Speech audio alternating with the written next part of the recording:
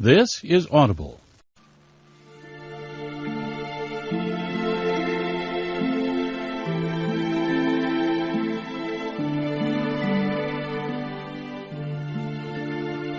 Brilliance Audio presents the unabridged recording of Golden Fool by Robin Hobb, performed by James Langton. Prologue. Losses sustained. The loss of a bond beast is a difficult event to explain to the non-witted. Those who can speak of the death of an animal as it was only a dog will never grasp it. Others, more sympathetic, perceive it as the death of a beloved pet. Even those who say it must be like losing a child or a wife are still seeing only one facet of the toll. To lose the living creature that one has been linked with is more than the loss of a companion or loved one. It was the sudden amputation of half my physical body. My vision was dimmed, my appetite diminished by the insipid flavour of food. My hearing was dulled, and the manuscript, begun so many years ago, ends in a flurry of blots and angry stabbings from my pen. I can recall the moment at which I realized I had slipped from writing in generalities into my own intimate rendering of pain. There are creases on the scroll where I flung it to the floor and stamped on it. The wonder is that I only kicked it aside rather than committing it to the flames. I do not know who took pity on the wretched thing and shelved it on my scroll rack. Perhaps it was Thick, doing his tasks in his methodical, unthinking way. Certainly I find nothing there that I would have saved. So it has often been with my writing efforts. My various attempts at a history of the 6 duchies have too often meandered into a history of myself. From a treatise on herbs, my pen would wander to the various treatments for skill ailments. My studies of the White Prophets delve too deeply into their relationships with their catalysts. I do not know if it is conceit that always turns my thoughts to my own life, or if my writing is my own pathetic effort to explain my life to myself. The years have come and gone in their scores of turnings, and night after night I still take pen in hand and write. Still I strive to understand who I am. Still I promise myself, next time I will do better, in the all-too-human conceit that I will always be offered a next time. Yet I did not do that when I lost Night Eyes. I never promised myself that I would bond again, and do better by my next partner. Such a thought would have been traitorous. The death of Night Eyes gutted me. I walked wounded through my life in the days that followed, unaware of just how mutilated I was. I was like the man who complains of the itching of his severed leg. The itching distracts from the immense knowledge that one will ever after hobble through life. So the immediate grief at his death concealed the full damage done to me. I was confused, thinking that my pain and my loss were one and the same thing, whereas one was but a symptom of the other. In a curious way, it was a second coming of age. This one was not an arrival at manhood, but rather a slow realization of myself as an individual. Circumstances had plunged me back into the intrigues of the court at Buckkeep Castle. I had the friendship of the fool and Chade. I stood at the edge of a true relationship with Jinna the Hedge Witch. My boy Hap had flung himself headlong into both apprenticeship and romance, and seemed to be floundering desperately through both. Young Prince Dutiful, poised on the lip of his betrothal to the out-islander Narcheska, had turned to me as a mentor, not just as a teacher for both skill and wit, but as someone to guide him through the rapids of adolescence to manhood. I did not lack for people who cared about me, nor for folk I deeply cherished. But for all that, I stood more alone than ever I had before. The strangest part was my slow realization that I chose that isolation. Night Eyes was irreplaceable. He had worked a change on me in the years that we had shared. He was not half of me. Together we made a whole. Even when Hap came into our life, we regarded him as a juvenile and a responsibility. The wolf and I were the unit that made the decisions, Ours was the partnership. With Night Eyes gone, I felt I would never again share that arrangement with any other, animal or human.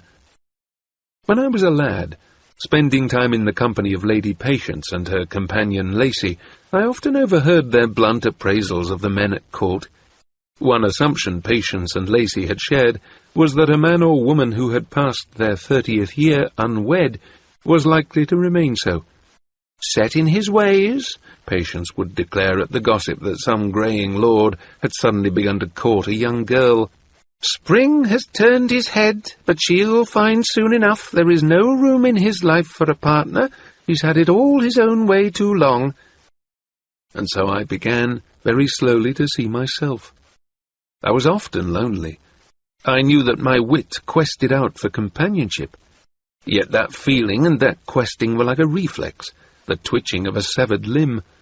No one, human or animal, could ever fill the gap that Night Eyes had left in my life. I had said as much to the fool during a rare moment of conversation on our way back to Buckkeep. It had been one of the nights when we had camped beside our homeward road. I had left him with Prince Dutiful and Laurel, the Queen's huntswoman. They had huddled around the fire, making the best of the cold night and sparse food. The prince had been withdrawn and morose, still raw with the pain of losing his bond cat. For me to be near him was like holding a previously burned hand near a flame. It woke all my own pain more sharply. So I had made the excuse of getting more wood for the fire and gone apart from them all. Winter was announcing its approach with a dark and chill evening. There were no colours left in the dim world, and away from the firelight I groped like a mole as I searched for wood. At last I gave it up and sat down on a stone by the creekside to wait for my eyes to adjust. But sitting there alone, feeling the cold press in around me, I had lost all ambition to find wood, or indeed to do anything at all. I sat and stared, listening to the sound of the running water and letting the night fill me with its gloom. The fool came to me, moving quietly through the darkness. He sat down on the earth beside me, and for a time we said nothing. Then he reached over, set a hand on my shoulder, and said, "I wish there was some way I could ease your grieving." It was a useless thing to say, and he seemed to feel that, for after those words he was silent. Perhaps it was the ghost of Night Eyes who reproached me for my surly silence to our friend, for after a time I groped for some words to bridge the dark between us. "It is like the cut on your head, fool. Time will heal it, but until it does, all the best wishes in the world cannot make it heal faster. Even if there were some way to disperse this pain, some herb or drunkenness that would numb it, I could not choose it. Nothing will ever make his death better. All I can look forward to is becoming accustomed to being alone." Despite my effort, my words still sounded like a rebuke. Worse, it seemed a self-pitying one. It is a tribute to my friend that he did not take offence at them. He only rose gracefully. "I'll let you be, then. I think you are choosing to mourn alone, and if that is your choice, I'll respect it. I do not think it is your wisest choice, but I'll respect it." He paused and gave a small sigh. "I perceive something about myself now. I came because I wanted you to know that I knew you were in pain, and not because I could heal you of it, but because I wanted you to be aware that I shared that pain through our connection. I suspect there is an aspect of selfishness to that I wished you also to be aware of it. I mean, a burden shared not only can lighten it, it can form a bond between those who share it, so that no one is left to bear it alone." I sensed there was some germ of wisdom in his words, something I should consider, but I was too weary and racked to reach for it. "I'll come back to the fire in a little while," was what I said, and the fool knew it was a dismissal. He took his hand from my shoulder and walked away. It was only when I later considered his words that I understood them. I was choosing to be alone then. It was not the inescapable consequence of the wolf's death, nor even a carefully considered decision. I was embracing my solitude, courting my pain. It was not the first time I had chosen such a course. I handled that thought carefully, for it was sharp enough to kill me. I had chosen my isolated years with Hap in my cabin. No one had forced me into that exile. The irony was that it had been the granting of my often-voiced wish. Throughout my youth, I had always asserted that what I truly wanted was to live a life where I could make my own choices, independent of the duties of my birth and position. It was only when fate granted that to me that I realized the cost of it. I could set aside my responsibilities to others and live my life as I pleased, only when I also severed my ties to them. I could not have it both ways. To be part of a family or any community is to have duties and responsibilities, to be bound by the rules of that group. I had lived apart from that for a time, but now I knew that had been my choice. I had chosen to renounce my responsibilities to my family, and accepted the ensuing isolation as the cost. At the time, I had insisted to myself that fortune had forced me into that role. Just as I was making a choice now, even though I tried to persuade myself I was but following the inescapable path fate had set out for me. To recognize you are the source of your own loneliness is not a cure for it, but it is a step towards seeing that it is not inevitable, and that such a choice is not irrevocable. Chapter 1. Piebalds. The piebalds always claimed only to want freedom from the persecution that has been the lot of the witted folk of the 6 duchies for generations. This claim can be dismissed as both a lie and a clever deceit. The piebalds wanted power. Their intent was to mould all of the witted folk of the 6 duchies into a united force that would rise up to seize control of the monarchy and put their own people into power. One facet of their ploy was to claim that all kings, since the abdication of chivalry, were pretenders, that the bastardy of Fitz-Chivalry Farseer was wrongly construed as an obstacle to his inheriting the throne. Legends of the true-hearted bastard rising from the grave to serve King Verity in his quest proliferated beyond all common sense, ascribing powers to Fitz-Chivalry that raised the bastard to the status of a near deity. For this reason, the piebalds have also been known as the cult of the bastard. These ridiculous claims were intended to give some sort of legitimacy to the piebald quest to overthrow the Farseer monarchy and put one of their own on the throne. To this end, the piebalds began a clever campaign of forcing the witted to either unite with them or risk exposure. Perhaps this tactic was inspired by Keble Rawbread, leader of the Out-Islanders during the Red Ship War, for it is said that he drew men to follow him not by his charisma, but by fear of what he would do to their homes and families if they refused to fall in with his plans. The piebald's technique was a simple one. Either families tainted with the wit magic joined their alliance, or they were exposed by public accusations that led to their execution. It is said that the piebalds often began an insidious attack on the fringes of a powerful family, exposing first a servant or a less affluent cousin, all the while making it clear that if the head of the stalwart house did not comply with their wishes, he too would eventually meet such an end. This is not the action of folk who wish to bring an end to persecution of their kin.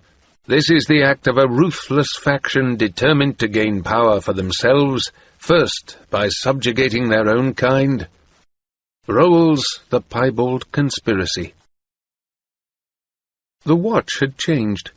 The town watchman's bell and cry came thin through the storm, but I heard it. Night had officially ended, and we were venturing toward morning, and still I sat in Jinna's cottage waiting for Hap to return. Jinna and I shared the comfort of her cosy hearth. Jinna's niece had come in some time ago and chatted with us briefly before she sought her bed. Jinna and I passed the time feeding log after log to the fire and gossiping of inconsequential things. The hedge witch's little house was warm and pleasant, her company congenial, and waiting for my boy became an excuse that allowed me to do what I wished, which was simply to sit quietly where I was. Conversation had been sporadic. Jinna had asked how my errand had gone. I had replied that it had been my master's business, and that I had but accompanied him. To keep that from sounding too brusque, I added that Lord Golden had acquired some feathers for his collection, and then chatted to her about my black. I knew Jinnah had no real interest in hearing about my horse, but she listened amiably. The words filled the small space between us comfortably. In truth, our real errand had had nothing to do with feathers, and had been more mine than Lord Golden's. Together, we had recovered Prince Dutiful from the piebalds who had first befriended and then captured him. We had returned him to Buckkeep with none of his nobles the wiser. Tonight, the aristocracy of the 6 duchies feasted and danced, and tomorrow they would formalize Prince Dutiful's betrothal to the out-island Narcheska, Eliania. Outwardly, all was as it had been. Few would ever know how much the seamless continuation of their normality had cost the prince and me. The prince's wit-cat had sacrificed her life for him. I had lost my wolf. For close to a score of years, Night Eyes had been my other self, the repository of half my soul. Now he was gone. It was as profound a change in my life as the snuffing of a lamp makes in an evening room. His absence seemed a solid thing, a burden I must carry in addition to my grief. Nights were darker. No one guarded my back for me, yet I knew I would continue to live. Sometimes that knowledge seemed the worst part of my loss. I reined back before I plunged completely into self-pity. I was not the only one who was bereaved. Despite the prince's briefer bond with his cat, I knew he suffered deeply. The magic link that the wit forms between a human and an animal is a complex one. Severing it is never trivial. Yet the boy had mastered his grief, and was stalwartly going through the motions of fulfilling his duties. At least I did not have to face my betrothal tomorrow night. The prince had been plunged immediately back into his routine since we returned to Buckkeep yesterday afternoon. Last night he had attended the ceremonies that welcomed his bride-to-be. Tonight he must smile and eat, make conversation, accept good wishes, dance, and appear well pleased with what fate and his mother had decreed for him. I thought of bright lights and skirling music and laughter and loud conversations. I shook my head in sympathy for him. "And what makes you shake your head like that, Tom Badgerlock?" Jinnah's voice broke in on my introspection, and I realized that the silence had grown long. I drew a long breath and found an easy lie. "The storm shows no sign of dying, does it? I was pitying those who must be out in it this night. I am grateful that I am not one of them." "Well, to that, I'll add that I am thankful for the company," she said, and smiled. "And I the same," I added awkwardly. To pass the night in the placid companionship of a pleasant woman was a novel experience for me. Jinnah's cat sat purring on my lap, while Jinnah's hands were occupied with knitting. The cosy warmth of the firelight reflected in the auburn shades of Jinnah's curly hair and the scattering of freckles on her face and forearms. She had a good face, not beautiful, but calm and kind. Our conversation had wandered wide this evening, from the herbs she had used to make the tea, to how driftwood fires sometimes burned with coloured flames, and beyond to discussing ourselves. I had discovered she was about 6 years younger than I truly was, and she had expressed surprise when I claimed to be 42. That was 7 years past my true age. The extra years were part of my role as Tom Badgerlock. It pleased me when she said she had thought I was closer to her age. Yet neither of us really gave our minds to our words. There was an interesting little tension between us as we sat before the fire and conversed quietly. The curiosity suspended between us was like a string plucked and humming.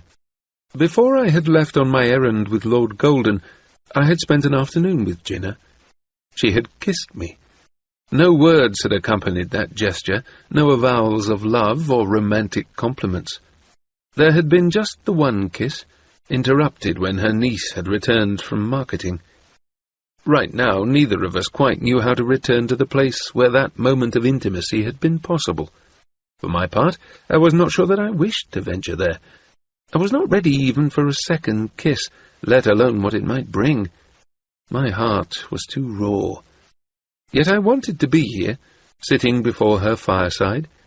It sounds a contradiction, and perhaps it was. I did not want the inevitable complications that caresses would lead to, yet in my wit bereavement, I took comfort in this woman's company. Yet dinner was not why I had come here tonight. I needed to see Hap, my foster son.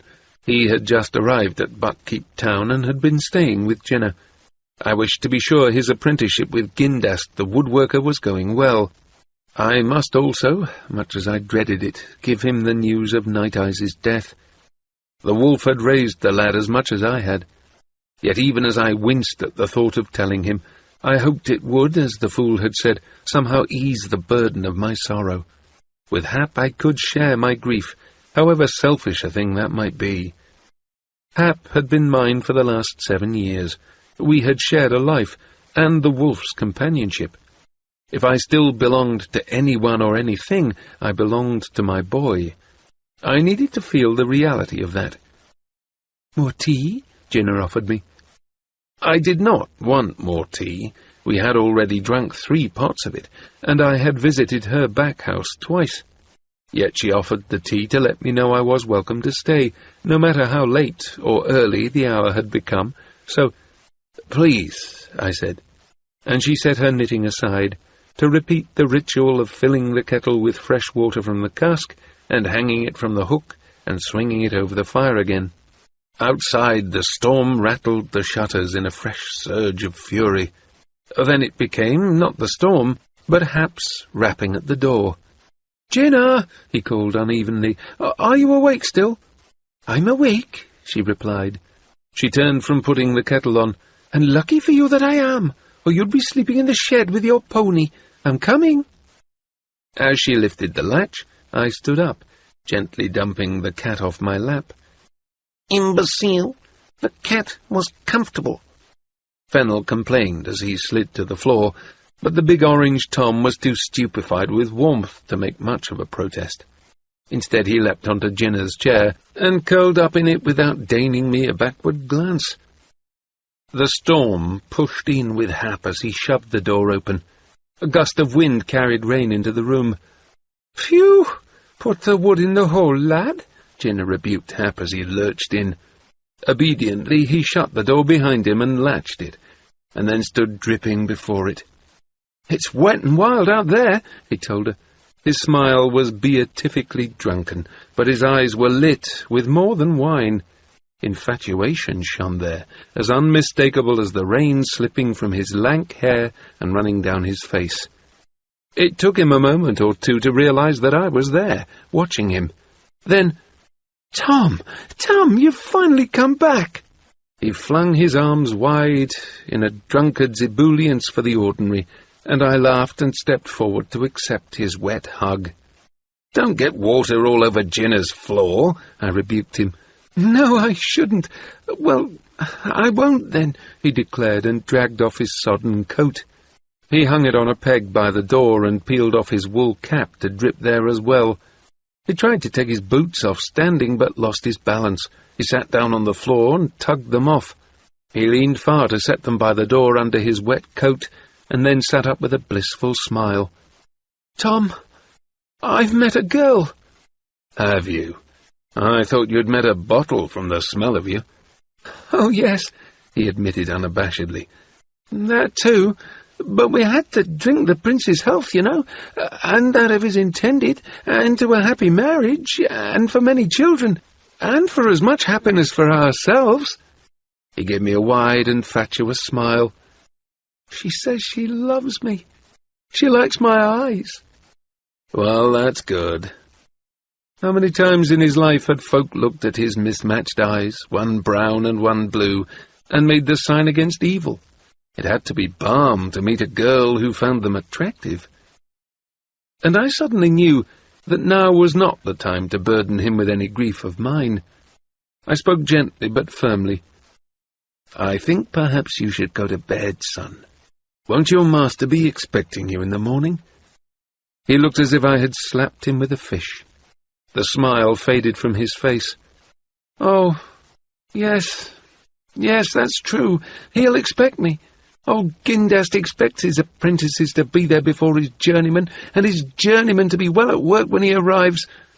He gathered himself and slowly stood up. "Tom, this apprenticeship hasn't been what I expected at all. I sweep and carry boards and turn wood that is drying. I sharpen tools and clean tools and oil tools. Then I sweep again. I rub oil finishes into the completed pieces, but not a tool have I had in my hand to use in all these days.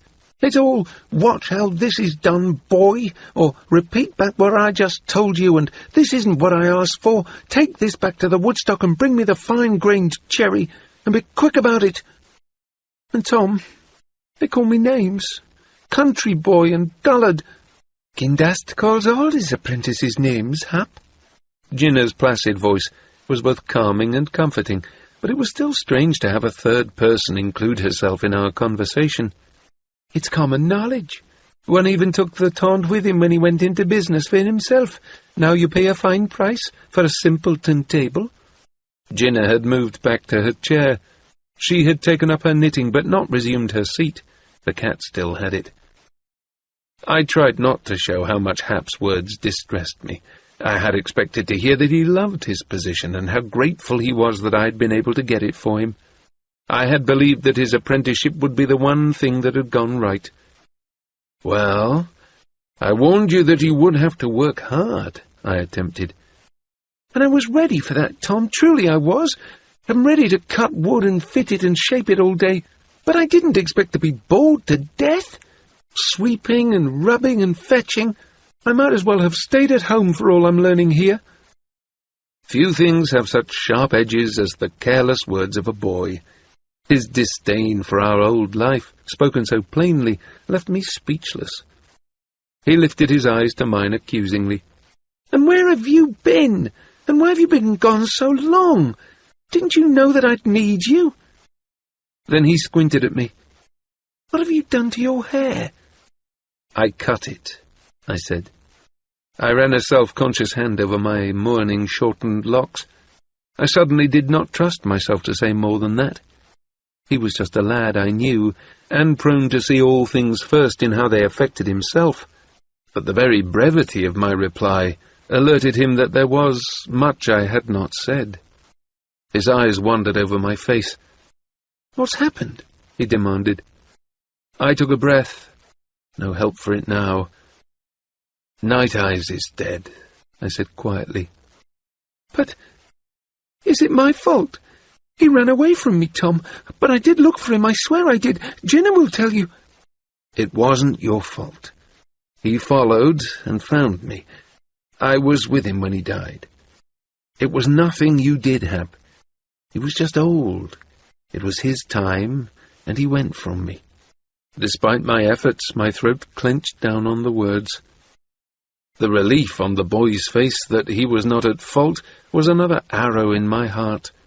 Was being blameless more important to him than the wolf's death?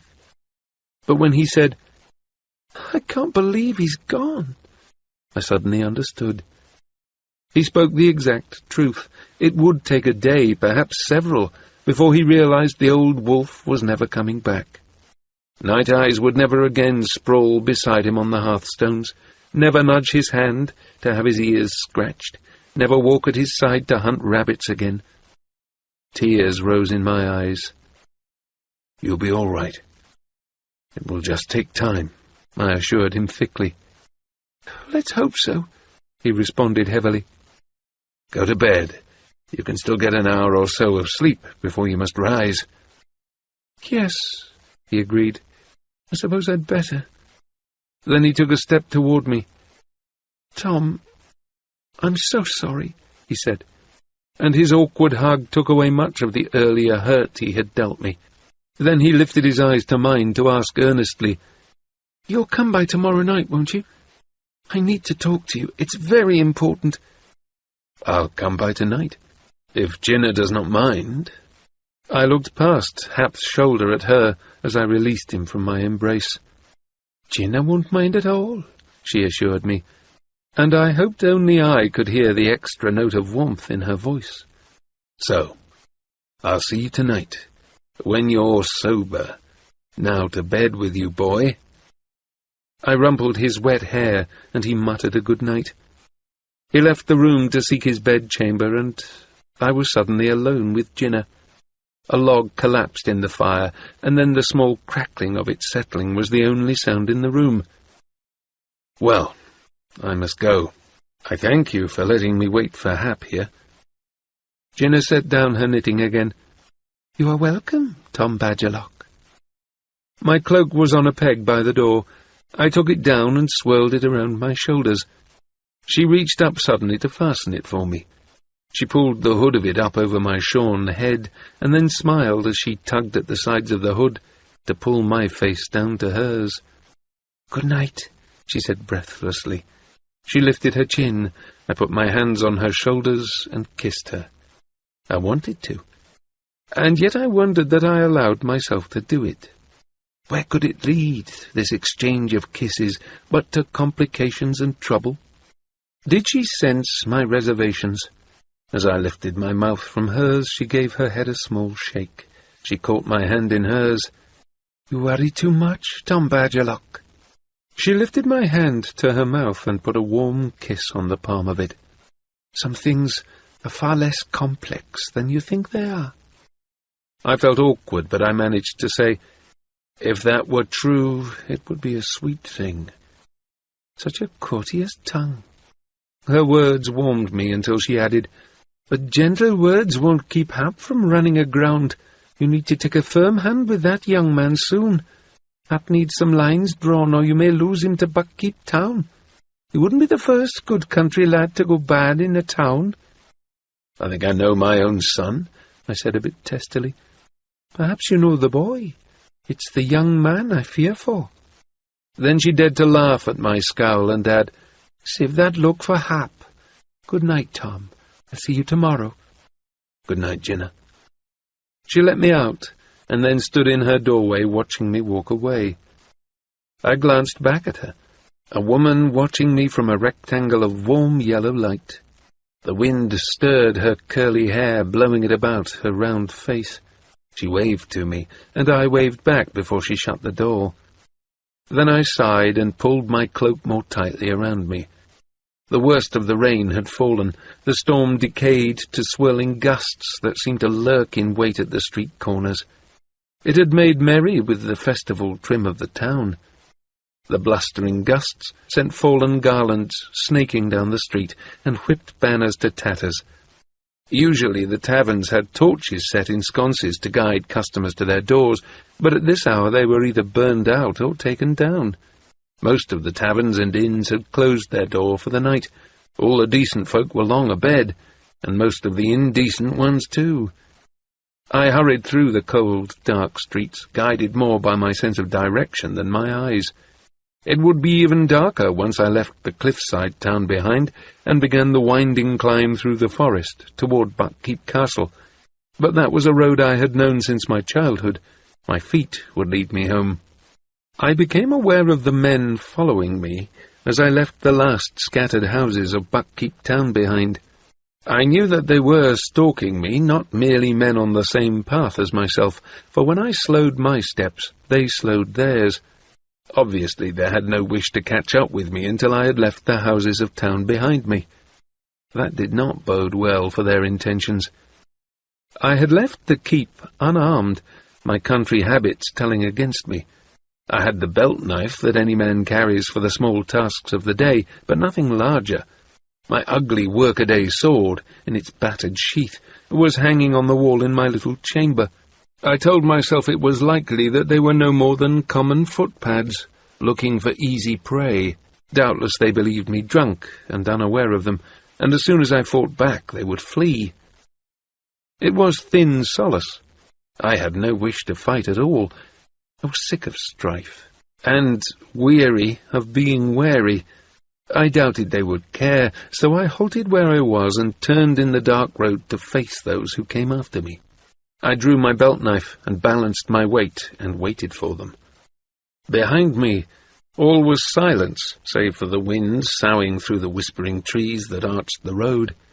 Presently I became aware of the waves crashing against the cliffs in the distance. I listened for the sounds of men moving through the brush, or the scuff of footsteps on the road, but heard nothing. I grew impatient. "Come on, then!" I roared to the night. "I've little enough for you to take, save my knife, and you won't get that hilt first. Let's get this done with." Silence flowed in after my words, and my shouting to the night suddenly seemed foolish. Just as I almost decided that I had imagined my pursuers, something ran across my foot. It was a small animal, lithe and swift, a rat or a weasel or perhaps even a squirrel. But it was no wild creature, for it snapped a bite at my leg as it passed. It unnerved me, and I jumped back from it. Off to my right I heard a smothered laugh. Even as I turned toward it, trying to peer through the gloom of the forest, a voice spoke from my left, closer than the laugh had been. "Where's your wolf, Tom Badgerlock?" Both mockery and challenge were in the words. Behind me, I heard claws on gravel, a larger animal, a dog perhaps, but when I spun about, the creature had melted back into the darkness. I turned again to the sound of muffled laughter. At least 3 men, I told myself, and 2 whipped beasts. I tried to think only of the logistics of this immediate fight and nothing beyond it. I would consider the full implications of this encounter later. I drew deep, slow breaths, waiting for them. I opened my senses fully to the night, pushing away a sudden longing not just for Night Eyes' keener perception, but also for the comforting sensation of my wolf watching my back. This time I heard the scuttle as the smaller beast approached. I kicked at it, more wildly than I had intended, but caught it only a glancing blow. It was gone again. "I'll kill it," I warned the crouching knight, but only mocking laughter met my threat. Then I shamed myself, shouting furiously, "What do you want of me? Leave me alone!" They let the echoes of that childish question and plea be carried off by the wind. The terrible silence that followed was the shadow of my aloneness. "Where is your wolf, Tom Badgerlock?" a voice called, and this time it was a woman's, melodic with suppressed laughter. "Do you miss him, renegade?" The fear that had been flowing with my blood suddenly turned to the ice of fury. I would stand here, and I would kill them all and leave their entrails smoking on the road. My fist, that had been clenched on my knife haft, suddenly loosened, and a relaxed readiness spread through me. Poised, I waited for them. It would come as a sudden rush from all directions, the animals coming in low and the people attacking high with weapons. I had only the knife. I'd have to wait until they were close. If I ran, I knew they'd take me from behind. Better to wait and force them to come to me, then I would kill them all. I truly don't know how long I stood there. That sort of readiness can make time stand still or run swift as wind. I heard a dawn bird call, and then another answered it, and still I waited. When light began to stain the night sky, I drew a deeper breath. I took a long look around myself, peering into the trees, but saw nothing. The only movement was the high flight of small birds as they flitted through the branches, and the silver fall of the raindrops they shook loose. My stalkers were gone. The little creature that had snapped at me had left no traces of his passage on the wet stone of the road. The larger animal that had crossed behind me had left a single print in the mud at the road's edge, a small dog, and that was all. I turned and resumed my walk up to Buckkeep Castle. As I strode along, I began to tremble, not with fear, but with the tension that was now leaving me, and the fury that replaced it. What had they wanted? To scare me, to make me aware of them, to let me know that they knew what I was and where I denned. Well, they had done that and more. I forced my thoughts into order and tried to coldly assess the full threat they presented. I extended it beyond myself. Did they know about Jinnah? Had they followed me from her door, and if so, did they know about my boy as well? I cursed my own stupidity and carelessness. How could I have ever imagined the piebalds would leave me alone? The Piebalds knew that Lord Golden came from Buckkeep, and that his servant Tom Badgerlock was witted. They knew Tom Badgerlock had lopped off Loudwine's arm and stolen their prince hostage from them. The Piebalds would want revenge. They could have it as easily as posting one of their cowardly scrolls, denouncing me as practising the wit, the despised beast magic.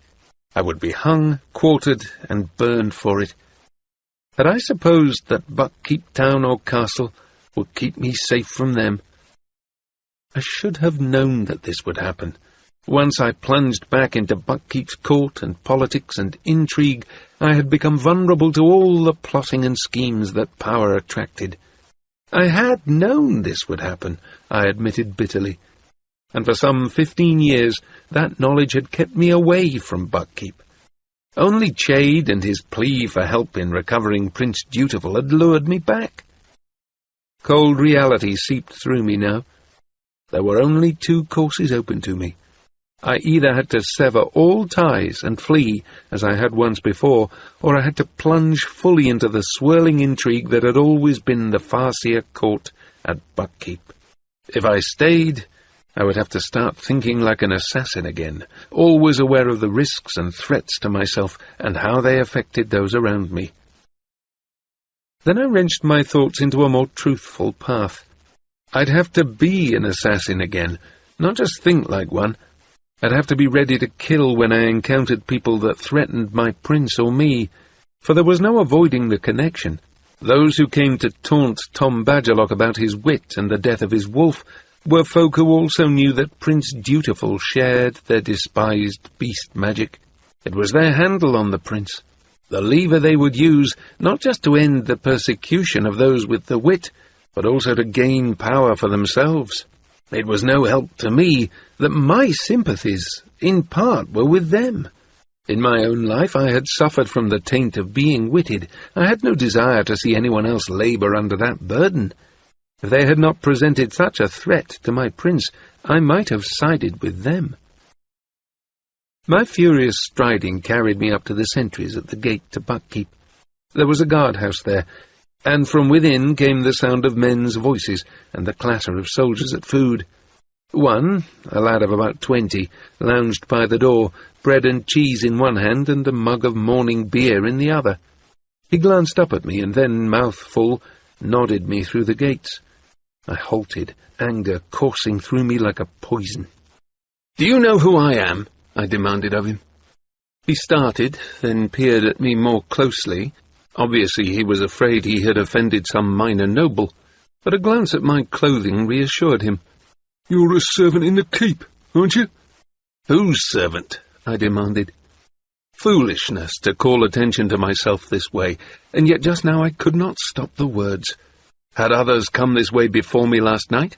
Were they inside the keep even now? Had a careless sentry admitted folk bent on killing the prince? It all seemed too possible.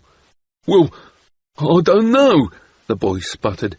He drew himself up straight, but still had to look up to glare at me. "How am I supposed to know that? Why should I care?" "Because, you damned fool, you are guarding the main entrance to Buckkeep Castle. Your queen and your prince depend on you to be alert, and to keep their enemies from walking in. That is why you are here, isn't it?" "Well, The boy shook his head in angry frustration, then turned suddenly to the door of the guardhouse. "Kespin, can you come out here?" Kespin was a taller man, and older. He moved like a swordsman, and his eyes were keen above his grizzled beard. They appraised me as a threat, and dismissed me. "What's the problem here?" he asked us both. His voice was not a warning, but an assurance that he could deal with either of us as we deserved. The sentry waved his beer mug at me. "He's angry because I don't know whose servant he is." "What?" "I'm Lord Golden's servant," I clarified, "and I'm concerned that the sentries on this gate seem to do no more than watch folk go in and out of the keep. I've been walking in and out of Buckkeep Castle for over a fortnight now, and I've never been challenged once. It doesn't seem right to me. A score of years ago, when I visited here, the sentries on duty here took their task seriously. There was a time when that was needed," Kespin interrupted me. "During the Red Ship War. But we're at peace, man, and the keep and the town are full of Out-Islander folk and nobility from the other duchies for the prince's betrothal. You can't expect us to know them all." I swallowed, wishing I hadn't started this, yet determined to follow it to the end. "It only takes one mistake for our prince's life to be threatened. Or one mistake to insult some Out-Islander noble. My orders come down from Queen Catrican, and she said we were to be welcoming and hospitable, not suspicious and nasty, though I'd be willing to make an exception for you." The grin he gave me somewhat modified his words, yet it was still clear he did not enjoy my questioning of his judgment. I inclined my head to him. I was going about this all wrong. I should bother Chade about it, and see if he could not put the guards more on edge. "I see," I said conciliatingly. "Well, I but wondered. Will, next time you ride that tall black mare out of here, remember that a man doesn't have to say much to know a lot, and as long as you've made me wonder, what is your name?" "Tom Badgerlock, servant to Lord Golden." "Ah, his servant," he smiled knowingly. "And his bodyguard, right?" "Yeah, I'd heard some tale of that, and that isn't all that I heard about him. You're not what I expected he'd choose to keep by him." He gave me an odd look, as if I should make some reply to that, but I held my tongue, not knowing what he was implying. After a moment he shrugged. "Well, trust some foreigner to think he needs his own guard even while he lives in Buckkeep Castle. Well, go on with you, Tom Badgerlock. We know you now, and I hope that helps you sleep better at night." So they passed me into Buckkeep Castle. I walked away from them, feeling both foolish and dissatisfied. I must speak with Catrican, I decided, and convince her that the piebalds were still a very real danger to Dutiful. Yet I doubted my queen would have even a moment to spare for me in the days to come. The betrothal ceremony was tonight. Her thoughts would be full of her out-island negotiations. The kitchens were well astir. Maids and pages were preparing ranks of teapots and rows of porridge tureens. The smells awoke my hunger. I paused to load a breakfast tray for Lord Golden. I stacked a platter with smoked ham and fresh morning rolls, and a pot of butter and strawberry preserves. There was a basket of pears from the keep orchard, and I chose firm ones. As I left the kitchen, a garden maid with a tray of flowers on her arm greeted me. "You're Lord Golden's man?" she asked, and at my nod she motioned me to a halt, so she could add a bouquet of fresh-cut flowers and a tiny nosegay of sweet white buds to the tray I carried. "For his lordship," she told me needlessly, and then hastened on her way. I climbed the stairs to Lord Golden's chambers, knocked, and then entered. The door to his bedchamber was closed, but before I had finished setting out his breakfast things, he emerged fully dressed. His gleaming hair had been smoothed back from his brow, and was secured at the nape of his neck with a blue silk ribbon. A blue jacket was slung over his arm. He wore a shirt of white silk, the chest puffed with lace, and blue leggings a shade darker than the jacket. With the gold of his hair and his amber eyes, the effect was like a summer sky. He smiled warmly at me. "Good to see that you've realized your duties require you to arise early, Tom Badgerlock. Now, if only your taste in clothing would likewise awaken." I bowed gravely to him and drew out his chair. I spoke softly, casually, as his friend, rather than in my role as servant. "The truth is that I have not been to bed. Hap did not come home until the dim hours of the morning, and on my walk home I encountered some piebalds who delayed me a bit longer." The smile melted from his face. He did not take his chair, but seized my wrist in a cool grip. "Are you hurt?" he asked earnestly. "No," I assured him, and gestured him to the table. He sat down reluctantly. I moved to the side of the table and uncovered the dishes before him. That was not their intent. They but wanted to let me know that they knew my name, where I lived, and that I am witted, and that my wolf is dead. I had to force out the last words. It was as if I could live with that truth, so long as I did not utter it aloud. I coughed and hastily took up the cut flowers. I handed the nosegay to him and muttered, "I'll put these by your bedside." "Thank you," he returned in a voice as muted as mine. I found a vase in his room. Evidently even the garden maid was more familiar with Lord Golden's niceties than I was. I filled it with water from his wash-pitcher and set the flowers on a small table adjacent to his bed. When I returned, he had donned his blue jacket and the white nosegay was pinned to the front of it. "I need to speak to Chade as soon as I can," I said as I poured his tea, "but I can't very well go hammer on his door." He lifted the cup and sipped. "Don't the secret passages offer you access to his rooms?" I gave Lord Golden a look. "You know that old fox. His secrets belong to him alone, and he will not risk anyone spying on him in an unguarded moment. He must have access to the corridors, but I don't know how. Was he up very late last night?" Lord Golden winced. "He was still dancing when I decided to seek my bed. For an old man, he finds an amazing wealth of energy when he wishes to enjoy himself. But I'll send a page round with a message to him. I'll invite him to ride with me this afternoon. Is that soon enough?" He had caught the anxiety in my voice, but was not asking questions. I was grateful for that. "It will do," I assured him. "It will probably be the soonest that his mind is clear." I rattled my own head as if it would settle my thoughts. There is suddenly so much to think about, so many things I must worry about. If these piebalds know about me, then they know about the prince. "Did you recognize any of them? Were they from Loudwine's band?" It was dark, and they stayed well back from me. I heard a woman's voice and a man's, but I'm sure there were at least 3 of them. One was bonded with a dog, and another with a small, swift mammal, a rat or a weasel or a squirrel, perhaps. I took a breath. I want the guards at Buckkeep's gates to be put on alert, and the prince should have someone accompanying him at all times. A tutor of the well-muscled sort, as Chade himself once suggested. And I need to make arrangements with Chade for ways to contact him if I need his help or advice immediately. And the keep should be patrolled daily for rats, especially the prince's chambers. He took a breath to speak, then bit down on his questions. Instead he said, "I fear I must give you one more thing to think about. Prince Dutiful passed a note to me last night, demanding to know when you will begin his skill lessons." He wrote down those words.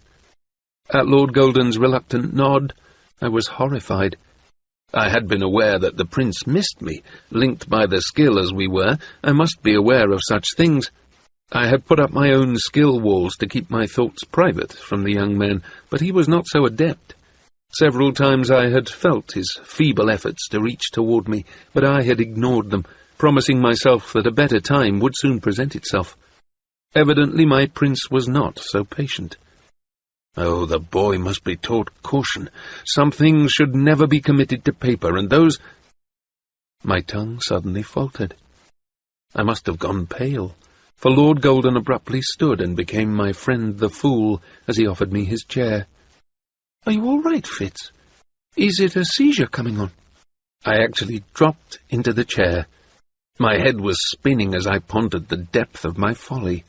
I could scarcely get the breath to admit my idiocy. Fool! All my scrolls, all my writings. I came so swiftly to Chade's summons, I left them there in my cottage. I told Hap to close up the house before he came to Buckkeep, but he would not have hidden them, only shut the door to my study. If the piebalds are clever enough to connect me with Hap— I let the thought trail away. I needed to say no more to him. His eyes were huge. The fool had read all that I had so recklessly committed to paper. Not only my own identity was bared there, but also many farcier matters better left forgotten. And personal vulnerabilities also were exposed in those cursed scrolls. Molly, my lost love, Nettle, my bastard daughter. How could I have been so stupid as to set such thoughts to paper? How could I have let the false comfort of writing about such things lull me into exposing them? No secret was safe unless it was locked solely in a man's own mind. It should all have been burned long ago. Please, fool, see Chade for me. I have to go there, now, today. The fool set a cautious hand to my shoulder. Fitz, if they are gone, it is already too late. If Tom Badgerlock goes racing off today, you will only stir curiosity and invite pursuit. You may lead the piebald straight to them. They will be expecting you to bolt after they threatened you. They'll be watching the gates out of Buckkeep. So think coolly. It could be that your fears are groundless. How would they connect Tom Badgerlock to Hap, let alone know where the boy came from? Take no reckless action. See Chade first, and tell him what you fear, and speak to Prince Dutiful. His betrothal is tonight. The lad holds himself well, but his is a thin and brittle facade. See him, reassure him. Then he paused and ventured, Perhaps someone else could be dispatched to— No, I cut him off firmly. I must go myself. Some of what is there I will take, and the rest I will destroy. My mind danced past the charging buck that the fool had carved into my tabletop. Fitzchivalry Farseer's emblem graced Tom Badgerlock's board. Even that seemed a threat to me now. Burn it, I decided. Burn the whole cottage to the ground. Leave no trace that I had ever lived there. Even the herbs growing in the garden told too much about me. I should never have left that shell of myself for anyone to nose through. I should never have allowed myself to leave my marks so plainly on anything. The fool patted me on the shoulder. Eat something, he suggested. Then wash your face and change your clothes. Make no abrupt decisions. If we hold our course, we'll survive this, Fitz. Badgerlock, I reminded him, and hauled myself to my feet. The roles, I decided, must be adhered to sharply. I beg pardon, my lord. I felt a moment's faintness, but I am recovered now. I apologize for interrupting your breakfast. For an instant the fool's sympathy for me shone naked in his eyes. Then, without a word, he resumed his seat at the table. I refilled his teacup, and he ate in pondering silence. I moved about the room, seeking tasks to busy myself, but his innate tidiness had left me little to do in my role as servant. I suddenly perceived that his neatness was a part of his privacy. He had schooled himself to leave no signs of himself save those that he wished to be seen. It was a discipline I would do well to adopt. "Would my lord excuse me for a few moments?" I asked. He set down his cup and thought for a moment. Then, "Certainly. I expect to go out shortly, Badgerlock. See that you clear away the breakfast things, bring fresh water for the pitchers, tidy the hearth, and bring wood for the fire. Then I suggest you continue to sharpen your fighting skills with the guardsmen. I shall expect you to accompany me when I ride this afternoon. Please see that you are dressed appropriately." "Yes, my lord," I quietly agreed. I left him eating and went into my own dim chamber. I considered it quickly. Nothing would I keep here, I decided, save the items appropriate to Tom Badgerlock. I washed my face and flattened my butchered hair. I donned my blue servant's garb. Then I gathered all my old clothing and saddle-pack, the roll of lockpicks and tools that Chade had given me, and the few other items that I had brought from my cottage. In the course of my hasty sorting, I came across a salt-water shriveled purse with a lump in it. The leather strings had dried shut and stiff. I had to cut them to get it open. When I shook out the contents, the lump was the odd figurine the prince had picked up on the beach during our ill-fated skill adventure. I slid it back into the ruined purse, to return to him later, and put it on top of my bundle. Then I shut the outer door to my bedchamber, triggered the hidden release in the wall, and walked across the pitch-dark room to press on a different section of wall. It gave way noiselessly to my push. Tentative fingers of daylight overhead betrayed the slits that admitted light to the secret passages of the keep. I closed the door firmly behind myself and began the steep climb to Chade's tower. Chapter 2. Chade's Servant. Oaquin the White had a rabbit of which he was extremely fond. It lived in his garden, came at his beck, and would rest motionless on his lap for hours. Hokwen's catalyst was a very young woman, a little more than a child. Her name was Redda, but Hokwen called her Wild-Eye, for she had one eye that always peered off to one side. She did not like the rabbit, for whenever she seated herself near Hokwen, the creature would try to drive her away by nipping her sharply. One day the rabbit died, and upon finding it dead in the garden, Redda gutted and skinned the creature, and cut it up for the pot. It was only after Hokwen the White had eaten of it that he missed his pet. Redda delightedly told him he had dined upon it. Rebuked, the unchastened catalyst replied, "But, master, you yourself foresaw this. Did you not write in your 7th scroll, 'The prophet hungered for the warmth of his flesh, even as he knew it would mean his end'?" Scribe Cateran of the White Prophet Hokwen. I was about halfway to Chade's Tower when I suddenly realized what I was really doing. I was fleeing, heading for a bolt hole, and secretly hoping that my old mentor would be there to tell me exactly what I should do, as he had in the days when I was his apprentice assassin. My steps slowed. What is appropriate in a lad of 17 ill becomes a man of 35. It was time I began to find my own way in the world of court intrigues, or time that I left it completely.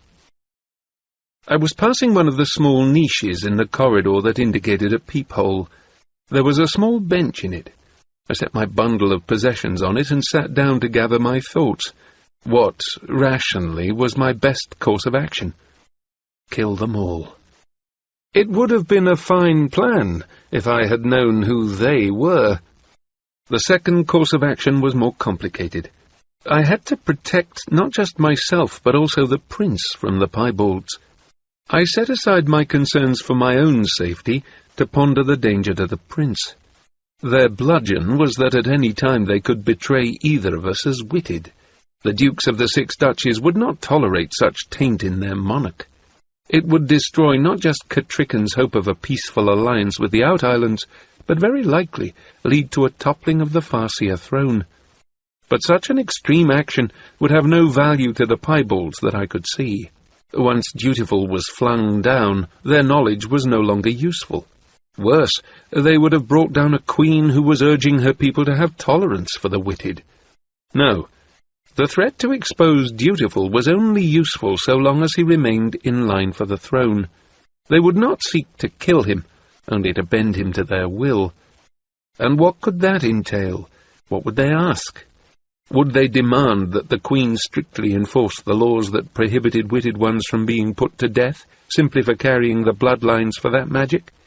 Would they want more? They'd be fools if they did not try to secure some power for themselves. If there were dukes or nobles who also were old blood, perhaps the piebalds would endeavour to bring them into royal favour. I wondered if the Brisingers had come to court for the betrothal ceremony. That would be worth investigating. The mother and son were definitely old blood, and had cooperated with the piebalds in luring the prince away. Would they take a more active role now? And how would the piebalds persuade Catricken that their threats were in earnest? Who or what could they destroy to demonstrate their power? Simple answer: Tom Badgerlock. I was but a playing piece on the board as far as they were concerned, a minor servant, but an unpleasant fellow who had already upset their plans and maimed one of their leaders. They'd showed themselves to me last night, confident that I would pass the message to those actually in power in Buckkeep. And then, to prove to the Farseers that they were vulnerable, the piebalds would pull me down as hounds pull down a stag. I would be the object lesson to Catricken and Dutiful. I lowered my face into my hands. The best course of action was to flee, yet having returned to Buckkeep, even so briefly, I hated to leave again. This cold castle of stone had been home once, and despite the illegitimacy of my birth, the Farseers were my family. A whisper of sound caught my ear. I sat up straight and then realized that it was a young girl's voice, penetrating the thick stone wall to reach me in my hidden spy place. With a weary curiosity, I leaned forward to the peephole and peered through it. A bedchamber, lavishly furnished, greeted my gaze. A dark-haired girl stood with her back to me. Next to the hearth, a grizzled old warrior lounged in a chair. Some of the scarring on his face was deliberate, fine lacerations rubbed with ash, considered decorative by the Out-Islanders, but some of it was the track of an earnest blade. Grey streaked his hair and peppered his short beard. He was cleaning and cutting his nails with his belt-knife, while the girl practised a dance step before him. "And 2 to the side, 1 back, and 1 turn," she chanted breathlessly as her small feet followed her own instructions. As she spun lightly about in a whirl of embroidered skirts, I glimpsed her face for an instant. It was the Narcheska, Eliania, dutiful's intended. No doubt she practised for their first dance together tonight. "And again, 2 steps to the side, and 2 steps back, and—" "1 step back, Ellie," the old man interrupted her. "And then the turn. Try it again." She halted where she stood and said something quickly in her own language. "Eliania, practice the farmer's tongue. It goes with the dance," he replied implacably. "I don't care to," the girl announced petulantly. "The flat language is as insipid as this dance." She dropped her hold on her skirts, clasped her elbows, and folded her arms on her chest. "It's stupid, all this stepping and twirling. It's like pigeons bobbing their heads up and down and pecking each other before they mate." "Yes, it is," he agreed affably. "And for exactly the same reason. Now do it, and do it perfectly. If you can remember the steps of the sword exercise, you can master this. Or would you have these haughty farmers think that the gods' runes have sent them a clumsy little boat slave to wed their pretty prince?" She showed her very white teeth to him in a grimace. Then she snatched up her skirts, held them scandalously high, to reveal that she was barefoot and bare-legged, and went through the steps in a frenzy. 2 steps to the side, and 1 step back, and spin, and 2 steps to the side, and 1 step back, and spin, and 2 steps to the side." Her furious chant changed the graceful dance to a frantic cavorting. The man grinned at her prancing, but did not intervene. The gods' runes, I thought to myself, and unearthed the familiar ring of the words. It was what the Out-Islanders called the Scattered Isles that made up their domain, and the single Out-Islander chart that I had ever seen did impart a runic rendering to each of the small pieces of land that broke their icy waters. "Enough!" the warrior suddenly snorted. The girl's face was reddened with her efforts, her breath coming swift.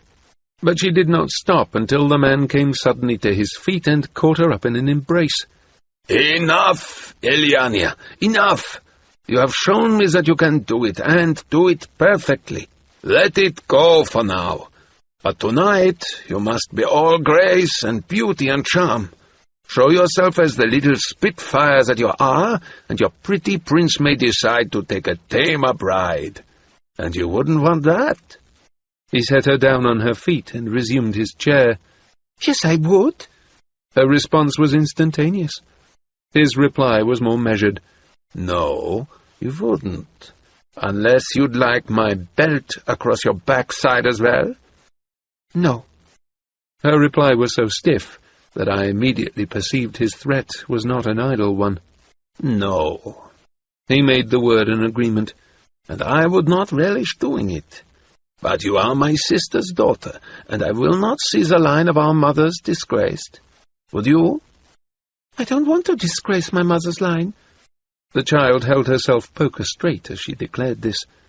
But then her shoulders began to shake as she went on. "But I don't want to marry that prince. His mother looks like a snow happy. He'll make me fat with babies, and they'll all be pale and cold as ice wraiths. Please, Pyotr, take me home. I don't want to have to live in this great cold cave. I don't want that boy to do the thing to me that makes babies. I just want our mother's low house, and to ride my pony out in the wind.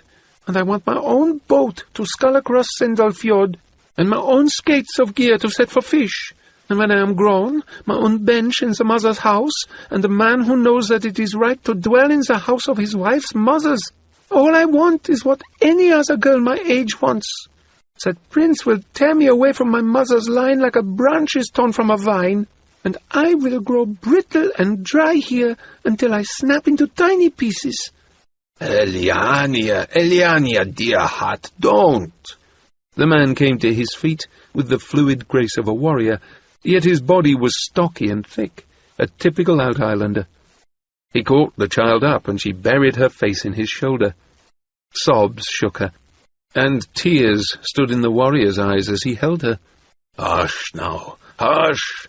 If we are clever, if you are strong and swift and dance like the swallows above the water, it will never come to that, never.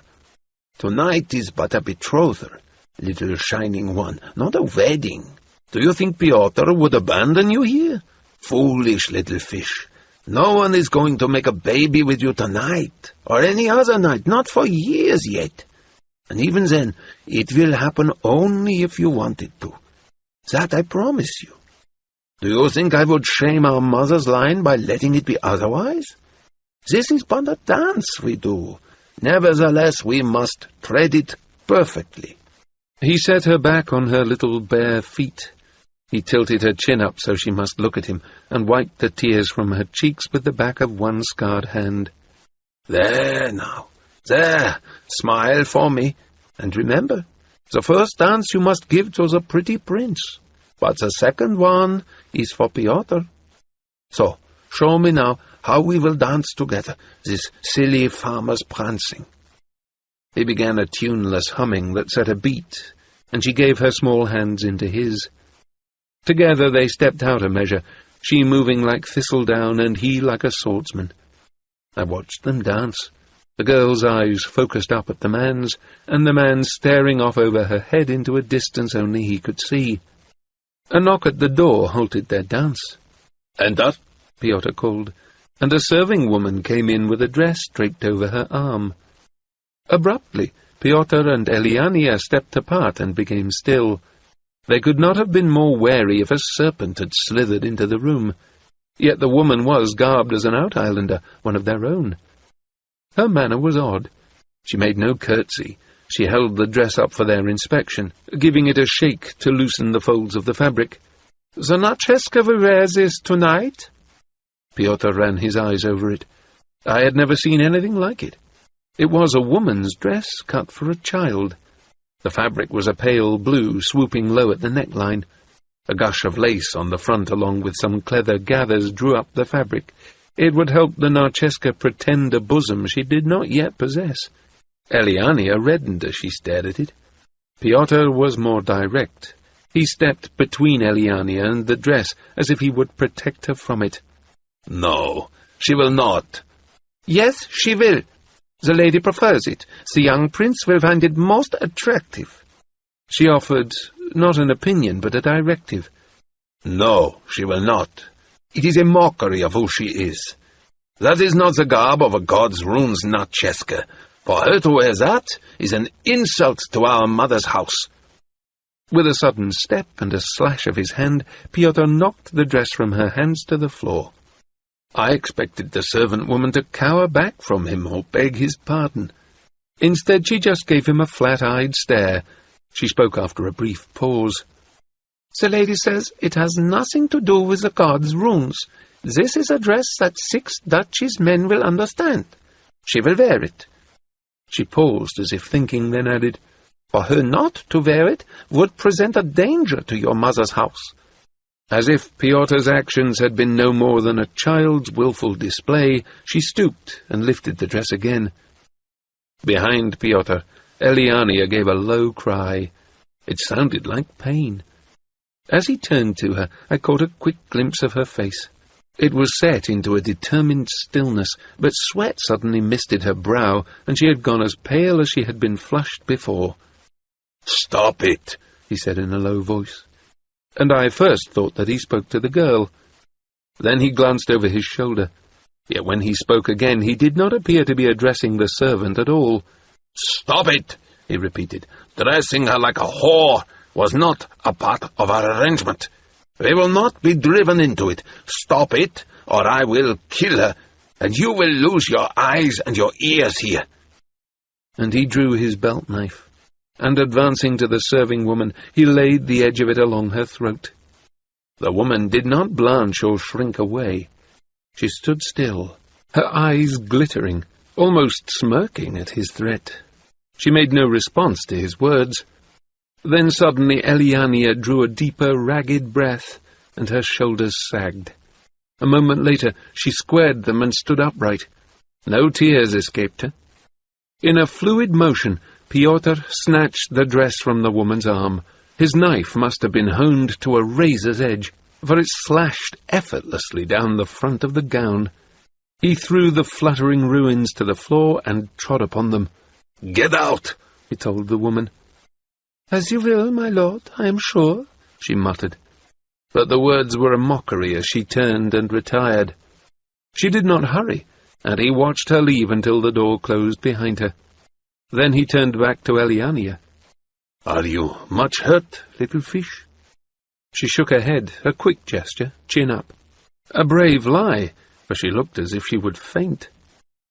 I stood up silently. My forehead was gritty with dust from leaning against the wall as I spied on them. I wondered if Chade knew the Narcheska did not wish to wed our prince. I wondered if he knew that Pyotr did not consider the betrothal to be a binding gesture. I wondered what illness ailed the Narcheska, and wondered too who the lady was, and why the servant was so disrespectful. I tucked my bits of information away alongside my questions, gathered up my clothing, and resumed my trek to Chade's tower. At least my spying had made me forget my own concerns for a short time. I climbed the last steep stair to the tiny room at the top, and pushed on the small door there. From some distant part of the castle I caught a strain of music, probably minstrels limbering their fingers and instruments for tonight's festivities. I stepped out from behind a rack of wine bottles into Chade's tower room. I caught my breath, then shouldered the rack silently back into place and set my bundle down beside it. The man, bent over Chade's work table, was muttering to himself, a guttural sing-song of complaints. The music came louder and clearer with his words. 5 noiseless steps carried me in toward the hearth corner and Verity's sword. My hand just touched the hilt as he turned to me. He was the half-wit I had glimpsed in the stable-yard a fortnight ago. He held a tray stacked with bowls, a pestle and a teacup, and in his surprise he tipped it, and all the crockery slid to one end. Hastily he set it down on the table. The music had stopped. For a time we stared at one another in mutual consternation. The set of his eyelids made him appear permanently sleepy. The end of his tongue was pushed out of his mouth against his upper lip. He had small ears that were snug to his head below his raggedly cropped hair. His clothing hung on him, the sleeves of his shirt and the legs of his pants sawed off, marking them as the cast-offs of a larger man. He was short and pudgy, and somehow all his differences were alarming. A shiver of premonition ran over me. I knew he was not a threat, but I did not wish him near me. From the way he scowled at me, the feeling was mutual. "Go away!" he spoke in a guttural, soft-mouthed way. I took a breath and spoke evenly. "I am permitted to be here. Are you?" I had already deduced that this must be Chade's servant, the boy who hauled his wood and water and tidied behind the old man. But I did not know how deeply he was in Chade's confidence, and so I did not say Chade's name.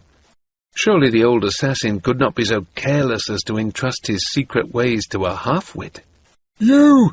Go away! Don't see me!" The solid thrust of skill magic that he launched at me sent me staggering. If I had not already had my walls up, I am certain that I would have done as he told me, gone away and not seen him. As I slammed my skill walls tighter and thicker around me, I fleetingly wondered if he had done this to me before. Would I even recall it if he had? "Leave me alone! Don't hurt me! Go away, stink dog!" I was aware of his second blast, but less cowed by it. Even so, I did not lower my walls to skill back at him. I spoke my words in a voice that shook despite my best effort to hold it steady. "I won't hurt you. I never had any intention of hurting you. I'll leave you alone, if that is what you wish, but I won't go away, and I won't allow you to push me like that."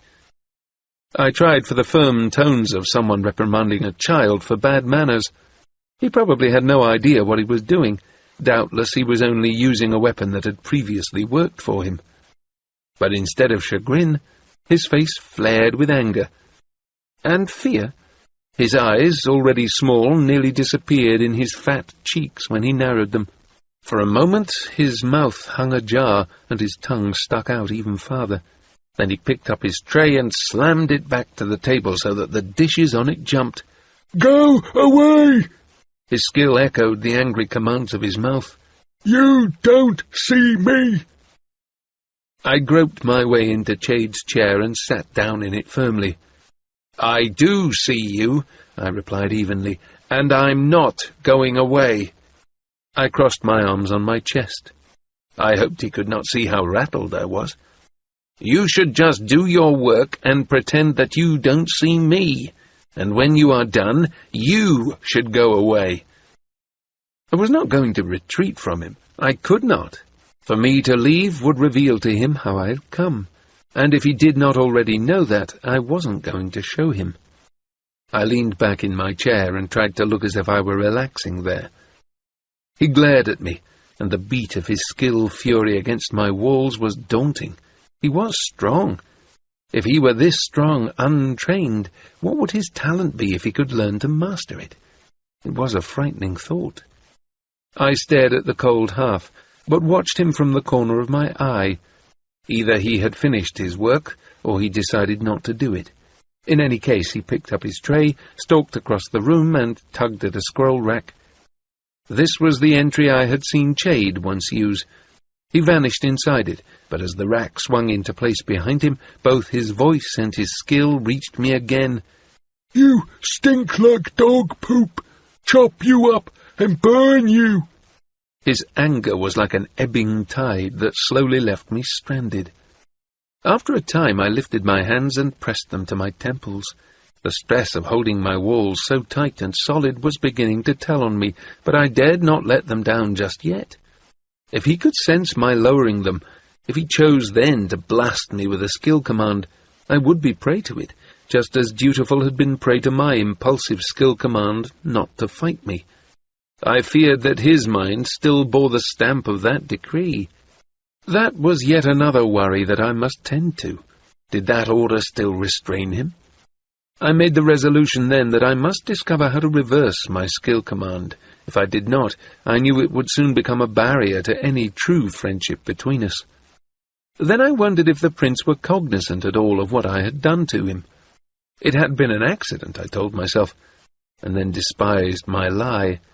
A burst of my temper had imprinted that command on my prince's mind. It shamed me that I had done so, and the sooner it was removed, the better for both of us. Dimly, I became aware of music again.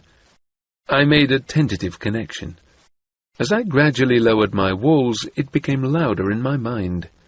Putting my hands over my ears did not affect it at all. Skilling music.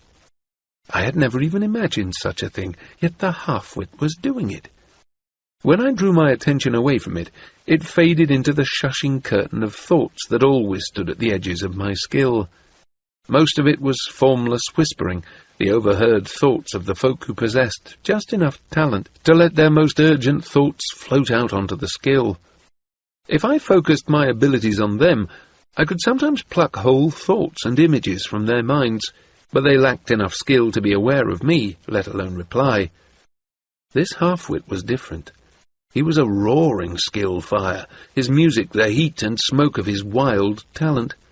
He made no effort to hide it. Possibly he had no idea how to hide it, or had any reason to do so. I relaxed, keeping only the wall that ensured my private thoughts would remain hidden from Dutiful's budding skill talent.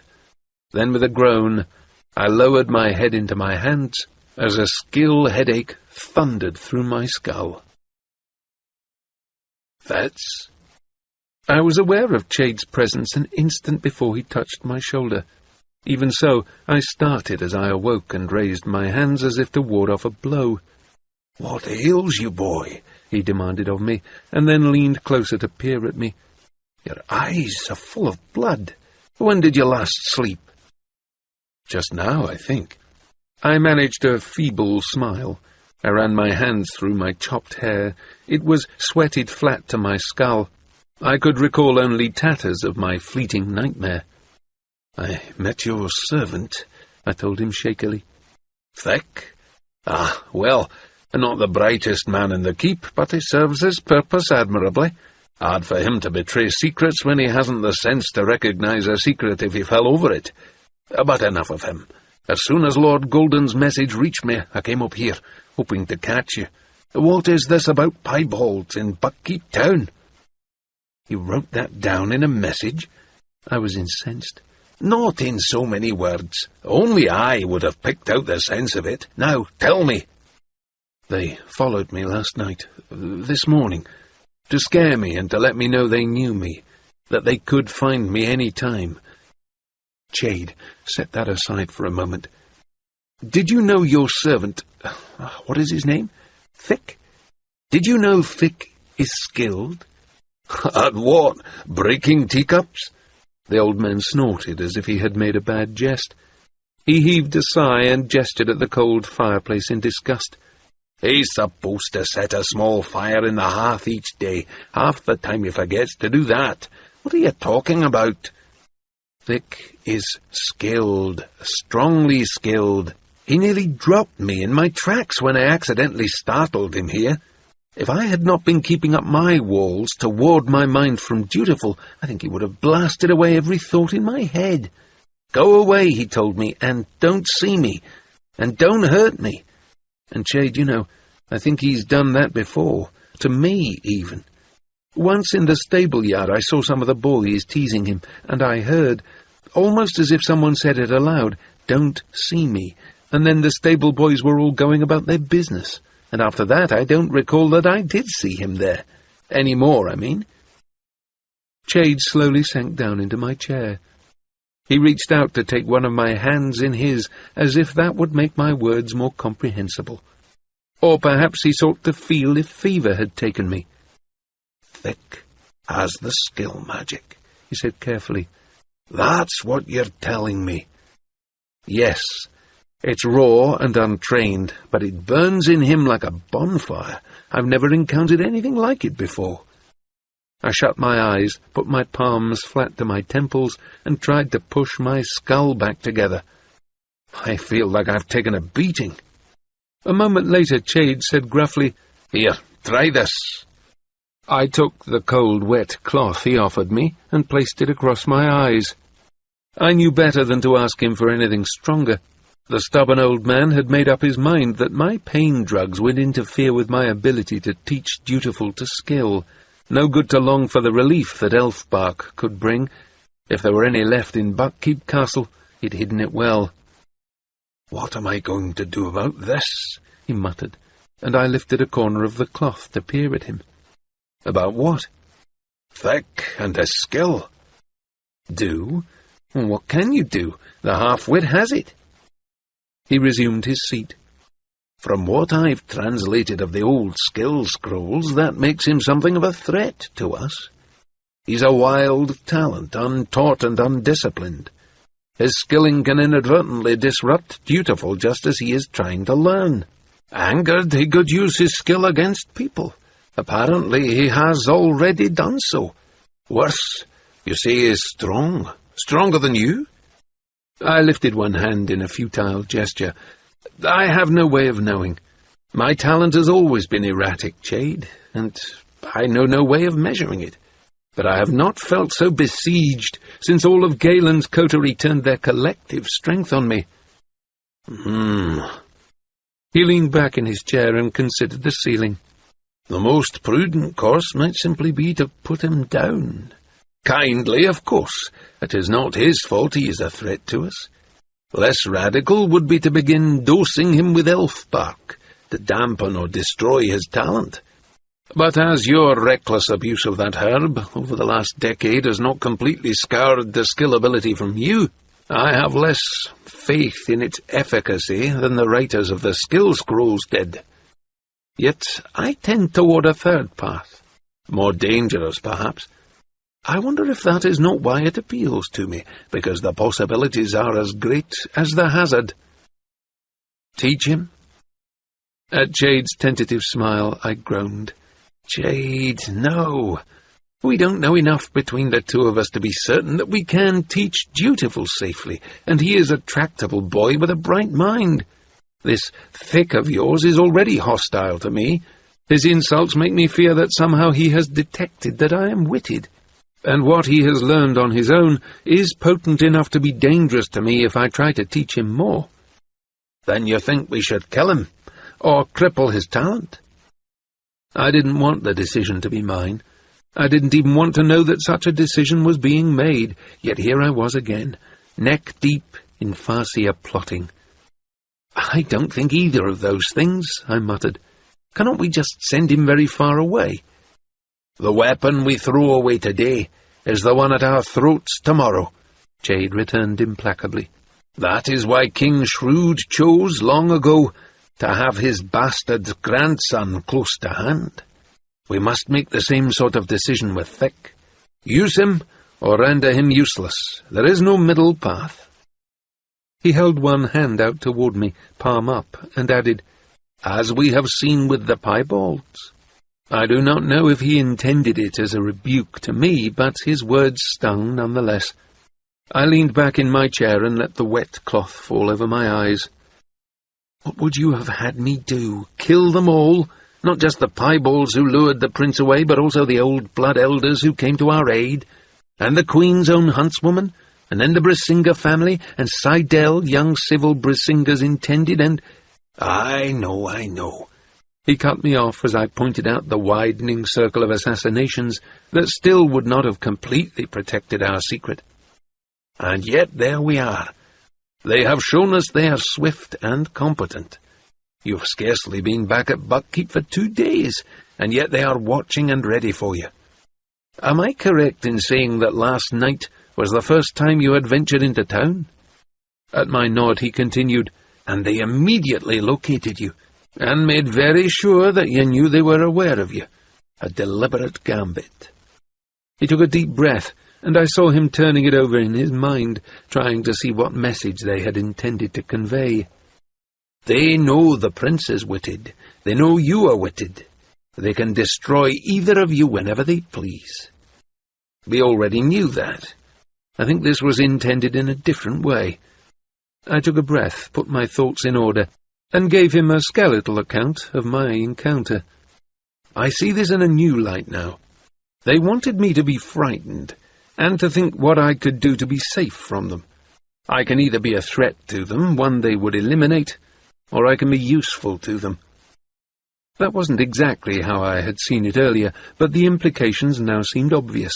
They had frightened me and then let me go, to give me time to realize I could not possibly kill them all. Impossible to know how many now shared my secret. The only way I could survive was to become useful to them. What would they ask of me? Perhaps as a spy within Buckkeep Castle, or as a weapon within the keep. Someone they could turn against the Farseers from within. Jade had followed my thoughts effortlessly. Is not that what we could choose? Yes.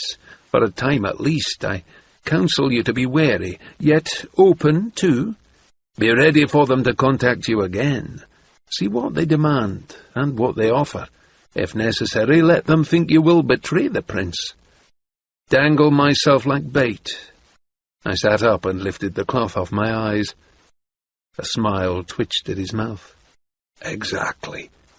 He held out a hand, and I gave him the wet cloth. He tilted his head and regarded me critically. You look terrible. Worse than a man coming off a week-long drunk. Are you in much pain? I can deal with it, I replied gruffly. He nodded to himself, pleased. I'm afraid you'll have to. But it grows less each time, doesn't it? Your body is learning to handle it. I think perhaps it is like a swordsman training his muscles to tolerate the hours of drill. I leaned forward with a sigh to rub my stinging eyes. I think it is more like a bastard learning to tolerate pain. "Well, whatever it is, I am pleased." His reply was brisk. I would get no sympathy from the old man. He stood. "Go and get cleaned up, Fitz. Eat something, be seen, go armed, but casually so." He paused. "You recall where my poisons and tools are kept, I am sure. Take whatever you need, but leave me a list so I can have my apprentice replace the inventory." I didn't retort that I would take nothing, that I was no longer an assassin. I had already thought of 1 or 2 powders that might be useful if I found myself outnumbered as I had this morning. "When will I meet this new apprentice of yours?" I asked casually. "You have," Chait smiled. "When will you know my new apprentice?" "I am not sure that would be wise or comfortable for either of you, or for me. But I am going to ask you to be honourable about this. Leave me this secret, and do not attempt to pry into it. Trust me that it is better left alone. Speaking of prying, there is something else I should tell you about. I paused on my way up the stairs and heard voices. I looked in on the Narcheska's room. There is some information I think I should share with you." He cocked his head at me. "Tempting, very tempting, but you failed to distract me completely. Your promise, Fitz, before you try to lure me into thinking of other things." I did not wish to give it, in truth. It was not just curiosity that burned in me, nor even jealousy of an odd sort. It went against all the training I had ever received from the old man. "Discover as much as you can about all that is going on around you," he had taught me. "You never know what might prove to be useful." His green eyes stared at me balefully until I lowered my gaze before his. I shook my head, but I said the words, "I promise I will not deliberately attempt to discover the identity of your new apprentice. But may I ask one thing? Is he aware of me, of what and who I was?" "My boy, I do not give out secrets that are not mine to share." I gave a small sigh of relief. It would have been uncomfortable to imagine someone in the keep watching me, knowing who I was but shielded from my gaze. At least I was on an equal footing with this new apprentice. "Now, the Narcheska?" And so I reported to him, as I had never expected to do again. As I had when I was a boy, I spoke to him the exact words I had overheard, and afterward he quizzed me as to what I had thought those words had meant. I spoke bluntly. "I do not know the man's status in the Narcheska's offering to Queen Katrykan, but I do not think he feels bound by the betrothal, and his advice to the girl affirms to her that she need not feel bound." "I find that most interesting. It is a valuable titbit, Fitz, and no mistake. Their strange servant intrigues me as well. When your time permits, you could look in on them again, and let me know what you discover." "Cannot your new apprentice do that just as well?" "You are prying again, and you know it. But this time I will answer. No, my apprentice is no more privy to the network of spy passages in the castle than you were. That is not a matter for apprentices. They have enough to do with minding themselves and their own secrets, without being entrusted with mine. But I think I shall have my apprentice pay special attention to the serving woman. That is the piece I fear most in this new puzzle you have handed me. But the spy tunnels and secret ways of Buckkeep remain ours alone. So," and here a strange smile crooked his mouth, "I suppose you could see yourself as having reached journeyman status? Not, of course, that you are an assassin any more. We both know that is not so." That jest prodded me in a tender place. I did not want to think about just how deeply I had slipped back into my old roles as spy and assassin. I'd already killed again for my prince several times. That had been in the heat of anger, while defending myself and rescuing Prince Dutiful. Would I kill again, in secret, by poison, in the cold knowledge of necessity for the Farseers? The most disturbing part of that question was that I could not answer it. I reined my mind to more productive paths. Who is the man in the Narcheska's chamber? Besides being her Uncle Pyotr, I mean. Ah, well, your question unwittingly gives you the answer. He is her uncle, her mother's brother. In the old ways of the Out Islands, that was more significant than being her father. To them, the mother's lineage was the significant one. A woman's brothers were the important men in the lives of her children. Husbands joined the clans of their wives, and the children took on the clan symbol of their mothers. I nodded silently to his words. During the Red Ship War, I had read what scrolls about the Out Islanders the Buckkeep Library held, trying to make sense of their war against us. I had also served alongside dissident Out Island warriors on the warship Rurisk, and from them learned something of their lands and customs. What he said now matched my recollections on the topic. Jade tugged at his chin thoughtfully. When Arkon Bloodblade approached us with this offer of an alliance, he had the support of his Hetgard behind him. I accepted that, and accepted that as her father he could arrange Eliania's marriage. I thought perhaps the Out Islands had left their matriarchal ways behind them, but now I wonder if perhaps Eliania's family clings to them still.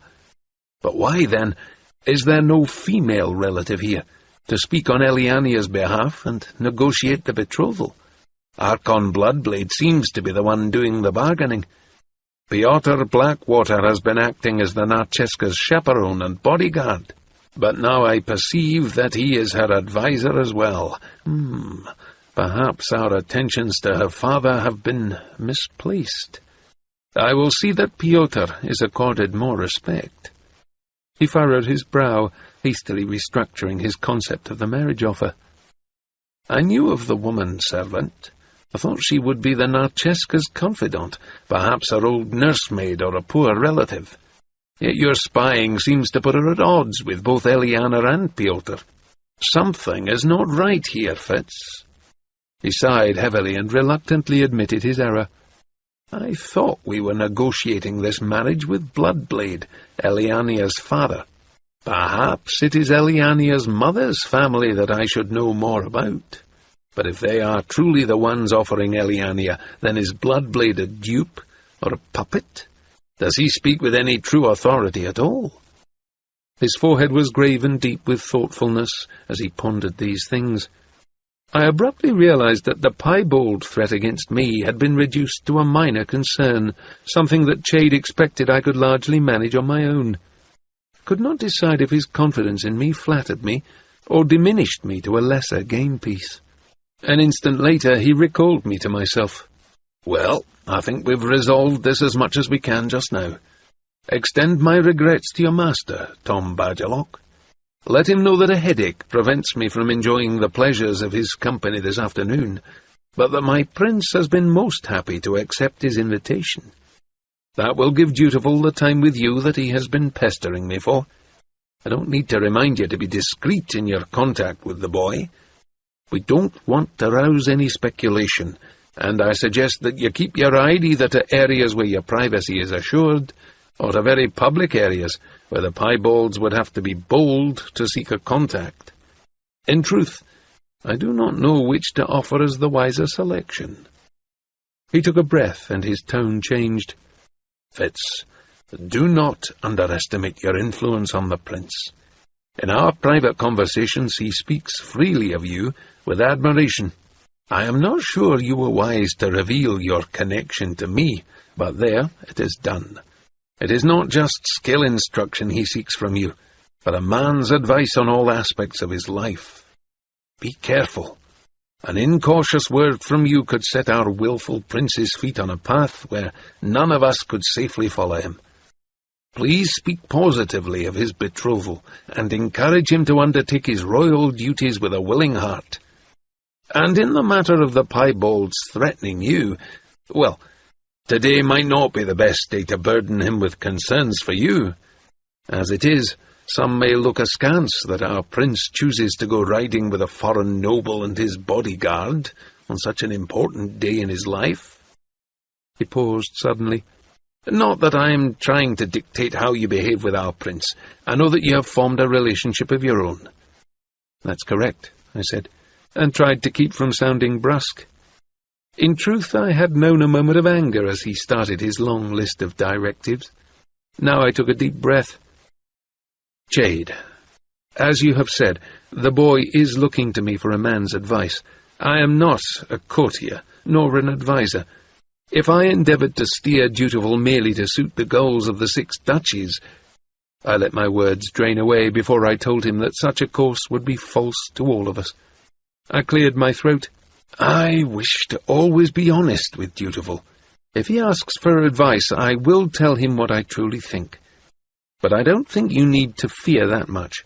Cattrickan has shaped her son. I think he will be true to that training. As for me, well, I suspect the boy does not want to have someone talk to him so much as he wants someone to listen to him. Today I will listen. And regarding my encounter with the piebalds this morning, I see little need for Dutiful to know about that right now. I may warn him that they are not to be entirely dismissed from his thoughts. They are definitely a force to be reckoned with. Which brings me to a question of my own. Will the Brisingers be present for the prince's betrothal ceremony? I assume so. They have been invited and are expected to arrive sometime today. I scratched the back of my neck. My headache was not fading, but it seemed to be changing to an ordinary one, rather than the skill variety. If you would share such information with me, I would like to know who accompanies them, as well as what horses they rode, the coursing beasts that journeyed with them, hawks, even pets, all in as much detail as can be discovered. Oh, and one other thing. I think we should acquire a ferret or rat dog for these chambers, something small and light-footed to patrol for rats and other vermin. One of the wit beasts I encountered this morning was a rat, or perhaps a weasel or squirrel. Such a creature could be a versatile spy in the castle. Jade looked dismayed. I'll request a ferret, I think. They are more quiet than rat dogs, and it could accompany you through the corridors. He cocked his head. Are you thinking of taking it as a bond beast? I winced at the question. Jade, it doesn't work that way. I tried to remind myself that he had asked the question out of ignorance, not callously. I feel like a newly widowed man. I've no wish to bond with any creature just now. I'm sorry, Fitz. That's a difficult thing for me to understand. The words may sound odd, but I meant no disrespect to his memory. I changed the subject. Well, I'd best tidy myself if I'm to ride with the prince this afternoon, and we should both ponder what to do about this servant of yours. I think I shall arrange a meeting for all 3 of us, but not today, nor tonight, nor even tomorrow, perhaps. The betrothal is what must be managed right now, and nothing must go wrong with that. Do you think that the situation with Thick can wait? I shrugged. It will have to, I suppose. Good luck with the rest of it. I rose to go, picking up the basin and wet cloth to tidy up in passage. Fitz, his voice made me pause. You know, I have not said so directly, but you should treat these chambers as your own now. I know that a man in your position needs a private spot sometimes. If you wish things changed, the bed's position, the hangings, or if you wish food left out for you here, or a supply of brandy, whatever, let me know. The offer put a chill down my back. I never wanted this assassin's workroom to belong to me. No. Thank you, but no. Let's just leave all as it is for now, though I may keep some of my things up here. Verity's sword, private things. There was some secret regret in his eyes as he nodded. If that's all you wish, that's fine. For now, he conceded. He looked at me critically, but his voice was very gentle as he added, I know you still grieve, but you should let me even your hair out for you, or let someone else do it. It draws attention to you as it is now. I'll see to it myself. Today. Oh, and there is something else. Strange how that first urgent concern had almost been driven from my mind by other fears. I took a breath. It seemed even more difficult to confess my carelessness to him now. I've been foolish, Jade. When I left my cottage, I did so expecting to return to it soon. I left things there. Dangerous things, perhaps. Scrolls where I have written down my own thoughts, as well as a history of our waking of the dragons that is perhaps too accurate to bear sharing. I need to go back there soon, to either put those scrolls into a safer place or to destroy them. His face had grown graver as I spoke. Now he blew out a long breath. "Some things are better left unwritten," he observed quietly. Mild as the rebuke was, it still stung. He stared at the wall, but seemed to see into a distance. "But, I confess, I think it is valuable to have the truth recorded somewhere. Think what it would have saved Verity in his quest for the Elderlings if even one accurate scroll had been preserved. So gather your writings, boy, and bring them to safety here. I advise you to wait a day or so before you depart. The piebalds may be expecting you to bolt. If you went now, likely you'd have some following you. Let me arrange a time and a way for you to go. Do you want me to send some trustworthy men with you? They'd not know who you were or what you went to retrieve, only that they were to aid you." I considered it, then shook my head. "No, I've left too many edges of my secrets showing as it is. I'll take care of this myself, Chade. But there is one other concern I have. I think the guards on the gates of Buckkeep are entirely too relaxed. With piebalds about and the prince's betrothal and out-islanders visiting, I think they ought to be more vigilant." "I suppose I should see to that as well. Odd.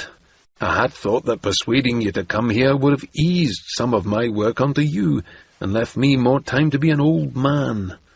Instead, you seem intent on giving me ever more to think about and to do. No, do not look at me like that. I suppose it is for the best. Work, the old people say, keeps a man young. But perhaps that is something old folks say just because they know they must go on working. Be off with your Fitz, and try not to discover any more crises for me before the day is out." And so I left him sitting in his chair by his cold fireside, looking both thoughtful and somehow pleased with himself. Chapter 3. Echoes. On the night that the dastardly witted bastard murdered King Shrewd in his room, King-in-waiting Verity's mountain-born queen chose to flee the safety of Buckkeep Castle. Alone and gravid with child, she fled into the cold and inhospitable night. Some say that King Shrewd's jester, fearing for his own life, begged her protection and accompanied her, but this may be but castle legend to account for his disappearance that night. With the clandestine aid of those sympathetic to her cause, Queen Catrican crossed the 6 Dutches and returned to her childhood home in the Mountain Kingdom. There she made efforts of her own to discover what had become of her husband, King-in-waiting Verity. For if he lived, she reasoned, he was now the rightful king of the 6 Dutches, and their last hope against the depredations of the Red Ships. She reached the Mountain Kingdom, but her king was not there. She was told that he had left Jahampi and pressed on in his quest. Nothing had been heard from him since then. Only a few of his men had returned, their wits scattered and some injured as from battle. Her heart knew despair. For a time she sheltered amongst her native people. One of the tragedies of her arduous journey was the stillbirth of the heir to the 6 Dutches' throne. It is said that this blow hardened her heart to the necessity of finding her king, for if she did not, his line would die with him, and the throne pass to Regal the Pretender. Possessed of a copy of the same map that King Verity had hoped would take him to the land of the Elderlings, Queen Catrican set out to follow him. Accompanied by the faithful minstrel Starling Birdsong and several servants, the queen led her band ever deeper into the mountain fastness. Trolls, pixies, and the mysterious magic of those forbidding lands were but a few of the obstacles she faced. Nevertheless, eventually she won through to the land of the Elderlings. It was an arduous search, but eventually she came to the hidden castle of the Elderlings, a vast hall built all of black and silver stone. There she found that her king had persuaded the Dragon King of the Elderlings to come to the aid of the 6 duchies. This same Dragon King, recalling the ancient Elderling oath of alliance with the 6 duchies, bent his knee to Queen Catricon and King Verity. On his back he carried home not only King Verity and Queen Catricon, but also the loyal minstrel Starling Birdsong. King Verity saw his queen and her minstrel safely delivered to Buckkeep. Before his loyal subjects could greet him, before his people even knew he had returned, he left them again. Sword blazing in the sun, he bestrode the Elderling Dragon King, as together they rose into the sky to do battle against the red ships. For the rest of that long and triumphantly bloody season, King Verity led his Elderling allies against the red ships. Whenever his folk saw the jewel-bright wings of the dragons in the sky, they knew their king was with them. As the king's forces struck the red ship strongholds and fleet, his loyal dukes rallied to his example. The few red ships that were not destroyed fled our shores to carry word of the Farseer wrath back to the out-islands. When our shores were cleared of marauding invaders and peace restored to the 6 duchies, King Verity kept his pledge to the Elderlings. The price of their aid was that he would reside with them in their distant land, never to return to the 6 duchies. Some say that our king took a deadly injury in the last days of the Red Ship War, and that it was but his body the Elderlings bore away. It is said by those ones that the body of King Verity lies in a vault of ebony and gleaming gold, in a vast cave in their mountain keep. There the Elderlings honour forever the valiant man who sacrificed all to seek aid for his people. But others say that King Verity lives still, well feasted and highly acclaimed in the Elderling kingdom, and that if ever again the 6 duchies is in need, he will return with his heroic allies to aid the people. The brief reign of Verity Farseer, Nolus the Scribe. I returned to the stuffy darkness of my little cell. Once I had closed the access to the secret passage, I opened the door to the Fool's Chambers in the hopes of gaining at least some natural light. It didn't help much, but there was little I needed to do. I tidied my bedding and looked around my austere room. Safely anonymous. Anyone might live here. Or no one, I thought sarcastically. I buckled on my ugly sword and made sure of the knife at my belt before I left the room. The fool had left a generous share of the food for me. Cold, it was not especially appetizing, but my hunger made up for it. I finished his breakfast and then, recalling his instructions to Tom Badgerlock, took the dishes down to the kitchen. On my return trip I hauled wood for the hearth and water for the pitchers. I dumped and wiped the washing basins, and did the other small and necessary chores of the room. I opened the window shutters wide to air the chamber. The view from his window showed me that we would have a fine, if chill, day. I closed them again before I left. I had the hours until our afternoon ride to myself, I decided. I thought of going down to Buckkeep Town, but swiftly decided against it. I needed to put my thoughts about Jinnah in order before I saw her again, and I wished to ponder her worries about young Hap. Nor would I risk that piebalds might be spying on me. The less interest I took in Jinnah or my son, the safer they were. So I took myself down to the practice courts. Weapons Master Cresswell greeted me by name, and asked if Delarey had been sufficient challenge to my skills. Even as I groaned appreciatively, I was somewhat surprised to be so well recalled. It was both welcoming and disconcerting. I had to remind myself that perhaps the best way to ensure I was never recognized as the fit chivalry that had lived in Buckkeep Castle 16 years ago was to make solid my recognition as Badgerlock. So I deliberately paused to talk with the man, and humbly admitted that Delarey had indeed been more than a match for me. I asked him to recommend a partner for this day's challenge, and he yelled across the courts to a man who moved with the centred ease of a veteran fighter. Wim's beard was shot with streaks of grey, and his waist thickened with his years. I guessed his age at 45, a good 10 years older than my true age, yet he proved a good match for me. Both his wind and endurance were better than mine were, but I knew a few tricks with a blade that made up for some of that. Even so, he was kind enough, after he had beaten me 3 times, to assure me that my proficiency and stamina would return with repeated practice. It was small solace. A man likes to think that he has kept his body in good trim, and in truth mine was hardened to the tasks of a small farm, as well as to the skills of a frequent hunter. But the muscles and wind of a fighter are a different matter, and I would have to rebuild mine. I hoped I would not need those abilities, but sourly resigned myself to daily practice. Despite the chill day, my shirt was stuck to my back with sweat when I left the practice courts. I knew they were the territory of the guards and stable hands, yet I made my way to the steams behind the guard barracks anyway.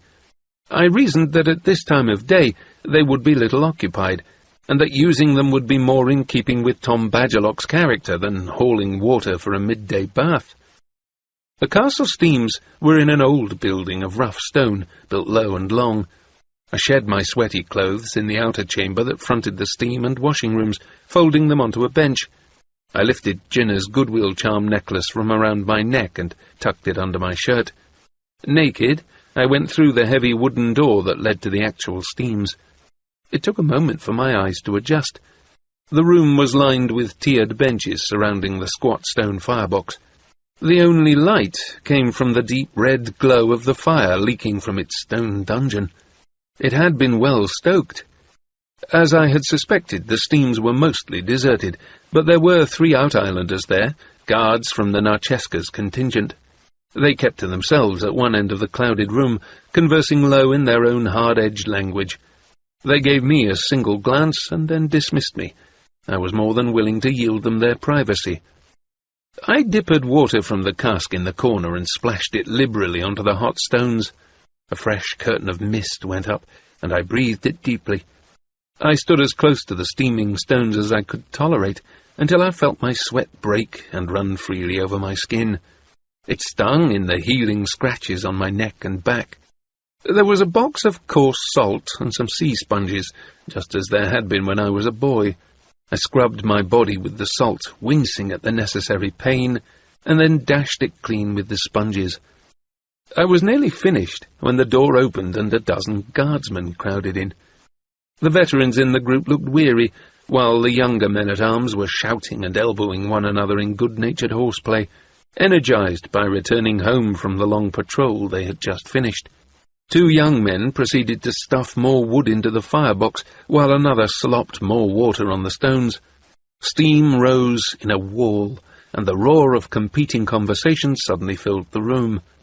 2 old men followed them into the room, moving more slowly, obviously not a part of the first group. Their scarred and gnarled bodies were testimony to their long years of service. They were deep in talk, some complaint about the beer in the guard-room.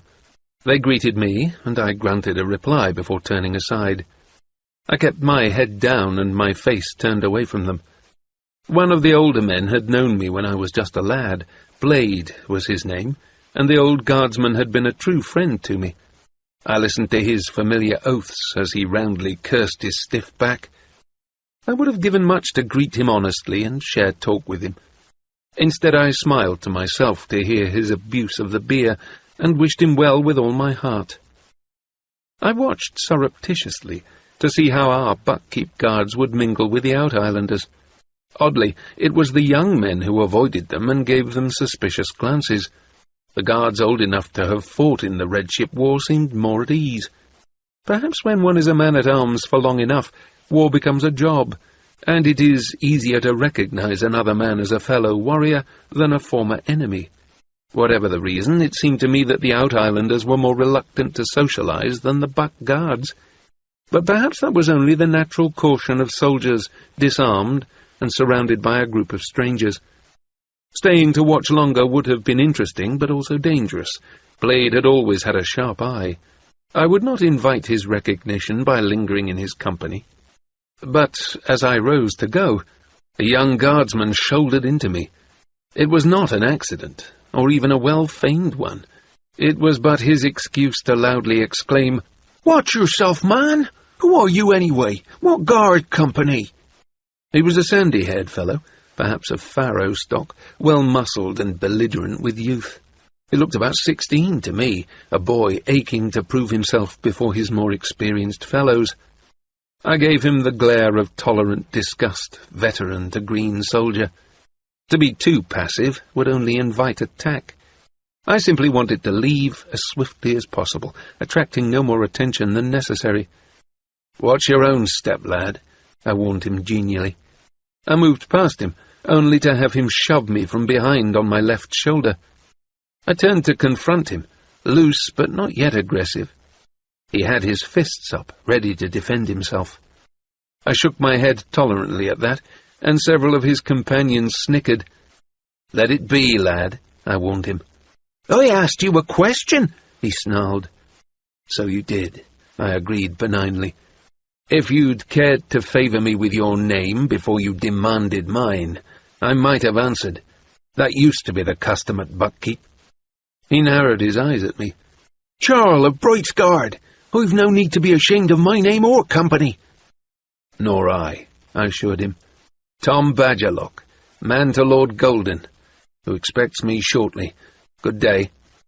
"Lord Golden's serving man? I might have known." He gave a snort of disgust and turned to his fellows to confirm his superiority. "You don't belong in here. This place is for the guardsmen, not pages and lackeys and special servants." "Is it?"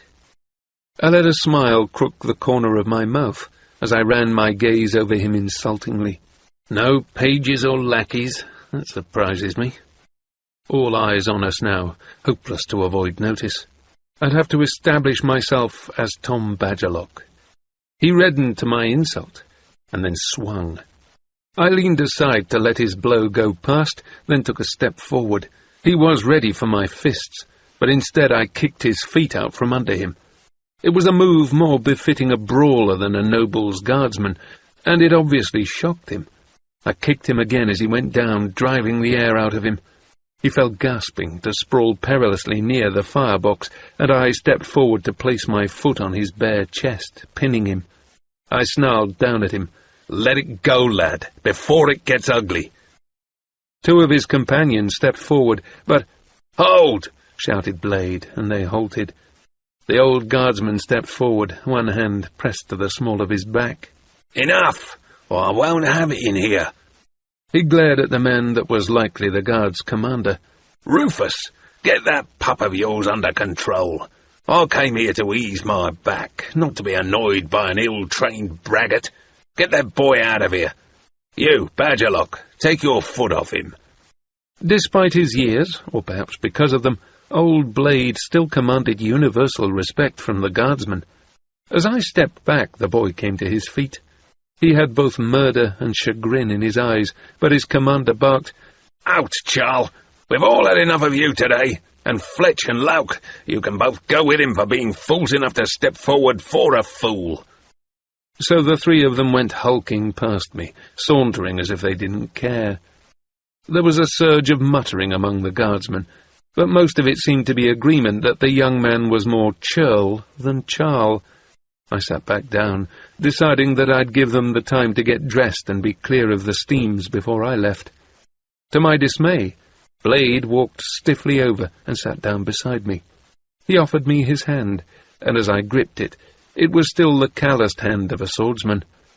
"Blade Havershock," he introduced himself gravely, "and I know the scars of a man-at-arms when I see one, even if that pup didn't. You're welcome to use the steams. Ignore that boy's wrangling. He's new to his company and still trying to overcome the fact that Rufus took him on as a favour to his mother." "Tom Badgerlock," I replied, "and many thanks to you." I could see he was trying to curry favour with his fellows by it, but I've no idea why he chose me. I'd no wish to fight the boy. That much was plain as that it was lucky for him you did not. As for why, well, he's young and listens to too much gossip. There's no basis for judging a man. Do you hail from about here, Badgerlock?" I gave a short laugh. Buck in general is where I hail from, I suppose. He gestured at the scratches on my throat and asked, "And how did you come by those marks?" "A she-cat," I heard myself say. and he took it for a bawdy jest and laughed. And so for a time we chatted, the old guardsman and myself. I looked into his seamed face, nodded and smiled to his old man's gossip, and saw no spark of recognition at all. I should have felt reassured, I suppose, that even an old friend like Blade did not recognize Fitzchivalry Farseer. Instead, it unleashed a welling of gloom in me. Had I been that forgettable, that unremarkable to him? I found it hard to keep my mind on his words, and when I finally excused myself from his company, it was almost a relief to leave him before I could give in to the irrational impulse to betray myself, to drop a word or a phrase that would hint to him that he had once known me before. It was a boy's impulse, a hunger to be recognized as significant, close kin to the impulse that had made young Charles attempt to spark a fight with me. I left the steam chamber and walked through to the washing chamber, where I sluiced the last of the salt from my skin and towelled myself dry. I went back into the first room, dressed, and headed out feeling clean, but not renewed. A glance at the sun told me it was nearly time for Lord Golden's afternoon ride. I headed for the stables, but as I started to go in, I met a stable hand leading my black, Malta, and an unfamiliar grey gelding. All the mounts were groomed to gleaming and already saddled. I explained to him I was Lord Golden's man, but he regarded me with suspicion, until a woman's voice greeted me with, "Oh, Badgerlock, do you ride with Lord Golden and our prince today?" "Such is my good fortune, Mistress Laurel," I greeted the Queen's huntswoman. She was dressed in forest green, in the tunic and leggings of a hunter, but her figure gave them an entirely different air. Her hair was bundled out of the way in a most unfeminine way that somehow only made her more womanly. The stableman abruptly offered me a short bow, and let me take the horses from him. When he was out of earshot, Laurel smiled at me and asked quietly, "And how is our prince?" "In good health, I am sure, Mistress Laurel." I apologized with my eyes, and she did not seem to take my careful words amiss. Her glance flickered over the goodwill charm at my throat. Jinnah had used her hedge witch magic to make it for me. It was supposed to make folk regard me kindly. Laurel's smile grew warmer. I casually turned up my collar to conceal more of the charm. She glanced aside from me and then spoke with more formality, huntswoman to serving man. "Well, I hope you enjoy your ride today. Please pass on my greetings to Lord Golden." "That I shall, mistress. A good day to you as well." As she walked away, I grumbled to myself over the role that I must wear as a shirt to my back. I would have liked more talk with her, but in the middle of the stable-yard was not the place for private conversation. I led the horses around to the great front door of the hall and waited there. And waited there. The prince's gelding seemed accustomed to such delays, but Malta was plainly put out, and my black tested my patience with tactics, from a quick tug on her reins to a steady, even pull. I'd need to put in more hours with her if I expected to make a good mount of her. I wondered where I would find those hours, cursed the time that was being wasted now, and then dismissed the thought. A servant's time belonged to his master. I had to behave as if I believed that. I was beginning to feel chilled as well as annoyed, before a commotion alerted me to stand straight and put an obliging expression on my face. A moment later, both the prince and Lord Golden emerged, surrounded by well-wishers and hangers-on. I did not see Dutiful's intended, or any out-islanders among this party. I wondered if that was odd.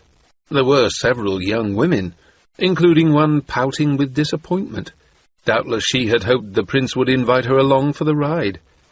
Several of his male companions also looked a bit disgruntled. Dutiful wore a pleasant expression, but the pinch at the corners of his mouth and eyes let me know that he held it in place with an effort. Civil Brasinga was there, on the outskirts of the circle of admirers. Chade had said he was expected to arrive today. He gave me one dark glance, and I perceived that he manoeuvred to stand closer to the prince, but on the side away from Lord Golden. His presence sent a prickle of both irritation and fear up my spine. Would he leave this farewell and hasten to let others know that I had ridden out with the prince? Did he spy for the piebalds, or was he as innocent as had been claimed? It was obvious to me that the prince wished to make a swift departure, but even so we lingered some time longer, as he made individual farewells and promised his later time and attention to many of them. All of this he managed graciously and well. It came to me that it was the thread of skill between us that made me aware of his impatience and irritation with all the finely dressed nobility that surrounded them. As if he were a restive horse, I found myself sending thoughts of calm and patience to him. He glanced at me, but I could not be sure he was aware of my reaching toward him. One of his companions took his horse's head from me and held the animal while the prince mounted. I held Malta for Lord Golden, and then, at a nod from him, mounted my own horse.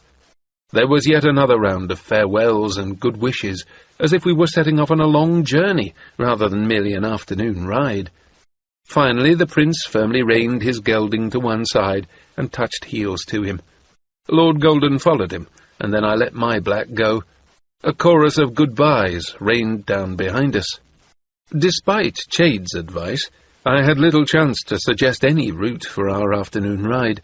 The prince led, and we followed to the gates of Buckkeep, where again we had to pause to allow the guards to formally salute and then pass their young prince through the gate.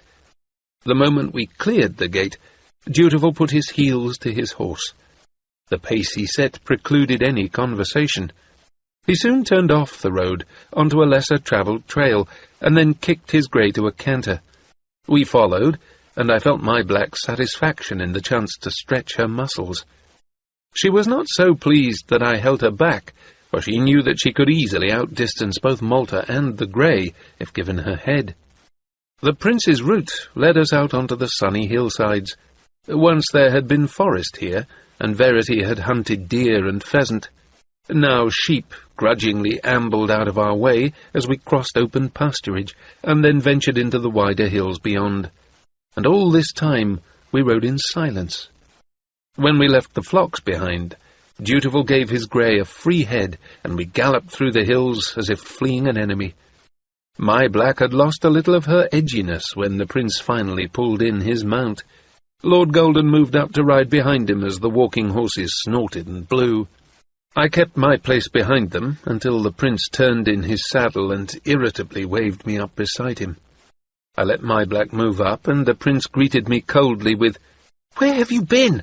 You promised me that you would teach me, and I haven't even seen you since we returned to Buckkeep Castle." I bit back my first response, reminding myself that he spoke as a prince speaks to a servant, not as a boy would address his father. Yet that brief moment of silence seemed to rebuke him as much as words would have. Not that he looked chastened, but I recognized the stubborn flex of his lips. I took a breath. "My prince, it has been scarcely 2 days since we returned. I had assumed that you would be very busy with the tasks of your reign. In the meantime, I resumed the chores of my own life. If it please, my prince, I thought that you would summon me when you required me." "Why do you speak to me like this?" the prince demanded angrily. "My prince this and my prince that? You didn't address me in this fashion on our way home. What happened to our friendship?" I saw the fool's warning in Lord Golden's quick glance, but I ignored it. I kept my voice low and even as I answered, "If you rebuke me as you would a servant, my prince, then I assume that I am to respond in a style appropriate to my station." "Stop that!" Dutiful hissed at me, as if I had mocked him. I suppose in truth that I had. The result was awful.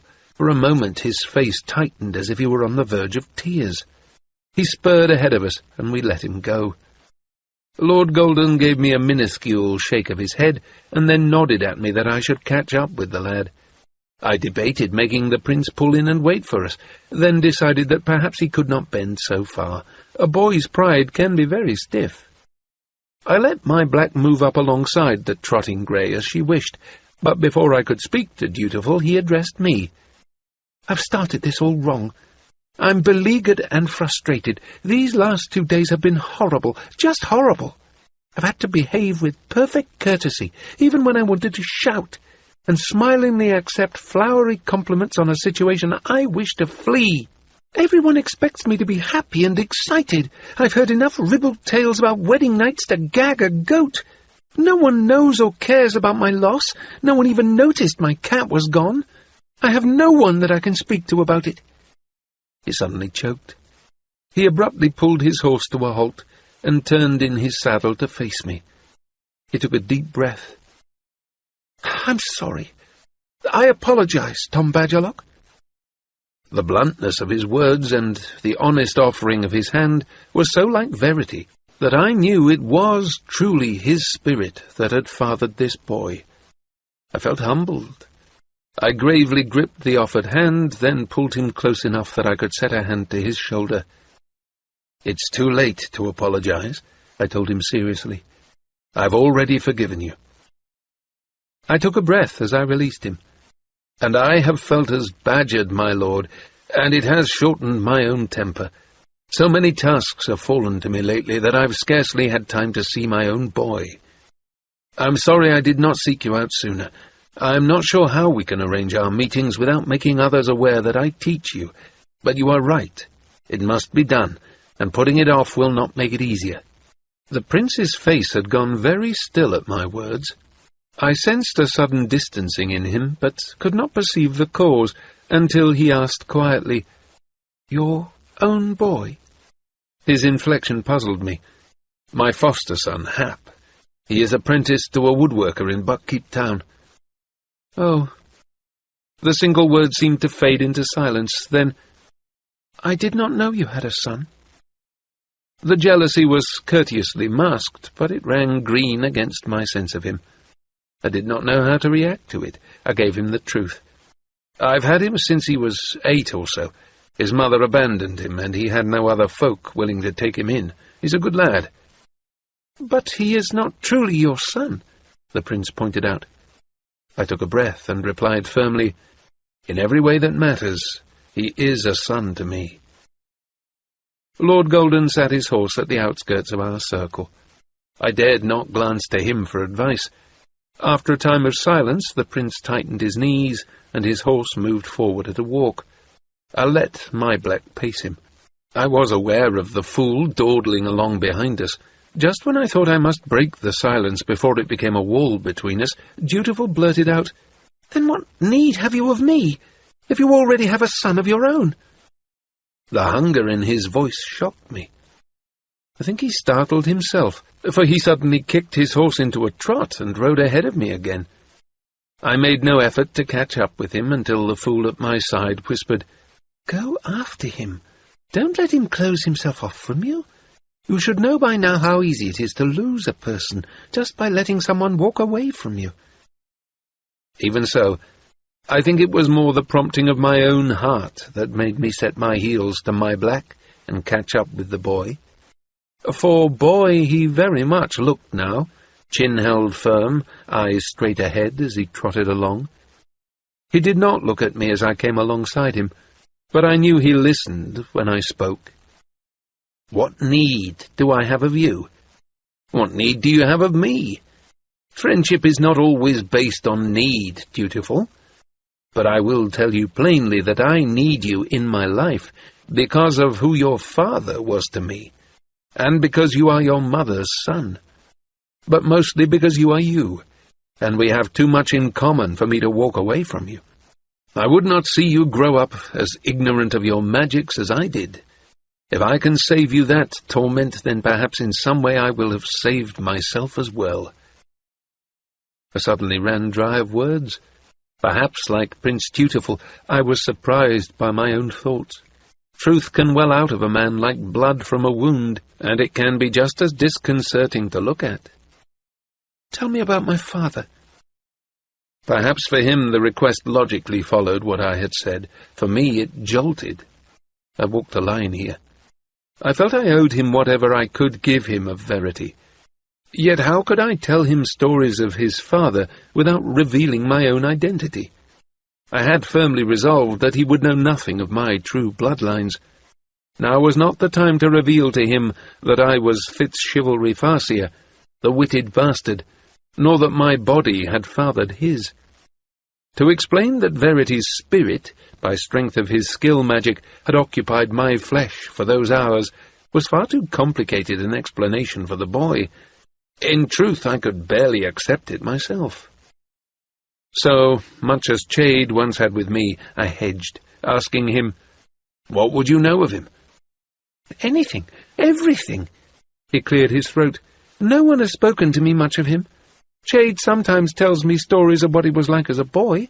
I've read the official accounts of his reign, which become amazingly vague after he leaves on his quest. I've heard minstrels sing of him, but in those songs he is a legend, and none of them seem to agree on exactly how he saved the 6 duchies. When I ask about that, what it was like to know him, everyone falls silent, as if they do not know, or as if there were a shameful secret that everyone knows but me." "There is no shameful secret of any kind attached to your father. He was a good and honourable man. I cannot believe that you know so little of him. Not even your mother has told you of him?" I asked incredulously. He took a breath and slowed his horse to a walk. My black tugged at her bit, but I held her pace to match the prince's mount. "My mother speaks of her king, occasionally of her husband. When she does talk of him, I know that she still grieves for him. It makes me reluctant to pester her with questions. But I want to know about my father, who he was as a person, as a man among men." Ah! Again it rang in me, the similarities we shared. I had hungered for the same truths about my own father. All I had ever heard of was Chivalry the Abdicator, the king-in-waiting who had been tumbled from his throne before he ever truly occupied it. He had been a brilliant tactician, a skilled negotiator. He had given it up to quiet the scandal of my existence. Not only had the noble prince sired a bastard, he had got me on a nameless mountain woman. It only made his childless marriage the more stinging to an heirless kingdom. That was what I knew of my father, not what foods he liked, or whether he laughed easily. I knew none of the things a son would know if he had grown up seeing his father daily. "Tom," Dutiful prodded me. "I was thinking," I replied honestly. I tried to think what I would like to know about my own father. Even as I pondered this, I scanned the hillside around us. We were following a game path through a brushy meadow. I examined the trees that marked the beginnings of the foothills, but saw and felt no sign of humans there. Verity. Well, he was a big man, near as tall as I am, but bull-chested, with wide shoulders. In battle harness he looked as much soldier as prince, and sometimes I think he would have preferred that more active life.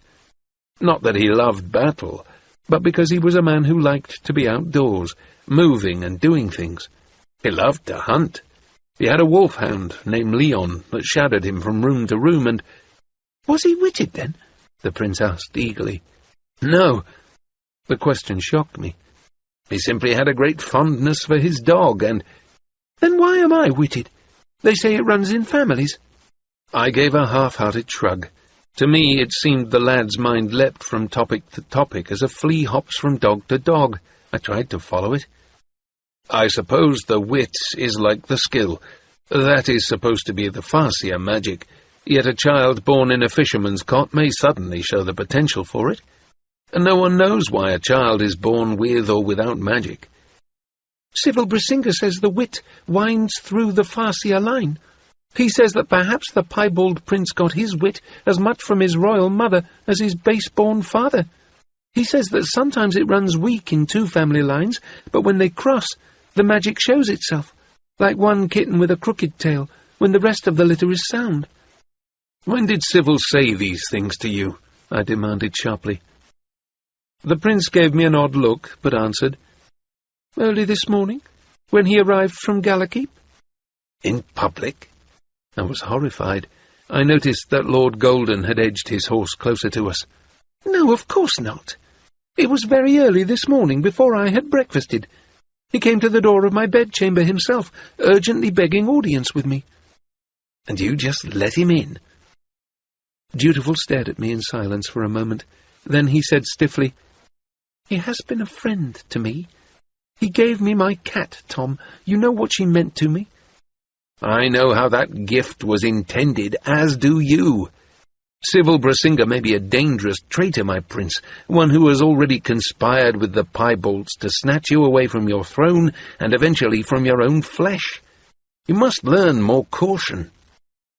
The prince had gone pink about the ears at my rebuke, yet he still managed to keep his voice level. "He says he is not, and that they didn't. Conspire, that is.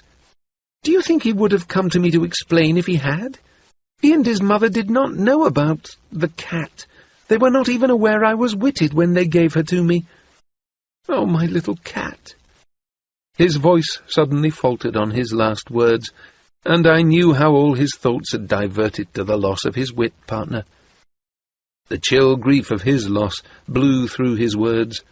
It stirred my own loss of Night Eyes to a sharper ache. I felt as if I were probing a wound as I relentlessly asked, "Then why did they do it? It must have seemed a strange request. Someone comes to them and gives them a hunting cat and says, 'Here, give this to the prince,' and they've never said who gave it." He took a breath, then stopped. "Civil spoke to me in confidence. I don't know if I should break that trust." "Did you promise not to tell?" I demanded, dreading the answer. I needed to know what Civil had told him, but I would not ask him to break his promise. An incredulous look came over Dutiful's face. "Tom Badgerlock, a noble does not ask his prince to promise not to tell. It would not be appropriate to our stations." "And this conversation is," the fool observed wryly. His comment made the prince laugh, easily dispersing a building tension between us that I had not been aware of until the fool disarmed it. Strange, suddenly to recognize his gift for doing that, after all the years I had known him. "I see your point," the prince conceded easily, and now the conversation included all of us as we rode three abreast. For a short time the steady clopping of the horses' hooves and the whispering of the cool wind were the only sounds. Dutiful took a breath. "He did not ask me to promise, but Civil humbled himself to me. He knelt at my feet to offer his apology, and I think any man who does that has a right to expect it will be kept from the public gossip." "It would not become public gossip through me, my prince, nor through the fool, I promise. Please tell me what passed between you." "The fool?" Dutiful turned a delighted grin on Lord Golden. Lord Golden snorted contemptuously. "An old joke between old friends. One that is becoming far too worn to be humorous any more, Tom Badgerlock," he added warningly to me. I ducked my head to his rebuke, but smirked also, hoping the prince would accept the hasty explanation. Inside my chest, my heart sank down to the pit of my belly as I castigated myself for my carelessness. Did some part of me long to reveal myself to the prince? I felt an old familiar twist in my gut. Guilt. Secrets withheld from ones who trusted me. Had not I once promised myself never to do that again? But what choice did I have? I guarded my own secret, even as Lord Golden worked at prying the prince's secret loose from him. "But if you would tell us, I promise that my tongue will wag it no further. Like Tom, I am dubious of Civil Brisinga's loyalty to you, as friend or subject. I fear you may be in danger, my prince."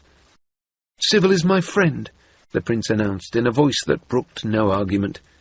His boyish confidence in his own judgment cut me. "I know that in my heart. However—" and here a strange look flickered over Dutiful's face. "He warned me to be wary of you, Lord Golden. He seems to regard you with extreme distaste." "A small misunderstanding between us when I guessed it at his home," Lord Golden demurred casually. "I am sure we will soon resolve it." I rather doubted that myself, but the prince seemed to accept it. He pondered for a time, turning his horse to the west and skirting the edges of the forest. I manoeuvred my black to put myself between Dutiful and possible ambushes hiding amongst the trees. I tried to keep one eye on the woods and one on my prince. When I spotted a crow in a nearby treetop, I sourly wondered if it were a piebald spy. Little I could do if it was, I told myself. Neither of the others seemed to take notice of the bird. The prince's words broke from him just as the bird rose, cawing from the trees, and flew away. Dutiful's words came reluctantly. The Brisingas were threatened by the piebalds. Civil would not say how, only that it was very oblique. The cat was delivered to his mother with a note, directing her to give the cat to me as a gift. If she did not, well, reprisal was threatened, but Civil didn't tell me exactly what. "I can guess," I said bluntly. The crow had disappeared from sight. It did not make me feel any more secure. If they didn't give the cat to you, one of them would be betrayed as witted, probably Civil. "I think that is likely," Dutiful conceded. "That doesn't excuse it. She had a duty to her prince." Privately, I resolved to find a way to spy on Brisinga's room. A quiet visit to it and a search through his possessions might also be a good idea. I wondered if he had brought his cat with him. Dutiful gave me a very direct look, and he seemed to speak with Verity's bluntness as he asked me, "Could you put your duty to your monarch ahead of protecting a member of your own family?" That is what I asked myself. If my mother were threatened, what could I be forced to do? Would I betray the 6 duchies for the sake of her life? Lord Golden shot me a fool's glance, one that was well pleased with this boy. I nodded to it, but felt distracted. Dutiful's words itched at me. I suddenly felt as if there was something important I needed to remember, but could not trace the thought any further. I could not think of an answer to Dutiful's question either, so the silence lengthened. At last I said, "Be careful, my prince. I caution you against taking Civil Brisinga into your confidence, or making his friends your own." "There is little to fear there, Badgerlock. I've no time for friends right now. All is duty. It was hard for me to wrench this hour out of my schedule and say that I would go riding with only the 2 of you. I have been warned that it will look odd to the dukes, whose support I must court. Far better had I ridden out with some of their sons accompanying me. But I needed this time with you. I've something important to ask you, Badgerlock." He paused, then asked bluntly, "Will you come to my betrothal ceremony tonight?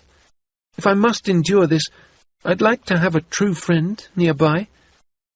I immediately knew the answer, but I tried to look as if I were pondering it. "I cannot, my prince. It would not be fitting to one of my station. It would look even odder than this riding out together." "Could you not be there as Lord Golden's bodyguard?" Here Lord Golden himself intervened for me. "That would appear as if I did not trust my prince's hospitality to protect me." The prince pulled in his horse, a stubborn look coming over his face. "I want you to be there. Find a way." This direct command set my teeth on edge. "I'll consider it," I replied stiffly. I was still not completely confident of my anonymity at Buckkeep. I wanted to settle more firmly into my role as Tom Badgerlock before I had any more chance confrontations with folk who might recall me from the past. There would be many of them at the betrothal ceremony tonight. But I wish to point out to my prince that even if I am present, conversing with you will be out of the question. Nor should you take any sort of an interest in me that might call undue attention to our connection." "I'm not a fool," he retorted, very close to anger at my indirect refusal. "I simply would like to have you there, to know I had one friend in the crowd of those watching me being sacrificed." "I think you are being overly dramatic," I said quietly. I tried not to let it sound like an insult. "Recall that your mother will be there, and Chade, and Lord Golden, all people with your best interests at heart." He reddened a bit as he glanced at Lord Golden. "I do not discount your value as a friend, Lord Golden. Forgive me if my words were ill-considered. As for my mother and Lord Chade, they are, like me, obliged to duty before love. They want what is best for me, that is true, but the largest facet of that is always what is best for my reign. They see the well-being of the 6 duchies as intrinsic to my own well-being." He looked suddenly weary. "And when I disagree, they say that when I have been king for a time, I will understand that what they obliged me to do was actually in my own best interests as well. That ruling a country that is prosperous and at peace will bring me far more satisfaction over the years than the choosing of my own bride." We rode for a time in silence. When Lord Golden broke the quiet, his voice was reluctant. "My prince, I fear the sun does not wait for us.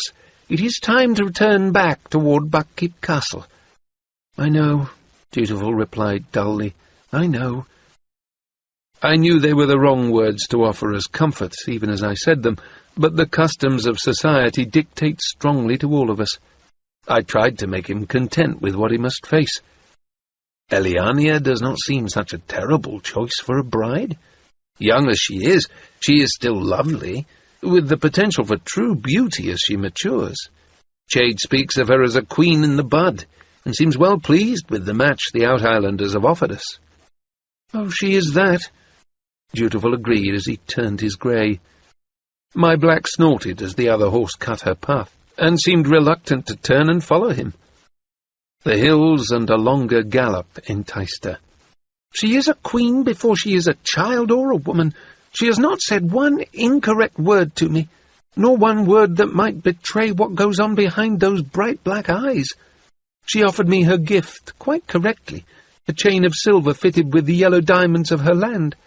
I must wear it tonight. To her I gave the gift my mother and Chade had selected, a coronet of silver set with 100 sapphires.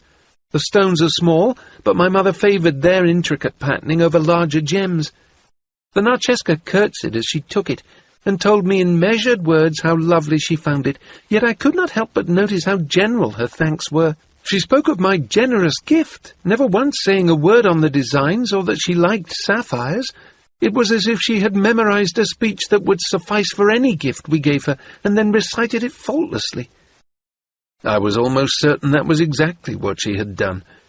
Yet I did not feel it was right to fault her for that.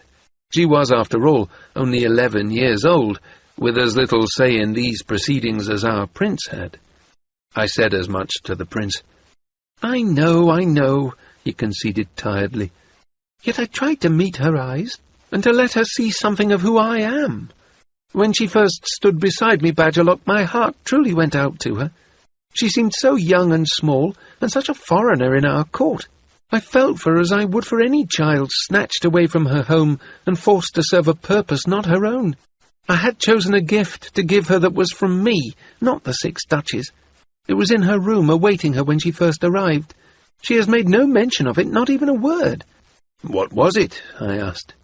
Something I would have liked when I was 11, the young man replied. A set of puppets carved by Bluntner. They were dressed as if to tell the tale of the girl and the snow steed. I was told it is a well-known tale in the Out-Islands as well as the 6 duchies. Lord Golden's voice was neutral as he observed, Bluntner is a skilful carver. Is that the tale where the girl is borne far away from a cruel stepfather by her magic steed, and carried off to a rich land where she weds a handsome prince? Perhaps not the best tale in these circumstances, I muttered. The prince looked startled. I never considered it in that light. Do you think I insulted her? Should I apologize? The less said, the better, Lord Golden suggested. Perhaps when you know her better, you can discuss it with her. Perhaps when 10 years have passed, the prince conceded lightly. But I felt the thrumming of his anxiety across our skill bond. For the first time, I understood that one aspect of his dissatisfaction was that he did not feel he was doing well with the Narcheska. His next words echoed that knowledge. She makes me feel like a clumsy barbarian. She is the one from a log village near an ice shelf, but she makes me feel uncultured and awkward. She looks at me and her eyes are like mirrors. I see nothing of her in them, only how stupid and doltish I appear to her. I have been raised well. I am of good blood, but she makes me feel as if I am a grubby peasant that might soil her with my touch. I do not understand it. There will be many differences you must resolve as you come to know one another. Understanding that each of you comes from a different but no less valuable culture may be the first one, Lord Golden suggested smoothly. Several years ago, I pursued my own interest in the Out-Islanders and studied them. They are matriarchal, you know, with their mother clans indicated by the tattoos they wear. As I understand it, she has already done you great honour by coming to you, rather than demanding that her suitor present himself at her mother house. It must feel awkward for her to face this courtship without the guidance of her mothers, sisters, and aunts to sustain her." Dutiful nodded thoughtfully to Lord Golden's words, but my glimpse of the Narceska made me suspect the prince had measured her feelings for him accurately. I did not utter that thought. "She has obviously studied our 6 duchies' ways.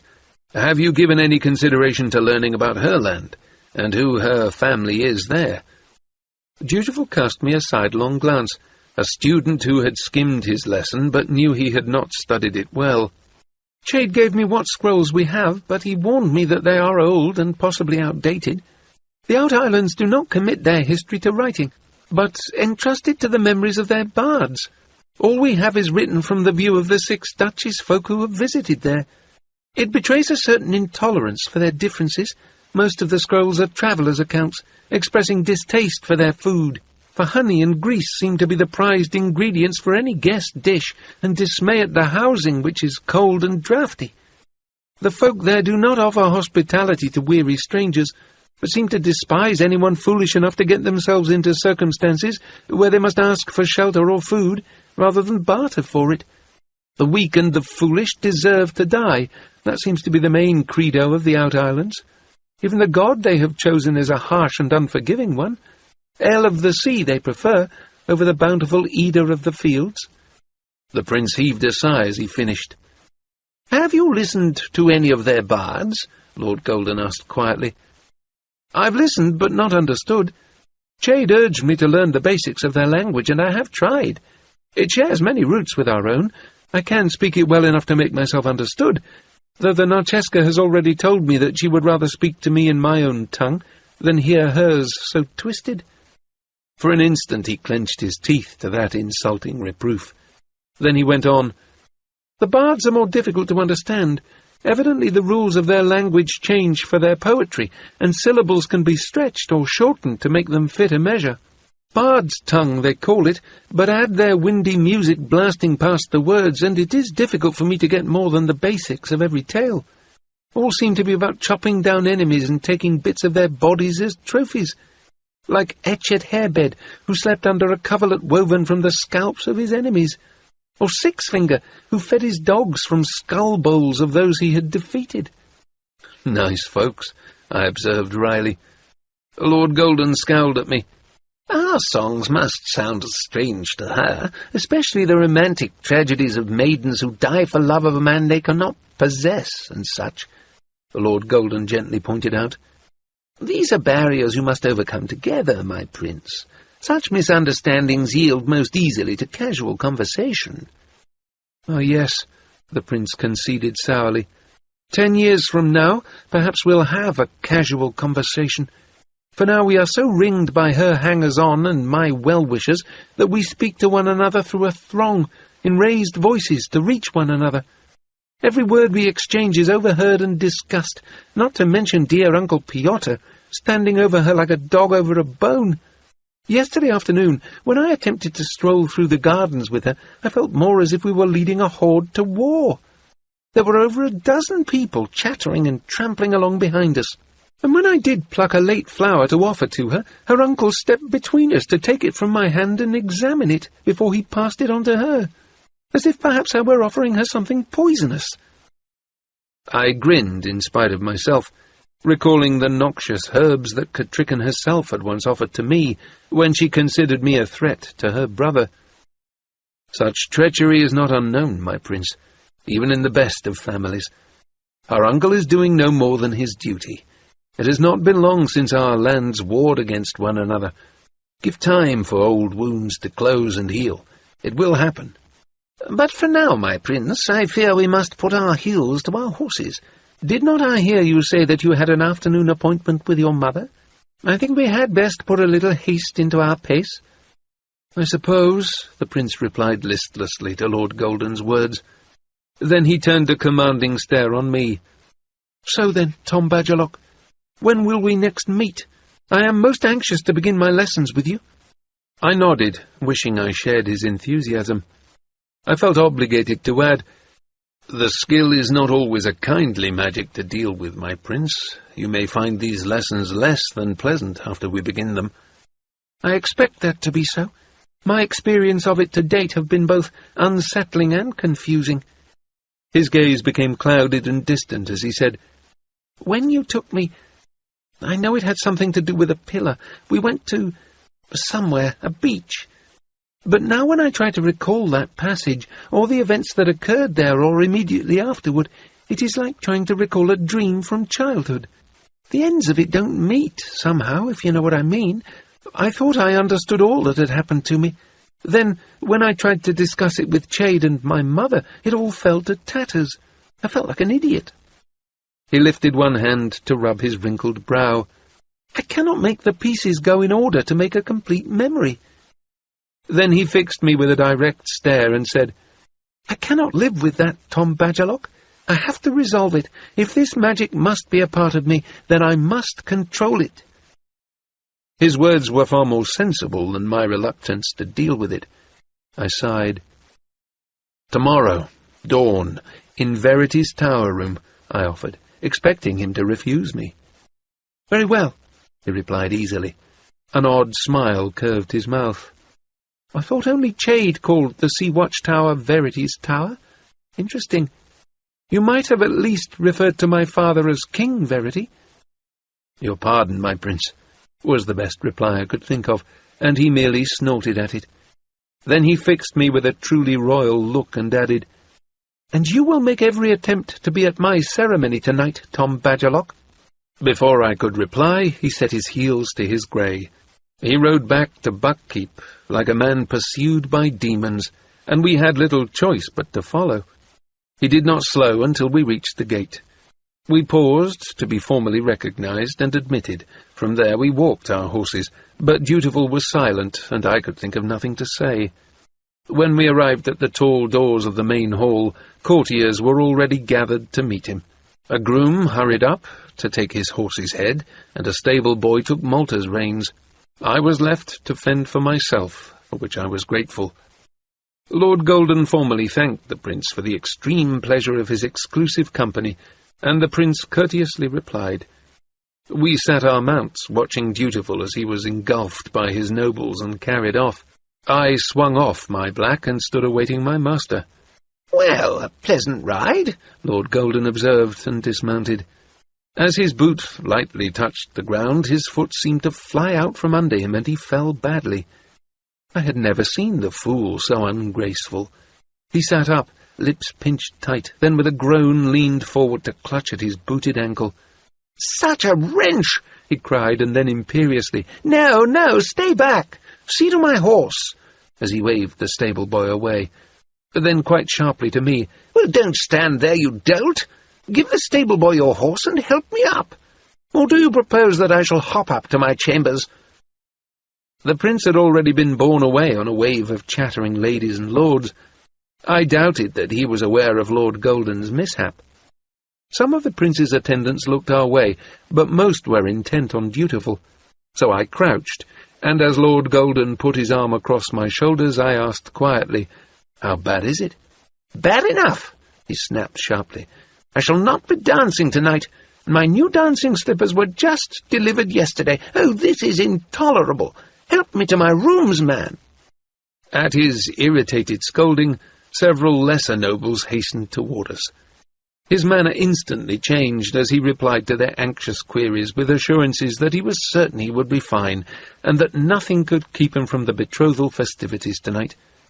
He leaned most of his weight on me, but one sympathetic young man took his arm, and a lady sent her maid scuttling off to order hot water and soaking herbs immediately taken to Lord Golden's chambers, and to fetch a healer as well. No less than 2 young men and 3 very lovely young ladies trailed us as we made our way into Buckkeep. By the time we had lurched and hobbled our way up the stairs and corridors to Golden's chambers, he had sharply rebuked me for clumsiness 12 times. We found the healer and the hot water awaiting us outside the door. The healer took Lord Golden out of my hands, and I was almost immediately sent off to fetch brandy to steady his shaken nerves, and something from the kitchens to settle his stomach. As I left, I cringed in sympathy for his sharp cries of pain as the healer carefully freed his foot from his boot. By the time I returned with a tray of pastries and fruit from the kitchen, the healer had departed, and Lord Golden was ensconced in his chair, with his well-propped foot stretched out before him, while his sympathizers filled the other chairs.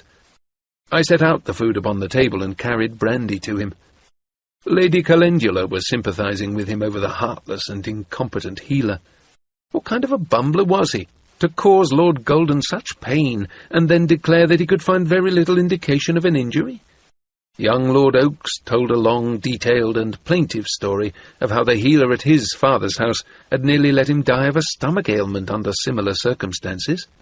When he was finally finished with his tale, Lord Golden begged their understanding that he needed to rest after his disaster. I concealed my relief as I bowed them all out the door.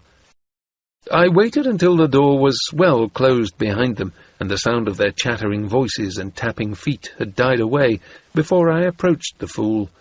He leaned back in his chair, a rose-scented kerchief draped over his eyes. "How bad is it?" I asked in a low voice. "As bad as you wish it to be," he replied, not taking the fabric from his face. "What?" He lifted the cloth and smiled up at me beatifically. "Such a display, and all for your benefit. You might at least show your gratitude." "What are you talking about?" He lowered his bound foot to the floor, stood up, and strolled casually to the table, where he picked through the leftover food there. He didn't even limp. "Now Lord Golden has an excuse to have his man, Tom Badgerlock, at his side tonight. I shall lean on your arm when I walk, and you shall carry my little footstool and cushion about for me, and fetch for me and run my greetings and messages about the room for me. You'll be there for dutiful to see, but I don't doubt that you'll find it a better vantage point for your spying than sneaking about through the walls." He looked at me critically as I gaped. "Luckily for us both, the new clothing I ordered for you was delivered this morning. Come, sit down, and I'll trim your hair now. You can't go to the ball looking like that." Chapter 4. The Betrothal. The use of intoxicants can be of benefit in testing an aspirant's aptitude for the skill, but the master must use caution. Whereas a small amount of a suitable herb, such as Heben's leaf, Sinzove, Tariban bark, or Coveria, may relax a candidate for skill testing and enable rudimentary skilling, too much may render the student incapable of sufficient focus to display the talent. Although some few skill masters have reported success using an herb during the actual training of skill students, it is the consensus of the four masters that more often such drugs become crutches. Students never properly learn how to place their minds into a receptive skill state without these herbs. There is also some indication that students trained with herbs never develop the capability for the deep skill states and the more complicated magic that can be worked there. Four Masters Scroll. Translation, Chade Falstar. "I never imagined I would wear stripes," I muttered again. "Stop complaining," the fool managed around the pins in his mouth. He removed them a pin at a time as he fastened the tiny pocket in place, and then swiftly began to make it permanent with his needle and thread. "I've told you, it looks astounding on you, and complements my garb perfectly." "I don't want to look astounding. I want to be nondescript." I thrust a needle through the waistband of the trousers and into the meat of my thumb. That the fool refrained from laughing as I cursed only made me more irritable. He was already impeccably and extravagantly attired. He sat cross-legged in his chair, helping me hastily add assassin's pockets to my new garb. He didn't even look up at me as he assured me, "You will be nondescript. Folk will remember your clothing, not your face, if they remark you at all. You will be in close attendance upon me for most of the evening, and your clothing will obviously mark you as my serving man. It will conceal you, just as a servant's livery can make a lovely miss simply another lady's maid. Here, try this now." I set down the trousers and put on the shirt. 3 tiny vials from Chade's supply, fashioned from birds' bones, fitted neatly into the new pocket. Fastened, the cuff betrayed nothing. The other cuff already held several pellets of a powerful soporific. If afforded the chance, I would see that young Lord Brassinger slept well tonight, while I had an opportunity to look through his chamber. I had already ascertained that he had not brought his hunting cat with him. Rather, I told myself, that it was not in his rooms or stabled with the other coursing beasts. It could very well be prowling the wooded lands that bordered Buckkeep. Lady Brassinger, Lord Golden had learned through court gossip, was not in attendance at Buckkeep Castle for the betrothal ceremony. She pleaded a painful spine, following a bad fall from her horse during a hunting accident. If it was a sham, I wondered why she had chosen to stay home at Gallerkeep while she sent her son to represent her name. Did she think she had sent him out of danger, or into it, to save herself? I sighed. Speculation was useless without facts. While I had been tucking the vials of poison into my cuff pocket, the fool had finished the stitching in the waistband of my trousers. That was a sturdier pocket, to hold a slender blade. No one would openly wear arms to the betrothal ceremony tonight. It would be a discourtesy to the hospitality of the Farseers. Such niceties did not bind assassins, however. As if following my thoughts, the fool asked as he handed me my striped trousers, "Does Chade still bother with all this? Little pockets and hidden weapons and such?" "I don't know," I replied truthfully. Yet somehow I could not imagine him going without it. Intrigue came as naturally to him as breathing. I pulled up the trousers and sucked in a breath to fasten them. They fit more snugly than I liked. I reached behind my back, and with the end of a fingernail managed to snag the concealed blade's brief hilt. I slipped it out and inspected it. It had come from Chade's tower stores. The entire weapon was no longer than my finger, with only enough of a hilt to grasp between my finger and thumb. But it could cut a man's throat, or slip between the knobs of his spine in a trice. I slid it back into its hiding place. "Does anything show?" I asked him, turning for his inspection. He surveyed me with a smile, and then assured me salaciously, "Everything shows, but nothing that you're worried about showing. Here, put on the doublet and let me see the entire effect." I took the garment from him reluctantly. "Time was when a jerkin and leggings was good enough to wear anywhere in Buckkeep," I observed resentfully. "You deceive yourself," the fool replied implacably. "You got away with such dress because you were little more than a boy, and Shrewd did not wish attention called to you. I seem to recall that once or twice Mistress Hasty had her way with your garments, and dressed you stylishly." "Once or twice," I conceded, cringing at the memory. "But you know what I mean, fool. When I was growing up, folk at Buckkeep dressed, well, like folk from Buck. There was none of this Gemalian style, or pharaoh cloaks with tailed hoods that reached to the floor." He nodded to that. "Buckkeep was a more provincial place when you were growing up. We had a war, and when a war demands your resources, there is less to spend on dress. Shrewd was a good king, but it suited him to keep the 6 duchies a backwater. Queen Catrican has done all she can to open the duchies to trade, not just with her own mountain kingdom, but with the Gemalians and Bingtowners and folk even farther away. It's bound to change, Buckkeep. Change isn't a bad thing." "Buckkeep as it was wasn't a bad thing either," I replied grumpily.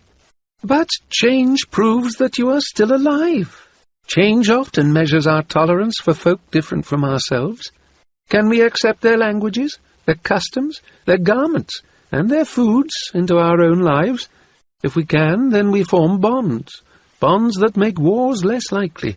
If we cannot, if we believe that we must do things as we have always done them, then we must either fight to remain as we are, or die." "That's cheery." "It's true," the fool insisted. "Bingtown just went through such an upheaval. Now they war with Chalced, mostly because Chalced refuses to recognize the need for change, and that war may spread to include the 6 duchies." "I doubt it. I don't really see where it has anything to do with us. Oh, our southern duchies will jump into the fray, but only because they have always relished the conflict with Chalced. It's a chance to carve away a bit more of their territory and make it ours. But as far as the whole 6 duchies engaging, I doubt it." I shrugged into the Gemalian doublet and buttoned it. It had far more buttons than it needed. It fitted tightly to my waist, with skirt-like panels that reached nearly to my knees. I hate dressing in Gemalian clothing, and how am I to reach my knife if I need it? I know you. If you need it, you'll find a way to reach it, and I assure you, in Gemalia you'd be at least 3 years out of date. In Gemalia they'd assume you were a provincial from Bingtown, attempting to dress like a Gemalian. But it's enough. It reinforces the myth that I am a Gemalian nobleman. If my clothing looks exotic enough, folk accept the rest of me as normal. He stood up. His right foot wore an embroidered dancing slipper. The left was bound as if his ankle needed support. He took up a carved walking stick. I recognized it as the work of his own hands. To anyone else it would seem extravagantly expensive. Tonight we were purple and white. Rather like turnips, I thought to myself savagely. Lord Golden's garments were far more elaborate and showy than mine were. The cuffs of my striped shirt were loose at the wrist, but his were dagged and extended past his hands.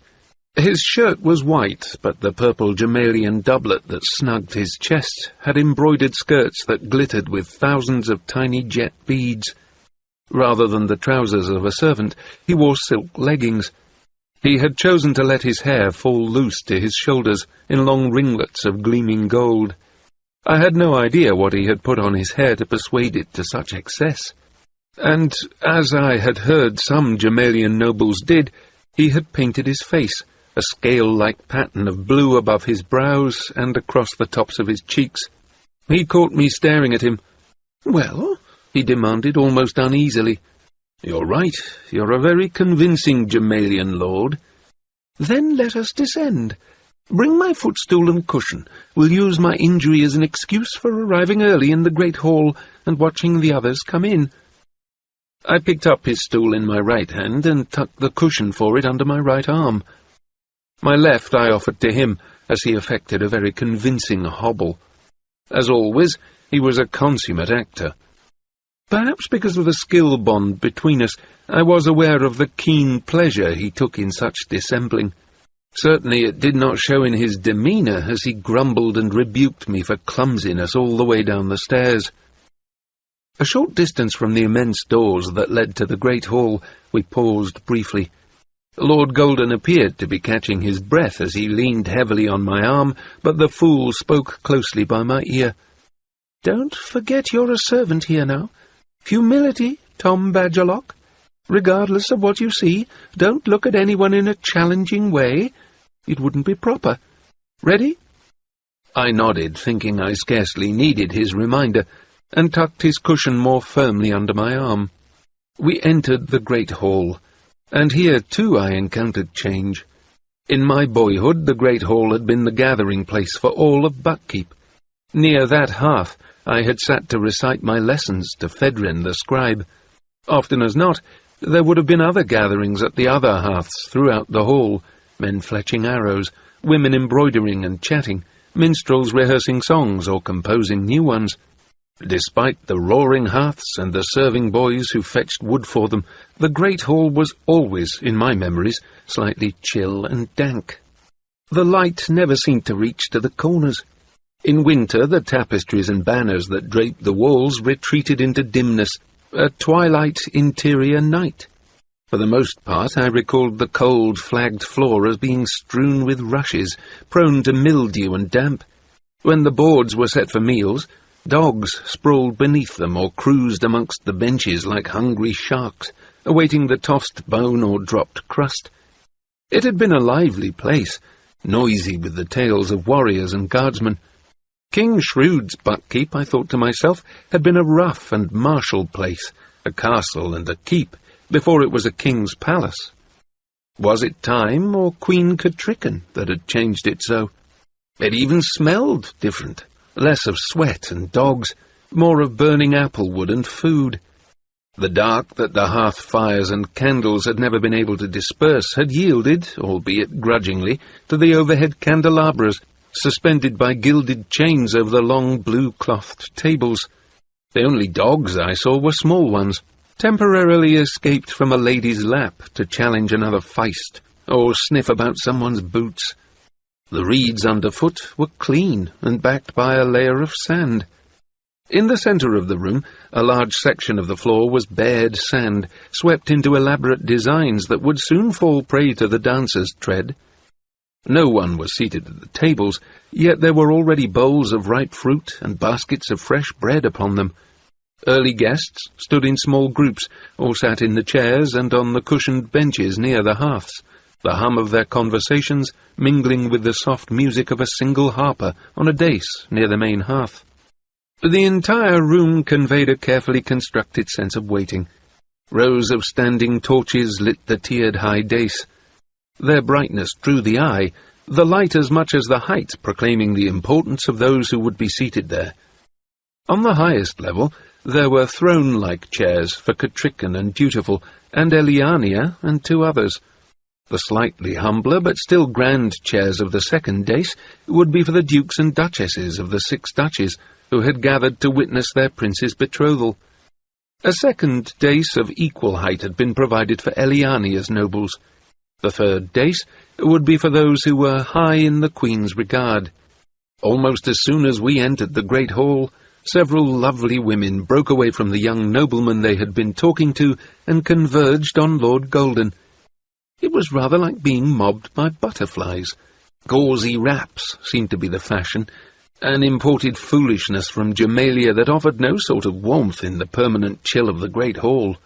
I studied the goosebumps on the arms of Lady Heliotrope as she sympathized with Lord Golden.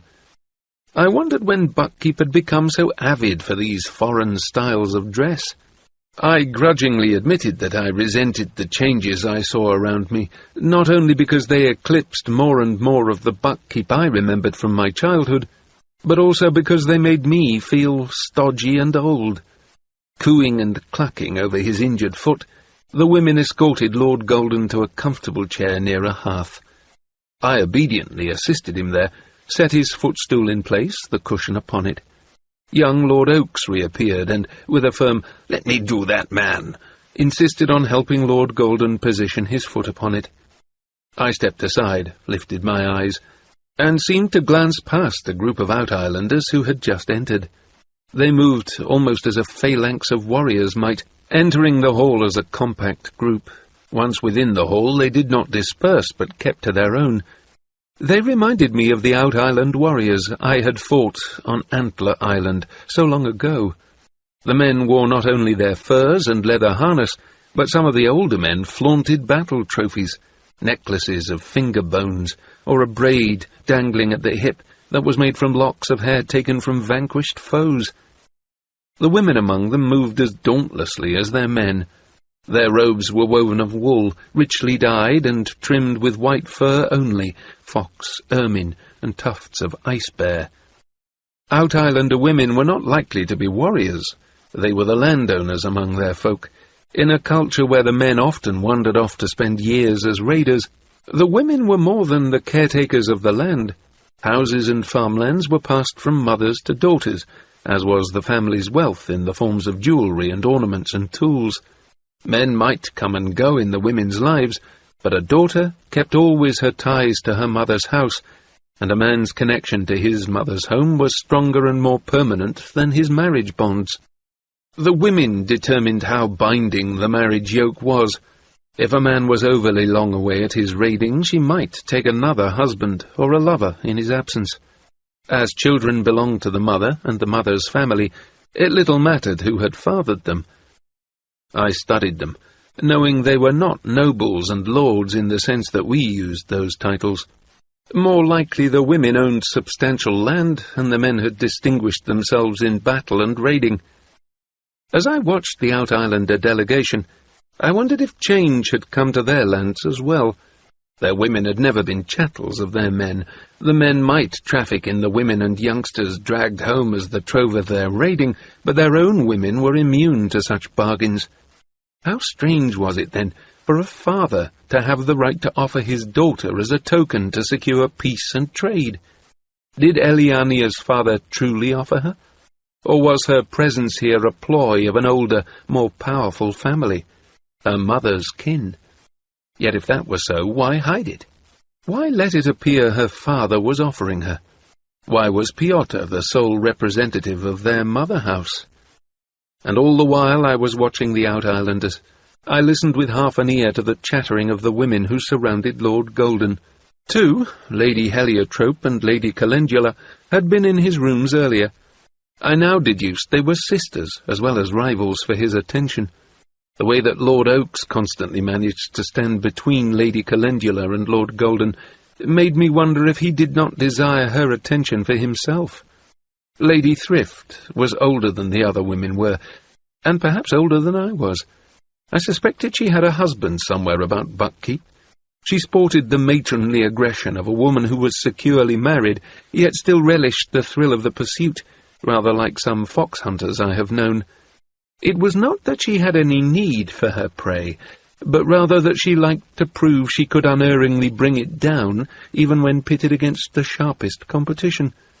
Her gown bared more of her breasts than was seemly, but it did not seem as brazen as it might have in a younger woman. She had a way of setting her hand to Lord Golden's arm or shoulder that was almost possessive. Twice I saw him capture the hand touching him, pat it or give it a squeeze, and then carefully release it. She probably felt flattered, but to my eye it looked more as if he plucked lint from his sleeve. Lord Lalwick, a pleasant-faced man of middle years, drifted over to join those clustered about Lord Golden. He was a tidily dressed man of gentle manner, who made a point of introducing himself to me, a rare courtesy to show to a servant. I smiled as I bowed to his greeting.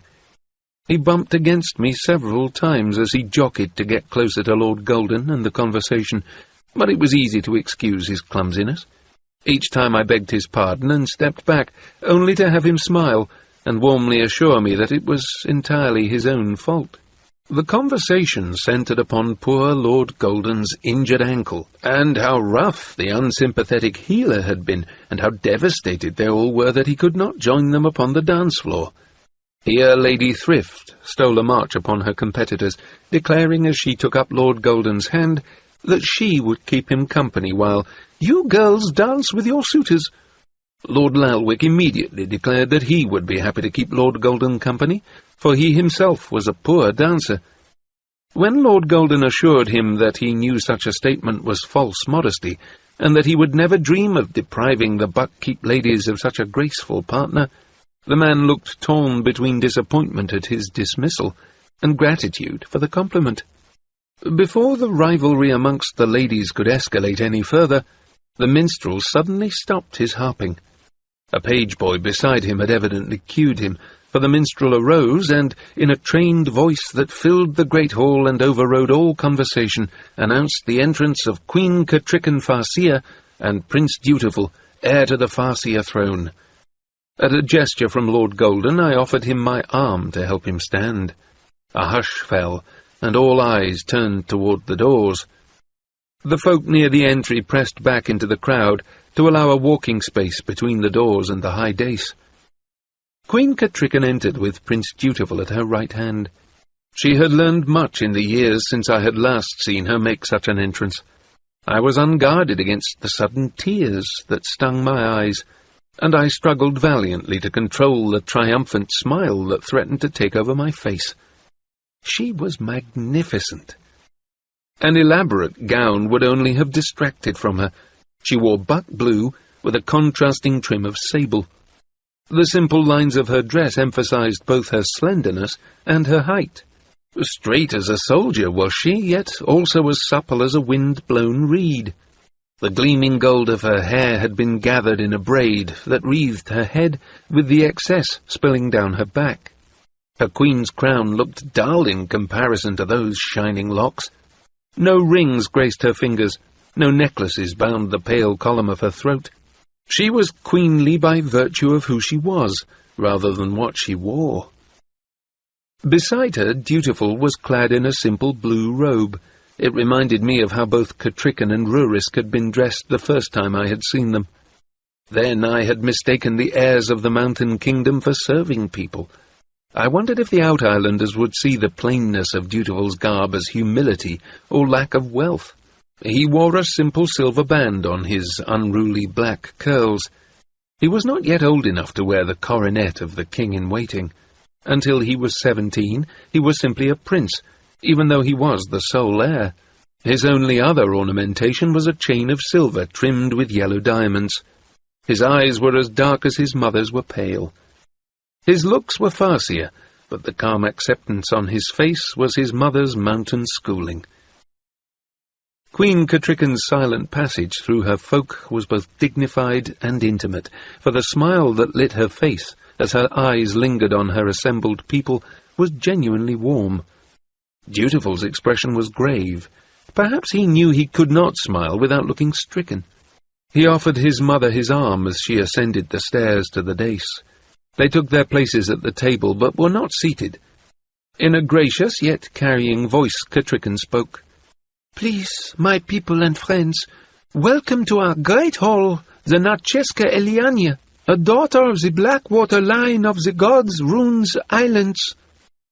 I noted with approval that she gave Eliania not only the name of her mother's line, but called her home by their name for the Out Islands. Also, I noted that our queen had chosen to announce her, rather than giving this task to the minstrel. As she gestured toward the open door, all eyes turned that way. The minstrel repeated the names of not only Eliania, but also of Archon Bloodblade, her father, and Piotr Blackwater, her mother's brother. The way he spoke the last phrase made me suspect it was one word in the Out Islands, and that he strove to give it that flavour. Then the Out Islanders entered. Archon Bloodblade led the way. He was an imposing figure, his size enhanced by a bearskin cloak flung back over one shoulder. It was the yellow-white fur of an ice bear. His clothing was of woven cloth, a jerkin and trousers, but a leather vest and broad leather belt gave him an armoured, martial air, despite his lack of weapons. He glittered with gold and silver and gems. He wore them at his throat and wrists, across his brow, in his ears. He wore bands of silver on his left upper arm, and bands of gold on his right. Some were studded with gems. His brash posture transformed his display of wealth into bragging gaudiness. His gait combined a sailor's rolling stride with a warrior's arrogant strut. I suspected I would dislike him. He scanned the room with a wide grin, as if he could not believe his good fortune. His eyes travelled across the waiting tables and gathered nobles, and then lifted to where Catricken awaited his company on the dais. His smile widened, as if he glimpsed unclaimed plunder. I then knew that I already disliked him. Behind him walked the Narcheska. Piotr escorted her, a pace behind her and to her right. He was dressed as simply as a soldier, in fur and leather. He wore gold earrings and a heavy torque of gold, but he seemed unaware of his jewellery. I marked that he took not just a guard's place, but also a guard's attitude. His eye roved the crowd watchfully. If there had been any in the crowd who wished the Narcheska ill and dared to act on it, he would have been ready to kill the attacker. Yet he gave off an aura, not of suspiciousness, but quiet competence. And the girl walked before him, serene in the safety of the hulking man behind her. I wondered who had selected her garments. Her short tunic was of snowy white wool. An enamelled pin, a leaping narwhal, secured her cloak at one shoulder. A panelled skirt of blue fell nearly to the floor. Glimpses of her feet as she walked revealed little white fur slippers. Her sleek black hair was caught in a silver clasp at the back of her head. From there it flowed down her back, an inky river. At intervals, tiny silver bells glittered in its current. Upon her brow she wore the coronet of silver set with 100 sapphires. And she set her own pace, a step, then a pause, and another step. Her father, unmindful of this, or perhaps ignorant of it, strode up to the dais, mounted it, and then was forced to stand at Queen Catricken's left, awaiting his daughter. Piotr matched her gait calmly. The girl did not look straight ahead as she approached the high table, but turned her head to left or to right with each step. She looked intently at the people who met her gaze, as if to memorize each one. The small smile that graced her lips seemed genuine. It was an unnerving poise to witness in a child so young. The little girl who had been on the verge of a petulant tantrum when I had last seen her had been replaced by a presence who was, indeed, a queen in the bud. When she was 2 steps away from the dais, Dutiful descended it to offer her his arm. Here was the only moment when I saw her uncertain. She glanced at her uncle from the corner of her eye, as if imploring that he offer her support instead.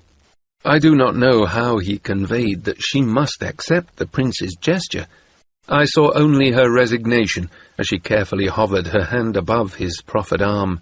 I doubted that she put a pressure equal to an alighting butterfly as she ascended the steps beside him. Pyotr followed them, his tread heavy. He did not take a place before a chair, but rather stood behind the Narcheskas. After the others were seated, it took a gesture and a quiet verbal invitation from the Queen before he took his seat.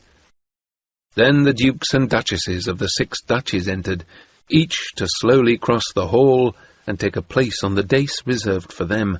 The Duchess of Bernes appeared first, her consort at her side. Faith of Bernes had grown into her title. I still recalled her as a slender maiden with a bloody sword in her hand, battling vainly to save her father's life from red ship raiders. She wore her dark hair, as short and sleek as ever. The man at her side was taller than she was and grey-eyed, pacing her with a warrior's graceful stride. The bond between the two was a thing that could be felt, and I rejoiced that she had found happiness for herself. Behind her came Duke Kelvar of Ripon, aged and crooked, one hand on a staff and one on his wife's shoulder. Lady Grace had matured into a well-rounded woman of middle years. Her hand atop her husband's supported him in more ways than one. Both her gown and her jewels were simple, as if she finally felt confident of her stature as Duchess of Ripon. She matched her stride to his now halting steps, her loyalty still strong to the man who had raised her from the peasantry to be his consort. Duke Shemshai of Shokes walked alone, widowed now. The last time I had seen him had been when he stood with Duke Braundy of Bernes outside my cell in Regal's dungeons. He had not condemned me, but neither had he thrown me a cloak for warmth, as Bernes had.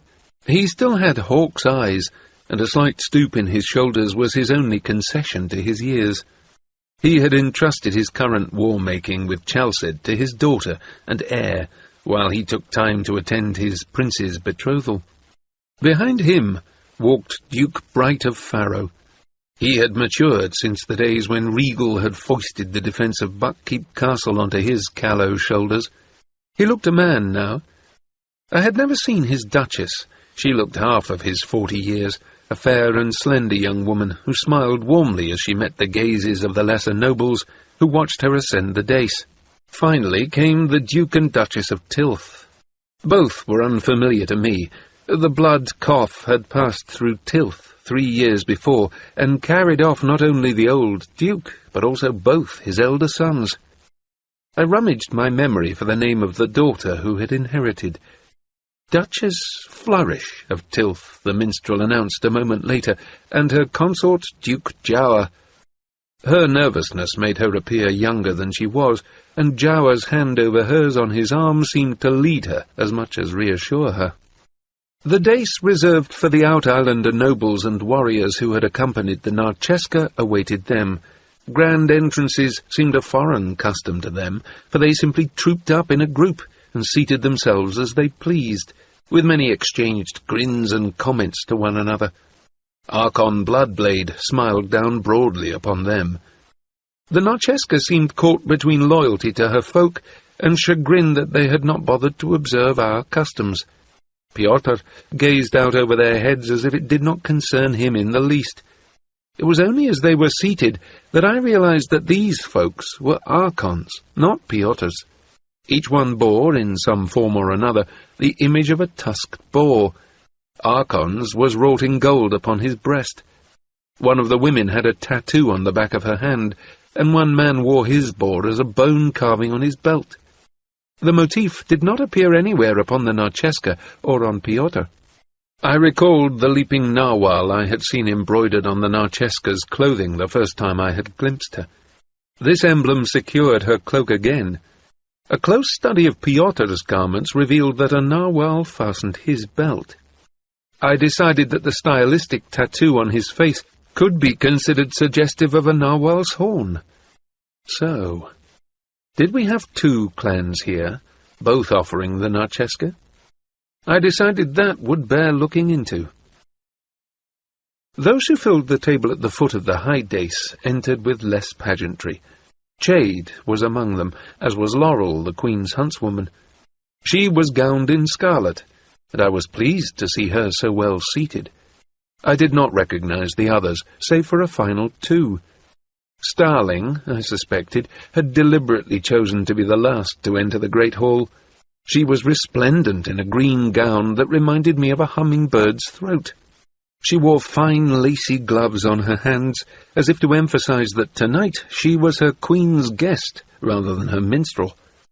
And one of those gloved hands rested on the muscular forearm of the man who escorted her.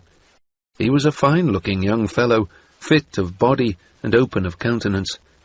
His pride in his wife was evident in his beaming smile and the way he escorted her. It seemed to me that he displayed her on his arm as a falconer might hold aloft a fine bird. I looked at the youngster I had unwittingly cuckolded, and felt shame enough for both Starling and me. She was smiling, and as they passed before us, she deliberately met my gaze. I shifted my eyes and stared past her as if I knew her not at all.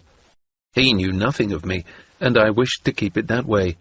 I did not even wish to know his name, but my traitor ears marked it anyway, Lord Fisher.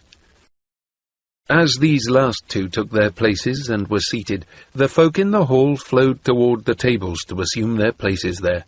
I scooped up Lord Golden's footstool and cushion and helped him hobble to his place at table and made him comfortable there. He was well seated, considering that he was a foreign noble and a recent arrival to court.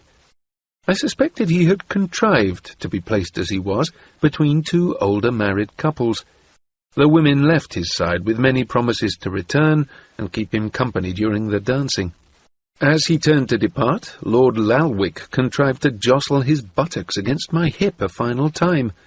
He saw my shock as I finally realized that the contact was deliberate, for in addition to his small smile, one eyebrow lifted at me. Behind me, Lord Golden gave a small, amused cough. I scowled at the man, and he left more hastily. As folk settled to their seats, and the servants paraded into the hall, the buzz of conversation rose. Lord Golden made skilful and charming conversation with his table partners. I stood behind him within his beck and let my eyes drift over the gathered folk. When I glanced up at the high dais, Prince Dutiful's eyes met mine. Gratitude shone in his face. I looked away from his glance, and he followed my example, letting his eyes lift to look past me. The magic link between us trembled with his thankfulness and nervousness. It both humbled and frightened me to realize how important it was to him that I be present. I tried not to let it distract me from my duties. I located Civil Brasinga. He was seated at a table of lesser nobility, from the small holdings of buck and farrow. I did not see Seidel, his intended, among the women at the table, and I wondered if their engagement had been broken. Lord Golden had flirted outrageously with her when we had guested at Galakeep, the Brasinga's manor. That discourtesy, and his apparently equal interest in Civil Brasinga, had led to the young man's intense dislike of him. It had all been a sham, but Civil would never discover that. I marked that at least two young men at his table seemed to know Civil well, and resolved to discover who they might be. In a gathering of this size, my wit sense was near overwhelmed by the life-presence of so many beings. Impossible for me to tell in that throng who might or might not be witted. Doubtless if any here possessed the wit, it was well masked tonight anyway. No one had warned me that Lady Patience would be in attendance. When my eye fell on her at one of the higher tables, my heart leapt and then began to hammer. My father's widow was in lively conversation with a young man next to her. At least, she was speaking. He stared at her, his mouth slightly ajar, blinking his eyes. I did not blame him. I myself had never been able to keep up with her leaping fountain of observations, questions, and opinions. I jerked my eyes away from them, as if my gaze might somehow make her aware of me. Over the next few minutes, I stole glimpses of her.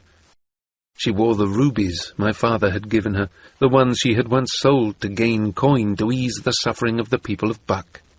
Her greying hair was garlanded with late flowers, a custom as outdated as the gown she wore, but to me her eccentricity was endearing and precious. I wished I could go to her and kneel by her chair and thank her for all she had done for me, not only during my life, but when she had supposed me dead. It was a selfish wish in some ways. In pulling my eyes away from her, I got my second great shock of the evening. The Queen's ladies and maids were seated honourably at a side table, almost adjacent to the high dais. This was a true mark of the Queen's favour that ignored rank. Some of the ladies I knew from old. Lady Hopeful and Lady Modesty had been the Queen's companions when last I lived in Buckkeep Castle. I was glad to see they still remained at her side. Of Lady Whiteheart, I recalled only her name. The others were younger. Doubtless they had been but children when I last attended my Queen. But one looked more familiar than the others. I wondered, had I known her mother? And then, as she turned her round face and dipped her head to acknowledge some jest, I recognized her. Rosemary. The plump little girl had grown into a buxom lady.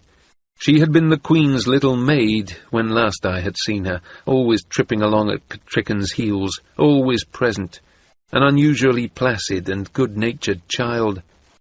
She had had a habit of drowsing off at Catricken's feet when the Queen and I were conferring, or so it had seemed. She had been Regal's spy upon the Queen, not only reporting back to him, but later aiding him in his attempts on the Queen's life. I had not seen her commit any of her betrayals, but in retrospect, both Chade and I had deduced that she must have been Regal's wee bird. Chade knew. Catricken knew. How could it be that she lived still? How could it be that she laughed and dined so near the Queen, that now she lifted a glass in a toast to her? I tore my eyes away from her. I tried to still the tremor of fury that raced through me. I looked at my feet for a time, drawing long, steadying breaths, willing away the colour in my face that my anger had brought. Wrong? The tiny thought rang in my mind like a dropped coin. I lifted my eyes and found Prince Dutiful's worried gaze fixed on me. I shrugged my shoulders to him, then tugged at my collar as if the tight fit of my jacket bothered me. I did not reach back to him with the skill. It disturbed me that he had been able to reach me past my habitual walls. It disturbed me more that, as before, he used his wit sense of me to push the thought that he formed with the skill. I did not wish him to use the wit. I especially didn't want to encourage him to use those magics together. He might form habits he could never break.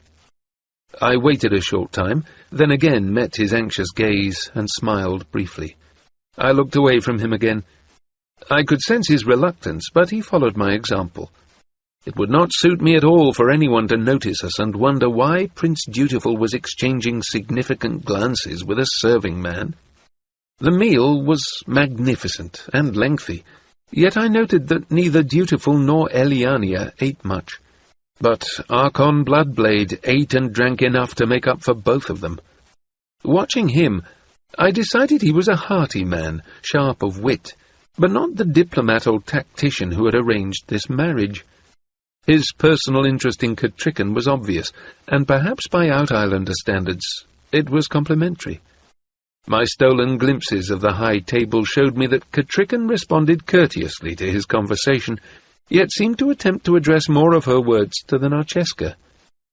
The girl's replies to her were brief, but pleasantly delivered. She was reserved rather than sulky, and midway through the meal I noticed that Uncle Piotr seemed to be thawing toward Catricken, perhaps despite himself. Doubtless Chade had advised the Queen that we would be wise to bestow more attention about the Narcheska's mother's brother. Certainly Pyotr seemed to respond to it. He began by adding some comments of his own to whatever Eliania replied, but soon he and Katrikin were conversing over her head. Admiration lit Katrikin's eyes, and she followed his words with genuine interest. Eliania seemed almost grateful to be able to pick at her food and nod to the words that flowed past her. Dutiful, well-bred lad that he was, engaged Archon Bloodblade in talk. The boy seemed to have mastered the knack of asking the naturally garrulous Bloodblade the best questions to keep him talking. From the waving of his implements, I deduced that Bloodblade was telling of tales of his hunting and battle prowess. Dutiful looked suitably impressed, nodding and laughing at all the right moments. The one time that Chade's eyes met mine, I glanced pointedly at Rosemary and scowled. But when I looked back for his reaction, he was once more chatting with the lady at his left. I growled to myself, but knew that clarification would come later. As the end of the meal grew closer, I could feel Dutiful's tension mounting. The prince's smile showed too much of his teeth. When the Queen motioned to the minstrel and he called for silence, I saw Dutiful shut his eyes for an instant, as if to steel himself to the challenge. Then I took my eyes from him and focused my attention on Eliania. I saw her moisten her lips, and then, perhaps, she clenched her jaws to still a trembling. The cant of Pyotr's posture made me suspect that he clasped her hand under the table. In any case, she drew a deep breath, and then sat up straighter. It was a simple ceremony. I paid more attention to the faces of those witnessing it. All the participants moved to the front of the high dais. Katrikin stood next to Dutiful, and Archon Bloodblade by his daughter. Unbidden, Pyotr came to stand behind her. When Archon set his daughter's hand in the Queen's, I noticed that Duchess Faith of Bairns narrowed her eyes and clamped her lips. Perhaps Bairns remembered too well how they had suffered in the Red Ship War. There was quite a different reaction from the Duke and Duchess of Tilth. They looked warmly into one another's eyes, as if recalling the moment of their own pledge. Patience sat, still and solemn, her gaze distant. Young Civil Brasinga looked envious, and then turned his eyes away from the sight, as if he could not bear to witness it. I saw no one who looked at the couple with malice, though some, like Faith, plainly had their own opinions about this alliance. The couple's hands were not joined at this time. Rather, Eliania's hand was put in Katrikin's, and Dutiful and Archon grasped wrists in the ancient greeting of warriors well met. All seemed a bit surprised when Archon tugged a gold band from his wrist and clasped it onto Dutiful's. He guffawed in delight at how it hung on the boy's lesser-muscled arm, and Dutiful managed a good-natured laugh, and even held it aloft for others to admire. The Out-Islander delegation seemed to take this as a sign of good spirit in the prince, for they hammered their table in approval. A slight smile tugged at the corner of Pyotr's mouth. Was it because the bracelet that Archon had bestowed on Dutiful had a boar scratched on it, rather than a narwhal? Was the prince binding himself to a clan that had no authority over the Narcheska? Then came the only incident that seemed to mar the smoothness of the ceremony. Archon gripped the prince's wrist, and turned it so the prince's hand was palm up. Dutiful tolerated this, but I knew his uneasiness. Archon seemed unaware of it as he loudly asked the assemblage, "Shall we mingle their blood now, for sign of the children to come that share it?" I saw the Narcheska's intake of breath. She did not step back into Pyotr's shelter. Rather, the man stepped forward.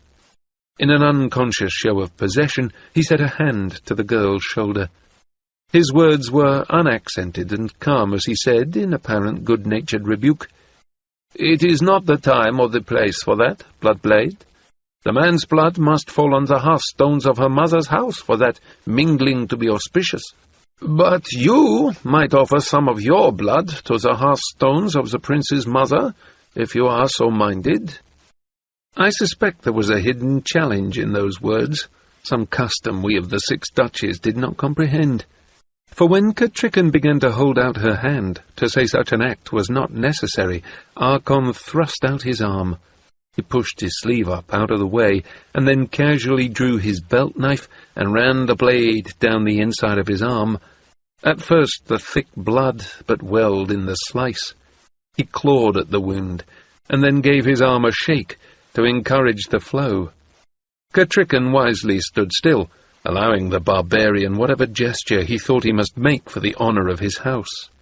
He displayed his arm to the assembly, and in the murmurous awe of all, we watched his cupped hand catch his own trickling blood. He suddenly flung it wide, a red benediction upon us all. Many cried out as those crimson droplets spattered the faces and garments of the gathered nobility. Then silence fell, as Archon Bloodblade descended from the dais. He strode to the largest hearth in the great hall. There he again let his blood pool in his hand, then flung the cupped gore into the flames. Stooping, he smeared his palm across the hearth, and then stood, allowing his sleeve to fall over his injury. He opened his arms to the assembly, inviting a response. At the out-islander table, his people pounded the board and whooped in admiration. After a moment, applause and cheers also rose from the 6 duchies folk. Even Piotr Blackwater grinned, and when Archon rejoined him on the dais, they grasped wrists before the assemblage. As I watched them there, I suspected that their relationship was far more complicated than I had first imagined. Archon was Eliania's father, yet I doubted that Piotr ceded him any respect on that account. But when they stood as they did now, as fellow warriors, I sensed between them the camaraderie of men who had fought alongside one another. So there was esteem, even if Piotr did not think Archon had the right to offer Eliania as a treaty-affirming token. It brought me back full circle to the central mystery. Why did Piotr allow it? Why did Eliania go along with it? If they stood to gain from this alliance, why did not her mother's house stand proudly behind it and offer the girl? I studied the girl, as Chade had taught me. Her father's gesture had caught her imagination. She smiled at him, proud of his valour and the show he had made for the 6 duchies nobles. Part of her enjoyed all this, the pageantry and ceremony, the clothing and the music and the gathered folk all looking up at her. She wanted all the excitement and glory, but at the end of it, she also wanted to return to what was safe and familiar, to live out the life she expected to live, in her mother's house, on her mother's land. I asked myself, how could Dutiful use that to gain her favour? Were there any plans for him to present himself with gifts and honours at her mother's holding? Perhaps she would think better of him if his attention to her could be flaunted before her maternal relatives back home. Girls usually enjoyed that sort of elevation, didn't they? I stored up my insights to offer them to Dutiful tomorrow. I wondered if they were accurate, or would be of any use to him. As I pondered, Queen Catrican nodded toward her minstrel. He signalled the musicians to ready themselves. Queen Catrican then smiled and said something to the other folk on the grand dais. Places were resumed, and as the music began, Dutiful offered his hand to Eliania. I pitied them both.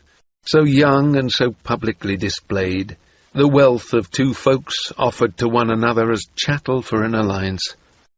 The Narcheska's hand hovered above Dutiful's wrist as he escorted her down the steps of the dais and to the swept sand of the dance floor. In a brief swell of skill, I knew that his collar chafed against his sweaty neck, but none of that showed in his smile or in the gracious bow he offered his partner. He held out his arms for her, and she stepped just close enough for his fingertips to graze her waist. She did not put her hands to his shoulders in the traditional stance, rather she held out her skirts, as if to better display both them and her lively feet. Then the music swirled around them, and they both danced as perfectly as puppets directed by a master. They made a lovely spectacle, full of youth and grace and promise, as they stepped and turned together. I watched those who gazed upon them, and was surprised by the spectrum of emotions I saw in those mirroring faces. Chade beamed with satisfaction, but Catrican's face was more tentative. and I guessed her secret hope that Dutiful would find true affection as well as solid political advantage in his partner. Archon Bloodblade crossed his arms on his chest and looked down on the two as if they were a personal testimonial to his power.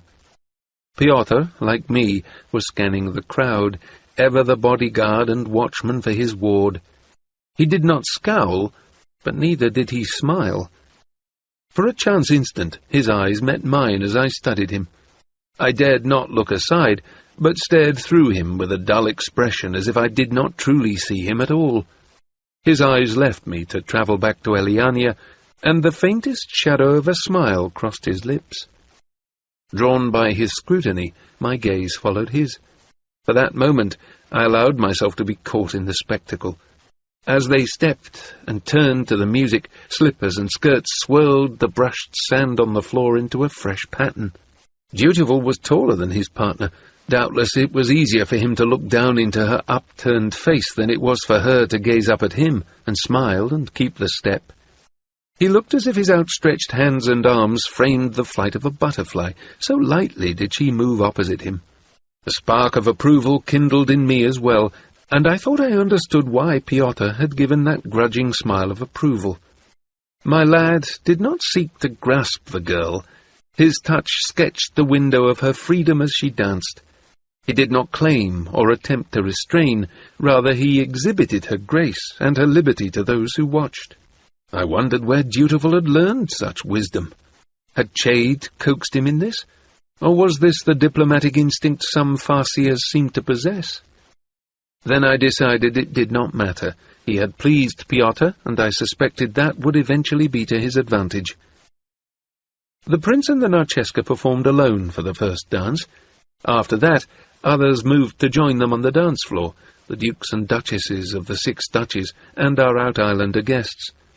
I noticed that Piotr was true to his word, claiming the Narcheska away from Dutiful for the second dance.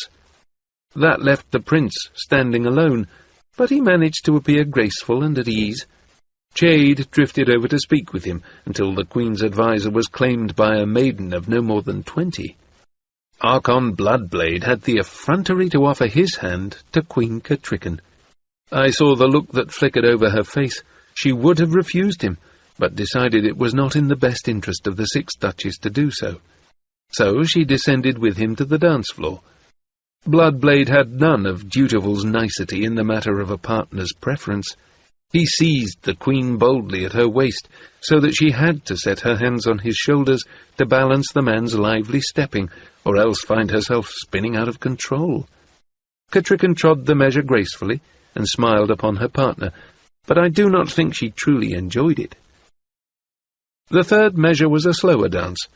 I was pleased to see Chade forsake his young partner, who sulked prettily. Instead, he invited my Lady Patience out to the floor. She shook her fan at him, and would have refused, but the old man insisted, and I knew that she was secretly pleased. She was as graceful as she had ever been. That is, she was never quite in step with the music, but Chade smiled down on her as he steered her safely around the floor, and I found her dance both lovely and charming. Piotr rescued Queen Catricon from Bloodblade's attention, and he went off to dance with his daughter. Catricon seemed more at ease with the old man-at-arms than she had with his brother-in-law. They spoke as they danced, and the lively interest in her eyes was genuine. Dutiful's eyes met mine for an instant. I knew how awkward he felt standing there, a lone stag, while his intended was whirled around the dance floor by her father. But at the end of the dance, I almost suspected that Bloodblade had known of it, and felt a sympathy for the young prince, for he firmly delivered his daughter's hand to Dutiful's for the 4th dance. And so it went. For the most part, the out-islander nobles chose partners from amongst themselves, though one young woman dared to approach Lord Shemshi. To my surprise, the old man seemed flattered by the invitation, and danced not once with her, but thrice. When the partner dances were done, the patterns began, and the high nobles resumed their seats, ceding the floor to the lesser nobility.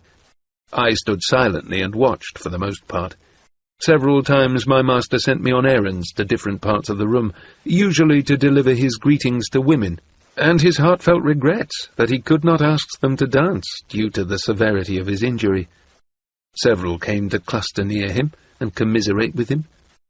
In all that long evening, I never once saw Sybil Brassinger take to the dance floor. Lady Rosemary did, even dancing once with Chade. I watched them speak to one another, she looking up at him and smiling mischievously, while his features remained neutral yet courteous. Lady Patience retired early from the festivities, as I had suspected she might.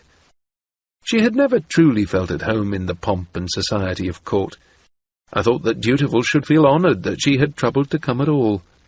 The music, the dancing, the eating and the drinking, all of it went on and on, past the depths of night and into the shallows of morning. I tried to contrive some way to get close to either Sybil Brassinger's wine-glass or his plate, but to no avail. The evening began to drag. My legs ached from standing, and I thought regretfully of my dawn appointment with Prince Dutiful. I doubted that he would keep it, and yet I must still be there, in case he appeared. What had I been thinking? I would have been far wiser to put the boy off for a few more days, and use that time to visit my home. Lord Golden, however, seemed indefatigable. As the evening progressed and the tables were pushed to one side to enlarge the dancing space, he found a comfortable place near a fireside and held his court there. Many and varied were the folk who came to greet him and lingered to talk. Yet again it was driven home to me that Lord Golden and the Fool were two very distinct people. Golden was witty and charming, but he never displayed the Fool's edged humour. He was also very Gemalian, urbane, and occasionally intolerant of what he bluntly referred to as the Six Duchies' attitude toward his morality and habits. He discussed dress and jewellery with his cohorts in a way that mercilessly shredded any outside the circle of his favour. He flirted outrageously with women, married or not, drank extravagantly, and when offered smoke, grandly declined on the grounds that "any but the finest quality leaves me nauseous in the morning. I was spoiled at the satrap's court, I suppose." He chattered of doings in far-off Gemalia in an intimate way that convinced even me that he had not only resided there, but been privy to the doings of their high court. And as the evening deepened, censers of smoke, made popular in Regal's time, began to appear. Smaller styles were in vogue now, little metal cages suspended from chains that held tiny pots of the burning drug. Younger lords and a few of the ladies carried their own little censers fastened to their wrists. In a few places, diligent servants stood beside their masters, swinging the censers to wreathe their betters with the fumes. I had never had any head for this intoxicant, and somehow my mental association of smoke with Regal made it all the more distasteful to me. Yet even the Queen was indulging, moderately, for smoke was known in the mountains as well as the Six Duchies, though the herb they burned there was a different one. Different herb, same name, same effects, I thought woozily. The Queen had returned to the high dais. Her eyes were bright through the haze. She sat talking to Piotr. He smiled and spoke to her, but his eyes never left Eliania as Dutiful led her through a pattern dance. Archon Bloodblade had also joined them on the floor, and was working his way through a succession of dance partners. He had shed his cloak and opened his shirt. He was a lively dancer, but not always in step with the music, as the smoke curled and the wine flowed. I think it was out of mercy for me that Lord Golden announced that the pain in his ankle had wearied him, and he must, he feared, retire. He was urged to stay on, and he appeared to consider it, but then decided he was in too much discomfort. Even so, it took an interminable amount of time for him to make his farewells, and when I did take up his footstool and cushion to escort him from the merrymaking, we were halted at least 4 times by yet more folk wishing to bid Lord Golden good night. By the time we had clambered slowly up the stairs and entered our apartments, I had a much clearer view of his popularity at court.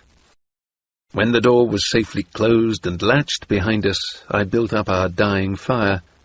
Then I poured myself a glass of his wine and dropped into a chair by the hearth, while he sat down on the floor to unwind the wrappings from his foot.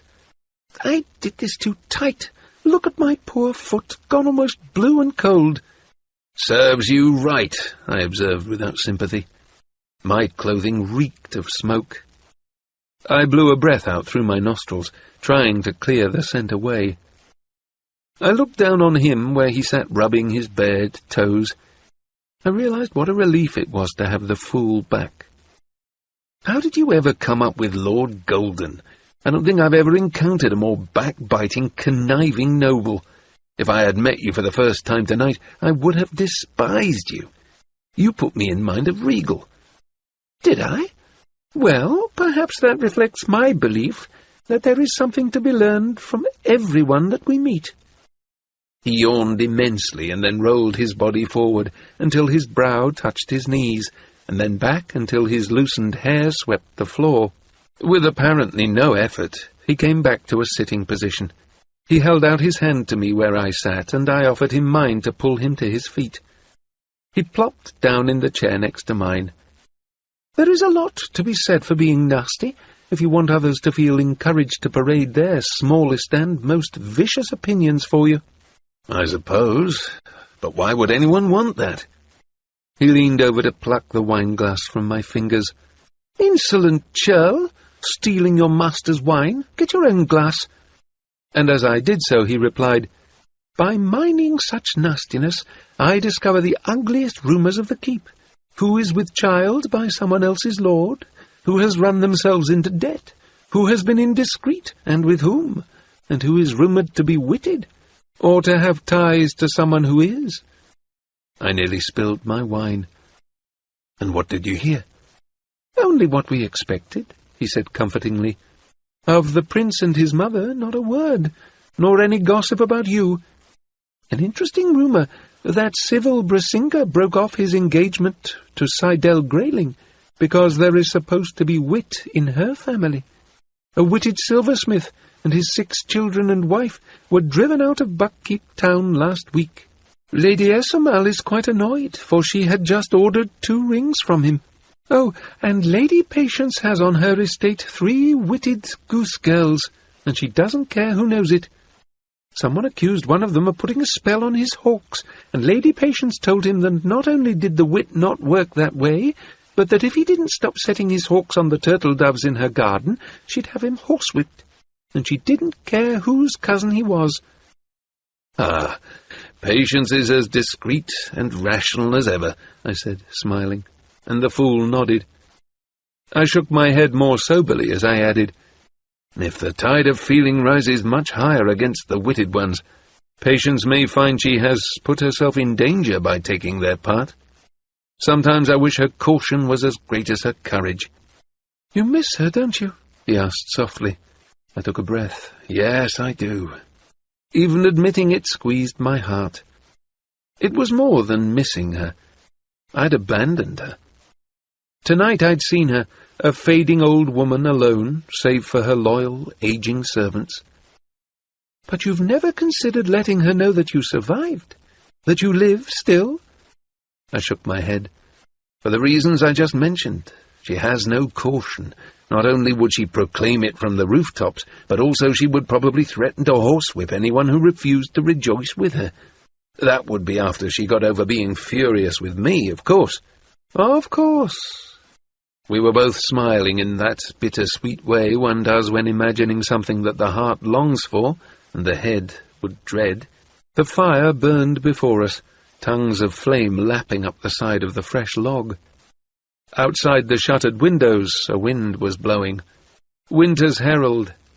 A twitch of old reflexes made me think of all the things I had not done to prepare for it. I'd left crops in my garden and harvested no marsh grass for the ponies' winter comfort. They were the cares of another man in another life. Here at Buckkeep, I need worry about none of that. I should have felt smug, but instead I felt divested. "Do you think the prince will meet me at dawn in Verity's tower?" The fool's eyes were closed, but he rolled his head toward me. "I don't know.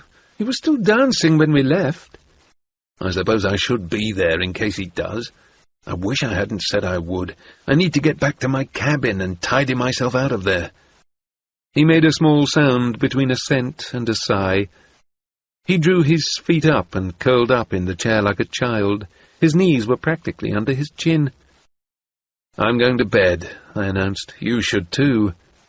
He made another sound. I groaned. I went to his bed, dragged off a coverlet, and brought it back to the fireside. I draped it over him. "Good night, fool." He sighed heavily in reply and pulled the blanket closer. I blew out all the candles, save one that I carried to my chamber with me. I set it down on my small clothing chest and sat down on the hard bed with a groan. My back ached all round my scar. Standing still had always irritated it far more than riding or working. The little room was both chill and close, the air too still and full of the same smells it had gathered for the last 100 years. I didn't want to sleep there. I thought of climbing all the steps to Chade's workroom and stretching out on the larger, softer bed there. That would have been good, if there had not been so many stairs between it and me. I dragged off my fine clothes and made an effort at putting them away properly. As I burrowed beneath my single blanket, I resolved to get some money out of Chade and purchase at least one more blanket for myself, one that was not so aggressively itchy, and to check on Hap, and apologize to Jinnah for not coming to see her this evening as I had said I would, and get rid of the scrolls in my cabin, and teach my horse some manners, and instruct the prince in the skill and the wit. I drew a very deep breath, sighed it and all my cares away, and sank into sleep. Shadow Wolf. It was not a strong call. It was drifting smoke on the wind. It was not my name. It was someone's name for me, but that did not mean I had to answer it. I turned away from the summoning. Shadow Wolf. Shadow Wolf. Shadow Wolf. It reminded me of Hap tugging at my shirt-tail when he was small, incessant and insistent, nagging as a mosquito buzzing near your ear in the night. Shadow Wolf. Shadow Wolf. It wasn't going to go away. I'm sleeping. I suddenly knew that was so, in that odd way that dreamers do. I was asleep, and this was a dream. Dreams didn't matter, did they? So am I. That's the only time I can reach you, don't you know that? My replying seemed to have strengthened her sending. It was almost as if she clung to me now. No, I didn't know that. I looked idly around myself. I nearly recognized the shape of the land. It was spring, and close by apple trees were in bloom. I could hear bees busy amongst the blossoms. There was soft green grass under my bare feet, and a gentle air moved through my hair. I've come so often to your dreams, and watched what you did. I thought I would invite you to one of mine. Do you like it? There was a woman beside me. No, a girl, someone. It was hard to tell. I could see her dress and her little leather shoes, and her weather-browned hands, but the rest of her was fogged. I could not resolve her features. As for myself, it was strange. I could behold myself, as if I stood outside myself, and yet it was not the me that I saw when I looked in a mirror. I was a shaggy-haired man, much taller than I truly am, and far more strong. My rough grey hair spilled down my back and hung over my brow. The nails of my hands were black, and my teeth were pointed in my mouth. Uneasiness nibbled at me. Danger here, but not to me. Why couldn't I remember what the danger was? This isn't me. This isn't right. She laughed fondly. Well, if you won't let me see you as you are, then you'll just have to be how I've always imagined you. Shadow Wolf, why have you stayed away? I've missed you, and I've feared for you. I felt your great pain, but I do not know what it was. Are you hurt? There seems less of you than there was, and you seem tired and older. I've missed you and your dreams. I was so scared you were dead, and then you didn't come any more. It's taken me forever to discover that I could reach out to you instead of waiting for you to come to me." She chattered like a child. A very real and wakeful dismay crept through me. It was like a cold mist in my heart, and then I saw it. A mist rising around me in the dream. Somehow, without knowing how, I had summoned it. I willed it thicker and stronger around me. I tried to warn her. "This isn't right. Oh, good. Stay back. Stay away from me."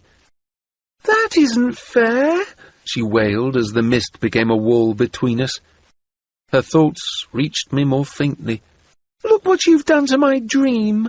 It was so hard to make, and now you've spoiled it. Where are you going? You were so rude." I twitched free of her failing grip on me, and found I could wake up. In fact, I was already awake, and an instant later I was sitting on the edge of my cot. My combing fingers stood up what was left of my hair. I was almost ready for the skill pain when it lurched through my belly and slammed against the cap of my skull.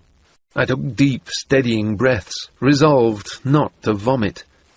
When some little time had passed, a minute or half a year, I could scarcely tell which, I painstakingly began to reinforce my skill walls. Had I been careless? Had weariness or my exposure to smoke dropped them? Or was my daughter simply strong enough to break through them? Chapter 5. Shared Sorrows. A storm of gems they were, scaled wings jewel-like glittered, eyes flaming, wings fanning, the dragons came. Two flashing bright for memory to hold, the promise of 1,000 songs fulfilled, claws shredding, jaws devouring, the king returned. Verity's Reckoning, Starling Birdsong. Air stirred against my cheek. I opened my eyes wearily. I had dozed off despite the open window and chill morning. Before and below me stretched a vista of water. Waves tipped with white, wrinkled under a grey sky. I got up from Verity's chair with a groan. 2 steps carried me to the tower window.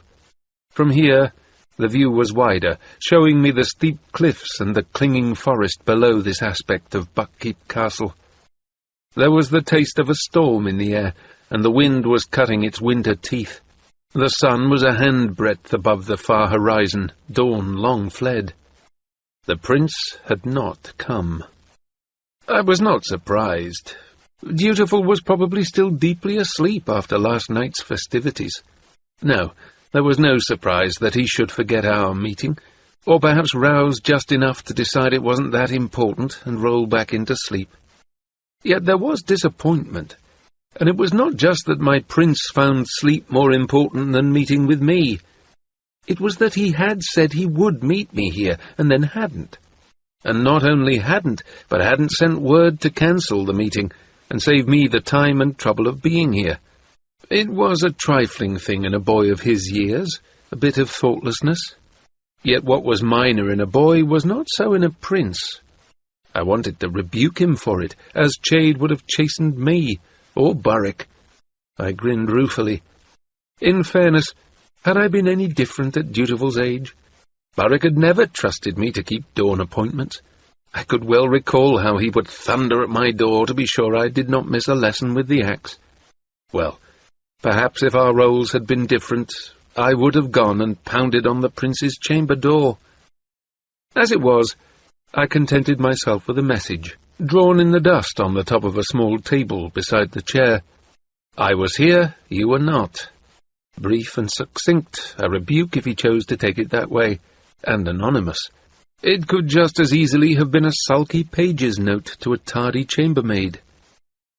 I closed the window shutters and let myself out by the way I had come, through a side panel in the decorative mantel around the hearth. It was a narrow squeeze, and it was tricky to properly seal it closed behind me.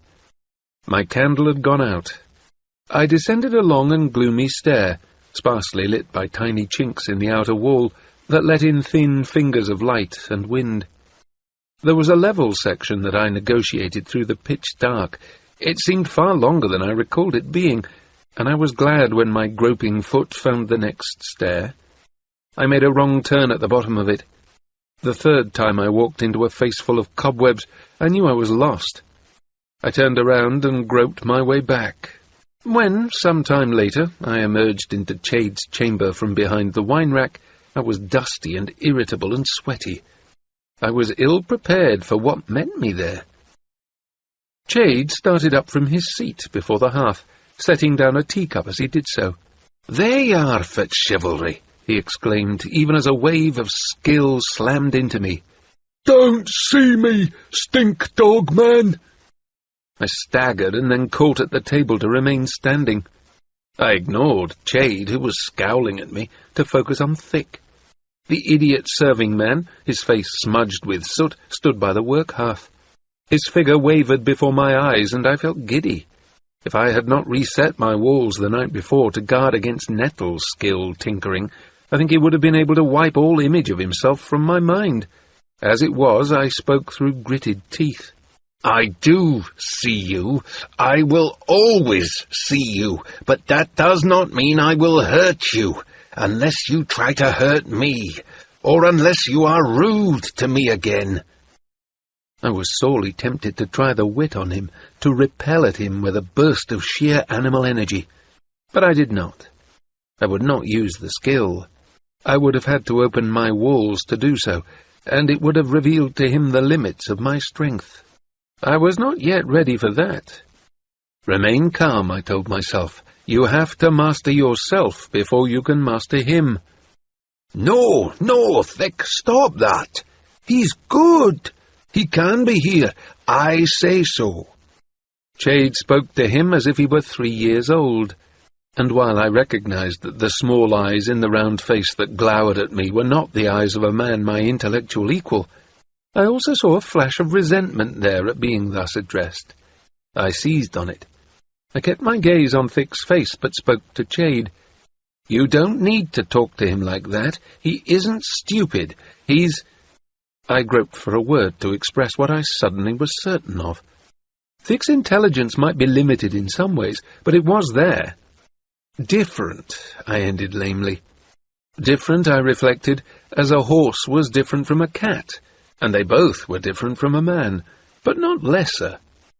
Almost I could sense how his mind reached in another direction from mine, attaching significance to items I dismissed, even as he dismissed whole areas that anchored my reality. Thick scowled from me to Chade and back again. Then he took up his broom and a bucket of ash and cinders from the fireplace and scuttled from the room. After the scroll rack had swung back into place behind him, I caught the flung thought fragment, "Dog stinker!" He doesn't like me. He knows I'm witted, too, I complained to Chade as I dropped into the other chair.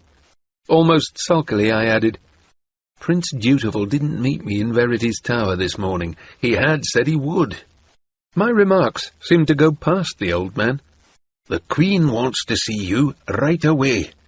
He was neatly, if not elegantly, attired in a simple robe of blue this morning, with soft fur slippers on his feet. Did they ache from dancing? "What about?" I asked as I rose and followed him. We went back to the wine rack, and as we triggered the concealed door, I remarked, "Thick didn't seem surprised to see me enter from here." Chade shrugged one shoulder. "I do not think he is bright enough to be surprised by something like that. I doubt that he even noticed it." I considered and decided that it might be true. To him it might have no significance. "And the Queen wanted to see me because—" "Because she told me so," he replied a bit testily. After that I kept silent and followed him. I suspected his head throbbed, as mine did. I knew he had an antidote to a night's hard drinking, and knew also how difficult it was to compound. Sometimes it was easier to put up with the throbbing headache than to grind one's way through creating a cure. We entered the Queen's private chambers, as we had before. Chade paused to peek and listen to be sure there were no witnesses, then admitted us to a privy chamber, and from there to the Queen's sitting room, where Catrickon awaited us. She looked up with a weary smile as we entered. She was alone. We both bowed formally. "Good morning, my queen," Chade greeted her for us, and she held out her hands in welcome, gesturing us in. The last time I had been there, an anxious Catrichan had awaited us in an austere chamber, her thoughts centred solely on her missing son. This time, the room displayed her handiwork.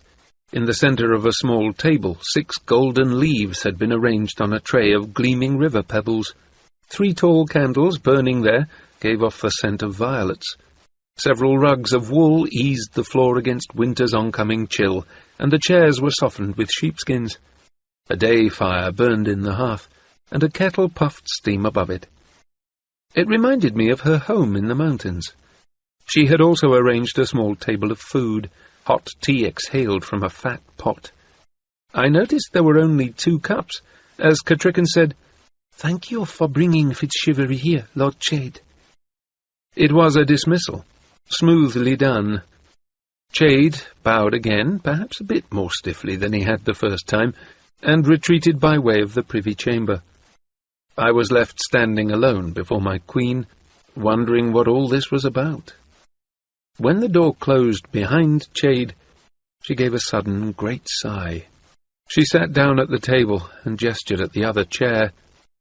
"Please, Fitz," and her words were an invitation to drop all formality as well as to be seated. As I took my place opposite her, I studied her. We were nearly of an age, but her years rode her far more graciously than mine did me. Where the passage of time had scarred me, it had brushed her, leaving a tracery of lines at the corners of her eyes and mouth.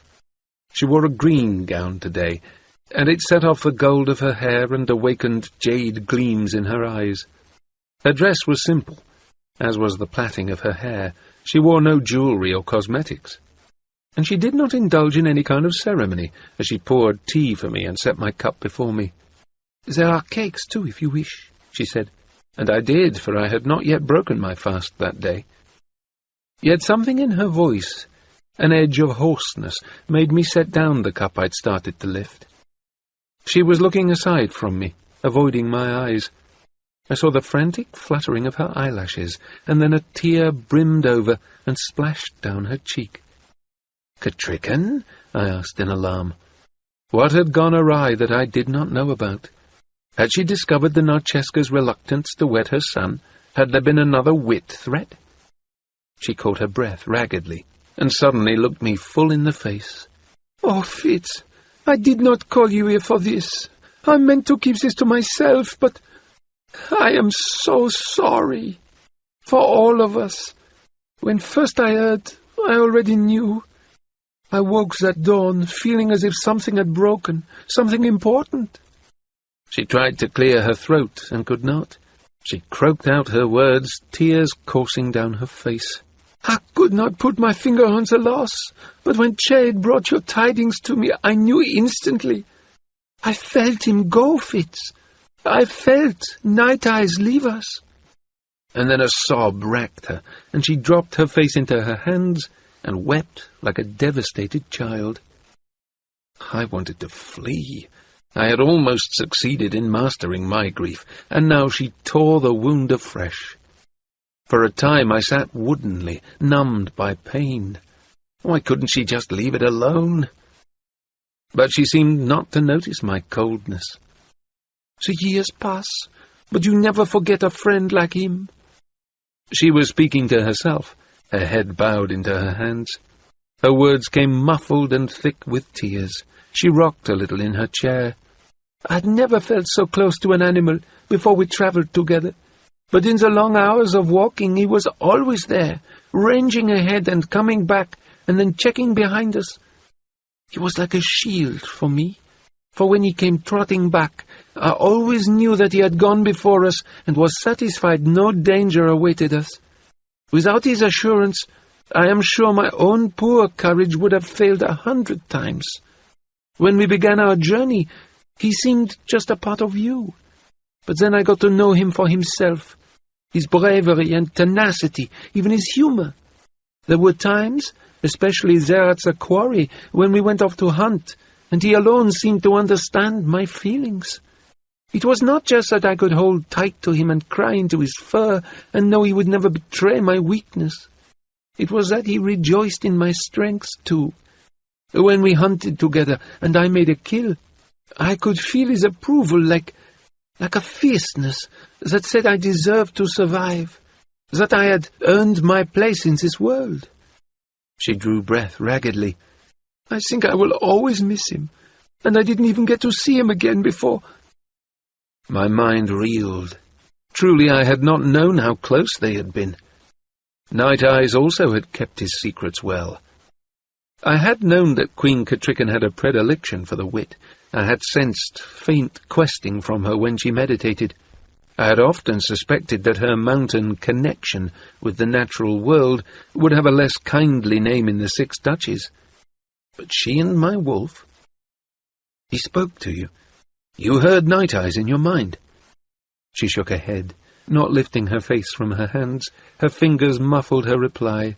No, but I felt him in my heart when I was numb to all else. Slowly I rose. I walked around the small table.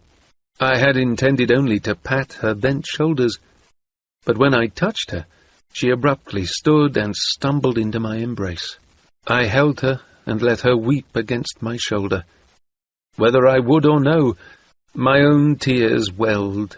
Then her grief, not sympathy for me, but true grief at Night Eyes' death, gave permission to mine, and my mourning ripped free. All the anguish I had been trying to conceal from those who could not understand the depth of loss I felt suddenly demanded vent.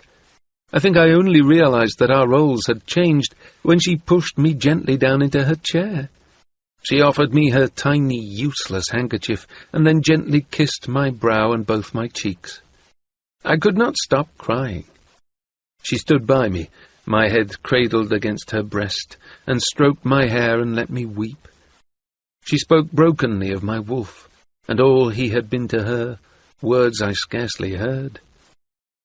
She did not try to stop my tears, or tell me that everything would be all right. She knew it would not. But when my weeping finally had run its course, she stooped and kissed me on my mouth, a healing kiss.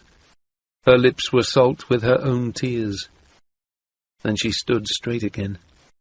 Katrychan gave a sudden deep sigh, as if setting aside a burden. "Your poor hair," she murmured, and smoothed it to my head. "Oh, my dear Fitz, how hard we used you, both of you, and I can never—" She seemed to feel the uselessness of words. "But, well, drink your tea while it is still hot." She moved apart from me, and after a moment I felt I again had control of myself. As she took my chair, I lifted her cup and drank from it. The tea was still steaming hot. Only a short time had elapsed, yet I felt as if I had passed some important turning point. When I took a breath, it seemed to fill my lungs more deeply than it had in days. She took up my cup. When I looked up at the Queen, she gave me a small smile. Her tears had left her pale eyes outlined in red, and her nose was pink. She had never looked lovelier to me. So we shared some time. The tea was a spice tea, friendly and enlivening. There were flaky rolls stuffed with sausage, and little cakes with tart fruit filling, and plain oatcakes, simple and hearty. I don't think either of us trusted our voices to speak, and we didn't have to. We ate in silence. I got up once to replenish the hot water in the teapot. After the herbs had steeped, I poured more tea for both of us. After a time of silence, she leaned back in her chair and said quietly, "So you see, this supposed taint in my son comes from me." She spoke it as if we were continuing a conversation. I had wondered if she would make the connection.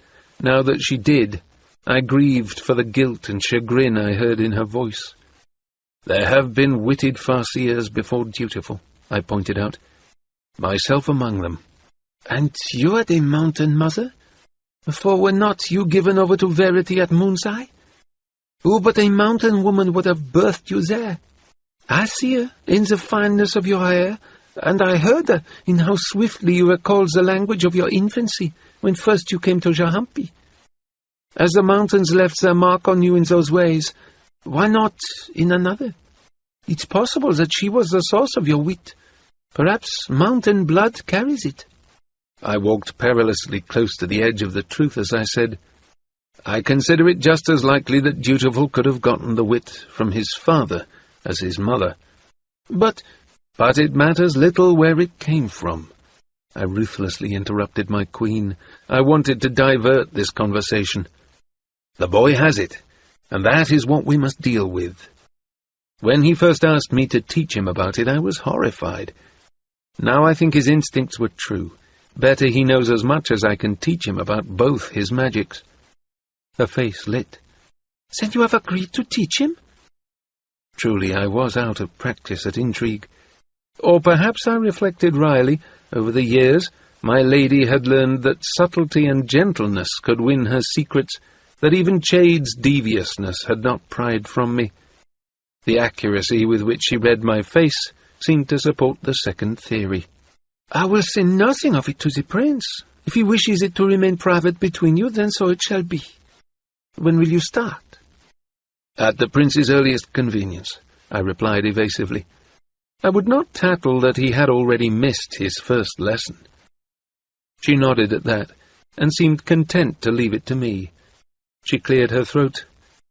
Fitzchivalry, the reason I summoned you here was my intent to make things right for you, as much as we can. In so many ways I cannot treat you as you deserve. But whatever we can do for your comfort or pleasure, I desire that we do. You masquerade as Lord Golden's servant, and I understand all the reasons for this. Still, it chagrins me that a prince of your bloodlines should go unacknowledged amongst his own folk.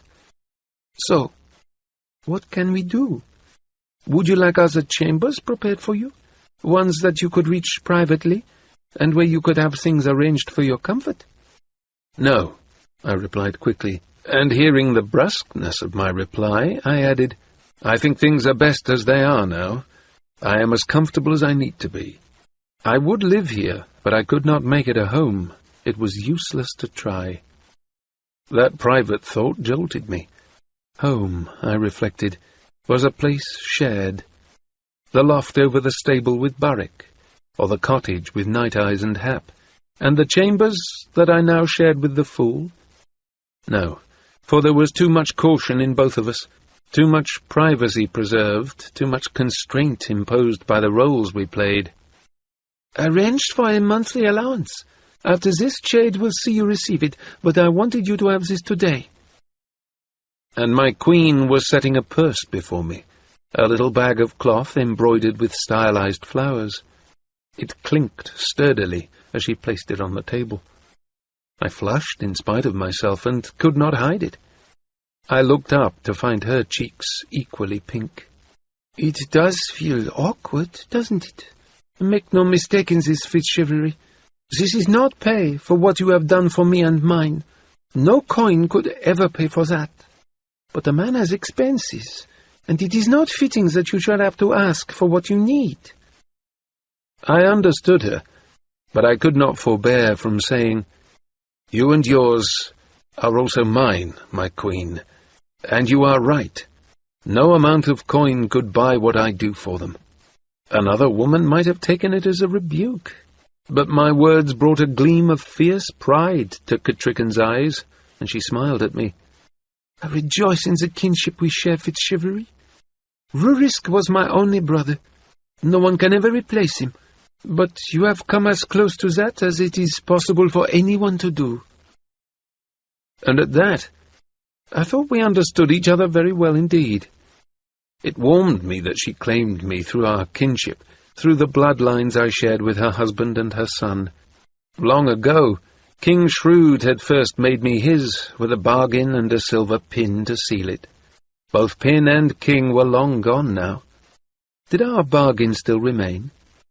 King Shrewd had chosen to invoke his claim on me as the right of my king, rather than as my grandfather. Now Catricken, my queen, claimed me first as kin, and second as brother. She struck no bargains. She would have scowled at the thought that any setting of terms to my loyalty was necessary. "I wish to tell my son who you truly are." That jolted me from my brief complacency. "Please, no, my queen. That knowledge is a danger and a burden. Why put it upon him?" "Why deny that knowledge to the Farseer heir?" A long moment of silence held between us. Then I said, "Perhaps in time." I was relieved when she nodded. Then she took that from me when she said, "I will know when the time is right."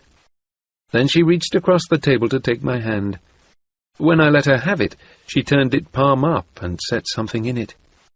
"Long ago you wore a small ruby and silver pin that King Shrewd gave you, one that marked you as his, and said that his door was always open to you. I would have you wear this now, in the same spirit." It was a tiny thing, a little silver fox with a winking green eye. It sat alertly, its brush curled around its feet. The image was fastened to a long pin. I studied it carefully. It was perfect. "This is the work of your own hands." "I am flattered that you recall that I like working silver. Yes, it is. And the fox is that which you made my symbol here at Buckkeep." I unlaced my blue servant's shirt and opened it. While she watched, I thrust the pin into the facing of the shirt. From the outside, nothing showed, but when I fastened my shirt again, I could feel the tiny fox against my breast. I cleared my throat. "You honor me. And as you have said you hold me as close as your brother, then I shall ask a question that I am sure Rurisk would have asked you. I shall be so bold as to demand why you keep amongst your ladies one who once attempted to take your life. Yes, and that of your unborn child." Her glance was genuinely quizzical. Then, as if someone had poked her with a pin, she gave a small start, and, "Oh, you mean Lady Rosemary?" "Yes, I do." "It has been so long. All of that was so very long ago, Fitz. You know, when I look at her, I do not even think of that. When Regal and his household returned here at the end of the Red Ship War, Rosemary was amongst the train. Her mother had died, and she had been neglected.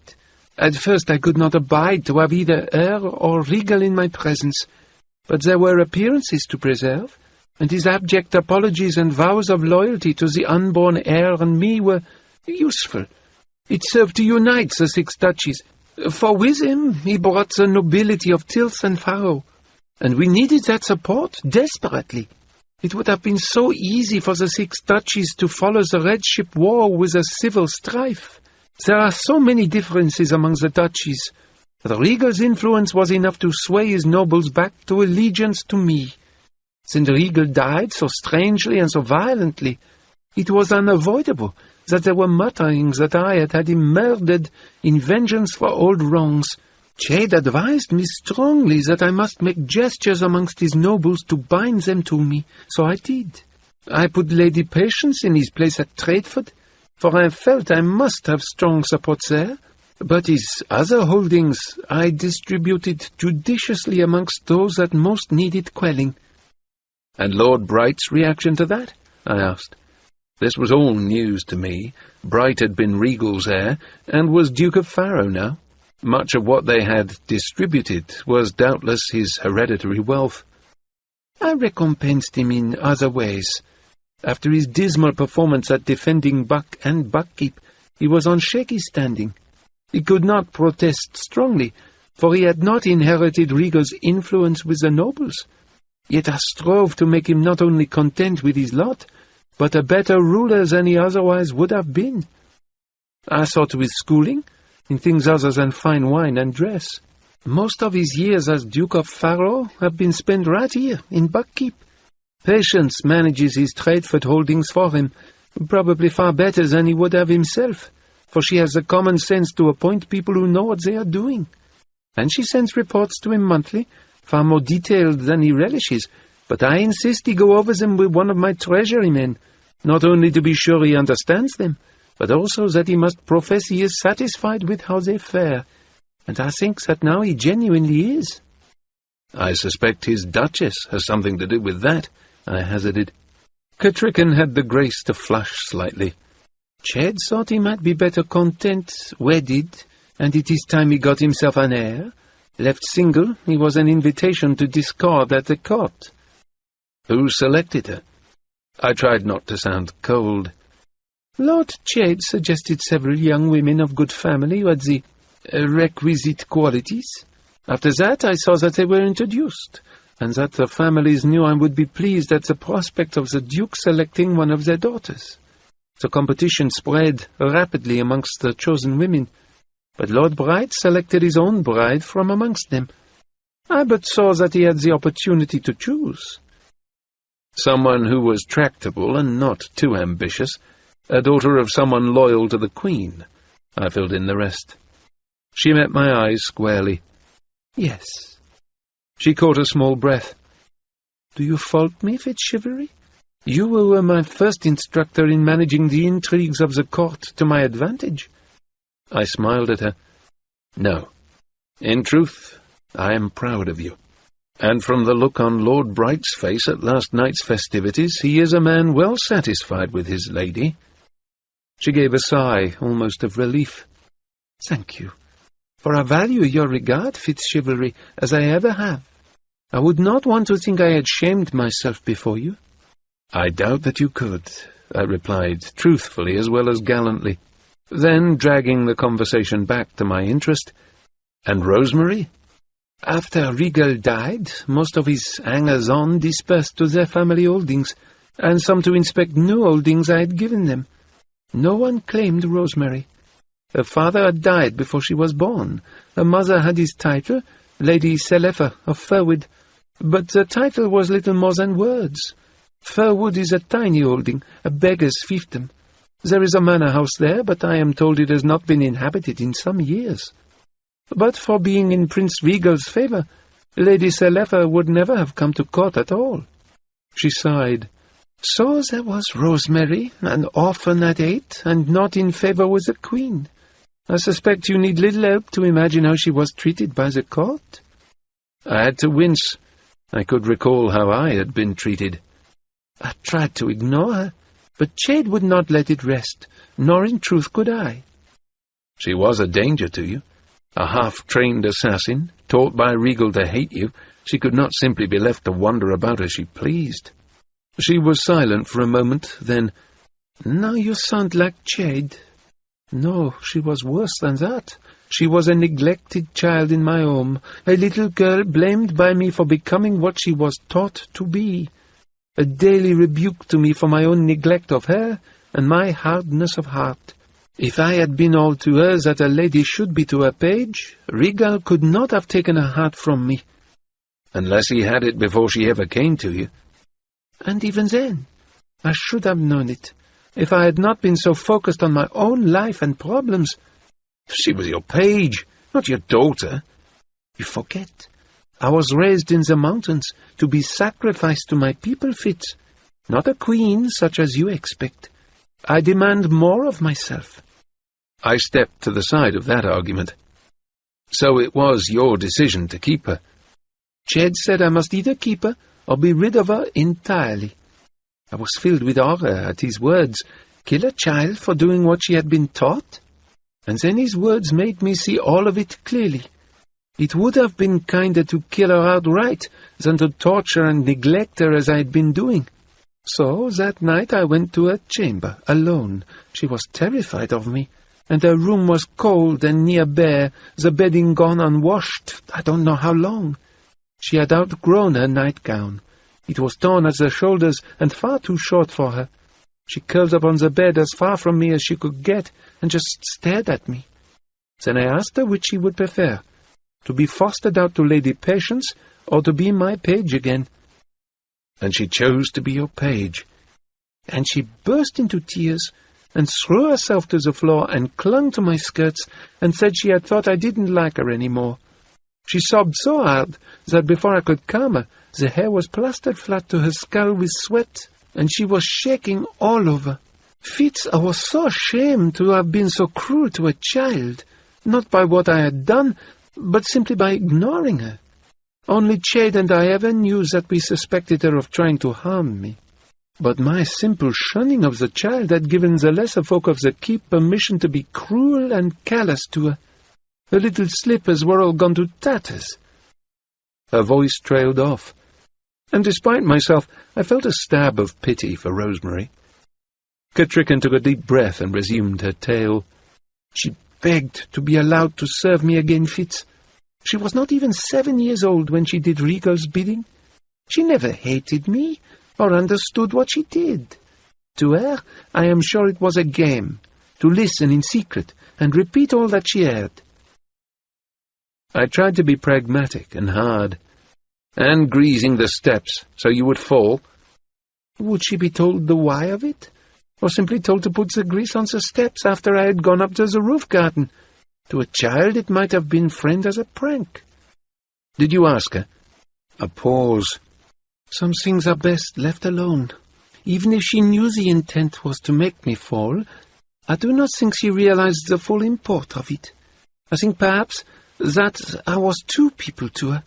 The woman that Regal wanted to bring down, and Cattrickan, whom she served every day. The one who should be blamed for her conduct is dead. And since I took her back to my side, she has never been anything but a loyal and diligent subject to me." She sighed and stared past me at a wall as she spoke. "The past must be left in the past, Fitz. Especially this is true for those who rule. I must wed my son to a daughter of an out-islander. I must promote trade and alliance with the folk who doomed my king to death. Shall I quibble about taking a little spy under my wing and turning her into a lady of my court?" I took a deep breath myself. If in 15 years she had not regretted her decision, no words of mine would change it now. Nor should they, perhaps. "Well, I suppose I should have expected it. You did not quibble to take an assassin as your adviser when you came to court." "As my first friend here," she corrected me gravely. She furrowed her forehead. When first I had met her, she had not had those lines on her brow and between her eyes, but now use had set them. "I am not happy with this charade we must keep. I would have you at my side to advise me and to teach my son. I would have you honored as my friend, as well as a farseer." "It cannot be," I told her firmly, "and this is better. I am more used to you in this role, and less risk to you and my prince." "And more risk to yourself. Chade has told me that piebalds threatened you, right at our doorstep in Buckkeep Town." I discovered that I hadn't wanted her to know that. "It is a thing best handled by me. Perhaps I can tease them out into the open." "Well, perhaps. But I am ashamed that you face such things seemingly alone. In truth, I hate that such bigotry still exists in the Six Touches, and that our nobles turn a blind eye to it. I have done what I could for my witted folk, but progress has been slow. When the piebald postings first began to appear, they angered me. Chade urged me not to act in the heat of that anger. Now I wonder if it would not have been wise to let my wrath be known. My second reaction was that I wished to let my witted folk know that my justice was available to them. I wanted to send out a summons, inviting the leaders of the witted to come to me, that together we might hammer out a shield for them against the cruelty of these piebalds." She shook her head. "Again Chade intervened, telling me that the witted had no recognized leaders, and that they would not trust the farseers enough to come to such a meeting. We had no go-betweens that they would trust, and no sureties that we could offer them that this was not a plan to lure them in and destroy them. He persuaded me to abandon the idea." Her words seemed to come more reluctantly as she added, "Chade is a good counselor, wise in politics and the ways of power.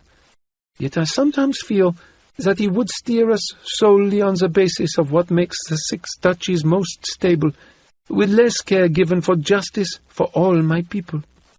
Her fair brow wrinkled as she added, "He says that the greater the stability of the country, the more chance for justice to prosper. Perhaps he is right, but often and often I have longed for the way you and I used to discuss these things. There too I have missed you, Fitzchivalry. I dislike that I cannot have you at my side when I wish it, but must send for you in secret. I wish that I could invite you to join Piotr and me for our game today, for I would value your opinion of him. He is a most intriguing man." "Your game with Piotr today?" "I shared some talk with him last evening, in the course of discussing the chance that Dutiful and Eliana would be truly happy. Other talk of chance came up, and from there we moved to games of chance. Do you recall a mountain game played with cards and rune chips?" I dredged through my memory. "I think you spoke of it to me once, and yes, I recall reading a scroll about it, when I was recovering from Regal's first attempt on me." "There are cards or tablets, either painted on heavy paper or carved on thin slabs of wood. They have emblems from our old tales, such as Old Weaver Man and Hunter in Hiding. The rune chips have runes on them for stone, water, and pasture." "Yes, I'm sure I've heard of it." "Well, Piotr wants me to teach him to play it. He was very interested when I spoke of it. He says that in the Out Islands they have a game played with rune cubes, where they are shaken and tumbled out. Then the players set out their markers onto a cloth or board that is painted with minor godlings, such as wind and smoke and tree. It sounds as if it might be a similar game, does it not?" "Perhaps," I conceded. But her face had brightened at the prospect of teaching Piotr this new game in a way that was out of proportion to the pleasure I expected her to take in it. Did my queen find this bluff out-islander warrior attractive? "You must tell me more of this game later. I would like to hear if the runes on the dice are similar to the runes on your rune chips." "That would be intriguing, wouldn't it, if the runes resembled one another? Especially as some of the runes from my game were similar to the runes on the scale pillars." Ah! My queen was still capable of putting me off balance.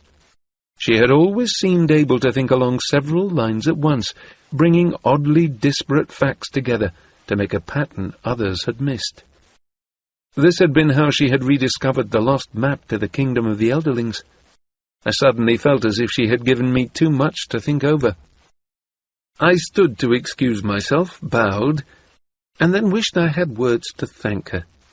An instant later it seemed a strange impulse to thank someone for mourning someone you had loved. I made a fumbling effort, but she stopped me, coming to take both my hands in hers. "And perhaps only you understood what I felt at Verity's loss. To see him transformed, to know he would triumph, and yet still to mourn selfishly that I would never again see him as the man he had been. This is not the first tragedy we have shared, Fitzchivalry. We both have walked alone through much of our lives." It was unmannerly, but I did it anyway. I enfolded her in my arms and held her tightly for a moment. "He loved you so," I said, and my voice choked on the words I spoke for my lost king. She rested her forehead on my shoulder. "I know that," she said quietly. "That love sustains me still. Sometimes I think I can almost feel him still at my shoulder, offering counsel when times are difficult. May Night Eyes be with you, as Verity is with me." I held Verity's woman for a long moment. Things could have been so different. Yet her wish was a good wish, and healing. I released her with a sigh, and the queen and the serving man parted to their daily tasks. Chapter 6. Obliteration. And it is almost certain that the Chalcedians could have defeated the Bingtown traders and claimed their territory for their own, if only they could have maintained a solid blockade of Bingtown Bay. Two magics hampered them in this regard, and magic it most certainly was, despite any who would dispute it, for the Bingtown traders are merchants and not fighters, as all know. The first magic was that the Bingtown traders possess live ships, trading vessels that, by some arcane practice involving the sacrifice of 3 children or elderly family members, are brought to sentient life. Not only can the figureheads of these vessels move and speak, but also they are possessed of prodigious strength, enabling them to crush lesser vessels if once they grip them. Some of them are able to spit fire for a distance equal to 3 of their vessels' lengths. The second magic is as likely to be disputed by the ignorant as the first, but as this traveller witnessed it, I defy those who call this a lie. A dragon, cunningly crafted of blue and silver gemstones, and activated by a marvellous combination of magic and passage obscured by damage to parchment, was hastily created by the Bingtown artisans for the defence of their harbour. This creature, named Tinit Gliat by her creators, rose from the smoking wreckage that the Chalcedians had made of the Bingtown warehouse district, and drove the enemy vessels from the harbour. Winfroda's My Adventures as a World Traveller. I threaded my way back through the maze of corridors, and emerged once more into my cell.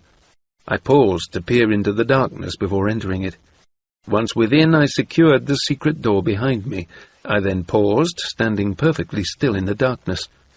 Through the closed door that led to the fool's apartment, voices reached me. "Well, as I've no idea when he rose and left, nor why, I've no idea when he will return. It seemed such a charming concept at first, to have a strong and able man-at-arms capable of not only defending me from street ruffians, but also serving as my valet and seeing to my other needs as well. But he has proven most unreliable at daily tasks. Look at this. I've had to snatch a passing page from the corridor and have him tell a kitchen boy to bring up my breakfast. And it isn't what I would have chosen at all. I'm tempted to let Badgerlock go entirely, except that with my ankle as it is no time for me to be without a sturdy servant. Well, perhaps I shall have to accept his limitations and require a page or two to see to my daily tasks. Look at the layer of dust on that mantle. Shameful! I can scarcely invite visitors to my chambers with them looking like this. It is almost fortunate that the pain in my ankle makes me tend towards solitary occupations just now." I froze where I was. I longed to know to whom he was speaking, and why that person sought me, but I could scarcely make an entrance if Lord Golden had already insisted I was not here. "Very well. May I leave a message for your man, then, Lord Golden?" The voice was Laurel's, and the irritation level in it was unmasked.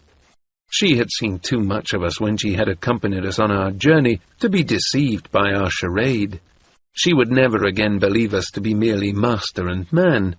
We had bungled our roles too often.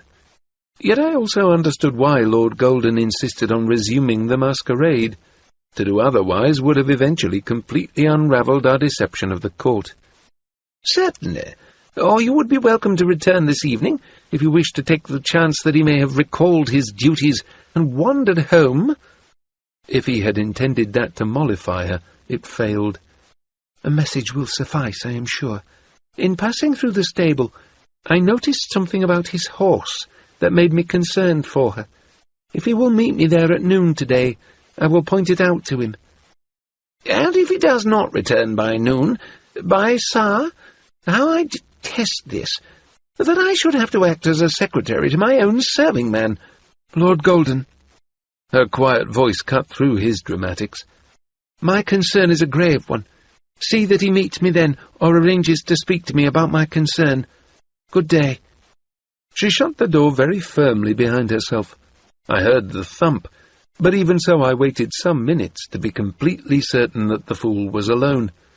I eased the door open silently, but the fool's preternatural awareness served him well. "There you are!" he exclaimed with a sigh of relief as I entered. "I was beginning to worry about you." Then he looked more closely at me, and a smile lit up his face. "The prince's first lesson must have gone very well." "The prince chose not to attend his first lesson, and I am sorry to have put you out. I didn't think to arrange for Lord Golden's breakfast." He made a disparaging noise. "I assure you, the last thing I would expect is that you would be a competent servant. I'm perfectly capable of arranging my own breakfast. It is required, however, that I raise a suitable fuss when I am forced to waylay a page for it. I've muttered and complained enough now that I can add a boy to my staff without exciting any comment." He poured himself another cup of tea, sipped it, and made a face. "Cold." He gestured at the remains of the repast. "Hungry?" "No, I ate with Cattrickan. He nodded, unsurprised. "The prince sent me a message this morning. It now makes sense to me. He wrote, 'I was saddened to see that your injury prevented you from joining in the dancing at my betrothal festivities. Well do I know how frustrating it is when an unexpected inconvenience denies you a pleasure long anticipated. I heartily hope that you are soon able to resume your favourite activities.'" I nodded, somewhat pleased. Subtle, yet it conveys it. Our prince is becoming more sophisticated. "He has his father's wit," he agreed, but when I glanced at him sharply, his expression was mild and benign. He continued, "You have another message as well, from Laurel." "Yes, I overheard it." "I thought you might have." I shook my head. "That one both puzzles and alarms me. From the way she spoke, I don't think this meeting has anything to do with my horse. Still, I'll meet her at noon and see what it is about. Then I'd like to go down to Buckkeep Town, to see Hap, and to apologize to Jinnah." He lifted a pale eyebrow.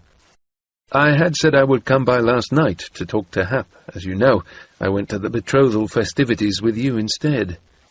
He picked up a tiny nosegay of white flowers from his breakfast tray and sniffed it thoughtfully. "So many people, all wanting a bit of your time." I sighed. "It is hard for me. I don't quite know how to manage it. I'd grown used to my solitary life, with only Night Eyes and Hap making claims on me. I don't think I'm handling this very well.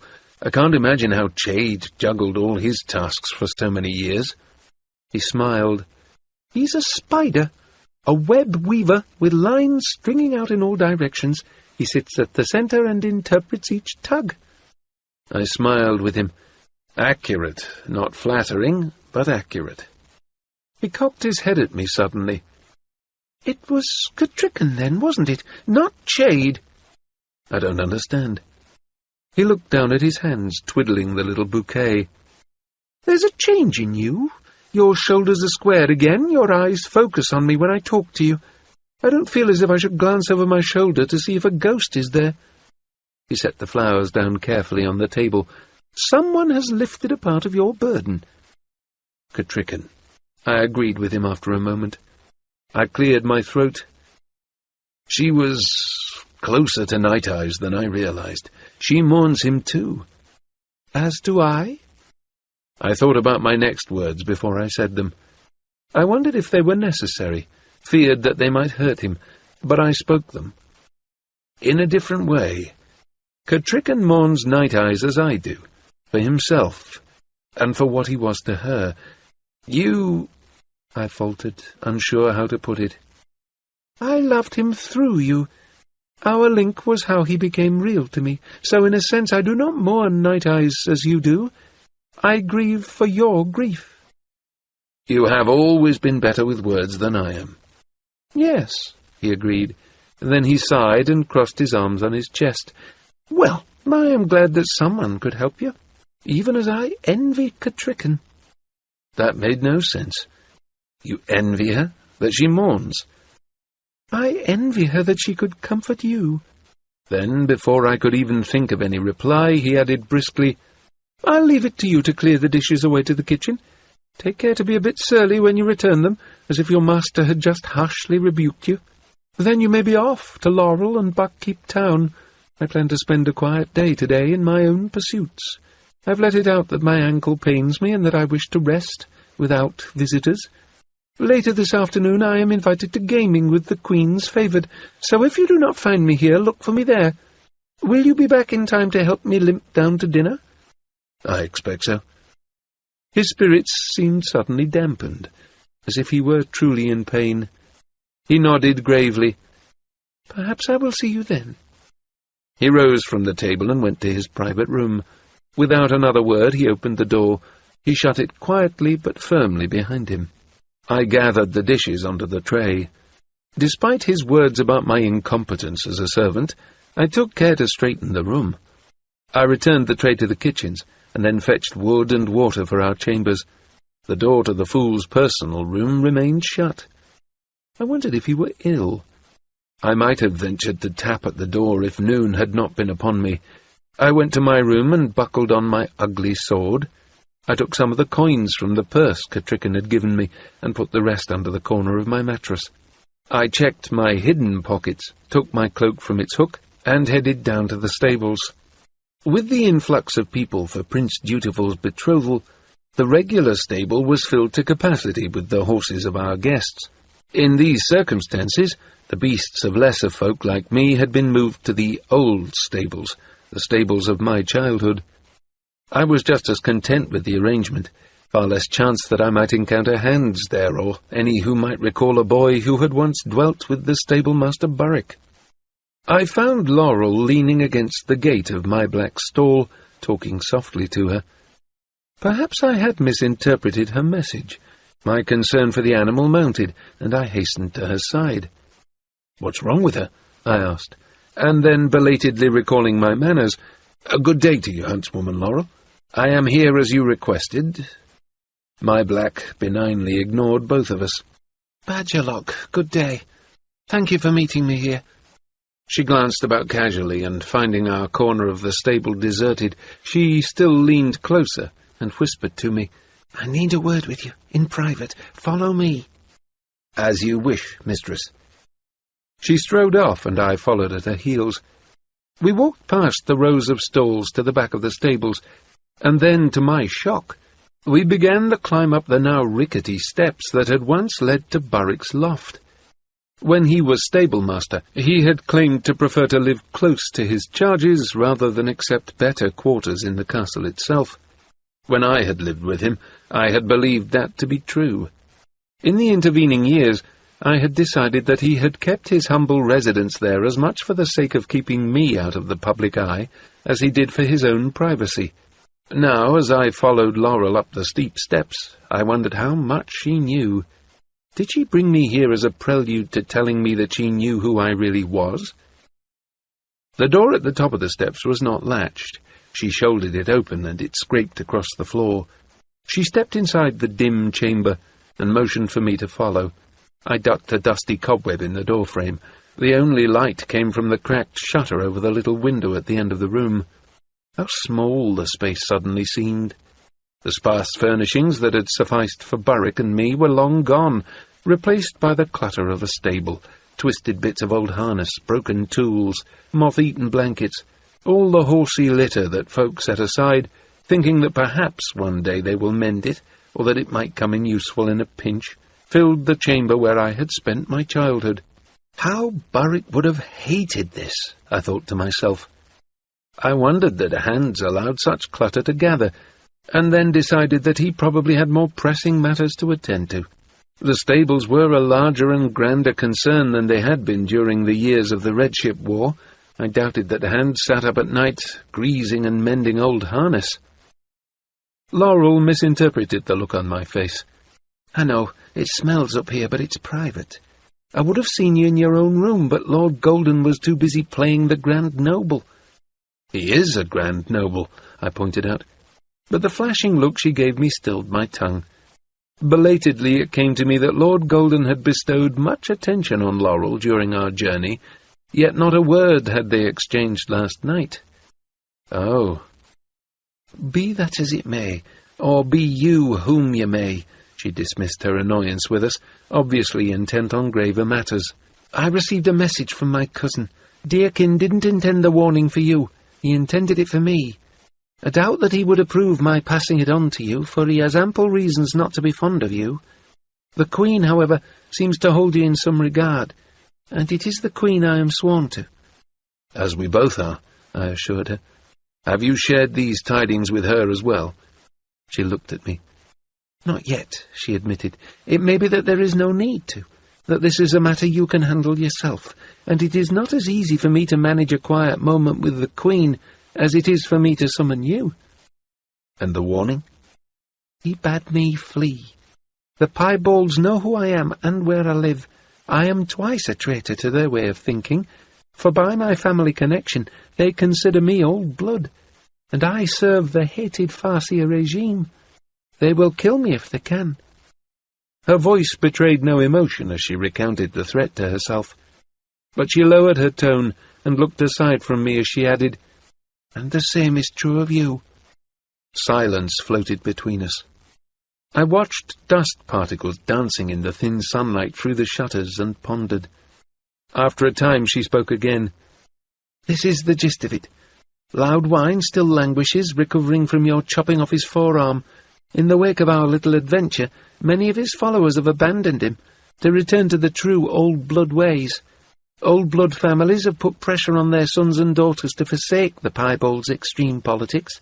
Amongst many there is a feeling that the Queen genuinely intends to better the lot of the old blood folk. As it has become known that her own son is witted, they have a kindlier feeling toward her. They are content to wait, for a short time at least, to see how she will treat us now." "And those who remain amongst the piebalds?" I asked unwillingly. Laurel shook her head. "Those who remain with Loudwine are the ones most dangerous and least reasonable. He attracts those who desire to shed blood and wreak havoc. They desire revenge more than justice, and power more than peace. Some, like Loudwine, have seen family and friends put to death for the crime of being witted. Others have hearts that pump more madness than blood. They are not many, but as they place no limits on what they will do to attain their goals, they are as dangerous as a vast army." "Their goals?" "Simple. Power for themselves, punishment for those who have oppressed the witted. They hate the Farseers, but even more they hate you. Loudwine feeds their hatred. He wallows in hate and offers it to his followers as if it were gold. You have stirred their wrath against all old blood who grovel before the Farseer oppressors. Loudwine's piebalds bring reprisals against the old blood who came to your aid against the piebalds. Some homes have been burned. Flocks have been scattered or stolen. Those sort of attacks are already happening, but worse is threatened. The piebalds say they will expose any who will not side with them against the Farseers. It thrills them that we should be killed by the folk we will not rise against. The piebalds say that all old blood must either stand with them or be purged from the community." Her face had gone both grave and pale. I knew there was a real threat to her family, and it curdled my stomach that I was partially responsible for provoking it. I took a breath. "Only some of what you tell me is news to me. Only a few nights ago piebalds stalked me on the road from Buckkeep Town. I'm only surprised that they let me live."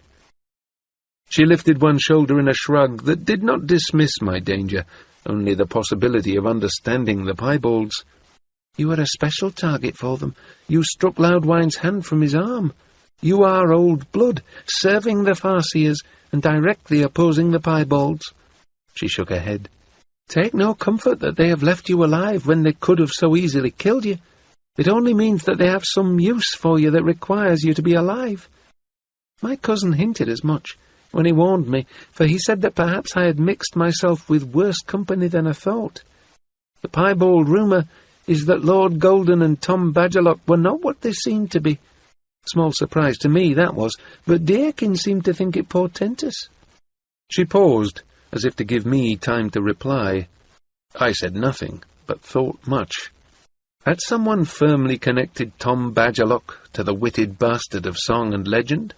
And if so, what use would they have for me that required me alive?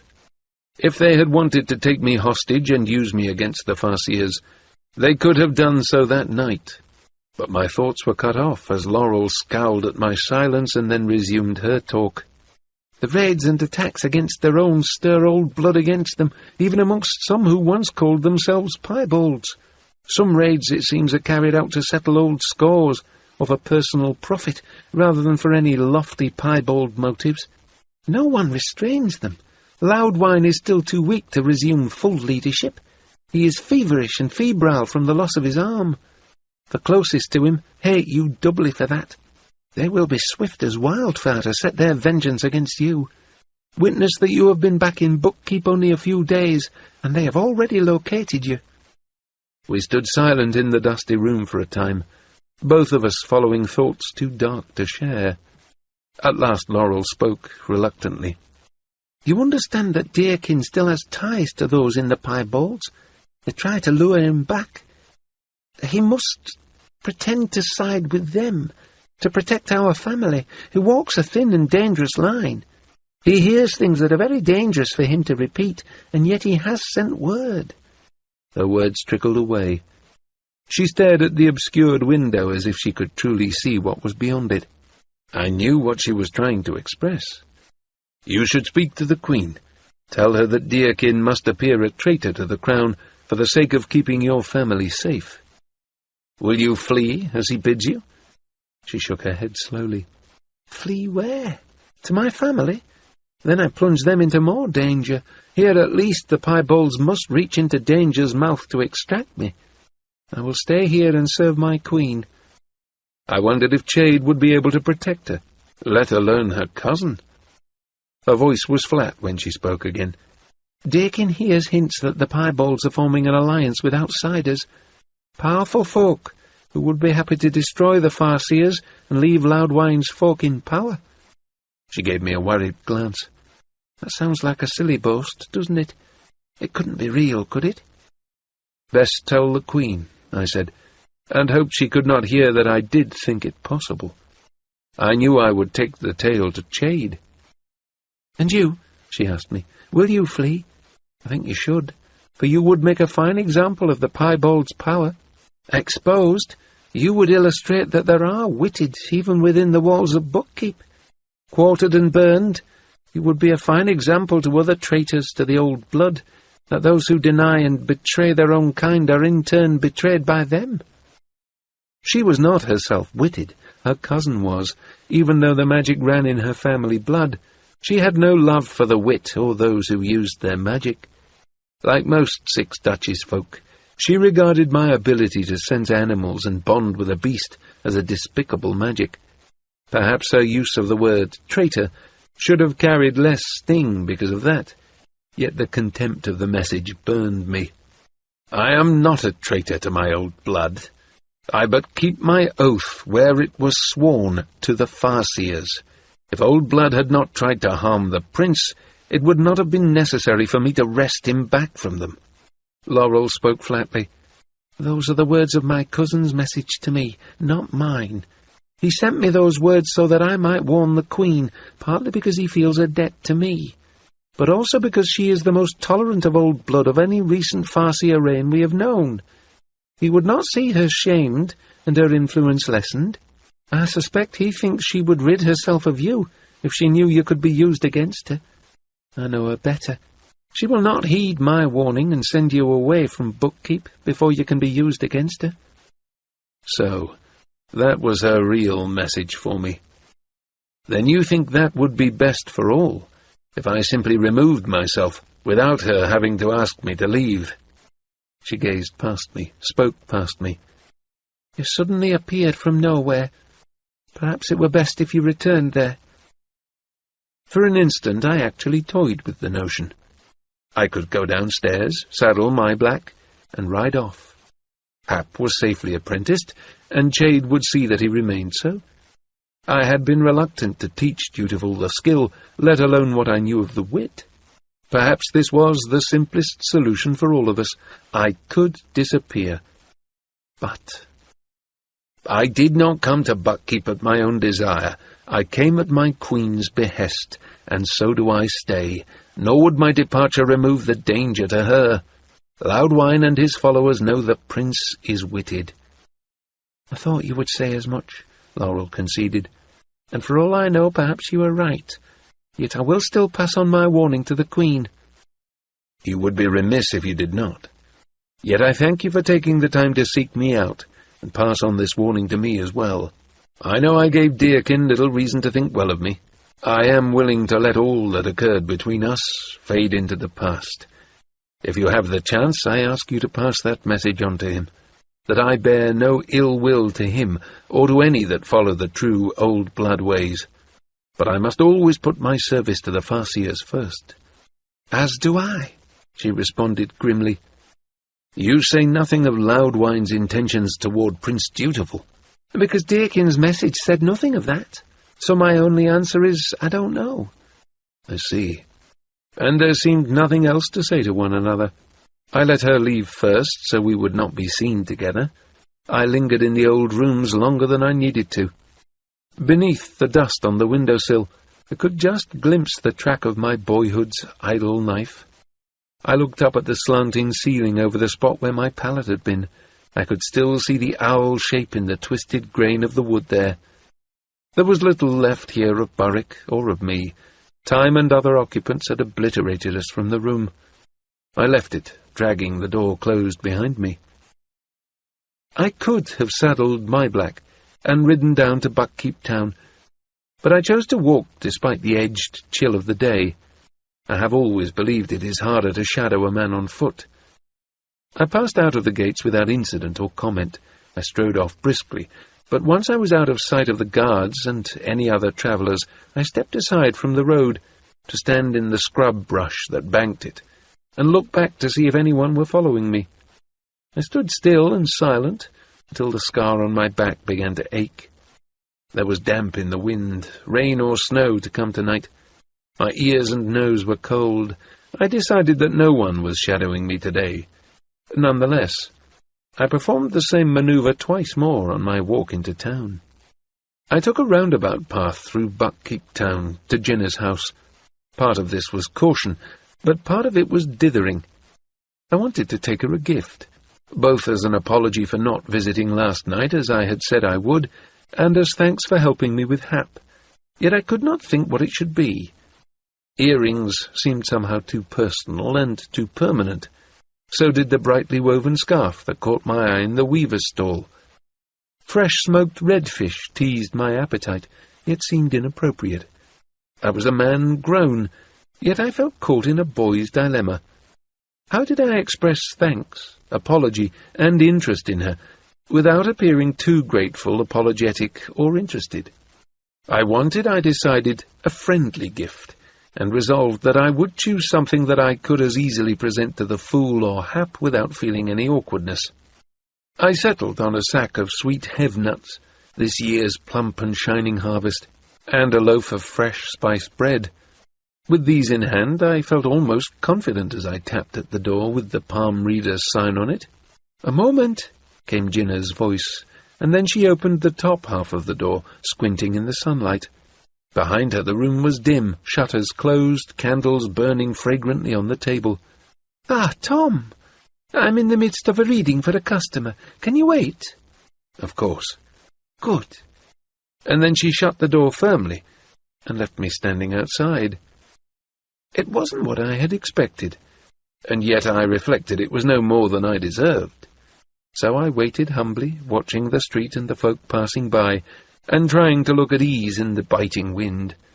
The hedge witch's house was on a quiet street in Buckkeep Town, and yet there was a steady trickle of folk along it. Next door to her lived a potter. His door was closed to the wind, his wares stacked beside it, and I heard the thump of his wheel as he worked.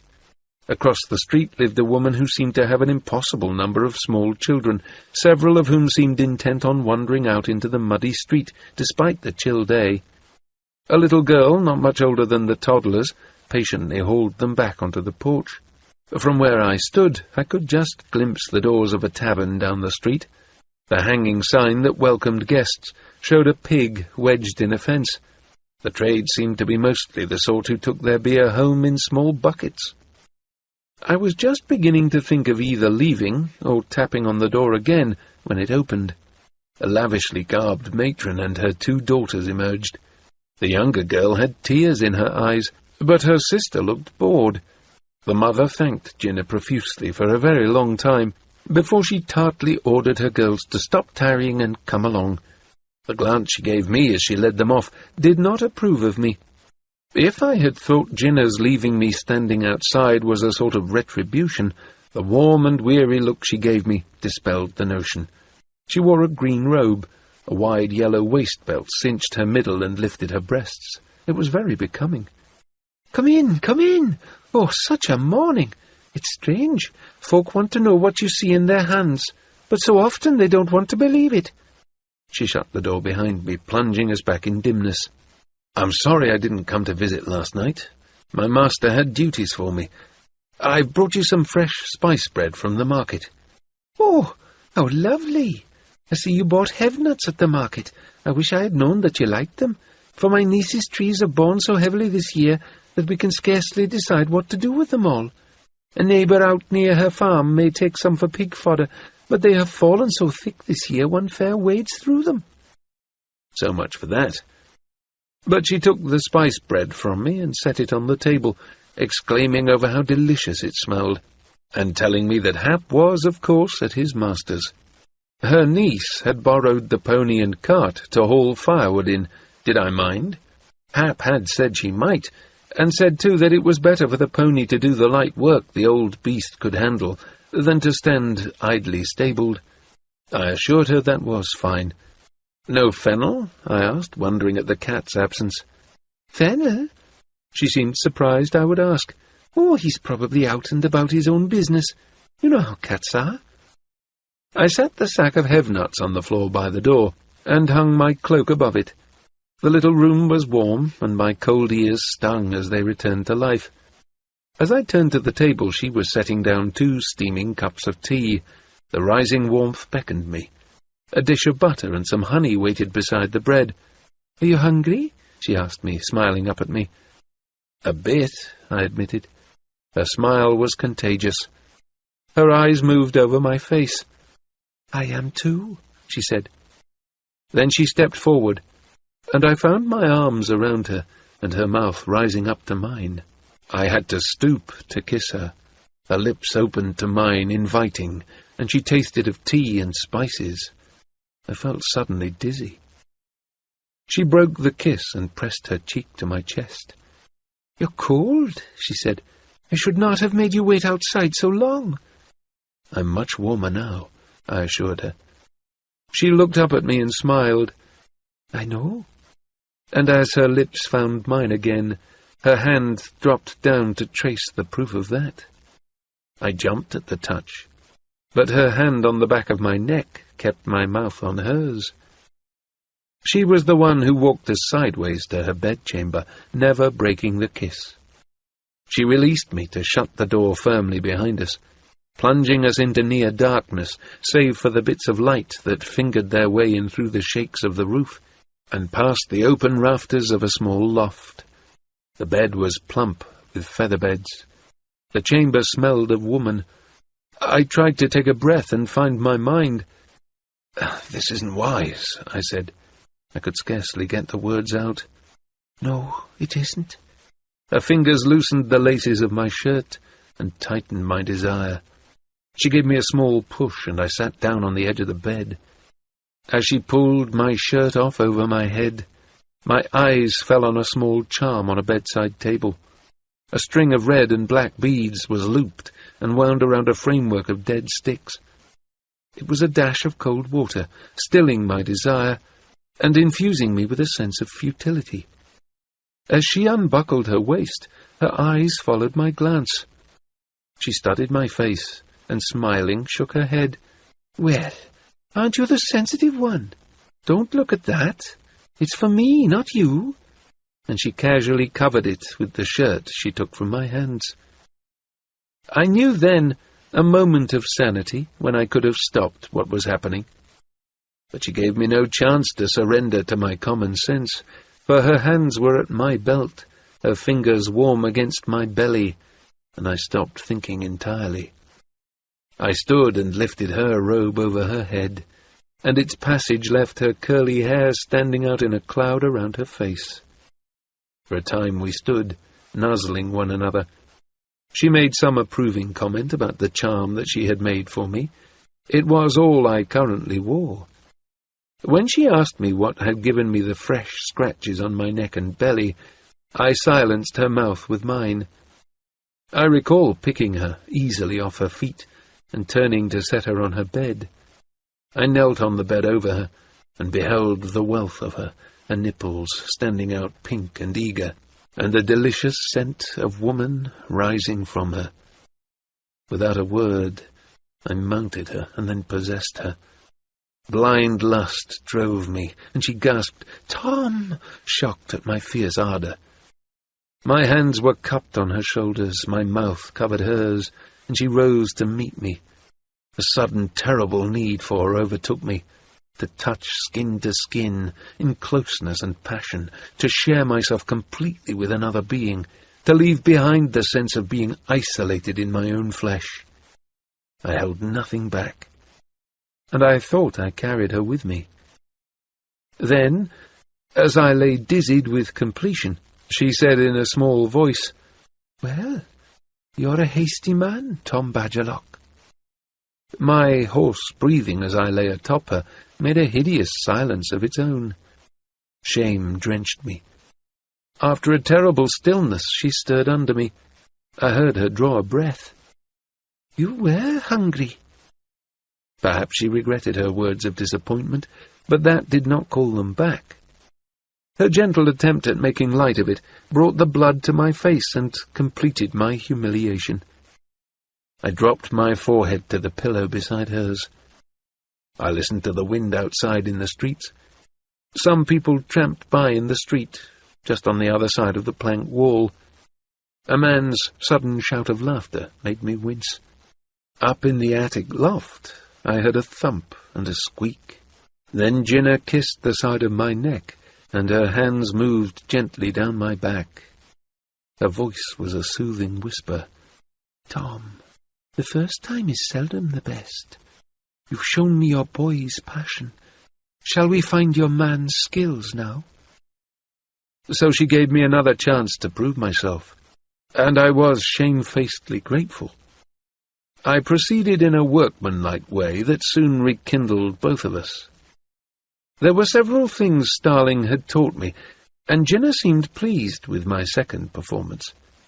It was only at the very end, as we lay panting together, that her words stirred a misgiving in me. "So, Badgerlock," she said, and then drew breath beneath me. "That is what it is like for a she-wolf." Incredulous, I lifted myself a little from her so that I could look down into her eyes. She blinked up at me, an odd smile on her face. "I've never been with a witted one before this," she confided. She drew another, deeper breath. "I've heard other women speak of it, that such men are more—" She paused, seeking for a word. "Animal," I suggested. The word as I spoke it was an insult. Her eyes widened, and then she laughed uncomfortably. "That isn't what I was going to say, Tom. You shouldn't take insults to yourself where a compliment is intended. Untamed was what I was going to say. Natural, as an animal is natural, with no thought of what any other may think of his ways." Oh. I could say no more than that. I wondered abruptly what I was to her. A novelty? A forbidden indulgence with something not quite fully human? It was unnerving to wonder if she saw me as bestial and strange. Did our magics set us so far apart in her mind? Then she pulled me down upon her breasts again and kissed the side of my neck. "Stop thinking," she warned me, and I did. Afterward she dozed briefly beside me, my arm around her, and her head pillowed on my shoulder. I judged that I had acquitted myself well, but as I watched the sunlight's passage on the wall, I realized it had been a performance. Neither of us had spoken of love. It had simply been a thing we had done together, something that felt good, something I was reasonably competent at. Yet if our first coupling had left her unsatisfied, the later ones left me feeling incomplete in a deeper way. With a sharpness I had not felt in years, I suddenly longed for Molly, and how simple, good, and true it had been between us. This was not that, any more than my partnering with Starling had been. It wasn't even sharing a bed. At the heart of my discontent, I wanted to be in love with someone the way I had been that first time. I wanted someone I could touch and be held by, someone who made everything else in the world more significant simply by her existence. This morning, Catrican had touched me as a friend, and that had held more meaning and even more true passion than this had. I suddenly wanted to be gone from here, for none of this ever to have happened. Jinnah and I had been on the path to becoming friends. I was just beginning to know her. What had I done to that? And Hap was stirred up in this stew as well, If Jinnah wanted to carry on with this, how would I manage it? Openly flouting yet again all the rules I had taught him for how a man should conduct his life? Or in secret, hiding it from Hap, furtively coming and going from Jinnah's bed? I was deathly tired of secrets. They seemed to spawn all around me, to fasten to me and suck the life from me like cold leeches. I hungered for something real and true and open. Could I change my relationship with Jinnah to that? I doubted it.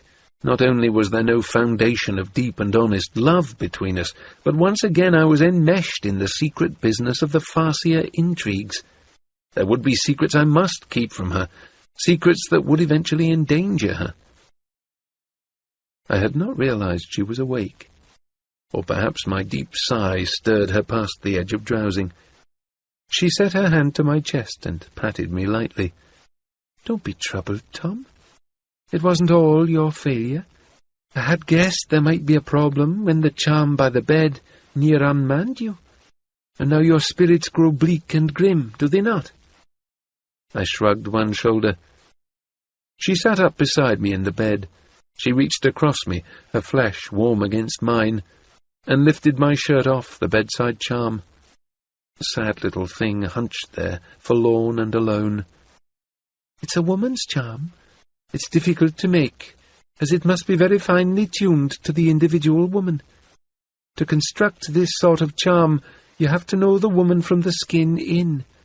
So a hedge witch can make one for herself, but not for anyone else, at least not one that is certain. This one is mine, tuned to me. It's a charm against conception. I should have guessed that it might affect you. Any man who wants children so desperately that he takes in a foundling to raise on his own has that longing down to his bones. You may deny it, but that little hope burns in you each time you lie with a woman. I suspect it is what must drive your passion, Tom, and this little charm took that idle dream away from you before you could even wish it. It told you our joining would be futile and barren. That's what you feel now, isn't it?" Having something explained to you does not always solve it. I looked aside from her. "Isn't it?" I asked, and then winced at the bitterness in my voice. "Poor boy," she said sympathetically. She kissed me on the forehead where Catrican had kissed me earlier. "Of course not. It's what we make it." I'm in no position to be a father to anyone. I didn't even come to see Hap last night, when he told me it was important. I've no wish to start another life that I cannot protect." She shook her head over me. "What the heart longs for and what the mind knows are two different things. You forget I've seen your palms, sweet man. Perhaps I know more of your heart than you do yourself." "You said my true love would come back to me." Again, despite myself, my words sounded accusing. "No, Tom. That I did not. Well do I know that what I say to a person is seldom what that person hears. But I'll tell you again what I saw. It's here." She took my hand. She held the open palm close to her near-sighted eyes. Her bare breasts brushed my wrist as her fingers traced a line in my palm. "There is a love that twines in and out of your days. Sometimes it leaves, but when it does, it runs alongside you until it returns." She lifted my hand closer to her face, studying it. Then she kissed my palm and moved it back to her breast. "That doesn't mean that you must be alone and idle while you wait for it to come back," she suggested in a whisper. Fennel saved us both the embarrassment of my declining.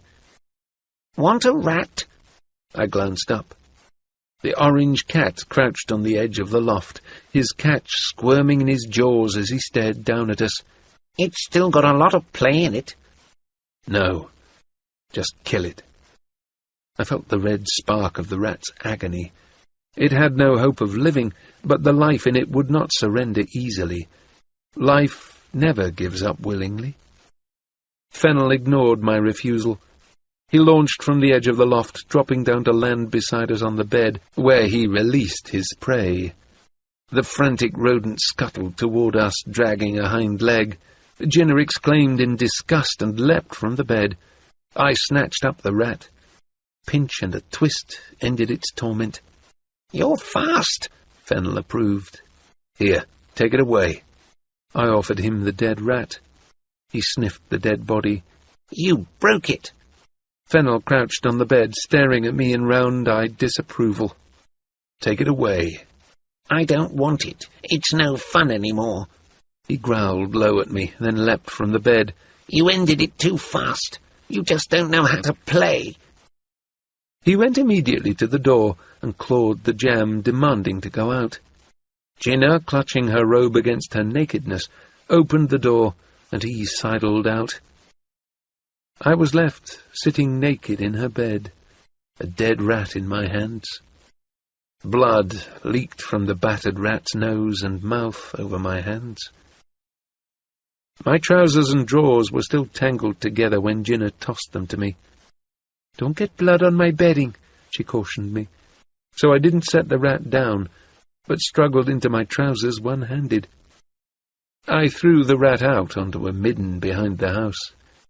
When I came back in, she was pouring hot water over tea in the pot. She gave me a smile. "The other tea seems to have gotten cold, somehow." "Did it?" I tried to speak as lightly as she did. I went back to her bedroom for my shirt. After I put it on, I twitched the bedding straight. I avoided looking at the charm. When I came out, I ignored my own desire to leave and sat down at the table. We shared bread and butter and honey and hot tea. Jinnah chatted of the 3 women who had come to see her. She had read the younger daughter's hands to see if an offer of marriage boded well for her. Then she had advised her to wait. It was a long, involved story full of detail, and I let it stream gently past me. Fennel came to my chair, stood up and dug his front claws into my leg, then hauled himself up onto my lap. From there he surveyed the table. "Butter for the cat." "I have no reason to be nice to you." "Yes, you do. I am the cat." He was so supremely self-confident that was enough reason for me to butter a corner of a slice of bread and offer it to him. I had expected him to carry it off. Instead, he allowed me to hold it while he licked it clean of butter. "More." "No." Or Hap may find himself in the same sort of fix. I tried to backtrack her words, but realized I had hopelessly lost the thread of her conversation. Fennel was perversely digging his claws into my thigh as I ignored him. "Well, I intended to speak with him today," I said, and hoped that the comment made some sort of sense. "You should. Of course, there's no good your waiting for him here. Even if you had come by last night, you'd have had to sit and wait for him. He comes in late each night and leaves late for his work every morning." Concern prickled me. That didn't sound like Hap. "So what do you suggest?" She took a breath and sighed it out, a bit annoyed. I probably deserved it. "What I just said. Go to the shop and speak with his master. Ask for some time with Hap. Corner him and set down some rules for him. Say that if he doesn't keep them, you'll insist that he board with his master like the other apprentices do. That would give him the chance to govern himself, or be governed. For if he moves into the apprentices' quarters there, he'll find that one evening off twice a month is all he'll get to himself." I was suddenly listening closely. "Then all the other apprentices live with Master Gindast?" She gave me a look of amazement. "Of course they do. And he keeps them on a tight leash, which perhaps Hap would benefit from. But there, you are his father. I suppose you would know best about that."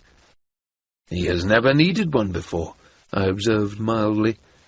"Well, that was when you lived in the country, and there were no taverns or young women about within hailing."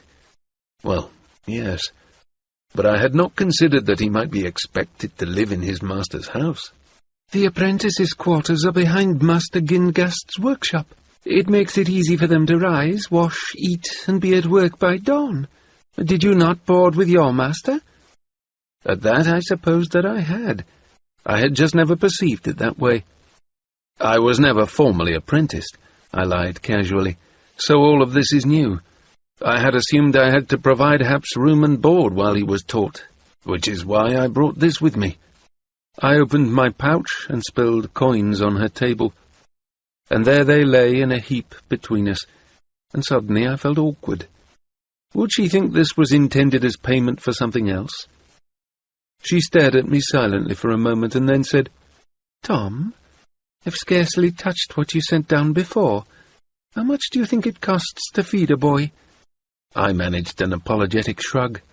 "Another town thing that I don't know. At home we raised what we needed or hunted for it. I know Hap eats a great deal after a day's work. I had assumed it would be expensive to feed him." Chade must have arranged for a purse to be sent to her. I had no idea how much it contained. "Well, when I need more, I'll tell you.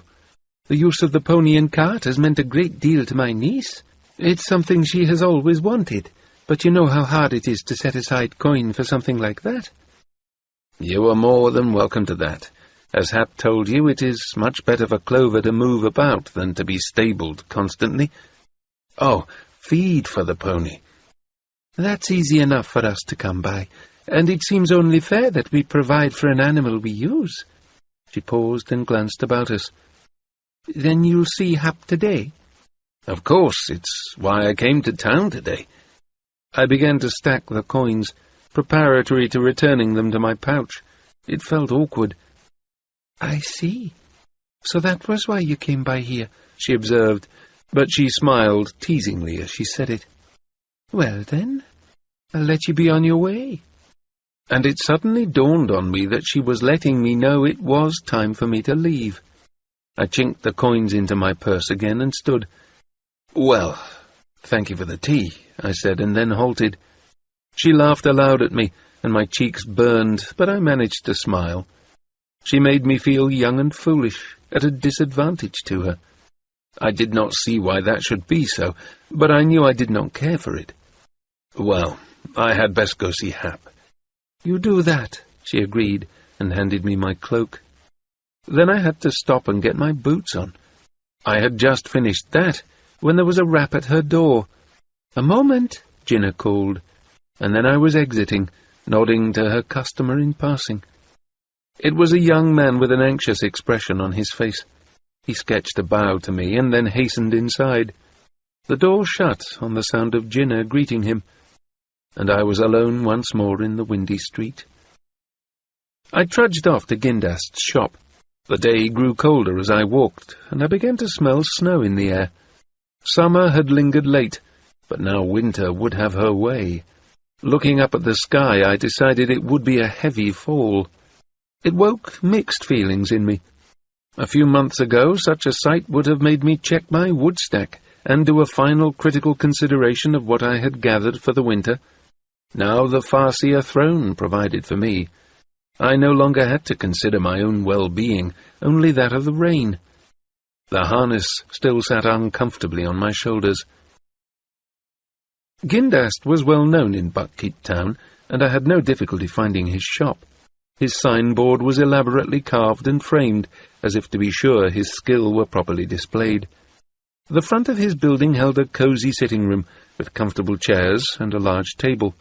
A fire, fueled with scraps of well-dried wood, burned hotly in the hearth. Several pieces of his finest work were displayed in the room, for the perusal of potential customers. The fellow in charge of this room listened to my request, then waved me on through to the shop. This was a barn of a structure, with a number of projects in various stages of completion. An immense bedstead squatted next to a series of fragrant cedar chests, emblazoned with someone's owl sigil. A journeyman knelt, putting stain on the owls. Gindast was not in his shop. He had ridden out with 3 of his journeymen to Lord Scyther's manor to take measurements and consult over the construction of an elaborate mantel with chairs and tables to match. One of his senior journeymen, a man not much younger than myself, allowed that I could speak with Hap for a time. He also gravely suggested that I might wish to call again to make an appointment with Master Gindast to discuss my boy's progress. The journeyman made such a meeting sound ominous. I found Hap behind the shop with 4 other apprentices. All appeared younger and smaller than he was. They were engaged in moving a stack of drying wood, turning and shifting each timber in the process. The trampled earth told me this was the third such stack to be turned.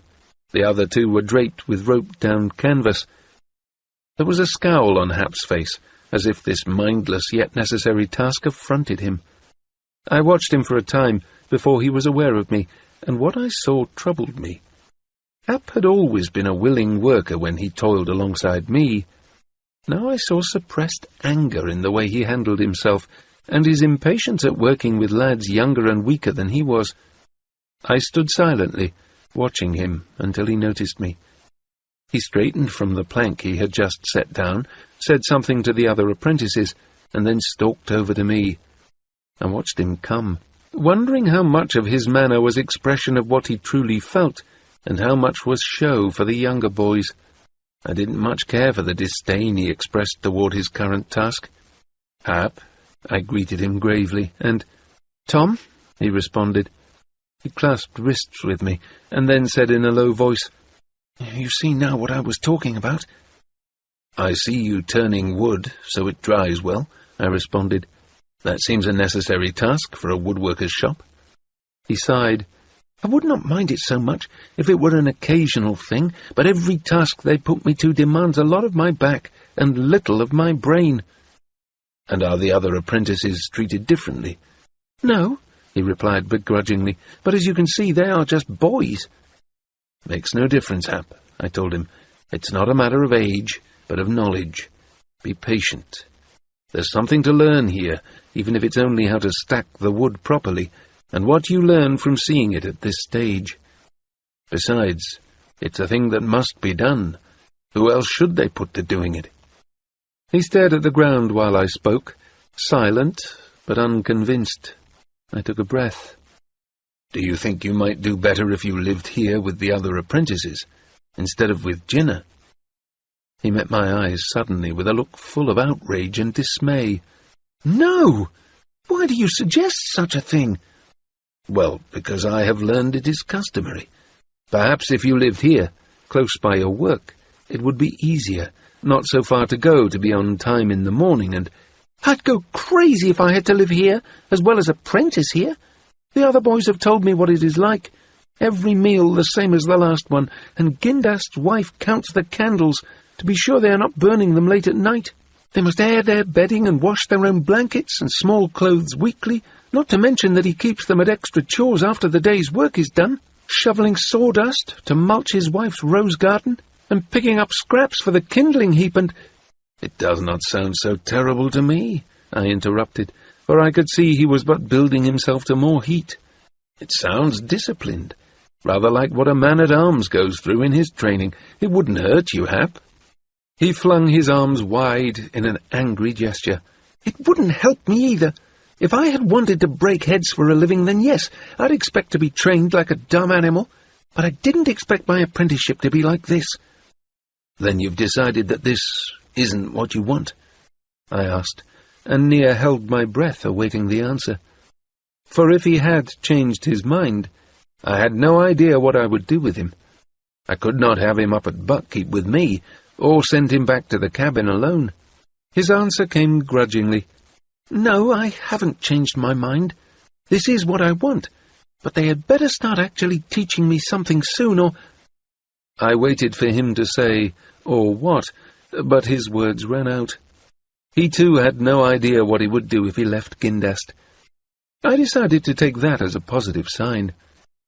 "I'm glad this is still what you want. Try to be humble, to be patient, to work well, and listen and learn. I think that if you do so, you show yourself a sharp lad, you will progress to more challenging tasks. And I'll try to meet you tonight, but I dare not make any promises. Lord Golden keeps me very busy, and it's been hard for me to get this much time free. Do you know where Three Sails Tavern is?" "Yes, but don't meet me there. Come to the Stuck Pig instead. It's very near Jinnah's." "And?"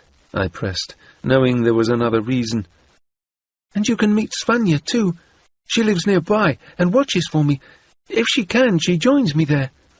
"If she can sneak away from her home?" Well, somewhat. Her mother doesn't much mind, but her father hates me. Not the best start for a courtship, Hap. What have you done to deserve his hatred? Kissed his daughter. Hap grinned a devil-may-care grin, and I smiled in spite of myself. Well, that is a thing we will discuss this evening as well. I think you are young to begin a courtship.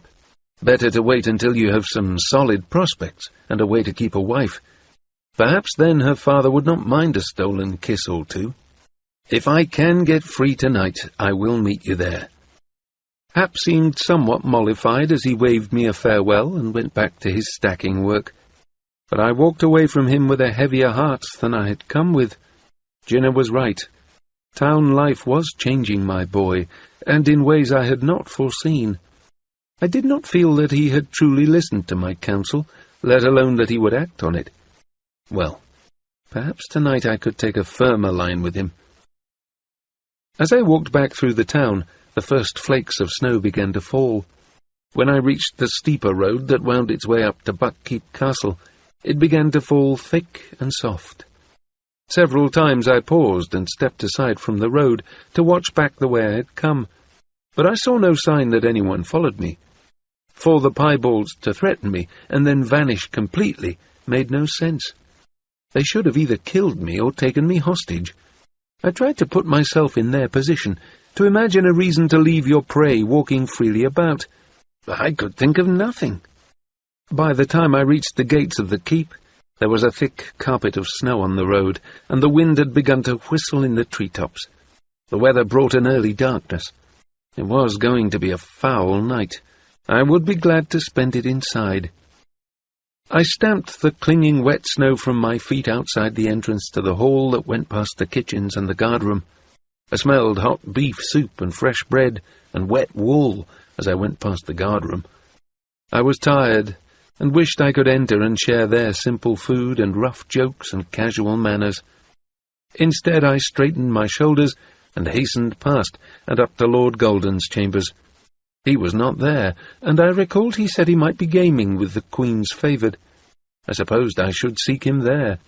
I went into my chamber to be rid of my damp cloak, and found a scrap of parchment on my bed. There was a single word on it: up. A few moments later, I emerged in Chade's tower chamber. There was no one there, but on my chair waited a set of warm clothing, and a green cloak of heavy wool with an overlarge hood.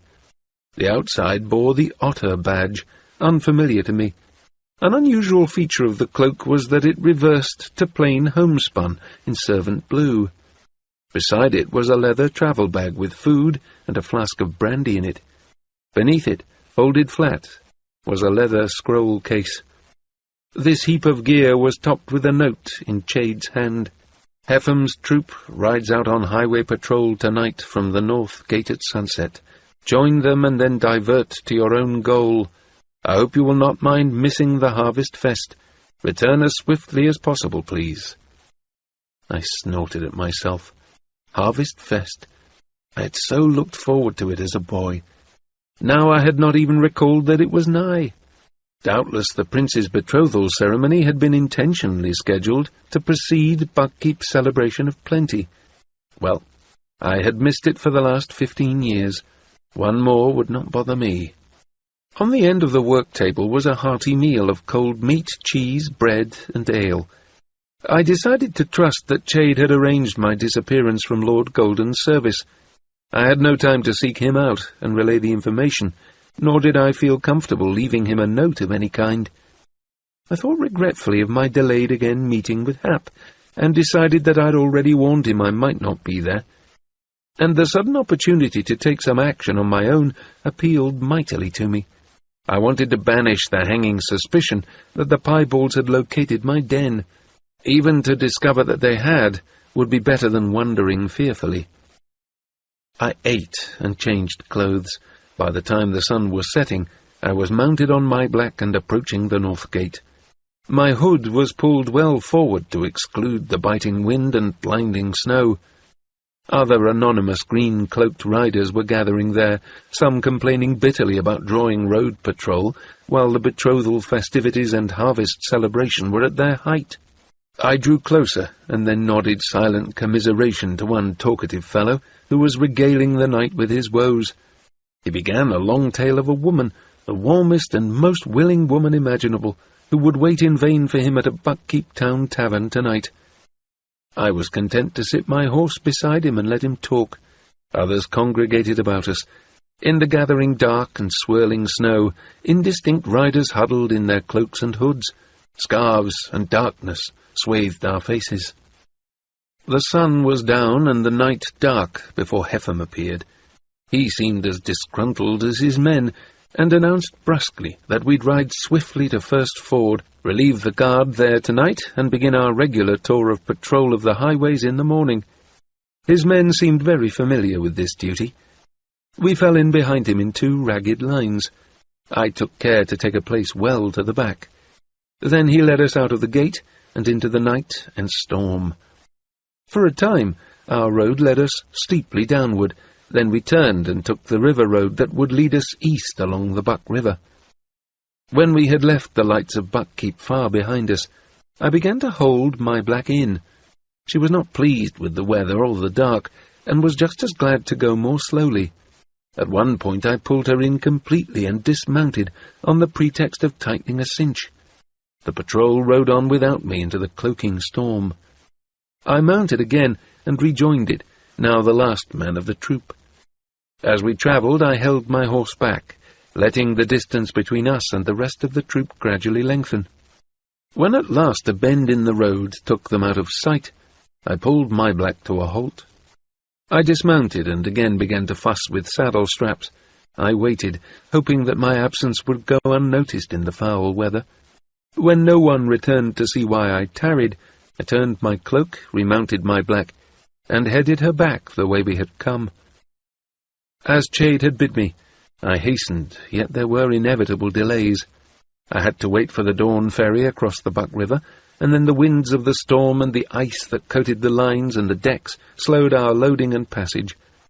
On the other side, I discovered that the road was wider and better tended, as well as more travelled than I recalled. A prosperous little market town clustered alongside it, the taverns and houses built on pilings to be beyond the reach of both ordinary and storm tides. By midday, I had left it far behind. My journey back to my home was uneventful in the ordinary sense. I rested several times in small and nondescript inns along the way. At only one was my night's rest disturbed. At first the dream was peaceful, a warm fireside, the sounds of a family at their evening tasks. "Humph! Off my lap, go. You're far too big to sit on me now." "I'll never be too big for my papa's lap." There was laughter in her voice. "What are you making?" "I'm mending your mother's shoe, or trying to. Here, thread this for me. The firelight makes the needle's eye dance until I cannot find it. Younger eyes will do better." And that was what had awakened me. A sudden wash of dismay that Papa was admitting his sight was failing. I tried not to think of that as I fell back into a guarded sleep. No one seemed to remark my passage. I had time with my black to improve her manners. We tested each other's wills in any number of small ways. The weather continued foul. The nights were blowing snow and sleet. When the storm did let up briefly during the day, the watery sun only melted enough snow to turn the roads into mud and slush that became dirty, treacherous ice by the next morning. It was not pleasant travelling weather. Yet part of the cold that assailed me through this journey had nothing to do with the weather. No wolf ranged ahead of me to see if the road was clear, or circled back to see if we were followed. My own senses and my own sword were all I could rely on for protection. I felt naked and incomplete. The sun broke through the clouds on the afternoon when I reached the lane to my cabin. The snow had paused, and the day's brief warmth was turning the most recent fall into heavy wet mush. Irregular thumps from the forest were the sounds of trees dropping their heaped burdens. The lane to my cottage was smooth and undisturbed, save with rabbit tracks and pits from fallen snow loads. I doubted that any had passed here since the snow had begun falling. That was reassuring. Yet when I reached my cabin, all of my uneasiness returned. It was obvious that someone had been here, and recently. The door stood open. Uneven lumps beneath the snow were the rounded shapes of furniture and possessions thrown out into the yard in a heap. Fragments of vellum thrust up from the snow that here was trampled and uneven beneath the smoothness of the most recent fall. The pole fence around the kitchen garden had been torn down, as had Jinnah's charm on its post. I sat my horse a time in silence, trying to be impassive as my eyes and ears gathered information. Then I dismounted silently and approached the cabin. No one was inside. It was cold and dark. It reminded me of something. And then a prickling of foreboding helped me seize the memory. It reminded me of when I had returned to a cabin that had been raided by forged ones. The failing daylight showed me the muddy tracks of a pig's trotters on the floor. Several curious animals had investigated the cabin. There were muddy boot tracks as well, a criss-crossing passage that indicated someone had made many trips in and out. Everything portable and useful had been taken. The blankets from the beds, the smoked and preserved foods from the rafters, the pots from the cooking hearth, all were gone. Some scrolls had been used to kindle a fire in the hearth. Someone had eaten here, probably enjoying the supplies Hap and I had laid in for the winter. There was a scatter of fish bones still on the hearth. I felt I knew who had come here. The pig tracks were my best clue. My desk still remained. My unlettered neighbour would have little use for a writing desk. In my little study, ink pots had been overset, scrolls opened and then tossed aside. This gave me concern. In the current disorder, it was impossible for me to tell if any scrolls had been carried off. I could not tell if piebalds had scavenged here as well as my pig-keeper neighbour. Verity's map still hung crookedly on the wall. I was shocked at how my heart leapt with relief to find it intact. I had not realized I valued it so. I took it down and rolled it up, carrying it about with me as I explored the plundering of my home. I forced myself to make a careful survey of each room, and the stable and chicken house as well, before I allowed myself to gather what I would take away with me. The small store of grain and all the tools had been taken from the stable shed. My work-shed was a jumble of rejected plunder. It seemed unlikely that was the work of piebalds. My suspicion of an unpleasant neighbour who lived in the next valley was all but certain now. He kept pigs, and had once accused me of stealing piglets from him. When I had so hastily left here, I had directed Hap to take our chickens to the man, not out of kindness to the neighbour, but knowing that he would feed and keep them for the sake of the eggs. That had seemed a better course than letting predators slaughter them. But of course, it would have let him know that we expected to be gone for an extended period. I stood with my fists clenched, looking about the small stable. I doubted that I would ever return here. Even if the tools had been here still, I would have left without them. What use had I now for a mattock or a hoe? But the theft was a violation that was hard to ignore. I ached for revenge, even as I told myself that I had no time for it, that the thief had perhaps done me a favour in ransacking my home before piebalds could. I put my black in the stable, and gave her what poor hay had been left. I hauled a bucket of water for her as well. Then I began my salvage and destruction. The heap of possessions under the snow proved to be a bedstead, my table and chairs, and several shelves. Probably he intended to come back with a cart for them. I'd burn them. I knocked some of the snow from the heap, gazed regretfully on the charging buck that the fool had carved into my table for me, and then went into the cabin for tinder to start the fire. The straw-stuffed mattress from my bed, discarded inside, worked admirably. In a very short time, I had a nice blaze going. I tried to be methodical. While daylight served me, I painstakingly gathered every scattered scroll that had been flung into the yard. Some were hopelessly ruined with damp, others torn and trampled with muddy hooves, and some were no more than fragments. Mindful of Chade's words, some I tried to smooth and roll up, even when they were but fragments, but most I ruthlessly consigned to the fire. I kicked through the snow until I was certain as I could possibly be that no writing of mine remained in the yard. Dusk was deep by then. Inside the cabin, I kindled a fire in the hearth, for light as well as heat. I began on the inside of the cabin. Most of my possessions went straight into the fire: old work clothes, my writing tools, my boot-jack, and other clutter and possessions burned in the hearth. I was kinder to Hap's things, knowing that a spinning top, long outgrown as a plaything, could still have meaning to him. I made a sack of an old cloak and filled it with those sorts of items. Then I sat down by the flames and painstakingly went through the scrolls from my rack. There were far more of them than I had expected, and far more than I could have carried back with me. I chose first to save those I had not written myself. Verity's map went into the case, of course, and was soon joined by scrolls I had acquired in my travels, and some brought to me by Starling. A few of these were quite old and rare. I was grateful to find them intact, and resolved to make copies of them when I returned to Buckkeep.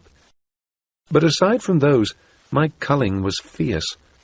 Nothing that was the work of my pen was immune to my scrutiny.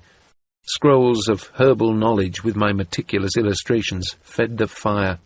That information was still in my head. If it was that important, I could write it down again. I kept only a few of those. Into the bag, against my better judgment, went those scrolls that dealt not only with my time in the mountains, but with my personal musings on my own life. A swift perusal of some of those left my cheeks burning. Juvenile and mawkish, self-pitying, and full of grand assumptions about my own significance, and declarations of things that I would never do again, were these treatises. I wondered who I had been when I wrote them. My writing on the skill and the wit went into the case, as did my lengthy account of our journey through the mountain kingdom, and into the realm of the Elderlings, and the rise of Verity as dragon. My attempts at poetry about Molly went into the flames, to burn in a final burst of passion. Writing I had done to help Hap learn his letters and numbers went after them. I winnowed my writings, and still there were too many. They underwent a second, harsher culling, and finally the scroll case would close. Then I stood, closed my eyes, and tried to think. Were there any still unaccounted for? I told myself it was a hopeless task. Some scrolls I had had the sense to destroy within days of writing them. Others I had given Starling to carry back to Chade. I could not decide if any were missing. Let any man try to recall all he might have written down over 15 years of his life, and there would doubtless be some gaps. Had I ever committed to paper an account of my time with Black Rolf and the Old Bloods? I was sure I had written of those months, but had they been in a separate scroll, or was I recalling bits that had interjected themselves into other writings? I wasn't sure, and I could not know what scrolls the pig-keeper had used to kindle his cook-fire. I sighed. Surrender it. I had done as much as I could. In the future I would be far more careful of what I entrusted to letters. I went back out into the yard and flipped the ends of the burning furniture into the fire. The rising wind and falling snow would soon smother it, but the charging buck was scorched to obliteration. The rest of it little mattered. I walked again through the little cabin that had been my home for so many years. I had left intact no personal article of my own. My presence here was erased. I thought of burning the cabin itself, and decided against it. It had stood here before I had come. Let it still stand after I was gone. Perhaps some other needy man might come to make use of it. I saddled my black again, and led her out of the paddock. I loaded onto her the scroll case and Hap's bundled possessions. The last items I included were 2 tightly stoppered pots, one of ground elf bark, and the other of carry-me. Then I mounted and rode away from that piece of my life. The fire of my burning past sent odd shadows snaking ahead of us as we made our way into the storm's resurgence. Chapter 7. Lessons. In this manner are the best coteries formed. Let the skillmaster assemble together those he would train. Let them be at least 6 in number, though a greater number is preferable if sufficient students are available.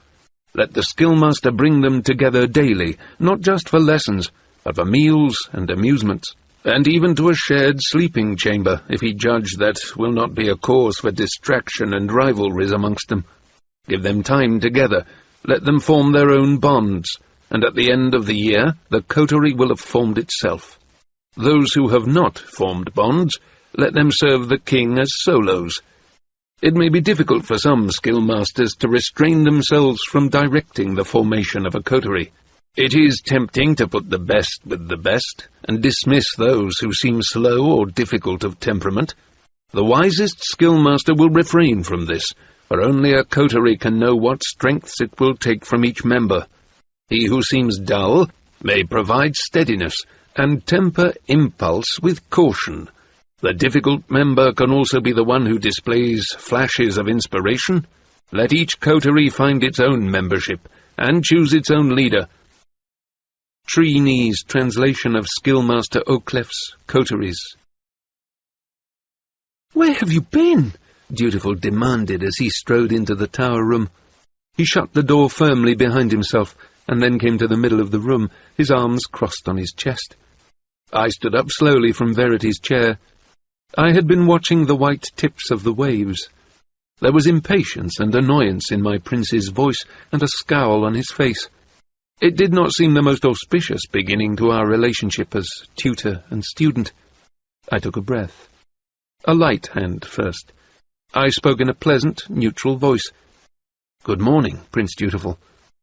Just as a young colt might, he bridled. Then I watched him gather himself. He took a breath and visibly began anew. "Good morning, Tom Badgerlock. It has been some time since I last saw you." Important business of my own took me away from Buckkeep for a time. It is settled now, and I fully expect that the rest of this winter, most of my time will be at your disposal. "Thank you." Then, as if the last of his annoyance had to find vent somewhere, "I do not suppose I can ask more than that of you?" I suppressed a smile and told him, "You could, but you would not get it." And then Verity's smile broke on the boy's face, and he exclaimed, "Where did you come from? No one else in this keep would dare speak to me so." I purposely misunderstood his question. I had to spend a bit of time at my old home, packing up or disposing of my possessions. I hate to leave loose ends. It's settled now. I'm here at Buckkeep, and I'm to teach you. So, where shall we begin?" The question seemed to unnerve him. He glanced around the room. Jade had added furnishings and clutter to the Sea-Watch Tower since Verity had manned it as his skill outpost against the Red Ship raiders. This morning I had made my own contribution, in the form of Verity's map of the 6 duchies, newly hung on the wall. In the centre of the room there was a large table of dark, heavy wood. 4 massive chairs crouched around it. I pitied whatever men had had to haul all that up the narrow, winding steps. Against one of the curved tower walls there was a scroll rack stuffed with scrolls. I knew that Jade would claim they were in perfect order, but I had never been able to understand the logic behind how he grouped his scrolls. There were also several trunks, securely locked, that held a selection of Skill Mistress Solicity's scrolls on the skill. Both Jade and I had judged them too dangerous to be left where the curious might pore through them. Even now, a man stood watch at the bottom of the tower steps. Access to this room was limited to Councillor Jade and the Prince and Queen. We would not chance losing control of this library again. Long years ago, when Skill Mistress Solicity had died, all these scrolls had passed into the control of Galen, her apprentice. He had claimed her post as skillmaster, even though his training had been incomplete. He had supposedly completed the training of both Prince Chivalry and Prince Verity, but Jade and I suspected that he had deliberately truncated their education in the skill. Thereafter, he had trained no others, until the time when King Shrewd had demanded that he create a coterie. And during all Galen's time as skillmaster, access to those scrolls had been denied to all. Eventually, he disputed that such a library had ever even existed. When he died, no trace of them had been found. Somehow, possession of them had been passed to Regal the Pretender. Eventually, with Regal's death, they were recovered, and had been returned to the Queen, and thence into Chade's safekeeping. Both Chade and I suspected that once the library had been substantially larger. Chade had advanced the theory that many of the choicest scrolls that had to do with skill, dragons, and elderlings had been sold off to out-island traders in the early days of the Red Ship raids. Certainly neither Regal nor Galen had felt any great loyalty to the coastal duchies that suffered from the raiders. Perhaps they would not have scrupled to traffic with our tormentors or their go-betweens. The scrolls would undoubtedly have brought a good sum of coin into Regal's hands. At a time when the Sixth Duchy's treasury had come close to being depleted, Regal had never seemed to lack money with which to entertain himself and court the loyalty of the inland dukes. And the Red Ship raiders had gained their knowledge of the skill and the possible uses of the black skill stone from somewhere. It was even possible that somewhere, in one of those straying scrolls, they had found the knowledge of how to forge folk, but it was not likely that Chade or I would ever be able to prove it. The prince's voice pulled my straying attention back to the present. "I thought you would have planned it all out, where to begin and all." The uncertainty in the boy's voice was wrenching. I longed to reassure him, but decided to be honest with him instead. "Pull up a chair and join me here," I suggested to him. I resumed Verity's old seat. For a moment he stared at me as if puzzled. Then he crossed the room, seized one of the heavy chairs, and lugged it over to place it beside mine. I said nothing as he sat in it. I had not forgotten our relative ranks, but I had already decided that within this room I would treat him as my student rather than my prince. For an instant I hesitated, wondering if my candid words might not undermine my authority over him. Then I took a breath and spoke them. "My prince, roughly a score of years ago, I sat in this room, on the floor, by your father's feet. He sat here in this chair, and he looked out over the water, and skilled. He used his talents mercilessly, against both the enemy and the health of his own body. From here, he used the strength of his mind to reach out, to find red ships and their crews before they could touch our shores, and confound them. He made the sea and the weather our ally against them, confusing navigators to send the enemy ships onto rocks, or persuading captains to a false confidence that bid them steer straight into storms. I am sure that you have heard of Skillmaster Galen. He was supposed to create and train a skill coterie, a unified group of skill users who would provide their strength and talent to aid King-in-Waiting Verity against the red ships. Well, he did create a coterie, but they were false, their loyalty bound to Regal, Verity's ambitious younger brother. Instead of aiding your father's efforts, they hindered him. They delayed messages, or failed to deliver them at all. They made your father look incompetent. For the sake of breaking the loyalty of his dukes to him, they delivered our people into the hands of the raiders, to be killed or forged. The prince's eyes were locked onto my face.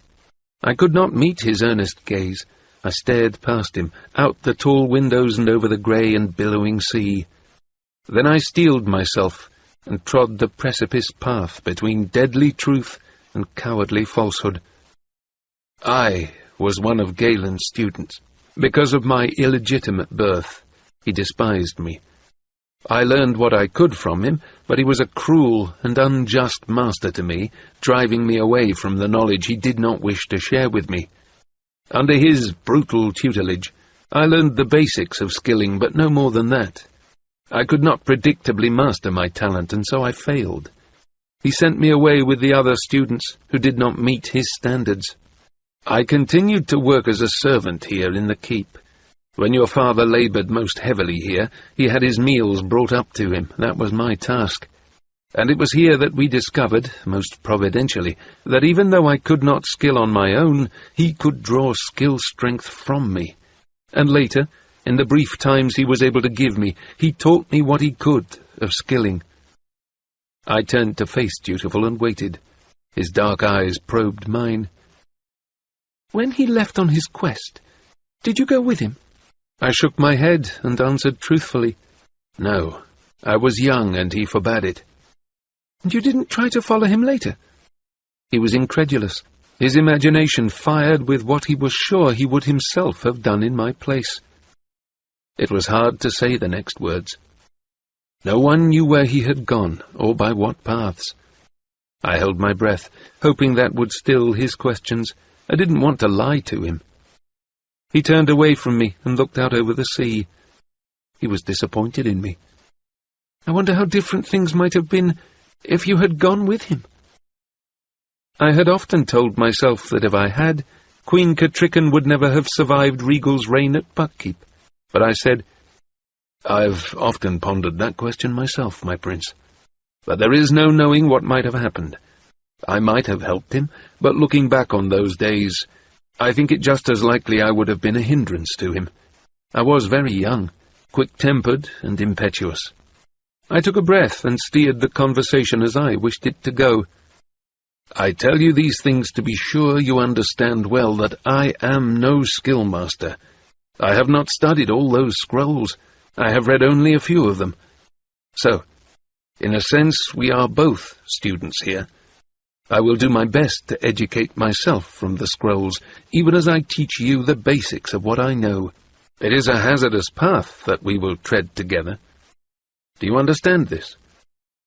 "I understand. And of the wit?" I had not wanted to discuss that today. "Well, I came to my wit magic much as you did yours, stumbling into it by chance when I bonded with a puppy.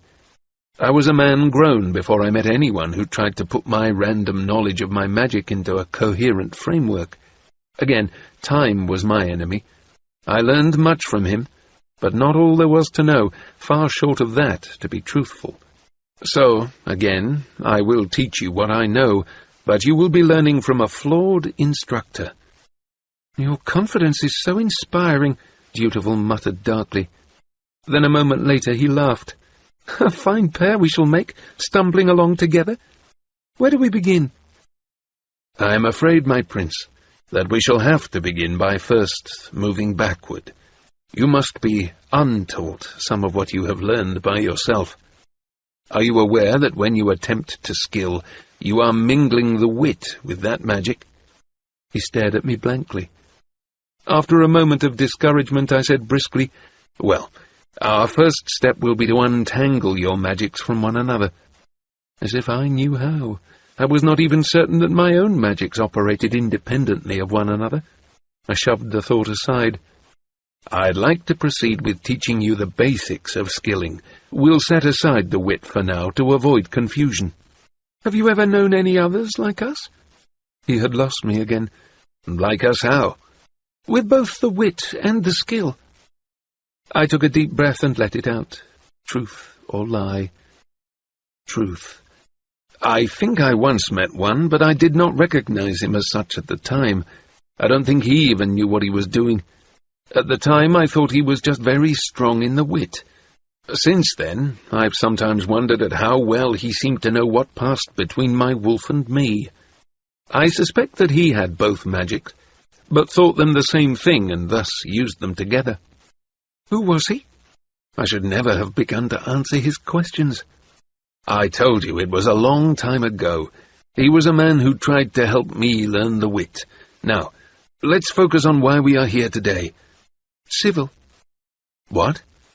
The lad's mind hopped like a flea. He'd have to learn to focus. "Civil has been well instructed in the wit since he was a small child. Perhaps he would be willing to teach me, as he already knows I am witted. It is not spreading my secret about, and—" I think the look on my face made him falter into silence. I waited until I trusted myself to speak. Then I pretended to be a wiser man than I was. I tried to listen before I spoke to him. "Tell me about Civil," I suggested. Then, because I could not quite control my tongue, I added, "Tell me why you think it is safe to trust him." I liked that he did not answer immediately. His brow furrowed, and then he spoke as if he were recounting events from a lifetime ago. I first met Civil when he presented me with my cat. As you know, she was a gift from the Brisingers. I think Lady Brisinga had come to Buckkeep Castle before, but I don't recall ever seeing Civil. There was something about the way he gave me the cat. I think it was that he obviously cared for her welfare. He did not present her to me as if she were a thing, but as if she were a friend. Perhaps that is because he is witted also. He told me that he would teach me how to hunt with her, and the very next morning we went out together. We went alone, Tom, so there would be no distractions for her.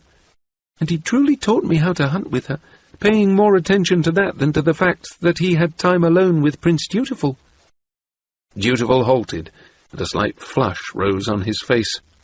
That may sound conceited to you, but it is a thing I must always deal with. I accept an invitation to something that sounds interesting, only to find that the person who invited me is more fixed on gaining my attention than on sharing something with me. Lady Wess invited me to a puppet show performed by masters of the art from Tilth. Then she sat beside me and chatted at me about a land dispute with her neighbour all the way through the play. Civil was not like that. He taught me how to hunt with a cat. Don't you think that if he had intended ill to me, he could have done it then? Hunting accidents are not that rare. He could have arranged a tumble down a cliff. But we hunted, not just that morning, but every dawn for the week he was in Buckkeep, and each day it was the same. Only better, as I became more skilled at it, and it became best of all when he brought his own cat along with us. I really thought I had finally discovered a true friend. Chade's old trick served me well. Silence asks the questions that are too awkward to phrase. It even asks the questions one does not know to ask. So, when I thought I was falling in love with someone, when I thought I had to flee this betrothal, well, I went to Civil. I sent him a message. When we had parted, he told me that if ever there was anything he could do for me, I had but to ask. So I sent the message, and a reply came, telling me where to go and who would help me. But here's the odd thing, Tom. Civil says now that he never got any message from me, nor sent me a reply. Certainly I never saw him after I left Buckkeep. Even when I reached Gallatin, even when I stayed there, I did not see Civil, or Lady Brisinga, only servants. They made a place for my cat in their cattery. He fell silent, and this time I sensed he would not go on without a nudge. But you did stay in the manor? Yes. The room had been made up fresh, but I do not think that wing of the house was used much. Everyone kept emphasizing the need for secrecy if I was to slip away, so my meals were brought to me, and when word reached us that you were coming, then it was decided I had to leave again. But the people who were supposed to take me hadn't arrived yet. The cat and I went out that night, and your wolf found me. He halted again. I know the rest, I said, out of pity for both of us. Yet I asked, to be certain, and now Civil says he did not even know you were there. Neither he nor his mother knew. He swore it. He suspects a servant intercepted my message to him and passed it on to someone else, who replied to it and arranged all the rest. And this servant? Is long gone. He vanished the same night I left there. We counted back the days, and so it seems. It seems to me that you and Civil have discussed this in depth. I could not keep the disapproval out of my voice. When Loudwine revealed himself and his true intentions, I thought that Civil must have been part of it. I felt betrayed by him. That was a part of my despair. I had not only lost my cat, but also discovered that my friend had betrayed me. I can't tell you how wonderful it felt to learn that I was wrong. Relief and earnest trust shone in his face. So he trusted Civil Brisinga, even to the point of believing that Civil could teach him the illegal magic of the wit and never betray him, or lead him into danger with it. How much of that trust, I wondered, was based on his aching need for a real friend? I compared it to his willingness to trust me and winced. Certainly I had given him small reason to bond with me, and yet he had. It was as if he were so isolated that any close contact at all became a friendship in his mind. I held my tongue I sat in silent wonder that I could do it, even as cold resolve flowed through me. I would get to the core of this civil Brisinga, and see for myself what lurked there. If he were wormy with treachery, he would pay for it. And if he had betrayed my prince and then lied about it to him, if he trafficked upon the prince's trusting nature, he would pay doubly. But for now, I would not speak of my suspicions to the lad. So, "I see," I said gravely. "He offered to teach me about the wit. Old blood, he calls it. I didn't ask him. He offered." That didn't reassure me, but again I kept the thought to myself. I truthfully replied, "Prince Dutiful, I would prefer you did not begin any lessons about old blood just now. As I have told you, we need to separate these two magics from each other. I think it would be best if we let the wit lie fallow for now and concentrated on developing your skill." For a time he stared out over the sea. I knew that he had looked forward to Civil teaching him, that he had hungered for that sharing. But he took a breath, and then he replied quietly, "If that is what you think best, that is what you and I shall do."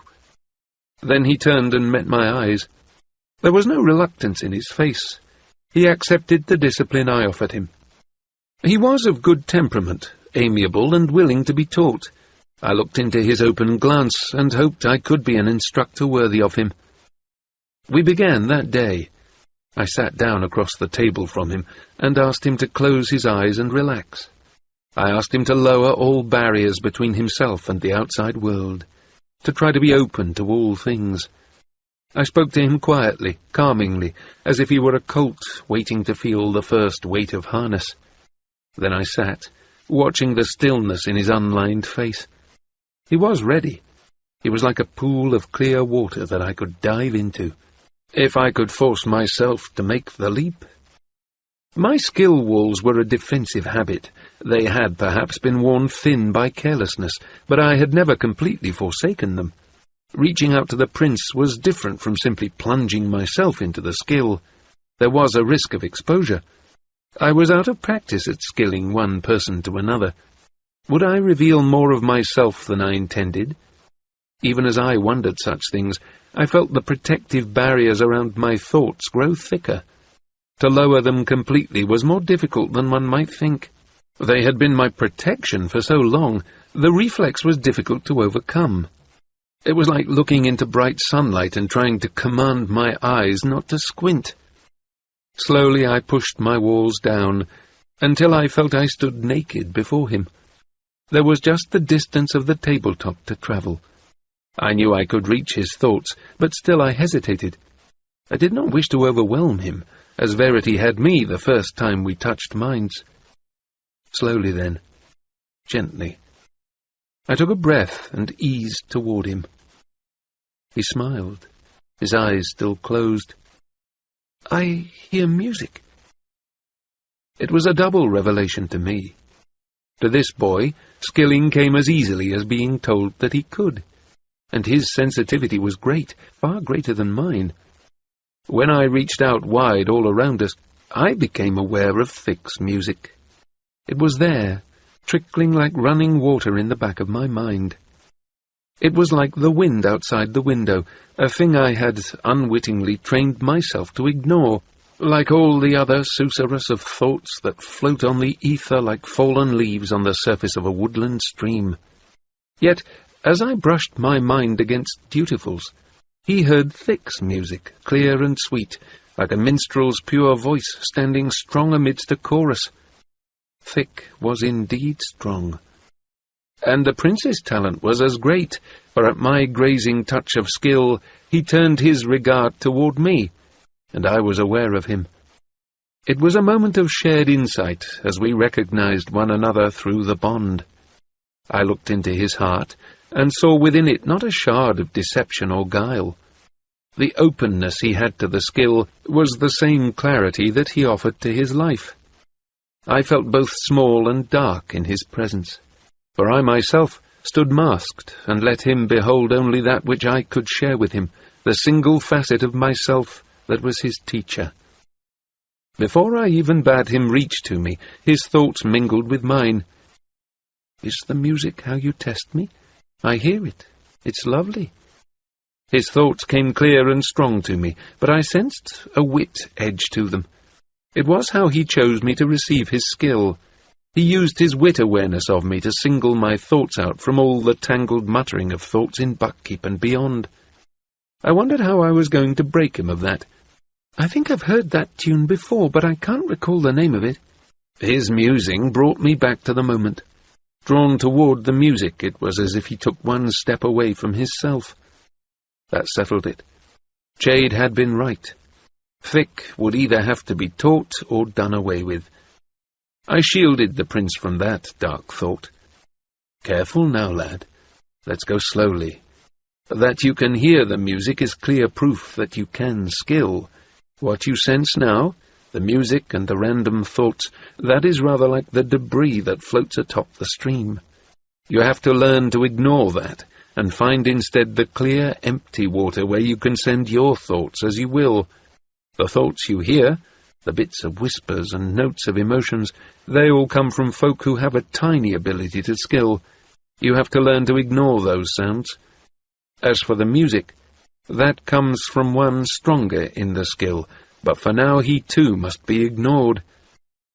But the music is so lovely. It is, but the music is not skill. The music is but one man's sending. It's like a leaf floating on the river's current. It's lovely and graceful, but beneath it flows the cold force of the river. If you let the leaf distract you, you may forget the strength of the river and be swept away by it. Fool that I was! I had called his attention to it. I should have known that his talent outran his control of it. He turned his regard to it, and before I could intervene he focused on it, and as quickly as that, he was swept away from me. It was like watching a child wading in the shallows, suddenly caught and borne away on a current. I was at first transfixed with horror, then I plunged into it after him, well aware of how difficult it would be to catch up with him. Later, I tried to describe it to Chade. Imagine one of those large gatherings where many conversations are being held at once. You start out listening to one, but then a comment from someone behind you catches your interest. Then a phrase from someone else. Suddenly you are lost and tumbling in everyone else's words, and you cannot recall who you first began listening to, nor can you find your own thought. Each phrase you hear captures your attention, and you cannot distinguish one as more important than another. They all exist at once, equally attractive, and each one tears a piece of you free and carries it off. The skill is not a place where sight exists, or sounds, or touch. Only thought. One moment the prince had been beside me, strong and intact and only himself. The next, he had given too much of his attention to a strong thought not his own. As one may swiftly unravel a large piece of knitting simply by drawing one loose thread out of it, so the prince began to come undone. Catching up the thread and rolling it up does not restore the garment. Yet as I plunged through the maelstrom of random thoughts, I reached for him, snatching at the threads of him, gathering and grasping them, even as I sought frantically for their ever-diminishing heart and source. I had been in far stronger skill currents than the ones I navigated now, and I held myself intact. But the prince's experience was far more limited than mine. He was being torn apart, shredding rapidly into the clawing flow of sentience. To call him back, I would have to risk myself, but as the fault was mine, it seemed only fair. "Dutiful!" I cast the thought wide, and opened my mind to any response. What I received back was a hailstorm of confusion, as folk that were mildly skilled sensed the intrusion of my thought into their minds, and in turn wondered what I was. The weight of their sudden regard fell upon me, and then tugged at me, 1,000 hooks tearing at me at once.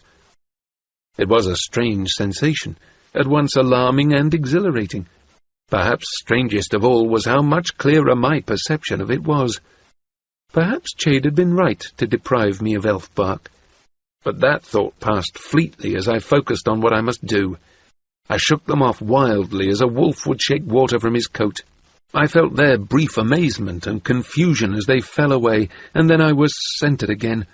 "Dutiful!" My thought bellowed not his name, but his concept of himself, the shape I had so clearly seen when I had first brushed my thoughts against his. What I felt in return from him was like a questioning echo, as if he could barely recall who he had been but moments before. I netted him out of the tangled flux, sieving the threads of him and keeping them whilst letting the others flow through my perception of him. Dutiful, dutiful, dutiful. The tapping of my thought was a heartbeat for him and a confirmation. Then for a time I held him, steadying him, and finally felt him come back to himself. Swiftly he gathered to his centre threads that I had not perceived as being part of him. I was a stillness around him, helping to hold the thoughts of the world at bay while he reformed himself. "Tom?" he queried me at last. The template he offered me was a fractured portion of myself, the single facet I had presented to him. "Yes," I confirmed for him. "Yes, dutiful. And that is enough, and more than enough for today. Come away from this now. Come back to yourself." Together we separated ourselves from the tantalizing flow, and then peeled apart and went to our own bodies. Yet, as we departed from the Skill River, it seemed to me that someone else almost spoke to me, in a distant echo of thought. "That was well done. But next time, be more careful, with yourself as well as with him." The message was arrowed at me, a thought with me as its target. I do not think Dutiful was aware of it at all. As I opened my eyes at the table, I saw how pale he was. I pushed all consideration of that foreign skilling aside. He slumped in his chair, head canted to one side, eyes nearly closed. Drops of sweat had tracked down his face from his hair, and his lips puffed as the breath moved in and out of them. My first lesson had nearly been his last. I rounded the table and crouched down beside him. "Dutiful, can you hear me?" He gasped in a small breath. "Yes." A terrible smile flowed onto his slack face. "It was so beautiful. I want to go back, Tom." "No, don't do that. Don't even think about it right now. Stay here and now. Focus on staying in your own body." I glanced around the room. There was nothing here to offer him. No water and no wine. "You'll recover in a few moments," I told him, not at all sure that was true. Why hadn't I planned for this possibility? Why hadn't I warned him first of the dangers of the skill? Because I had never expected that he could skill so well on his very first lesson. I had not thought he would be adept enough to get himself into trouble. Well, now I knew better. Teaching the prince was going to be more dangerous than I had thought. I set a hand to his shoulder, intending to help him sit up straighter. Instead, it was as if we leapt into one another's minds. I had lowered my walls to teach him, and Dutiful had no walls. The elation of the skill flooded me as our minds met and matched. With him, I could hear the muted roar of skill thoughts, like the carousing of a flood river in the distance. "Come away from that," I counselled him, and somehow drew him back from that brink. It was unnerving to feel his fascination with it. Once, I too had felt that drawn to the great skill current. It still exerted a tremendous attraction on me, but I also knew its dangers, and that balanced it. The prince was like a baby reaching toward a candle flame. I drew him back from it, put myself between it and him, and finally sensed him curtaining his mind against the skill murmur. "Dutiful." I spoke his name aloud at the same time I skilled it. "It's time to stop now. This is enough for one day, and far too much for the first lesson." "But I want—" His spoken words were little more than a whisper, but I was pleased he said them aloud. "Enough," I said, and took my hand from his shoulder. He leaned back in his chair with a sigh, rolling his head back. I fought temptations of my own. Could I share strength with him to help him recover? Could I set walls for him to protect him until he was better able to navigate the skill currents? Could I remove the skill-induced command I had given him not to fight me? When I had first been offered the chance to learn to skill, I had seen it as a double-edged blade. There was great opportunity to learn the magic, but balanced against it was always the danger that Galen the skill-master might learn I was witted and destroy me. I had never approached the skill as openly and eagerly as Dutiful did. Very soon, danger and pain had blunted my curiosity about the royal magic. I had used it with reluctance, drawn to it by its addictive lure, yet frightened of how it threatened to consume me. When I had discovered that drinking elfbark tea could deaden me to the skill's call, I had not hesitated to use it, despite the drug's evil reputation. Freed from the drug's numbing effect, my enthusiasm for skilling had been rekindled by the prince's enthusiasm and our access to the skill scrolls. As much as Dutiful did, I longed to plunge back into that intoxicating current. I steeled my will. I must not let him feel that from me.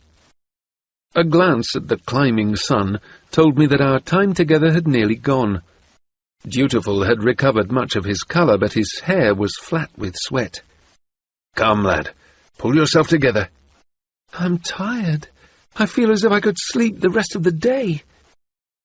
I did not mention my burgeoning pain. "That's to be expected, but it's probably not a good idea. I want you to stay awake. Go do something active. Ride or practice with your blade. Above all, rein your thoughts away from this first lesson. Don't let the skill tempt you to come near it again today. Until I've taught you to balance focusing on it with resisting it, it's a dangerous thing for you. The skill is a useful magic, but it has the power to draw a man as honey draws a bee. Venture there alone, be distracted by it, and you'll be gone to a place from which no one, not even I, can recall you. Yet here your body must remain, as a great drooling babe that takes no notice of anything."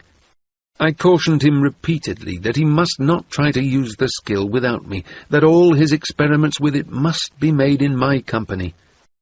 I suppose I lectured overlong on this point, for he finally told me, almost angrily, that he too had been there, and knew he was lucky to have returned in one piece.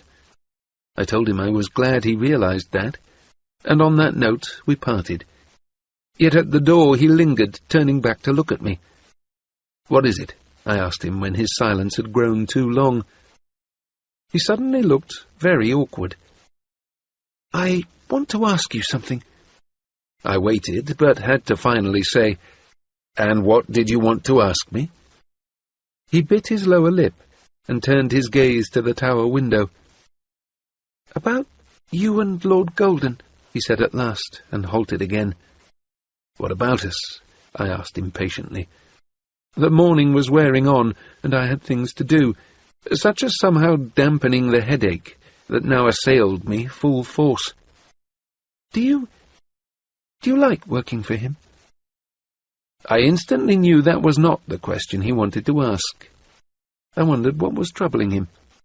Was he jealous of my friendship with the fool? Did he feel excluded somehow? I made my voice gentle. "He has been my friend for a long time. I told you that before, in the inn, on our way home. The roles we play now, master and man, are only for convenience. They afford me an excuse to attend occasions where a man such as myself would not be expected, that's all." "Then you don't truly serve him?" I shrugged a shoulder. "Only when it fits my role, or when it pleases me to do a favour for him. We've been friends a long time, Dutiful. There is very little I wouldn't do for him, or he for me." The look on his face told me I had not lain to rest whatever was troubling him, but I was willing at that point to let it go. I could wait until he found words for whatever it was. He seemed also willing to let it rest, for he turned away from me to the door. But with his hand on the handle he spoke again suddenly. His voice was harsh. The words wrung from him against his will. "Sybil says that Lord Golden likes boys." When I said nothing, he added painfully, "For bedding." He kept staring at the door. The back of his neck grew scarlet. I suddenly felt very tired. "Dutiful, look at me, please." "I'm sorry," he said as he turned, but he couldn't quite meet my eyes. "I shouldn't have asked." I wished he hadn't. I wished I hadn't discovered that the gossip was widespread enough to have reached his ears. Time to lay it to rest. "Dutiful, Lord Golden and I do not bed together. In truth, I have never known the man to bed anyone. His actions towards Civil were a ploy, to provoke Lady Brasinga into asking us to leave her hospitality. That was all. But you cannot, of course, let Civil know that. It remains between you and me." He drew a deep breath and sighed it out. "I did not want to think it of you, but you seem so close, and Lord Golden is, of course, a Gemalian, and all know that they care little about such things." I debated for an instant about telling him the truth of that. I decided there was such a thing as burdening him with too much knowledge. "It would probably be for the best if you didn't discuss Lord Golden with Civil. If the topic comes up, turn the conversation. Can you do that?" He gave me a crooked smile. "I too have been Chade's student," he pointed out. "I had noticed that you had become cooler toward Lord Golden of late. If that was the reason behind it, well, you create a loss for yourself in not getting to know him better. Once he is your friend, no man can ask for a truer one." He nodded, but said nothing. I suspected I had not dispelled all his doubts, but I had done the best I could. He left the tower by the door, and I heard him turn the key in the lock before he descended the long spiralling stair. If asked, he would tell folk that he had chosen the tower as his new place for dawn meditation. I glanced about the room again, and resolved to stock it against dangers such as we had had this morning. A bottle of brandy in case Dutiful needed restoration, and we'd need a supply of wood for the hearth as winter gained more bite. I did not hold with Galen's austere teaching that students must be uncomfortable in order to learn well. I talked to Chade about it. I yawned hugely, wishing I could go back to bed. I had only arrived back at Buckkeep the previous evening. A hot bath and a long report to Chade had taken up hours when I would rather have been sleeping. He had taken custody of the scrolls and writings I'd brought back. I was not enthusiastic about that, but there was little in any of them that he would not already have known or guessed. After my bath, to take the chill from my bones, I had sat before Chade's hearth and talked long with him. A young brown ferret had already taken up residence in the tower room. His name was Gilly, and he was obsessed with his own youth, his new territory, and rumours of rodents. His interest in me was limited to sniffing my boots thoroughly, and then rooting his way into my pack. His eagerly darting mind was a pleasant counterpoint to the gloom of the tower room. His opinion of me was that I was a creature too big to eat that shared his territory. Chade's gossip had covered everything from the Duke of Tilth, arming runaway Chalcedian slaves, and teaching them military tactics, to Catrichan being called on to mediate between Lord Carolsin of Ashlake, who claimed that Lord Dignity of Timbury had seduced and stolen his daughter. Lord Dignity countered that the girl had come to him of her own will, and that as they were now married, any issue of seduction no longer mattered. Then there was the matter of the new docks that one Buckkeep merchant wanted to build. Two others claimed that the docks would cut water access to their warehouses. Somehow this trivial matter that the town council should have resolved had become a city-wide issue, to be debated before the Queen. Chade spoke of a dozen some other boring and wearisome issues, and it recalled to me that the concerns he and Catrichan dealt with every day went both wide and deep. When I observed as much to him, he replied, "And that is why we are fortunate that you have returned to Buckkeep, with Prince Dutiful as your sole focus. Catrichan thinks the only way it could be better would be if you could openly accompany him, but I still feel that your ability to observe the court without being too directly connected to the prince has advantages of its own." There had been no further stirring from the piebalds that Chade had detected. No new postings, exposing witted ones, no clandestine notes, no threats to the Queen. "But what of Laurel's warning to the Queen? Of Deakin's rumours?" I asked him. For a moment he looked discomfited. "So you know of that, do you?" "Well, I was speaking only of direct tidings from the piebalds to the Queen. We have taken Laurel's information seriously, and done what we could to protect her, in a subtle way. She is training a new huntsman now, her new assistant. He is quite brawny, and very adept with a sword, and accompanies her almost everywhere. I have great faith in him. Other than that, I have instructed the guards on the gates to be more suspicious of strangers, especially if animals accompany them. Obviously, we are aware that the piebalds and the old blood are at odds. My spies have brought me rumours of families massacred in their beds, and in the houses burned to destroy all sign. All the better, some might say. Let them chew on one another, and leave us in peace for a time. Oh, don't scowl at me like that. Some might say, I said, not that I wished they would all kill one another off. What would you have me do? Turn out the guard? No one has come seeking the Queen's intervention. Shall we chase shadows that no one is accused of committing crimes?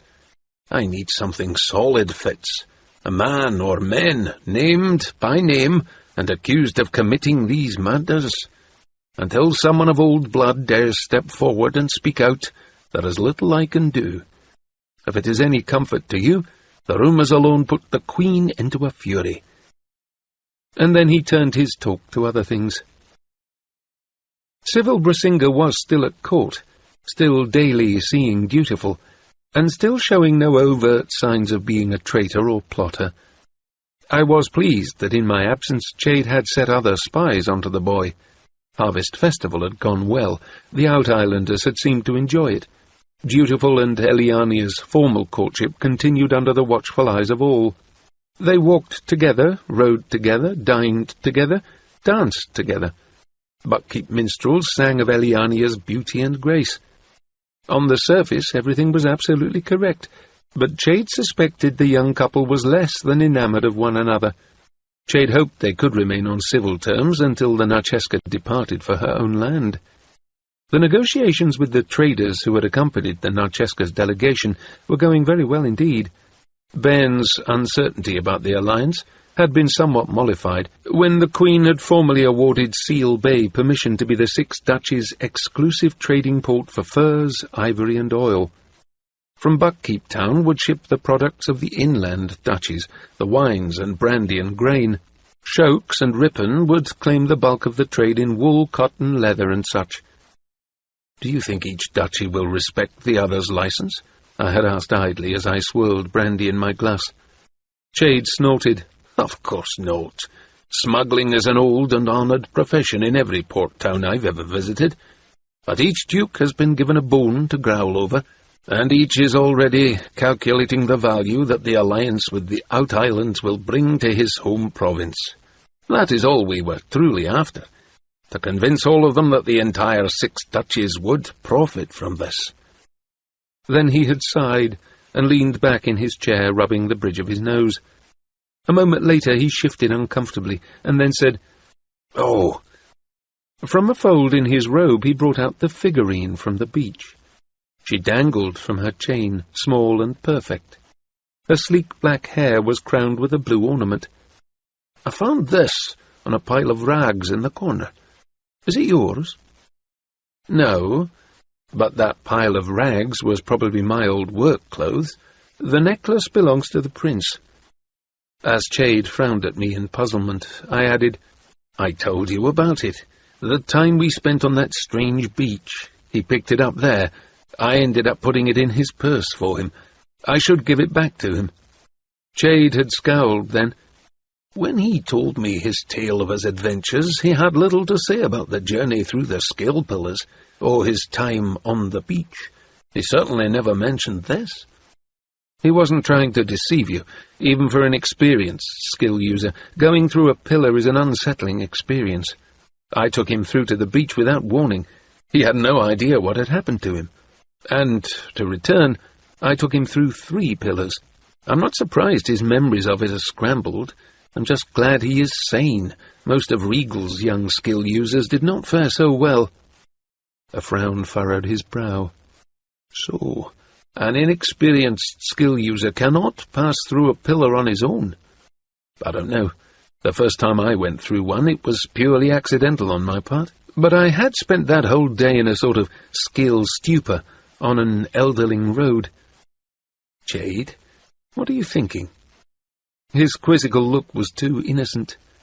Jade, stay away from those pillars. They are dangerous. Perhaps more dangerous to you, who may have traces of skill magic in your blood, than to regular folk. What are you afraid of? He asked me quietly. That I might discover that I possessed an aptitude for the skill? That perhaps, if I had been taught as a boy, I too could wield it now? Perhaps you could, but what I fear is that you will read some cracked and dusty old scroll and risk yourself in some experiment just when the Six Duchies needs you most. Jade made a disapproving grunt as he got up to place the figurine on his mantle. And that reminds me of another thing. The Queen sends you this. He picked up a small scroll from the mantle and handed it to me. Unfurled, I immediately recognized Catricken's squared hand. She had never become accustomed to the flowing script we used in the Six Duchies. 12 careful runes were inked there, and by each one was a single word.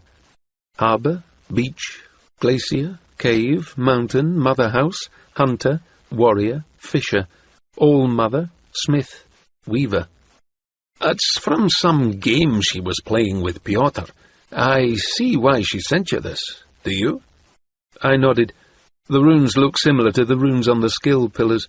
They are not the identical runes, but they look as if they might be from the same system of writing. Very good.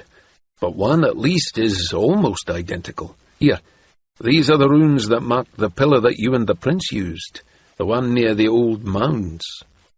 Jade took up a second scroll from the table between us. It was obviously the work of a true scribe.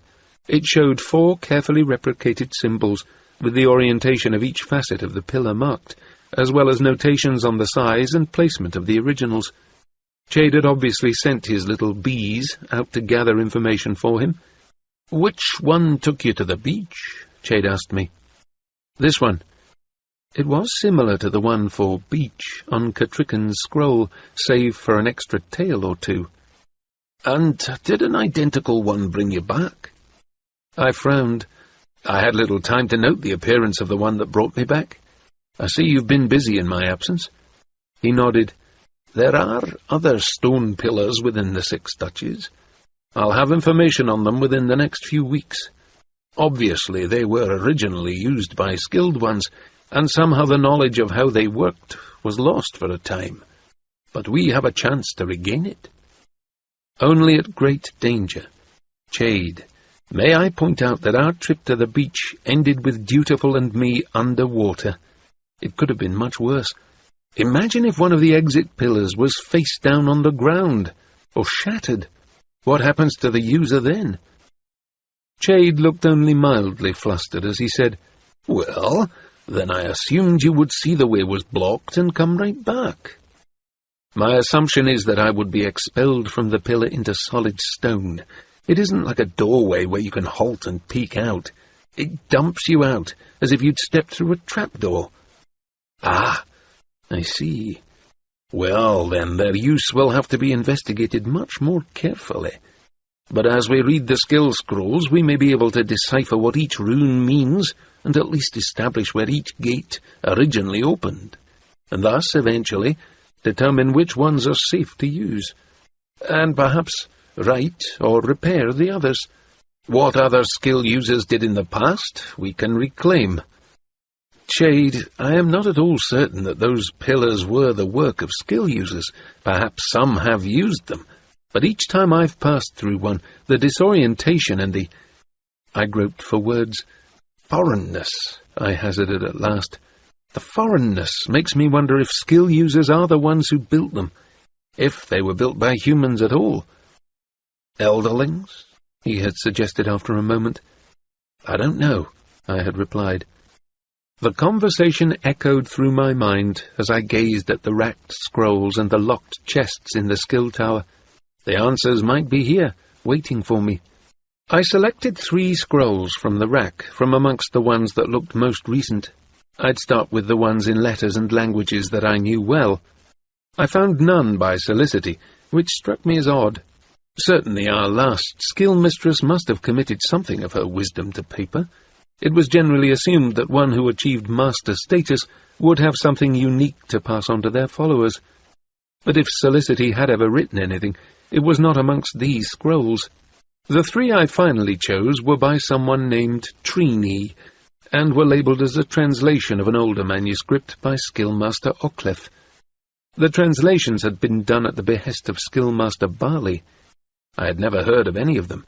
I tucked the 3 scrolls under my arm, and departed by way of the false panel in the hearth-mantle. I intended to leave the scrolls in Chade's tower room. They did not belong in Tom Badgerlock's chamber. But before I went there, I made a brief detour through the hidden corridors, until I reached an irregular crack in the wall. I approached it silently, and peeped through it. Civil Brasinga's chamber was empty. This confirmed what Chade had told me last night, that young Civil would ride out with a party accompanying the prince and his intended. Good. Perhaps I'd have the opportunity for a quick tour of his rooms. Not that I expected it would yield much. Other than his clothes and the small daily possessions of a man, he kept nothing there. In the evenings, his chamber was either empty or he was alone in it. When he was there, his most common diversion was playing a small pipe, badly, or indulging in smoke and staring out the window afterward. In all the spying I'd ever done, Civil was the most boring subject I'd ever had. I headed up to Chade's tower room, but paused before triggering the hidden catch, to listen and then peep into the room. I heard a soft-mouthed muttering, the thud of firewood being unloaded. I nearly turned aside, thinking I could leave the scrolls in the corridor until later. Then I decided there were too many laters in my life, and that I was leaving too much up to Chade. Only I could do this, really. I took a slow and calming breath, focused myself, and then eased my walls down. Please don't be startled. I'm coming into the room. It didn't help. Almost as soon as I got through the door, the wave hit me. Don't see me, stink dog! Don't hurt me! Go away! But my walls were up and I was braced. Stop that, Thick. By now you should know that it doesn't work on me, and that I have no intention of hurting you. Why are you so afraid of me? I set the scrolls down on the work table. Thick had stood to meet me. At his feet was a hod of firewood. Half had been loaded into the box by the hearth. He squinted his sleepy-looking eyes at me. Not afraid. I just don't like you. There was an oddness to his voice, not a lisp, but an unfinished edge to his words, as if a very young child spoke them. Afterward he stood glaring at me, the end of his tongue resting on his lower lip. I decided that despite his short stature and childish voice and ways, he was not a child. I would not speak to him as one. Really? I try to know people before I decide I don't like them. I don't think I've given you any reason to dislike me. He scowled at me, his brow furrowing. Then he gestured around the room. Lots of reasons. You make more work, water for baths, bring up the food, take away the dishes, a lot more work than the old man only. Well, I can't deny that. I hesitated, then asked, what would make it fair? Fair? He squinted at me suspiciously. Very cautiously I lowered my guard and tried to sense what he was feeling. I needn't have bothered. It was obvious. All his life he had been mocked and teased. He was sure this was more of it. I could give you money for the things you do for me. Money? Coins. I had a few loose in my pouch. I lifted it and jingled it at him. No! No coins. I don't want coins. He hit Thick. Take the coins. Hit Thick. Take the coins. As he repeated himself, he mimed the motion, swinging a meaty fist on his short arm. Who does? He narrowed his eyes at me, then shook his head stubbornly. Someone. You don't know. I didn't tell no one. Hit Thick. Take the coins. He swung again, obviously caught up in remembered anger. His breath was beginning to come more quickly. I tried to cut through it. "Thick, who hits you?" "Hit, Thick, take the coins." He swung again, tongue and lower lip out now, eyes squinted nearly shut. I let the punch spend itself on the empty air, then stepped in. I set my hands on his shoulders, intending to calm him so I could speak to him. Instead he yelled loud, a wild, wordless cry, and sprang back from me. At the same moment, "Don't see me! Don't hurt me!" I winced from the impact and recoiled. "Thick, don't hurt me," I retorted. Then, catching my breath, I added, "That doesn't always work, does it? Some people don't feel you push them away with that. But there are other ways, ways that I could stop them."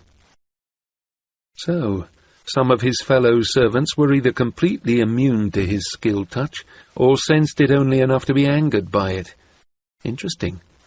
As strongly skilled as he was, I would have thought he could impose his will on almost anyone. I should tell Chade about this. I set the thought aside for later.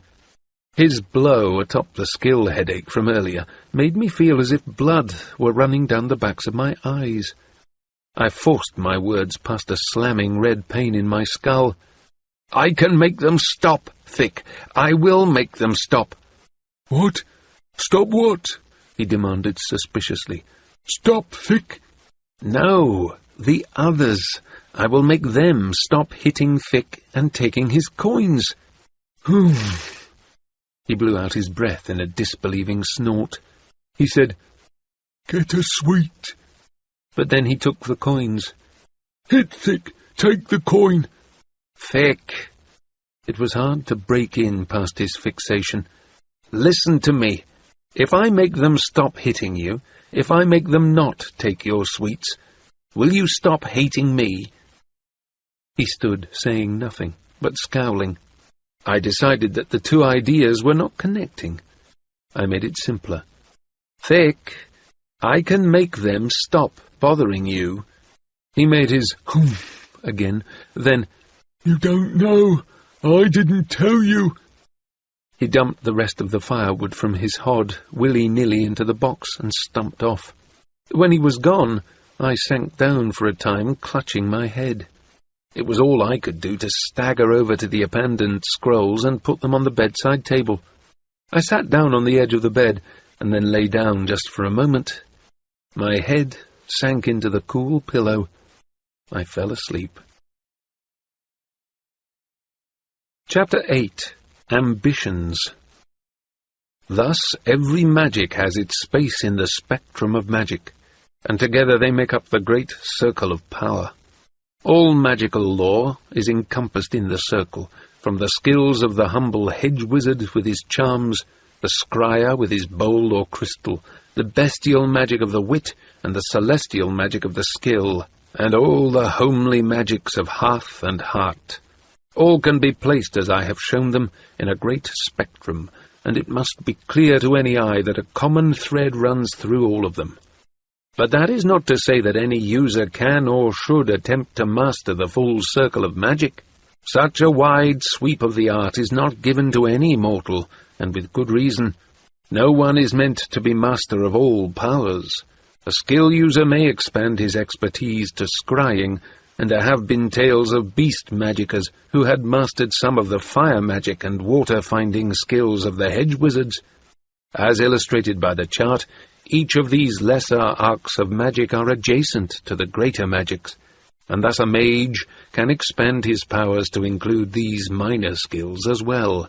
But to have larger ambitions than these is a great error, for one who augurs through a crystal to attempt to master the bringing of fire is a mistake. These magics are not neighbouring magics, and the strains of supporting their differences may bring discord to his mind. For a skill user to demean himself with the beast magic of the wit is to invite the decay and debasement of his higher magic. Such a vile ambition should be condemned. Trini's translation of The Circle of Magic by Skillmaster Oakleff. Looking back, I suspect that I learned more at Dutiful's first skill lesson than he did. Fear and respect were what I learned. I had dared to set myself up as a teacher of something that I barely grasped myself. And so my days and nights became fuller than I had ever expected, for I must be both student and teacher, yet could not surrender my other roles as Lord Golden's servant, or Hap's father, or the Farseer's spy. As winter shortened the days, my lessons with Dutiful began in the black of the morning. Usually we left Verity's tower before the true dawn lightened the sky. Both the boy and Chade were eager for us to press on, but I was determined to err on the side of caution after our near disaster. In the same spirit, I had procrastinated against Chade's demands that I at least evaluate Thick's skill ability. I need not have bothered. Thick was as reluctant to have any contact with me as I was to teach him. Thrice Chade had arranged times for Thick to meet me in his chambers. Each time the half-wit had not been there at the appointed hour, nor had I lingered, hoping my wayward student was merely late. I arrived, noted his absence, and left. Each time Thick had told Chade that he had forgotten the appointment, but he could not hide his apprehension and distaste from Chade. "What did you do to him, to create such aversion?" Chade had demanded of me, to which I had been able to honestly reply that I had done nothing. I knew of no reason that the half-wit would dread me. I was only glad that he did. My lesson times with Dutiful were the exact opposite of that. The boy greeted me warmly and eagerly every time he arrived, and anticipated his lessons with eagerness. It amazed me. Sometimes I wondered wistfully what it would have been like if Prince Verity had been my first skill instructor. Would I have responded as readily as his son did to me? My own memories of Skillmaster Galen's lessons were painful in the extreme. I had seen no wisdom in emulating his set routines and mental exercises designed to prepare a student to skill. In truth, Dutiful seemed not to need any of them. For the prince, skilling was an effortless spilling of his soul. I soon wondered if I had not benefited from my own early struggles to master the skill. I had had to force my way out past my own walls. Dutiful could not seem to find any boundaries. He was as prone to share his upset stomach with me as he was to convey his thoughts. When he opened himself, it was as if he opened the floodgate to all of the scattered and wafting thought in the world. Standing witness and guard in his mind, I was nearly overwhelmed by it. It frightened and fascinated him, and both emotions kept him from achieving full concentration on what he was attempting. Worse, when he skilled out to me, it was as if he tried to thread a needle with a rope. Verity had once told me that being skilled to by my father, Chivalry, was like being trampled by a horse. He barged in, dropped his information, and fled. So it was with Dutiful. "If he can master his talent, he will swiftly exceed his teacher," I complained to Chade one very late night, when he chanced to visit his old chambers. I sat at our old compounding table, surrounded by a welter of skill scrolls. I felt almost relief when I started teaching him Kettle's stone game. He found it difficult to grasp at first, though he seems to be catching on to it now. I hope it will slow him down and help him learn to look for deeper patterns in his magic. All else seems to come to him so easily. He skills as a hound pup instinctively puts his nose to a trail, as if he is remembering how to do it, rather than being taught it. "And that is bad?" the old assassin asked genially. He began to rummage amongst the tea herbs on the high shelves. Those shelves had always been reserved for his most dangerous and potent concoctions. I smiled briefly as he clambered up on a stool, and wondered if he still supposed them safely out of my reach. It could be dangerous. Once he surpasses me and begins to experiment with the skill's other powers, he will be venturing where I have no experience. I will not even be able to warn him of the dangers, let alone protect him. In disgust, I slid a skill scroll aside and pushed my awkward translation after it. There, too, Dutiful excelled me. The lad had Chade's gift for alphabets and languages. My translations were plodding word by word, puzzling out, while Dutiful read sentence by sentence, and jotted the sense of them down in concise prose. Years of absence from such work had blunted my language abilities. I wondered if I envied my pupils' quickness. Would that make me a bad teacher? "Perhaps he got it from you," Chade observed thoughtfully. "Got what?" "The skill. We know that you touched minds with him from the time he was very small. Yet you say the wit is not a magic that allows that. Therefore, it must have been the skill. Therefore, perhaps you taught him to skill when he was a tiny boy, or at least prepared his mind to be ready for it." I didn't like the trend of his thoughts. Nettle instantly sprang to my mind, and a wave of guilt swept through me. Had I endangered her as well? "You're just trying to make it my own fault." I tried to make my tone light, as if that would chase away my sudden dread. I sighed and reluctantly pulled my translation work back in front of me. If I was to have any hope of continuing as Dutiful's teacher, I needed to learn more of the skill myself. This was a scroll that suggested a series of exercises that a student should be given to improve his focus. I hoped it would be useful to me. Chade came to look over my shoulder. What did you think of the other scroll? The one on pain and the skill?" I glanced up at him, puzzled. "What other scroll?" He looked annoyed. "You know the one. I left it out for you." I gave our littered table a meaningful glance. There were at least a dozen other scrolls and papers cluttering it. "Which one?" "It was one of these. I showed it to you, boy, I'm sure of it." I was equally certain he had not, but I held my tongue. Chade's memory was failing him. I knew it. So did he. But he would not admit it. I had also discovered that even a mention of that possibility would throw him into a fury that was more unsettling to me than the notion that my old mentor was not as sharp as he had been. So I silently watched him poke through the jumble of writings until he came to a scroll with a decorative blue edge. "See, there it is, right where I left it for you. You haven't studied it at all." "No, I haven't." I admitted it easily, hoping to avoid the whole topic of whether or not he'd shown me the scroll. "What did you say it's about?" He gave me a disgusted glance. "It's about pain related to skilling, the sorts of headaches you have.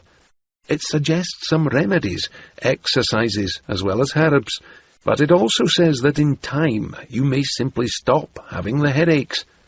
But it's the note toward the end that interested me. Trini says that some skill masters used a pain barrier to keep their students from experimenting on their own. He doesn't say that it might be made strong enough to prevent a man from skilling at all. It interested me for two reasons. I wondered if Galen had done it to you, and I wondered if it might be a way to control Thick." I noticed he did not suggest it as a safety barrier for the prince. So we were back to Thick again. Well, the old man was right. Sooner or later we'd have to deal with him. Still, I'd be reluctant to use pain as a curb on any creature. Thick skills out his music near constantly. Give him pain for doing that, block him from it. I don't know what that would do to him. Chade made a dismissive noise.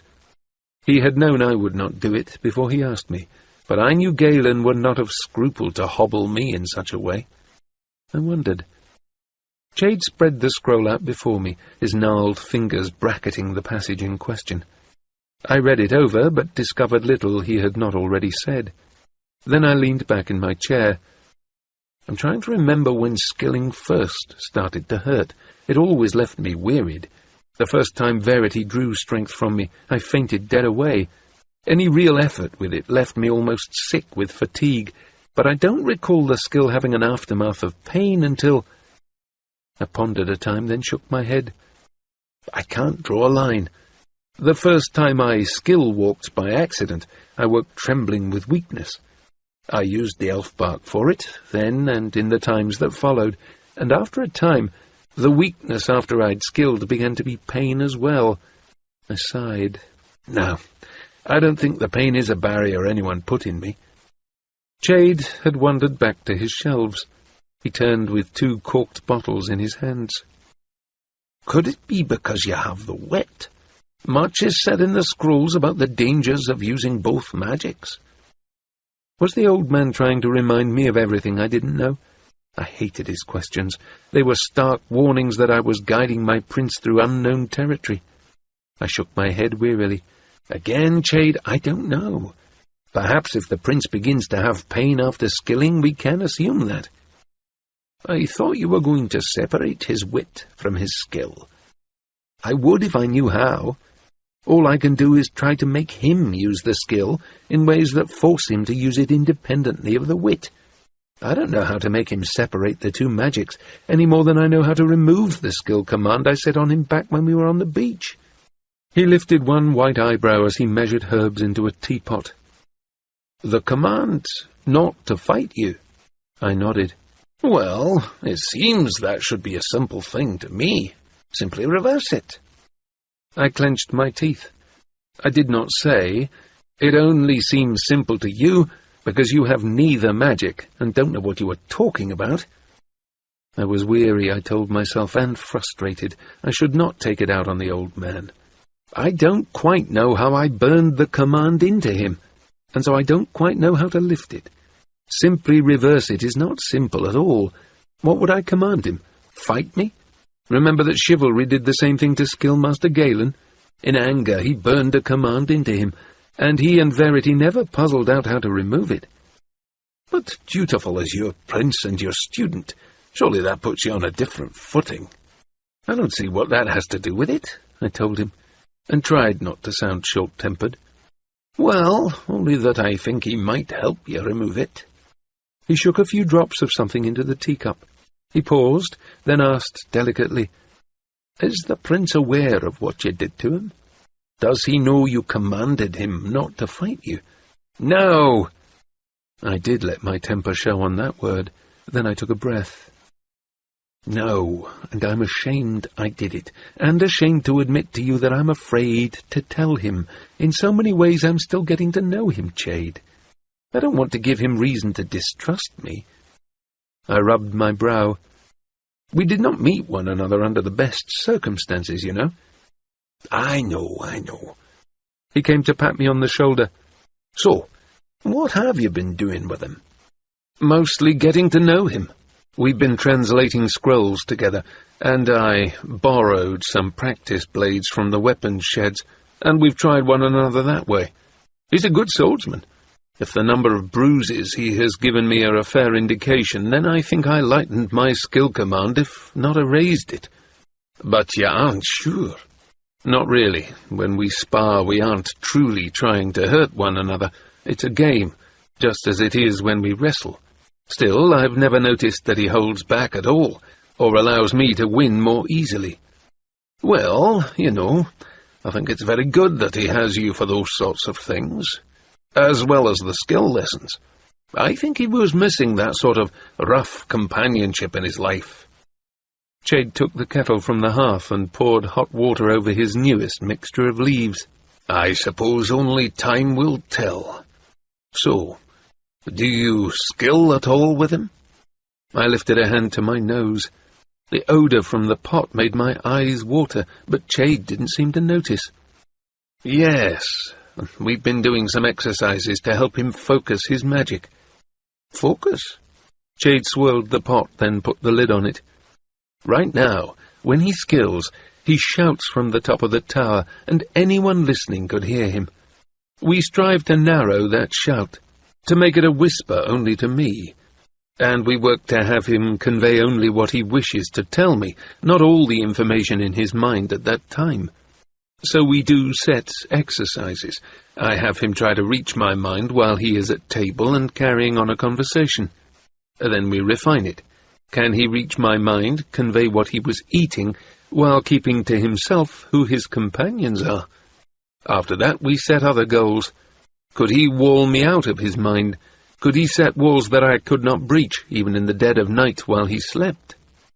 Chade frowned to himself as he found a cup, and wiped it clean with one end of his trailing sleeve. I tried not to smile. Sometimes, when we were alone like this, he reverted from the grand noble to the intent old man who had taught me my first trade. Do you think that's wise? Teaching him how to close you out of his mind? Well, he has to learn to do it. in case he ever encounters someone who doesn't have his best interest at heart. At the moment, I'm the only other skill user he can practice with." "That's thick," Chade pointed out as he poured for himself. The hot liquid splashed, greenish-black, into his cup. He regarded it with distaste. "I think one student is all I can deal with right now," I demurred. "Did you take any action on Thick's problem?" "What problem?" Chade took his cup over in front of the fire. I felt a moment's alarm. I tried to conceal it by speaking casually. "I thought I told you about it. He was having problems with the other servants, hitting him and taking his money." "Oh, that." He leaned back in his chair as if it were of no consequence. I breathed a silent sigh of relief. He hadn't forgotten our conversation. "I found a reason for the cook to give him separate quarters. Ostensibly, that's where he works, you know, the kitchens. So now he has his own room near the pantries. It's small, but I gather it's the first time he's ever had any place all to himself. I think he likes it." "Well, that's good then." I paused for a moment. "Did you ever consider sending him away from Buckkeep, just until the prince has a better grasp on the skill? There are times when his wild skilling is a bit distracting. It's like trying to work a complicated sum while near you someone else is counting out loud." Chade sipped from his revolting cup. He made a face, then swallowed determinedly. I winced sympathetically, and said nothing as he reached a long arm to seize my wine-glass and wash away the taste. When he spoke, his voice was hoarse. "As long as Thick remains the only other skill candidate we have, I will not send him away. I want him where we can watch over him, and where you can try to win his regard. Have you made any efforts with him?" "I haven't had the opportunity." I got up and brought another glass back to the table and poured more wine for both of us. Chade came back to the table. He set the teacup and the wine-glass side by side and eyed them dolorously. "I don't know if he's avoiding me or if his other duties for you simply have kept him out of my way. He has had other tasks of late." "Well, that explains his lack of care with his work here," I observed sourly. "Some days he remembers to replace the candle stubs with fresh tapers. Some days he doesn't. Some days the hearth is clear of ashes and wood laid for the fire, and sometimes the old ashes and coals remain. I think it's because he dislikes me so. He does as little as he possibly can. He can't read, so I can't give him a list of tasks. Sometimes he remembers to do all I tell him, sometimes he doesn't. That only makes him a poor servant, not a lazy or spiteful one." Chade took another mouthful of his brew. This time, despite his efforts, he coughed, spraying the table. I snatched the scrolls out of harm's way. He wiped his mouth with his kerchief and then blotted the table. "Beg pardon," he said gravely, his eyes watering. He took a gulp of wine. "What's in the tea?" "Silvleaf, witch's butter, sea creep, and a few other herbs." He took another mouthful of it and chased it down with more wine. "What's it for?" A memory tickled at the back of my mind. "Some problems I've been having," he evaded, but I rose and began to shuffle through the scrolls on the table. I came up with the one I wanted almost immediately. The illustrations were still bright despite the years. I unrolled it and pointed to the Silvleaf drawing. "Those herbs are named here, as being helpful to open a candidate to the skill." He gave me a flat look. "So?" "Chade, what are you doing? What are you trying?" For a moment he just looked at me. Then he asked coldly, "Are you jealous? Do you also think my birthright should be forbidden me?" "What?" An odd sort of anger broke from him in a tumble of words. "I was never even given the chance to be tested for the skill. Bastards are not taught it, not until you, when Shrewd made an exception. Yet I am as much far-seer as you are, and I've some of the lesser magics, as well you should know by now." He was upset, and I didn't know why. I nodded and said calmingly, "Such as your scrying in water. It was how you knew of the Red Ship attack on Neat Bay all those years ago." "Yes," he said with satisfaction. He sat back in his chair, but his hands scuttled along the table's edge like spiders. I wondered if the drugs in the tea were affecting him. Yes, I have magics of my own, and perhaps, given the chance, I'd have the magics of my blood, the magic I've a right to. Don't try to deny it to me, Fitz. For all those years my own brother forbade me even being tested. I was good enough to watch his back, good enough to teach his sons and his grandson, but I was never good enough to be given my rightful magic. I wondered how long the resentment had festered in him. Then I recalled his excitement when Shrewd allowed me to be taught, and his frustration when I seemed to fail and would not even discuss my lessons with him. This was a very old anger, unveiled to me for the first time. "Why now?" I asked him conversationally. "You've had the skill scrolls for 15 years. Why have you waited?" I thought I knew what the answer would be, that he had wanted me to be close by to help him with it.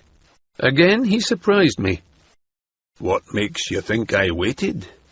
"But, yes, I've applied more effort to it of late, because my need for this magic becomes so desperate. We've spoken of this before. I knew you would not wish to help me." It was true. Yet if he had asked me just then, I would not have been able to say why. I avoided the question. "What is your need now? The land is relatively peaceful. Why risk yourself?" "Fitz, look at me. Look at me. I'm getting old. Time has played me a treacherous trick. When I was young and able, I was locked up in these chambers, forced to remain hidden and powerless. Now, when I have a chance to set the Farseer throne on a firm foundation, when indeed my family needs me most, I am old and becoming feeble. My mind totters, my back aches, my memories cloud. Do you think I haven't seen the dread on your face whenever I tell you I must look through my journals to find you a tidbit of information? Imagine, then, how I feel. Imagine how it is, Fitz, to not have your own memories at your beck and call anymore. To grope for a name, to suddenly lose the thread of a conversation in the midst of a jest. As a boy, when you thought your body had betrayed you with your fits, you plunged into despair, yet you always had your mind. I think I'm losing mine." It was a terrible revelation, as if I had discovered that the foundations of Buckkeep Castle itself were weakening and crumbling. Only recently had I begun to appreciate fully all that Chade juggled for Cattrickan. The enmeshing net of social relationships that formed the politics of Buckkeep had snared me, and from within its folds I struggled to comprehend it all. When I was a boy, Chade had interpreted for me all that went on in the castle, and I had been content to accept his word on it. Now I viewed things with a man's eyes, and found the level of complication astonishing and fascinating. It was like Kettle's stone game played on a grand scale. Markers moved, and alliances changed, and power shifted, sometimes all within a passage of hours. It made Chade's depth of knowledge all the more amazing, as he conducted Queen Cattrickan's balancing act on the shifting loyalties of the nobility. I could not possibly keep up with it all, and yet it all was interconnected. Since I had returned to Buckkeep, I had marvelled that the old man could integrate it all, and dreaded the coming of a day when he could not. None of this was as easy for him as it once had been. The presence of his journals, massive volumes of pages bound flat in the Jamalian style, were an indication that he did not trust his own memory any more. There were 6 identical volumes, with covers of red, blue, green, yellow, purple, and goldenrod, one for each of the 6 duchies. How he determined what information belonged in each was beyond my understanding. A 7th volume, white with the Farseer buck on the front, was where he penned his day-to-day minutiae. This he referred to most often, leafing through it for scraps of gossip or the text of a conversation or the summary of a spy's report. Even within this secret volume hidden in the concealed chamber, he made his entries in his own cryptic words. He did not offer me access to his volumes, and I did not ask it. I am sure there was much in them that I would not have wished to know. And it was safer so for the spies who toiled for the 6 duchies. for I could not accidentally betray the secrets I did not know. Yet knowing Chade feared the failing of his memory still did not explain to me what he did. I know things have been difficult for you lately. I've worried about you. But why then would you tax yourself further with trying to learn the skill? His hands became knotty fists on the table edge. Because of what I've read. Because of what you've told me you've done with it. The texts say a skill user can repair his own body, can extend his years. How old was that kettle you journeyed with? 200 years? 300? And she was still spry enough to take on a mountain winter. You yourself have told me that you reached into your wolf and with it made him whole again, at least for a time. If I could open myself to your skill, could not you do that for me? Or if you refused, as I think you might, could not I do it for myself? As if he needed to show his strength of resolve, he snatched up the cup and drained it in a manful draught. Then he choked and sputtered. His lips were wet with the dark potion as he seized his wine-glass and gulped the contents. I notice you do not spring to offer me your aid, he observed bitterly as he wiped his mouth. I sighed deeply. Chade, I barely know the rudiments I strive to teach the prince. How can I offer to teach you a magic I barely understand myself? What if I— That has been your greatest weakness, Fitz. All your life, too much caution, not enough ambition. Shrewd liked that in you. He never feared you, as he did me. As I gaped in pain at him, he spoke on, seemingly unmindful of the blow he had just dealt me. I did not expect you to approve, not that your approval is necessary. I think it is best I explore the edges of this magic on my own. Once I have the door open, well, then we shall see what you think of your old mentor. I think I will surprise you, Fitz. I think I have it, that perhaps I've always had it. You yourself gave me the hint of what, when you spoke of Thick's music. I've heard it, I think, on the edges of my mind, just as I start to fall asleep at night. I think I have the skill. I could not think of a word to say to that. He was waiting for me to react to his claim to have the skill. All I could think was that I did not feel I had ever lacked in ambition, only that my aspirations had not matched his goals for me. So the silence grew and became ever more awkward, and when he broke it with a complete change of topic, it only made it worse. Well, I see you've nothing to say to me, so— He forced a smile to his face and inquired, How is your boy doing at his apprenticeship? I stood up. Poorly. I suppose that, like his would-be father, he lacks ambition. Good night, Chade. And I left and went down to my servant's chambers for the rest of the night. I did not sleep. I dared not. Of late I avoided my bed, surrendering to it only when complete exhaustion demanded it. It was not just that I needed to spend those dark hours in my studies of the skill scrolls, but because when I did close my eyes, I was besieged. Nightly I would set my skill walls before retiring, and near nightly Nettle assaulted those walls. Her strength and her single-mindedness unsettled me. I did not want my daughter to skill. There was no way I could bring her to Buckkeep to instruct her, and I feared for her, attempting these explorations on her own. I reasoned that to let her through would only encourage her in her pursuit of this magic. As long as she did not know that she skilled, as long as she thought she was just reaching out to some dream companion, some otherworldly being she had imagined, perhaps I could keep her safe, and frustrated. If I had reached back to her even once, even to push her away, I feared she might somehow grasp who and where I was. Better to leave her in ignorance. Perhaps, after a time of failing to reach me, she might give up. Perhaps she would find something else to distract her, a handsome neighbour lad, or an interest in a trade. So I hoped. But I arose each morning near as haggard as I had gone to bed. The rest of my personal life had become equally frustrating. My efforts to get time to speak to Hap alone were no more fruitful than Chade's arranged meetings with Thick. He was completely besotted with Svanja. Over a period of 3 weeks, I spent most of my free nights sitting in the Stuck Pig, hoping for a chance to speak to Hap alone. The establishment's draughty common room and watery beer did little to extend my patience with my son. Often I waited in vain. On the occasions when Hap actually met me there, he brought Svanja with him. She was a lovely young thing, all dark hair and huge eyes, slender and supple as a willow wand, yet conveying an air of toughness as well. And she loved to talk, giving me little opportunity to get a word in, let alone address Hap privately. Hap sat beside her, basking in her approval and beauty, as she told me a very great deal about herself and her parents, and her plans for her future, and what she thought of Hap, Buckkeep, and life in general. I gathered that her mother was worn down by her daughter's wilful ways, and was glad that she was seeing a young man with some prospects.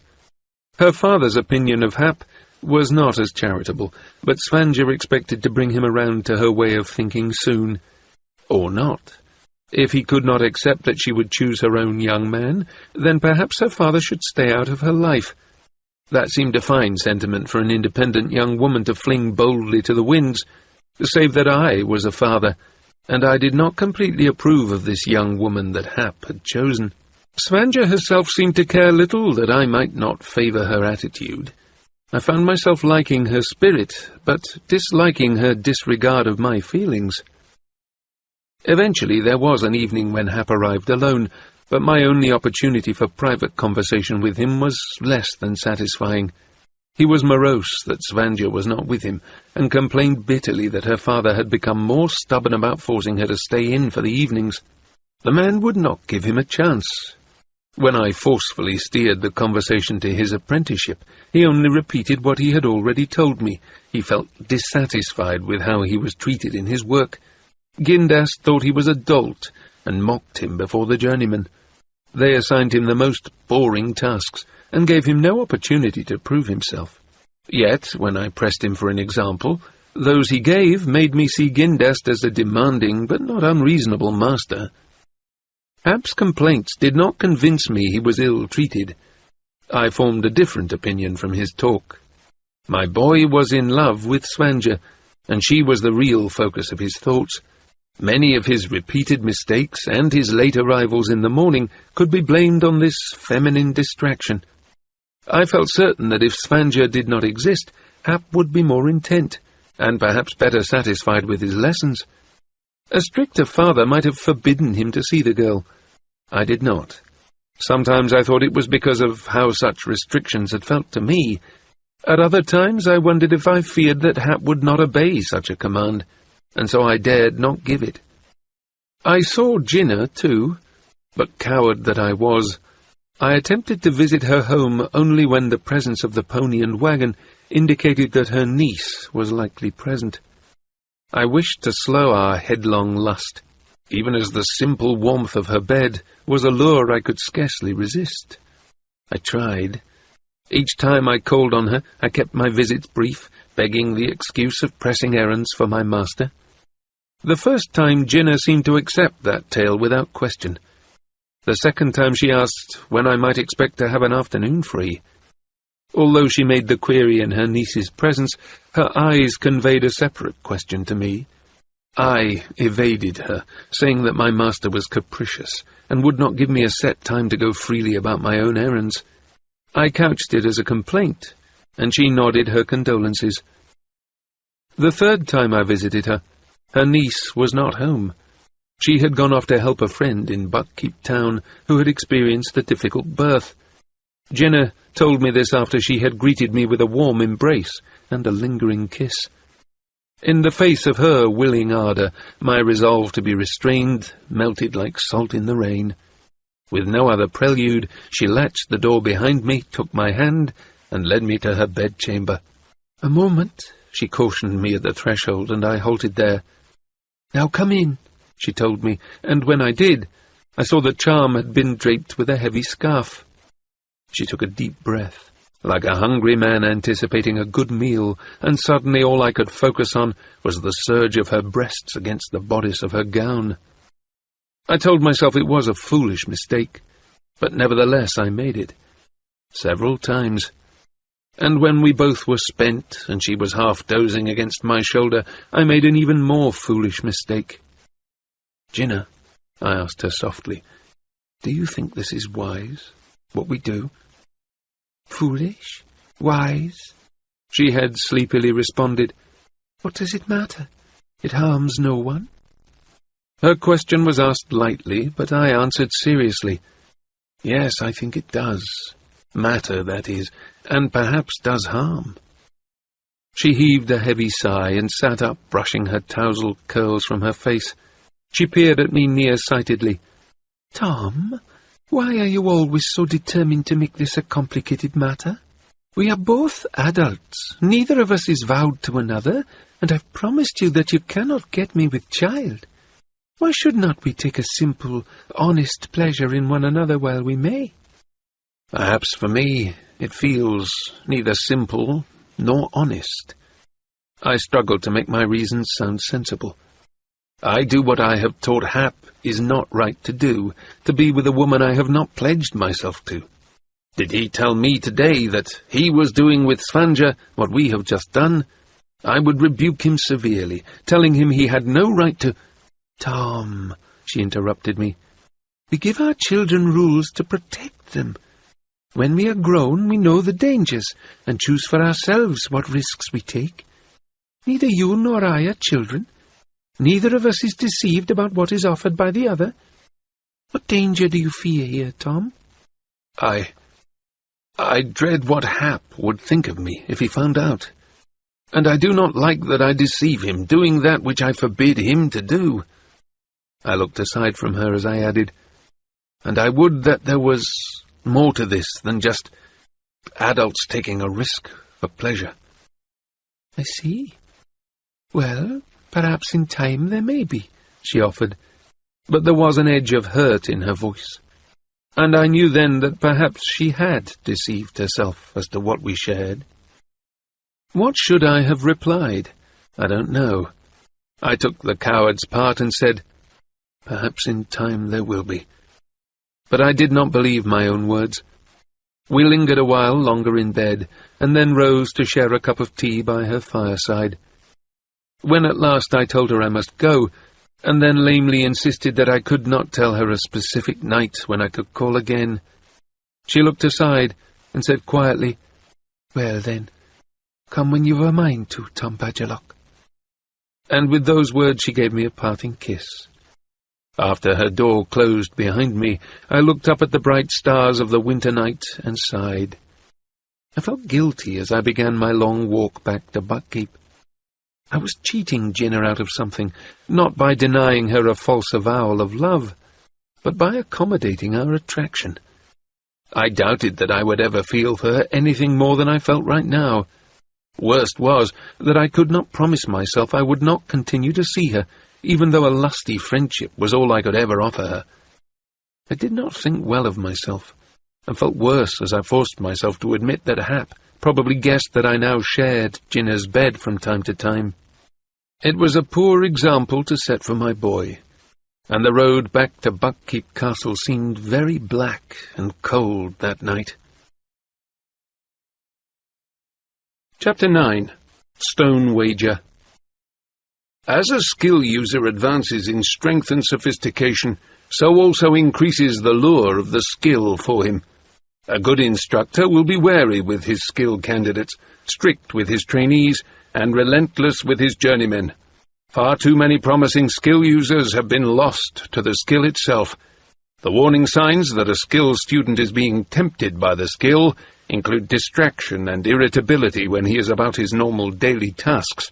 When he skills, he will exert more strength than is necessary for the task, for the pleasure of the power running through him, and spend more time in a skilling state than is required for him to accomplish his business. The instructor should be aware of such students and be quick to chastise them for such behavior. Better to be cruel early than to vainly wish one could call back a student who sits drooling and mumbling until his body perishes of hunger and thirst. Trini's translation, Duties of a Skill Instructor. The days of winter came and went as relentlessly as the tides that rose and fell on the beaches of Buckkeep town, and as monotonously. Winterfest approached, that celebration that heralds both the longest night and the gaining day that follows it. Once I would have looked forward to it with anticipation, but now I had too many tasks to do, and no time to do any of them well. Mornings I was the instructor of the prince. The meat of my day I masqueraded as Lord Golden's servant. Lord Golden had hired 2 lackeys to tend his wardrobe and fetch his breakfast, but I was still expected to ride out with him and trail after him at social functions. Folk had become accustomed to seeing me at his side, and so I shadowed him, even though his ankle was apparently well healed now. It was useful to me. There were times when Golden led conversations about to test a noble's opinion of trade with the Out-Islanders, or the way trading rights had been allocated. I was privy to many a casually expressed opinion, and gathered all such threads of information for Chade. Lord Golden also professed an interest in the wit, and asked about this strange magic. The virulence of the replies he received from some was shocking even to me. The acrimony against the magic ran deep, past all logic. When he asked what harm the magic did, he was told that witted ones did everything, from coupling with animals to gain their ability to speak their tongues, to cursing their neighbours' flocks and herds. Supposedly witted ones could take on the guise of animals to gain access to those they would seduce, or worse, rape and murder in their beast forms. Some spoke out angrily against the Queen's leniency for the beast magic, and told Lord Golden that the 6 duchies were a better place in the days when witted ones could be dispatched easily. Oh, I learned more than I wished to know of the intolerance that my own people had for their neighbours in the evenings when I was occupied as Lord Golden's servant. In the hours he left free to me, I tried to further my own studies of the skill scrolls. More often than I like to admit, I left my studies and went instead to Buckkeep Town, and not to meet my boy. Sometimes I caught a brief glimpse of Hap as he left Jinna's home on his way to meet Svanja. Our conversations were limited to brief greetings, and his empty promise to come home early so that we might have a real visit. Often enough, I saw a speculative look pass over his face as he watched Jinna and me together, and just as often I was relieved that he did not come home as early as he had promised. I was in danger of settling into a routine that was, if not comfortable, at least predictable. Despite my intentions to remain ever wary against the piebalds, their continued silence and inactivity was lulling. I almost dared to hope that Loudwine had died of his injuries. Perhaps his followers had disbanded, and the threat was no more. Despite the way they had terrorized me on that night on the road to Buckkeep Castle, it was difficult to maintain an ever-watchful stance when drowned by a constant wave of silence from them. Complacency threatened. Periodically Chade would quiz me on my spying efforts, but I never had anything to report to him. As far as I could determine, the piebalds had forgotten us. I spied on Civil Brasinga regularly, but still found nothing to justify my suspicions of him. He appeared no more than a lesser noble come to court in a bid to increase his stature amongst the nobility. I found no sign of his cat in the stables. He rode out, often accompanied by his groom, but on the few occasions when I shadowed him, he appeared to be doing no more than exercising his horse. I searched his room several times, but discovered nothing more interesting than a brief note from his mother, assuring him that she was well, and that she preferred he stay at court, for we are all so pleased that your friendship with Prince Dutiful is prospering. And indeed, his friendship with the prince did prosper, despite my frequent entreaties that Dutiful regard him with caution. It was something Chade and I had discussed. Both of us would prefer that the friendship be severed, but we wondered how the old blood folk would interpret that. We had had no more direct communications from any of the witted, neither the old bloods nor the piebalds. Their continued silence was uncanny. "We have kept our end of the bargain," Chade once observed to me grumpily. "Since the prince was returned to us, there have been no executions of any witted ones in Buck. Perhaps that was all they ever sought. As for what the piebalds may do to their fellows, well, we cannot protect them from their own folk unless they bring complaint before us. It all seems to have died down, and yet in my heart I fear it is but the calm before the storm. Be wary, boy, be wary." Chade was correct about the public executions. Queen Catrican had accomplished this by the simple expedient of announcing that no criminal in Buck could be executed for any crime save by royal decree, and that any such executions would take place only within Buckkeep. So far, no town had seen fit to petition for an execution. Paperwork is daunting to even the hottest quest for vengeance. Yet as time passed, and we heard nothing from the piebalds, I felt not relief, but a sense of continued scrutiny. Even if the piebalds ceased to trouble us, I could not forget that too many old bloods now knew our prince was witted. It was a lever that could be used against us at any time.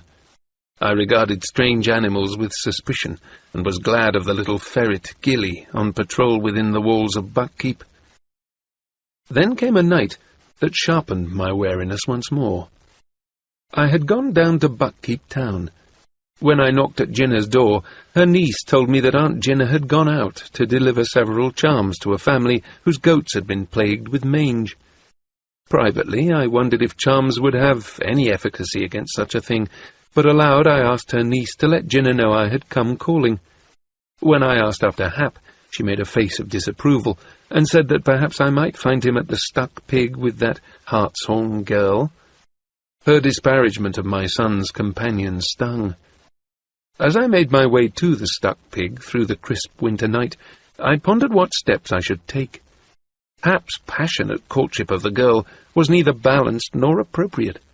For those very reasons, I doubted he would listen to me, advising him to temper his wooing.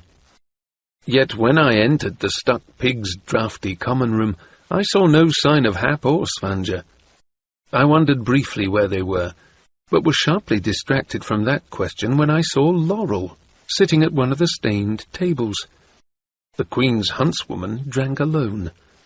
I scowled at that, for I well recalled that Chade had assigned a man to guard her. As I watched, the tavern boy came to fill her mug again. The reckless way she lofted it told me it had already been filled several times that night. I bought myself a beer and studied the population of the common room. 2 men and a woman at a corner table seemed positioned to watch the huntswoman. But just as I wondered if they had ill intentions, the obvious couple of the group rose, bade the lone man farewell, and sauntered out without a backward glance. The remaining man gestured a tavern maid to his table. To my glance, it appeared he was trying to purchase something warmer than beer from her. His loutish behaviour calmed my reservations. I crossed the crowded common room. Laurel started as I set my mug down, then looked away miserably as I took a seat on the bench beside her. I spoke quietly. Not the sort of place where one would expect the Queen's huntswoman to drink. I glanced about the grubby tavern pointedly and then asked, "Where is your apprentice tonight?" I'd had a glimpse or two of Chade's man. The sheer muscle of him would have daunted any ambusher. I thought less of his intellect, especially at this moment. Doesn't it seem a bit unwise for you to visit Buckkeep town without him? Unwise? Where then is your keeper? The danger to you is greater than the threat to me, she rebuked me bitterly. Her eyes were red-rimmed, but from tears or drink I could not tell. I kept my voice low. Perhaps I am more accustomed to this sort of danger. Well, that might be true. I know little enough of you to know what you are accustomed to. But as for me, I have no intention of becoming accustomed to it, or limiting the choices in my life by walking in constant fear. Laurel looked tired, and there were lines at the sides of her mouth and the corners of her eyes that I did not recall. She had been walking in constant fear, despite her brave dismissal of it. "Have there been any further threats?" I asked her quietly. She smiled, a showing of teeth. "Why, isn't one enough for you?" "What's happened?" She shook her head at me and drank the rest of her ale. I signalled to the tavern boy to bring us more. After a moment she said, "The first was nothing that anyone else would have recognised as a threat. Just a sprig of laurel tied to the latch of my horse's stall, hung by a little noose of twine." Almost unwillingly she added, "There was a feather as well. cut in 4 pieces and scorched. A feather? It took her a long time to decide to answer. Someone I care about is bonded to a goose. For an instant my heart was still. Then it started again with a jolt. So they show you that they can reach inside the walls of the keep, I said quietly. She nodded as the boy replenished our mugs from a heavy pitcher. I gave him his coin and he turned away. Laurel picked her mug up immediately, and a small wave of ale slopped over the brim and onto her hand. She was slightly drunk. Did they ask anything of you, or simply show that they could reach you where you live? They asked quite clearly. How?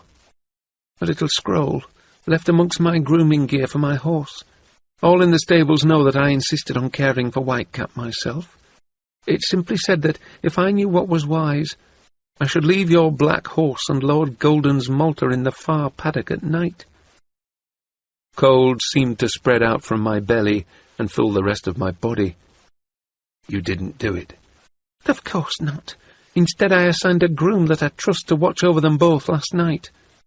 So this is recent? Oh, yes. Her head wobbled slightly as she nodded. And you told the Queen? No, I told no one. But why not? How can we protect you if we don't know you are threatened? She was silent for a time, then she said, I didn't want them to think that they could use me against the Queen. I wanted it to be that if they pulled me down, they pulled only me down. I should protect myself, Tom, not hide behind the Queen's skirts and let my fears spread to her. Brave and foolish. I kept the thoughts to myself. And what happened? To them, nothing. But Whitecap was dead in his stall the next morning. For a moment I couldn't speak. Whitecap was Laurel's horse, a willing and responsive creature that had been the woman's pride. When I kept silent, she glared at me. I know what you're thinking. She lowered her voice to an ugly, taunting whisper. She's not witted. The horse was no more to her than a horse, just the thing she rode. But that's not true. I raised Whitecap from a foal, and he was my friend as well as my beast. We didn't have to share a mind to share a heart. I didn't think anything of the kind, I said very quietly. I've numbered many animals as my friends, without sharing the special bond of the wit with them. Anyone who had seen you with Whitecap knew that the horse worshipped you. I shook my head. I feel sick that you protected our horses, and paid for it with your own. I don't know if she even heard me. She was staring at the scarred tabletop as she spoke. He died slowly. They gave him something, somehow, that lodged in his throat and choked him as it swelled. I know. It was their ultimate mockery that I came from an old blood family but did not have the magic in me. If I had, I would have known that he was in trouble. I would have come to him and saved him. When I found him, he was down, his muzzle and chest all soaked in saliva and blood. He died slowly, Tom, and I wasn't even there to ease it for him or say goodbye. Shock that a witted person could do so cruel a thing froze me like an icy wave. It was evil past my imagining. I felt tainted that people who shared my magic could stoop to such wickedness. It gave substance to all the evil things said of the witted. She took a sudden gasping breath and turned to me blindly. Her face was panicky with a pain she did not want to admit. I lifted my arm, and she put her face against my chest as I folded her in my embrace. "I'm sorry," I whispered by her ear. "I'm so sorry, Laurel." She didn't weep, but only took long, shuddering breaths as I held her. She was past weeping, and nearly past fear. I thought to myself that if the piebald succeeded in pushing her to fury, they might face a stronger foe than they intended to create, if they didn't kill her first. I shifted in my chair. Habit had made me place my back to the wall. Now I deliberately sought a full view of the tavern and any who might have followed her here. It was then that I saw Jinna. She had probably come to the tavern to look for me after speaking with her niece. She stood by the door she had just entered. For a fraction of an instant our gazes met. She stared stricken at the woman I embraced. My eyes pleaded with her, but her face went cold. Then her gaze skated past me as if she had neither seen nor recognized me. She turned about and departed, her stiff back speaking volumes to me. Frustration squeezed my heart. I was doing nothing wrong, and yet Jinnah's posture as she left the tavern told me how affronted she was. Nor could I leave Laurel sitting alone and inebriated to hurry after Jinnah and explain to her, even if I had felt inclined to do so. So I sat, stewing in my discomfort, while Laurel took several more deep breaths and recovered herself. She sat up abruptly, almost pushing me away. I released her from my embrace. She rubbed her eyes and then picked up her mug and drained it off. I had scarcely touched mine.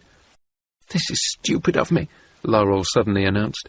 "I am here because I'd heard a rumour that witted ones congregated here. I came hoping someone would come over to me so I could kill him.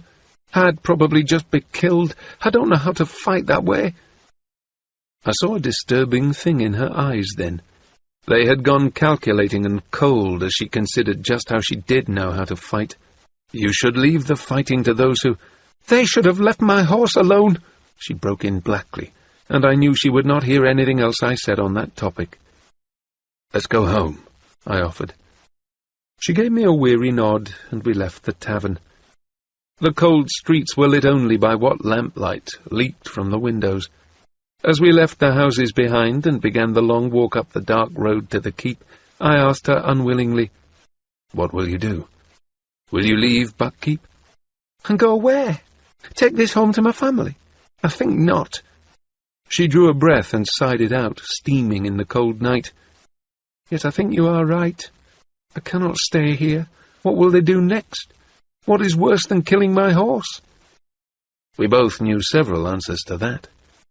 The rest of the way we walked in silence, yet she was neither angry nor taciturn. I could sense her eyes straining through the uncertain moonlight, and her head turned to every small sound. My vigilance matched hers. I broke the silence once to ask, "Is it true that witted go to the stuck pig?" She gave a shrug. "So it is said of that tavern. Folks say it of many dives, fit for the witted. Surely you've heard that phrase before?" I hadn't, but I filed the information away. Perhaps in that slander lurked a germ of truth. Was there a tavern in Buckkeep town where the witted congregated? Who would know? What might I learn there? Just past the gates of Buckkeep Castle, I saw her apprentice hastening to meet us. He wore a worried expression. At the sight of me, it changed to a snarl. Laurel sighed and took her hand from my arm. She walked unsteadily toward him, and he all but swooped her up. Despite whatever her soft words were, he glared at me suspiciously before escorting her toward her chambers. Before I sought my own room for the night, I made a quick and quiet tour of the stables. My black greeted me with her usual warm show of indifference. I could scarcely blame the horse. I had not had much time for her lately. In truth, she was to me just a horse. I rode her when Lord Golden rode Malta, but other than that I trusted her care to the stable hands. It suddenly seemed a callous way to treat her, but I knew that I had no time to give her more. I wondered what the piebalds had intended. If our horses had been left in the far paddock, would they have been stolen, or worse? Wit sense straining, I strolled past every stall and scrutinized every drowsy stable boy and hand there. I saw no one that I recognized, and Loudwine was not lurking beneath the stairs or outside the door. Nonetheless, I did not feel at ease until I was in Chade's upper chambers that night. He was not there, but I left him a full written account. We discussed it the next day, but came to no real conclusion. He would rebuke Laurel's bodyguard for letting her slip away alone. He could not think of any way to keep Laurel safer without confining her even more tightly. And she would not care for that. She does not like that I have a man beside her. Yet, what more can I do, Fitz? She is valuable to us, but it may be she will draw these piebalds out of hiding. At what cost? I had asked him harshly. As little as we can make it, he replied grimly. Why did they want my horse and Lord Golden's? Chade lifted a brow at me. You know more of witted magic than I do. Could they ensorcel them to throw you, or somehow use them to listen in on your words? The wit doesn't work that way, I said wearily. Why our horses? Why not Prince Dutiful's? It is almost as if the fool and I were their targets, rather than the prince. Chade looked uncomfortable. Almost reluctantly, he suggested quietly, "A cautious man might wish to follow that thought and see where it led." I stared at him, wondering what the old assassin was telling me in his obscure way. He folded his lips and shook his head at me, as if he regretted having spoken the words. Shortly after that, he made an excuse to leave. I sat pondering before the fire. In the days that followed, I felt too uncomfortable to call on Jinnah. I knew it was foolish, but there it was. I did not feel I owed her an explanation, but I was sure she would expect one. No convenient lie came to me to explain why I had been embracing Laurel in the Stuck Pig. I did not want to discuss Laurel with Jinnah at all. It would lead her too close to dangerous topics. Hence, I did not visit Jinnah at all. On the occasions when I went down to Buckkeep Town, I sought Hap at his workplace. Our conversations there were brief and unsatisfactory. The boy seemed very aware of the other apprentices watching us talk, and spoke his words to me as if he were displaying to them his anger with his master. He was frustrated too with his stalled courtship of Svanja. Her father was putting up barriers to his seeing the girl, and refused to speak with Hap on the streets. I sensed that some of Hap's anger was for me. He seemed to think I neglected him. Yet when it came to finding time to meet with me in the evening, he preferred Svanja's company. I kept resolving that I would do better with Hap, and make amends with Jinnah, but somehow the days dribbled past, and I could not find the time to accomplish either task. Within Buckkeep, the festivities and trade negotiations of the prince's betrothal continued. Winterfest came and went, grander than ever I had seen it in the castle. Our out-islander guests enjoyed it tremendously. In the time that followed, there were trading discussions every day, and aristocratic amusements every night. The puppeteers, minstrels, jugglers, and other entertainers of the 6 duchies prospered. The out-islanders became a familiar sight in the halls of Buckkeep Castle. Some formed genuine friendships, both with the nobles staying at the keep and with the merchant traders from Buckkeep Town. In the town below, our ancient trade with the out-islands began to revive. Trading vessels arrived and goods were bartered. Messages were exchanged as well, and it was no longer socially unacceptable to admit to a cousin or two in the out-islands. Catricken's plans seemed to be prospering. The late nights of the court gaiety showed me a Buckkeep I had never known. As a servant, I was almost as invisible as I had been when I was a nameless young boy. The difference was that as Lord Golden's man, I attended him on socially lofty occasions when our nobility was gaming, dining, and dancing. I saw them in their best clothes and worst behaviour, drunk with wine or vapid with smoke, besotted with lust, or frantic to recover gaming losses. If ever I had supposed that our lords and ladies were made of finer stuff than the fishers and tailors that crowded the Buckkeep Town taverns, I was disillusioned that winter. Women, young and old, single and married, flocked to Lord Golden's charms, as well as young men desirous of distinguishing themselves as the Gemalian lord's friend. It amused me somewhat that not even Starling and Lord Fisher were immune to Lord Golden's social allure. Often they joined him at the gaming table. Twice they even came to Lord Golden's chambers to sample fine Gemalian brandies with his other guests. It was difficult for me to maintain my attitude of servitude and disinterest in her presence. Her husband was a physically affectionate man, often drawing her body close to his and boyishly stealing a kiss. Then she would gaily rebuke him for such unseemly public conduct, yet often enough managed to snatch a glance at me as she did so, as if to be sure I had noticed how passionately Lord Fisher still courted his wife. At times, it was all I could do to keep a stoic expression on my face. It was not that my heart or flesh burned for her.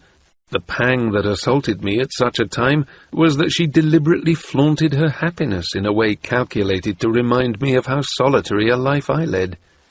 In the midst of the fine court, with its merriment and elaborate entertainment, I stood a silent servant, witness only to their pleasures. In this way the long dark of winter dawdled on. The constant whirl of activity took a toll on the young prince as well as myself.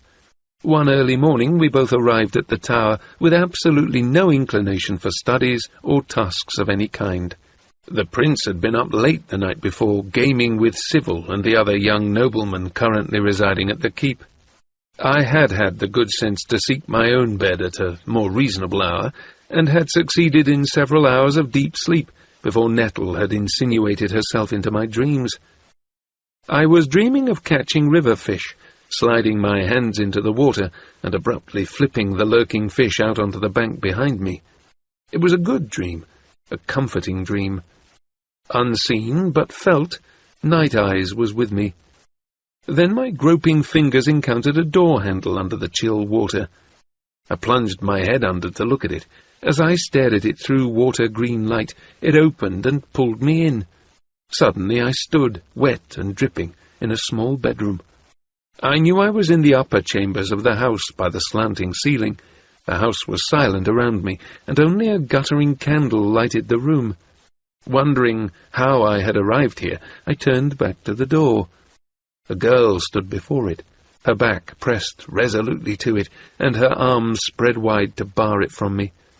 She wore a long cotton nightdress, and her dark hair hung in a single long braid over one shoulder. I stared at her in astonishment. "If you will not let me into your dreams, then I will trap you in mine," she observed triumphantly. I stood very, very still and held my silence. On some level, I sensed that anything of myself I might give her, word or gesture or look, would only increase her hold on me. I took my gaze from her, for in recognizing her, I was entering into her dream more deeply. Instead, I forced my eyes down to my own hands. With a curious elation, I realized they were not my own. She had trapped me here as she visualized me, not as I truly was. My fingers were short and stubby. The palms of my hand and the inside surface of my fingers were black and coarse as a wolf's pads, and rough black hair coated the backs of my hands and wrists. "This isn't me." I spoke the words aloud, and they came out as a queer growl. I lifted my hands to my face, found a muzzle there. "Yes, it is," she asserted. But already I was fading, drifting out of the form she had thought would contain me. The trap was the wrong shape to hold me. She leapt toward me and seized me by one wrist, only to find she grasped an empty wolfskin. "I'll catch you next time," she declared angrily. "No, Nettle, you won't." My use of her name froze her. Even as she struggled to mouth the question, how did I know her name, I dissipated from her dream into my own wakefulness. I shifted on my hard bed, and briefly opened my eyes to the now familiar blackness of my servant's chamber. "No, Nettle, you won't." I spoke the words aloud, reassuring myself that they were true. But I had not slept well the rest of the night. And so the two of us, Dutiful and I, faced one another blearily over the table in the Skill Tower the next dawn. It was dawn in name only. The winter sky outside the tower window was black, and the candles on our table reached vainly toward the darkness in the corners of the room. I had kindled the fire in the hearth, but it had not yet taken the edge off the chill in the room. "Is there anything so miserable as being sleepy and cold at the same time?" I asked him rhetorically. He sighed, and I had the feeling he had not even heard my question. The one he asked me sent a different sort of chill up my back. "Have you ever used the skill to make someone forget something?" No, I've never done anything like that." Then, dreading the answer, "Why do you ask?" He heaved an even deeper sigh. "Because if it could be used that way, it could make my life much simpler right now. I fear that I said something last night to someone, never intending that. I didn't even mean it that way, but she—" He faltered to a halt, looking miserable. "Start at the beginning," I suggested. He took a deep breath, then puffed it out, exasperated with himself. "Civil and I were playing stones and—" "Stones?" I interrupted him. He sighed again. "I made myself a game cloth and playing pieces. I thought I could get better at it by playing against someone besides you." I strangled back an objection. Was there any reason why he should not introduce his friends to the game? None that I could think of, yet it disgruntled me. I had played a game or two with Civil, which he lost, as he should and did expect to, for no one plays a game well the first few times one is shown it. But he had declared he had had enough of it for now, that it was not the sort of game he relished, and he got up from the table and went over to the hearth to talk to someone else. Well, Lady Vance had been watching us play earlier in the evening, and had said she wanted to learn, but we were in the midst of the game then, so there had been no place for her. But she had been standing by our table, watching us play, and when Civil left, instead of following him as I thought she would, for she had seemed very attentive to him, she sat down in his place. I had been putting the cloth and pieces away, but she reached over and seized my hand, and commanded that I should set the game out afresh, for now it was her turn." "Lady Vance?" "Oh, you wouldn't have met her. She's, let me see, about 17, and she's quite nice. Her full name is Advantage, but she thinks it too long. She's very friendly and tells funny stories and, well, I don't know. She's just more comfortable to be around than most girls. She doesn't always seem to be, so aware that she is a girl. She acts just like anybody else. Lord Shemshi of Shokes is her uncle." He shrugged a shoulder, dismissing my concern over who she was. "Anyway, she wanted to play, and even when I warned her that she'd likely lose the first few games, she said she didn't care. That, in fact, if I would play her 5 straight games, she'd wager she'd win at least 2 of them. One of her friends overheard that and came close to the table and asked what the wager was on the bet. And Lady Vance said that if she won, she wanted me to go riding with her on the morrow, that's today, and that if I won, well, I could name my own stakes. And the way she said it was, well, daring me to make her bet something that might be a bit, well, improper or—" "Like a kiss," I suggested, my heart sinking, "or something of that sort." "You know I wouldn't go that far." "So how far did you go? Did Chade know anything of this, or Queen Catrican? How late last night had it happened, and how much wine had been involved?" "I said if she lost, she had to bring breakfast for Civil and me to Mirror Hall and serve it to us herself, owning up that what had been said earlier was true, that stones is not a game that a girl can master." "What? Dutiful, this game was taught to me by a woman." "Well," he had the grace to look uncomfortable, "I didn't know that. You had said it was part of your skill training. I thought my father had taught it to you. So, wait, then a woman helped train you in the skill? I thought it had only been my father who taught you." I cursed my carelessness. "Leave that," I commanded him crossly. "Finish your story." He snorted and gave me a glance that promised he'd come back to his question later. "Very well. And besides, it wasn't I that said that to Eliania, it was Civil and—" "Said what to Eliania?" Dread clutched at me. "That it wasn't a game for a girl's mind. Civil said it to her. Civil and I were playing, and she came up and said that she'd like to learn. But, well, Civil doesn't like Eliania much. He says she is just like Seidel, that girl that insulted him and trampled his feelings, that Eliania is only interested in making a good match. So he doesn't like her to stand near us when we talk or are playing games of chance." He flinched before my scowl and added grumpily, "Well, she's not like Lady Vance. Eliania is always being a girl.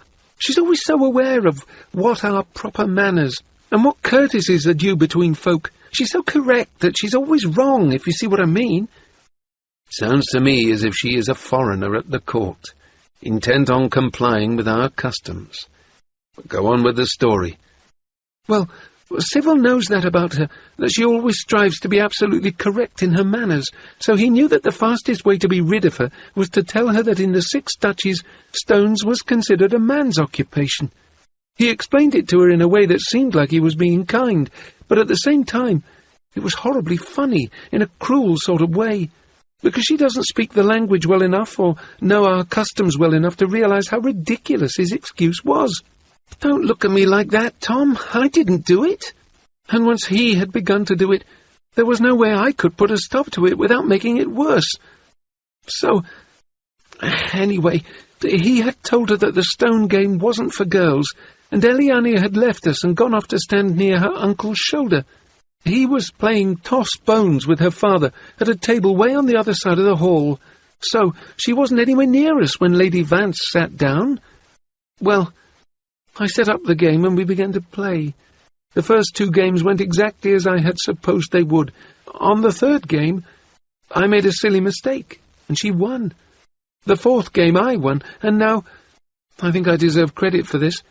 Halfway through the 5th game, I realized how it might be seen as improper when she lost, if she actually did come to serve breakfast to Sybil and me. I mean, even Duke Shemshi might see it as an insult, his niece acting as a servant to us, even if it didn't bother Eliania or Mother. So, I decided it might be better to let her win. I'd still have to take her riding, but I could make sure there were others with us, perhaps even Eliania. So you let her win? I said the words heavily. Yes, I did. And by then, because she had been quite excited when she won the 3rd game, laughing and shouting and calling out to all that she had bested me, well, by then there was quite a group of people gathered around us watching us play. So, when she won the final game, she was crowing over her victory, and one of her friends said to me, "Well, my lord, it seems you were badly mistaken earlier when you said this was not a game a girl could master." And I said, "I only meant to be clever, Tom. I swear not to offer insult." I said, "What did you say?" I asked harshly as he faltered. "Only that no girl could master it, but perhaps a beautiful woman could." And everyone laughed and lifted glasses to drink a toast to that. So we drank, and then it was cups down, and only then did I realize that Eliania was standing there at the edge of the crowd. She hadn't drunk with us, and she didn't say a word. She just stared at me, with her face very still. And she turned and walked away. I don't know what she said to her uncle, but he stood up immediately and gave over the game to her father, even though there was quite a stack of coins riding on the outcome. And the 2 of them left the gaming hall and went directly to their chambers. I leaned back in my chair, striving to think my way through it. Then I shook my head and asked, "Does your lady mother know of this yet?" He sighed. "I do not think so. She excused herself early from the gaming last night." "Or Chade?" He winced, already dreading the counsellor's opinion of his rashness. "No, he too left the tables early. He seems weary and distracted of late." Too well did I know that. I shook my head slowly. "This is not something that can be solved with the skill, lad. Wiser to take it immediately to those who know diplomacy the best, and then do whatever they say." "What do you think they will demand of me?" There was dread in his voice. "I don't know. I think a direct apology might be a mistake. It would only confirm that you had insulted her, but... Oh, I don't know, dutiful. Diplomacy has never been my talent. But perhaps Chade will know something you can do, some special attention from you to confirm that you do think Eliania is beautiful and a woman." "But I don't." I ignored his bitter little contradiction. "And above all, do not go out riding alone with Lady Vance. I suspect you'd be wise to avoid her company entirely." He slapped his hand on the table in frustration. "I can't back out on paying my wager." "Then go," I snapped. "But if I were you, I'd be sure that Eliania rode at my side, and that your conversation was with her. If Sybil is as good a friend as you say he is, perhaps he can help you. Ask him to distract Lady Vance's attention from you. Make it appear as if he is the one accompanying her on the ride." "What if I don't want her attention distracted from me?" Now he sounded simply stubborn and contrary, as vexing as Hap the last time I had seen him. I simply looked at him, flat and level, until he cast his eyes aside. "You'd best go now," I told him. "Will you go with me?" His voice was very soft. "To speak to Mother and Chade?" "You know I cannot. And even if I could, I think you'd best do this on your own." He cleared his throat. "This morning, when we ride, will you go with me then?" I hesitated, then suggested, "Invite Lord Golden. That isn't a promise to be there, only that I'll think it over." "And do what Chade thinks is best." "Probably. He's always been better than I at these niceties." Niceties? Pah! I'm so sick of them, Tom. It's why Lady Vance is so much easier to be with. She's just herself." "I see," I said, but I reserved judgment on that. I wondered if Lady Vance was just a woman who had set her cap for a prince, or someone else's playing piece, positioned to set Catricken's game awry. Well, we'd all find out soon enough. The prince left me, locking the door behind him. I stood, silent and considering in the tower room, listening to the sound of his footsteps on the stone steps fade away. I caught the raised voice of the guard's greeting at the bottom of the steps. I cast my eyes around the room, blew out the candle on the table, and then left, carrying another taper to light my way. I stopped by Chade's tower room on the way back to my servant's chamber. I stepped out of the secret door, then halted, surprised to find both Chade and Thick in the room. Chade had evidently been waiting for me. Thick looked sullen and sleepy, his heavy-lidded eyes even droopier than usual. "Good morning," I greeted them, and "Yes, it is," Chade responded. His eyes were bright, and he appeared well pleased about something.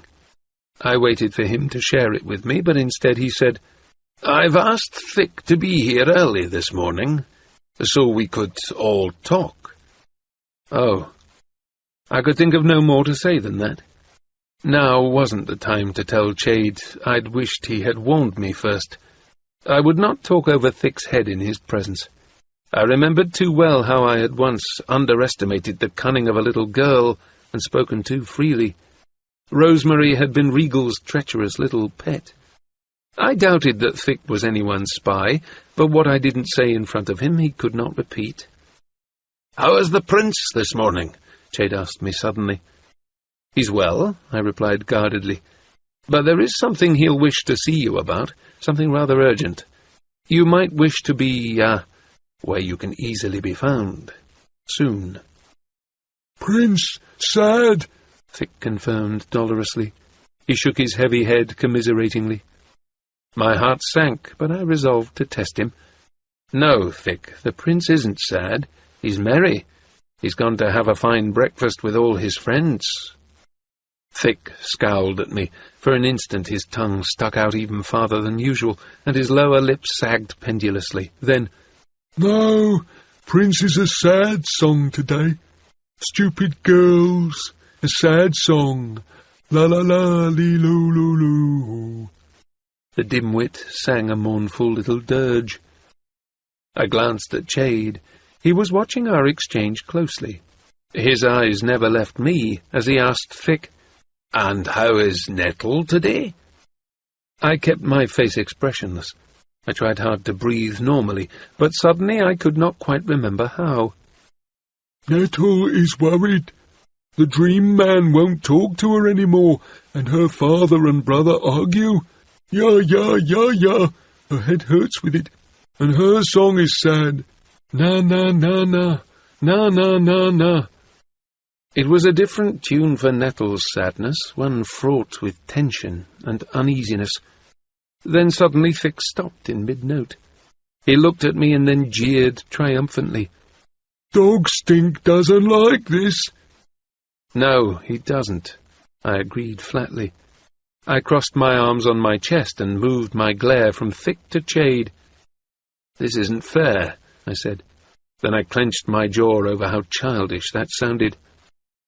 "Indeed it isn't," Chade agreed blandly. Then, "Thick, you may go if you wish. I think you've finished your chores here." Thick pursed his lips thoughtfully. "Bring the wood, bring the water, take the dishes, bring the food, fix the candles." He picked his nose. "Yes, chores done." He started to go.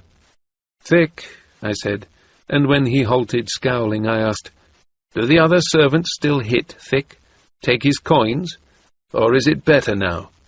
He frowned at me, his brow wrinkling. "The other servants?" He looked vaguely alarmed. "The other servants. They used to hit Thick, take his coins, remember?" I tried to copy his inflection and gesture. Instead of jogging his memory, it made him draw back from me in panic. "Never mind," I said hastily. My effort to remind him that perhaps he owed me a favour had instead worsened his opinion of me. Thrusting out his lower lip, he backed away from me. "Thick, don't forget the tray," Chade reminded him gently. The serving man scowled, but he came back for a tray of dishes that held the remains of Chade's breakfast. He took it up, and then crabbed hastily from the room, as if I might attack him. When the wine rack swung back into place behind him, I sat down in my chair. "So?" I asked Chade. "So indeed," he replied agreeably. "Were you ever going to tell me?" "No." I leaned back in my chair and then decided there was nothing more to say about it. Instead, I settled on a distraction. "Earlier I told you that Dutiful has something urgent to speak about with you. You should be available." "What is it?" I gave him a look. "I think what my prince wishes to tell you would come best directly from him." I bit down on my tongue before I could add, "Of course, you could always ask Thick what it is about." "Then I'll go to my own chambers shortly." "Fitz, is Nettle in any danger?" "I'm sure I don't know." I saw him rein in his temper. "You know what I mean. She's skilling, isn't she? Without guidance of any kind. Yet she seems to have found you. Or did you initiate that contact?" Had I? I didn't know. Had I intruded on her dreams when she was younger, as I had on Dutiful's? Had I unwittingly laid the foundation for the skill bond that she sought to build now? I pondered it, but Chade took my silence for mulishness.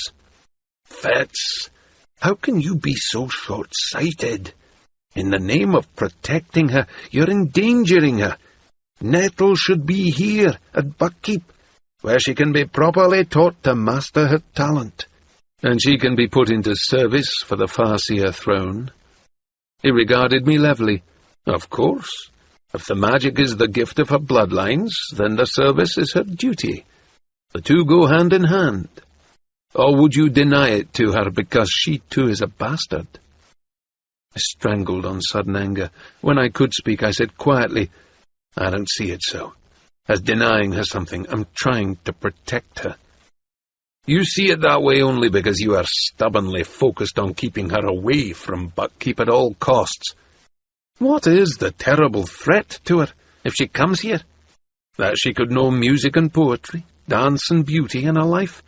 That she might meet a young man of noble lineage, marry well and live comfortably? That your grandchildren might grow up where you could see them?" He made it all sound so rational on his part, and so selfish on mine. I took a breath. "Chade, Burrick has already said no to his daughter coming to Buckkeep. If you press him, or worse, force the issue, he will suspect there is a reason. And how can you reveal to Nettle that she is skilled without leading her to ask, where did this magic come from? She knows Molly is her mother. That leaves only her father's lineage in question. Sometimes children are found to have the skill, with no apparent link to the Farseer bloodline. She might have received it from Molly or Burrick. Yet none of her brothers have it," I pointed out. Chade slapped the table in frustration. "I have said it before. You are too cautious, Fitz.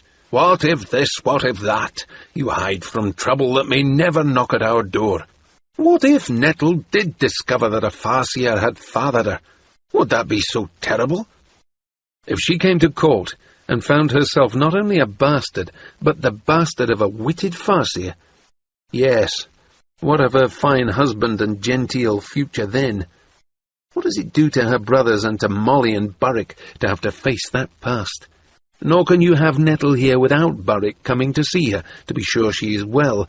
I know I have changed, but my scars are no disguise to Burrick, nor are my years.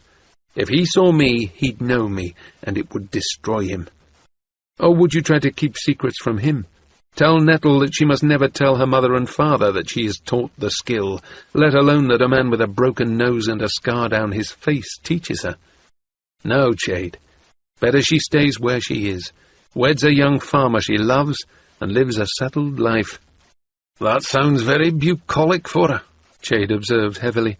I'm sure that any daughter of yours would be delighted with such a sedate and settled life. Sarcasm dripped from his words until he demanded, But what of her duty to her prince?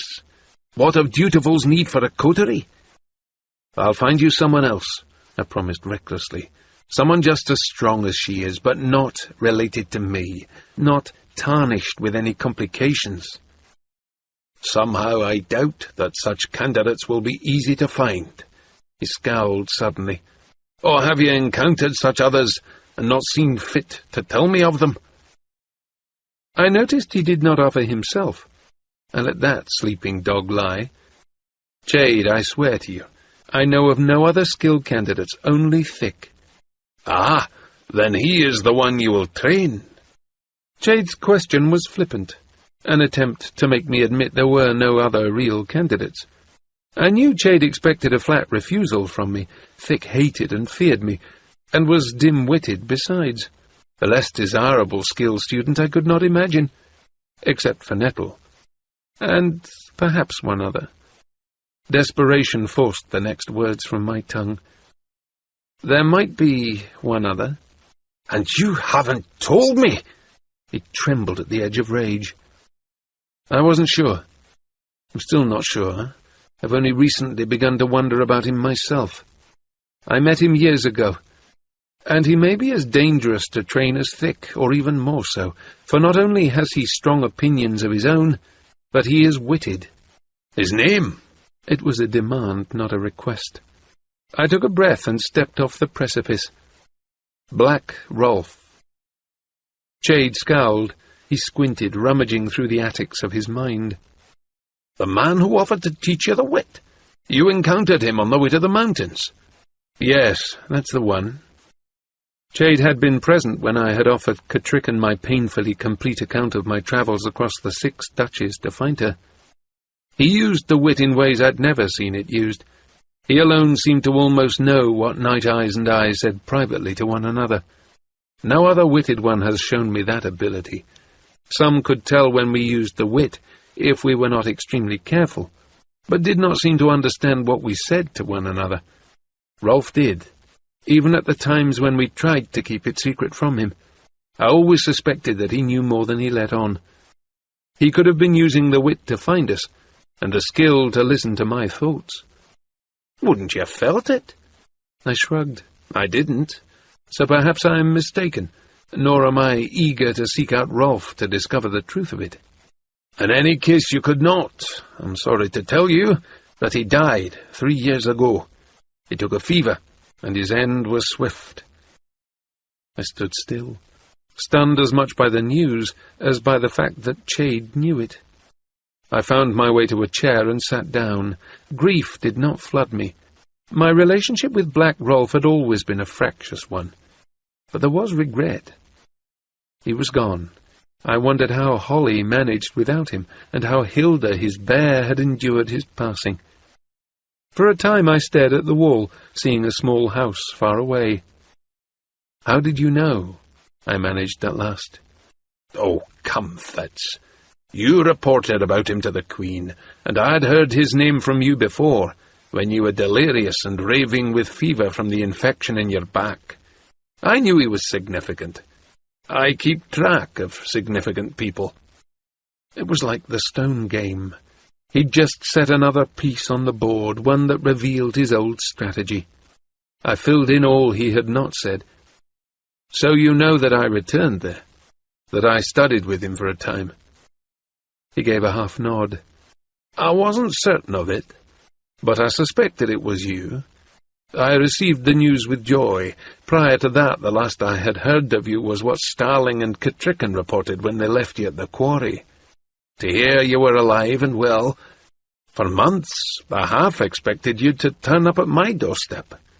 I looked forward to hearing from your lips of what had happened after Veritia's dragon left the quarry. There was so much we did not know. I envisioned that reunion 100 ways. Of course, you know that I waited in vain, and eventually I realized you'd never come back to us of your own will." He sighed, remembering old pain and disappointment. Then he added quietly, "Still, I was glad to hear that you were alive." The words were not a rebuke. They were only his admission of pain. My choice had hurt him, but he had respected my right to make it.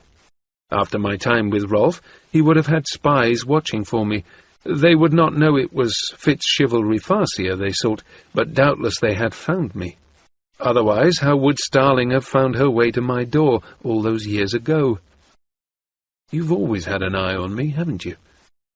He looked down at the table and said stubbornly, "Another man might see it as a hand over-sheltering you, as I have just told you, Fitz. I always keep track of significant people." He next spoke, as if he could hear my thoughts. "I tried to leave you alone, Fitz, to find what peace you could, even if it excluded me from your life." 10 years ago, I could not have understood the pain in his voice. I would only have seen him as interfering and calculating. Only now, with a son of my own intent on ignoring every bit of advice I'd ever given him, could I recognize what it had cost him to let me go my own way and make my own choices. He had probably felt as I did about Hap, that he was so obviously choosing the wrong course. But Chade had let me steer it. In that instant I made my decision. I pushed Chade off balance with it. "Chade, if you wish, I could attempt. Do you want me to try to teach you the skill?" His eyes were suddenly impenetrable. "Ah, so you offer that now, do you? Interesting. But I think I am proceeding with my own studies well enough. No, Fitz, I don't wish you to teach me." I bowed my head. Perhaps I deserved his disdain. I took a breath. "Then I'll do as you ask, this time. I'll train Thick. Somehow I'll persuade him to let me teach him. As strong as he is, perhaps he will be all the coterie that Dutiful will need." Shock silenced him for a moment. Then he smiled sourly. "I doubt that, Fitz. And you don't doubt it. You don't believe it at all. Nevertheless, for the time being, we will leave it at that. You will begin Thick's training. In exchange, I will leave Nettle where she is. You have my thanks. And now I must go to see what mischief Dutiful has gotten himself into." He rose as if his back and knees pained him. I watched him go, but said no more. This audiobook has been broken into multiple parts to make the download faster. You have reached the end of a part, but not the end of the complete audiobook. So please check your library for the next part of this audiobook. Chapter 10. Resolutions. By all accounts, both Keble Rawbread and the Pale Woman perished in the last month. They set sail in the last white ship for Herjolikedge with a crew of their most stalwart followers. They were not seen again, nor was any wreckage of the ship ever found. The assumption is that, like so many other out-island ships, the dragons overflew it, throwing the crew into a vacant-eyed stupor, and then destroyed it with the great wind and waves that their wings could stir. As the ship was heavily loaded with what translates from the out-islander tongue as dragonstone, it probably went down swiftly. A report to Chade Falstar, penned at the end of the Red Ship War. I made my slow descent to Lord Golden's chambers. I tried to focus on the prince's difficulties, but could only wonder what larger problem I had created for myself. I could barely instruct the prince, and he was an apt and amiable student. I'd be lucky if Thick didn't kill me when I attempted to teach him. But there was a worse shadow to it. Chade had tempted me well, as only one who knew me so deeply could.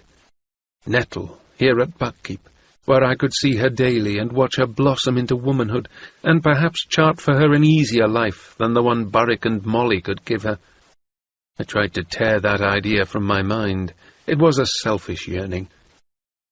On my trip through Chade's secret corridors, I made a brief detour to one of the spy posts. I stood a time beside it, hesitating. It would be the first time I had deliberately come to spy and listen. Then I sat down silently on the dusty bench and peered into the Narchesca's chambers. Fortune was with me. Their breakfast was still set out on the table between Pyotr and the girl, though it did not look as if either one had eaten much. Her uncle was already dressed in his riding leathers. Eliania was in a pretty little frock, blue and white, with much lace on the cuffs and throat. Pyotr was shaking his heavy head at her. "No, little one. As with fish on a line, you must first set the hook before you can play him. Flaunt your displeasure with him now, and he will avoid that bitter taste, to follow instead the bright feathers and sweet egg of someone else's lure. You cannot show him what you feel, Ellie. Set aside the insult. Behave as if you did not notice it." She clacked her spoon back onto the tray so that a tiny glop of porridge leapt from it. "I cannot. I have pretended as much calmness as I could muster last night. Right now, I could not show him what I truly feel about him with less than a knife's edge, Uncle." "Ah, well, that would benefit your mother and little sister." He spoke the words quietly, but Eliania's face grew very still, as if he spoke of death and disease in the next chamber. She tucked her proud little chin, bowing her head before him with lowered lashes. I sensed the strength of will she used to rein herself in, and suddenly saw the changes that her months at Buckkeep had wrought in her. Pyotr might call her his little fish still, but this was a different girl from the one I had first spied on. The last vestiges of child had been hammered from her by the pounding of Buckkeep society. She spoke now with a woman's determination. "I will do what I must, Uncle, for our mother's house. You know that. Whatever I must, to hook this fish." When she looked up at him, her mouth was set and flat in determination, but tears stood in her eyes. "Not that," he said quietly. "Not yet. And perhaps never at all. So I hope." He sighed suddenly. "But you must be warm to him, Ellie. You cannot show him your anger. It tears my heart to say that to you, but you must appear untroubled by his insult. Smile upon him. Behave." In their shed they found the ponies, sturdy little beasts of the kind loved by hobbits, not speedy, but good for a long day's work. They mounted, and soon they were riding off into the mist, which seemed to open reluctantly before them and close forbiddingly behind them. After riding for about an hour, slowly and without talking, they saw the hedge looming suddenly ahead. It was tall and netted over with silver cobwebs. "How are you going to get through this?" asked Fredegar. "Follow me," said Merry, "and you'll see." He turned to the left along the hedge, and soon they came to a point where it bent inwards, running along the lip of a hollow. A cutting had been made, at some distance from the hedge, and went sloping gently down into the ground. It had walls of brick at the sides, which rose steadily, until suddenly they arched over and formed a tunnel that dived deep under the hedge and came out in the hollow on the other side. Here Fatty Bolger halted. "Goodbye, Frodo," he said. "I wish you weren't going into the forest. I only hope you'll not need rescuing before the day's out. But good luck to you, today and every day." "If there are no worse things ahead than the old forest, I shall be lucky," said Frodo. "Tell Gandalf to hurry along the east road. We shall soon be back on it, and going as fast as we can." "Goodbye," they cried, and rode down the slope and disappeared from Fredegar's sight into the tunnel. It was dark and damp. At the far end, it was closed by a gate of thick-set iron bars. Merry got down and unlocked the gate, and when they'd all passed through, he pushed it to again. It shut with a clang, and the lock clicked. The sound was ominous. "There," said Merry. "You've left the Shire, and are now outside and on the edge of the old forest." "Are the stories about it true?" asked Pippin. "I don't know what stories you mean," Merry answered. "If you mean the old bogey stories Fatty's nurses used to tell him about goblins and wolves and things of that sort, I should say no. At any rate, I don't believe them. But the forest is queer. Everything in it very much more alive, more aware of what's going on, so to speak, than things are in the Shire. And the trees don't like strangers. They watch you. They're usually content merely to watch you, as long as daylight lasts, and don't do much. Occasionally the most unfriendly ones may drop a branch, or stick a root out, or grasp at you with a long trailer. But at night things can be most alarming, or so I'm told. I've only once or twice been in here after dark, and then only near the hedge. I thought all the trees were whispering to each other, passing news and plots along in an unintelligible language, and the branches swayed and groped without any wind. They do say the trees do actually move, and can surround strangers and hem them in. In fact, long ago they attacked the hedge. They came and planted themselves right by it, and leaned over it. But the hobbits came and cut down hundreds of trees, and made a great bonfire in the forest, and burned all the ground in a long strip east of the hedge. After that the trees gave up the attack, but they became very unfriendly. There's still a wide bare space not far inside where the bonfire was made." "Is it only the trees that are dangerous?" asked Pippin. "There are various queer things living deep in the forest, and on the far side," said Merry. "Or at least I've heard so, but I haven't seen any of them. But some things make paths. Whenever one comes inside, one finds open tracks, but they seem to shift and change from time to time in a queer fashion. Not far from this tunnel there is, or was for a long time, the beginning of quite a broad path leading to the bonfire glade, and then on more or less in our direction, east and a little north. That is the path I'm going to try and find."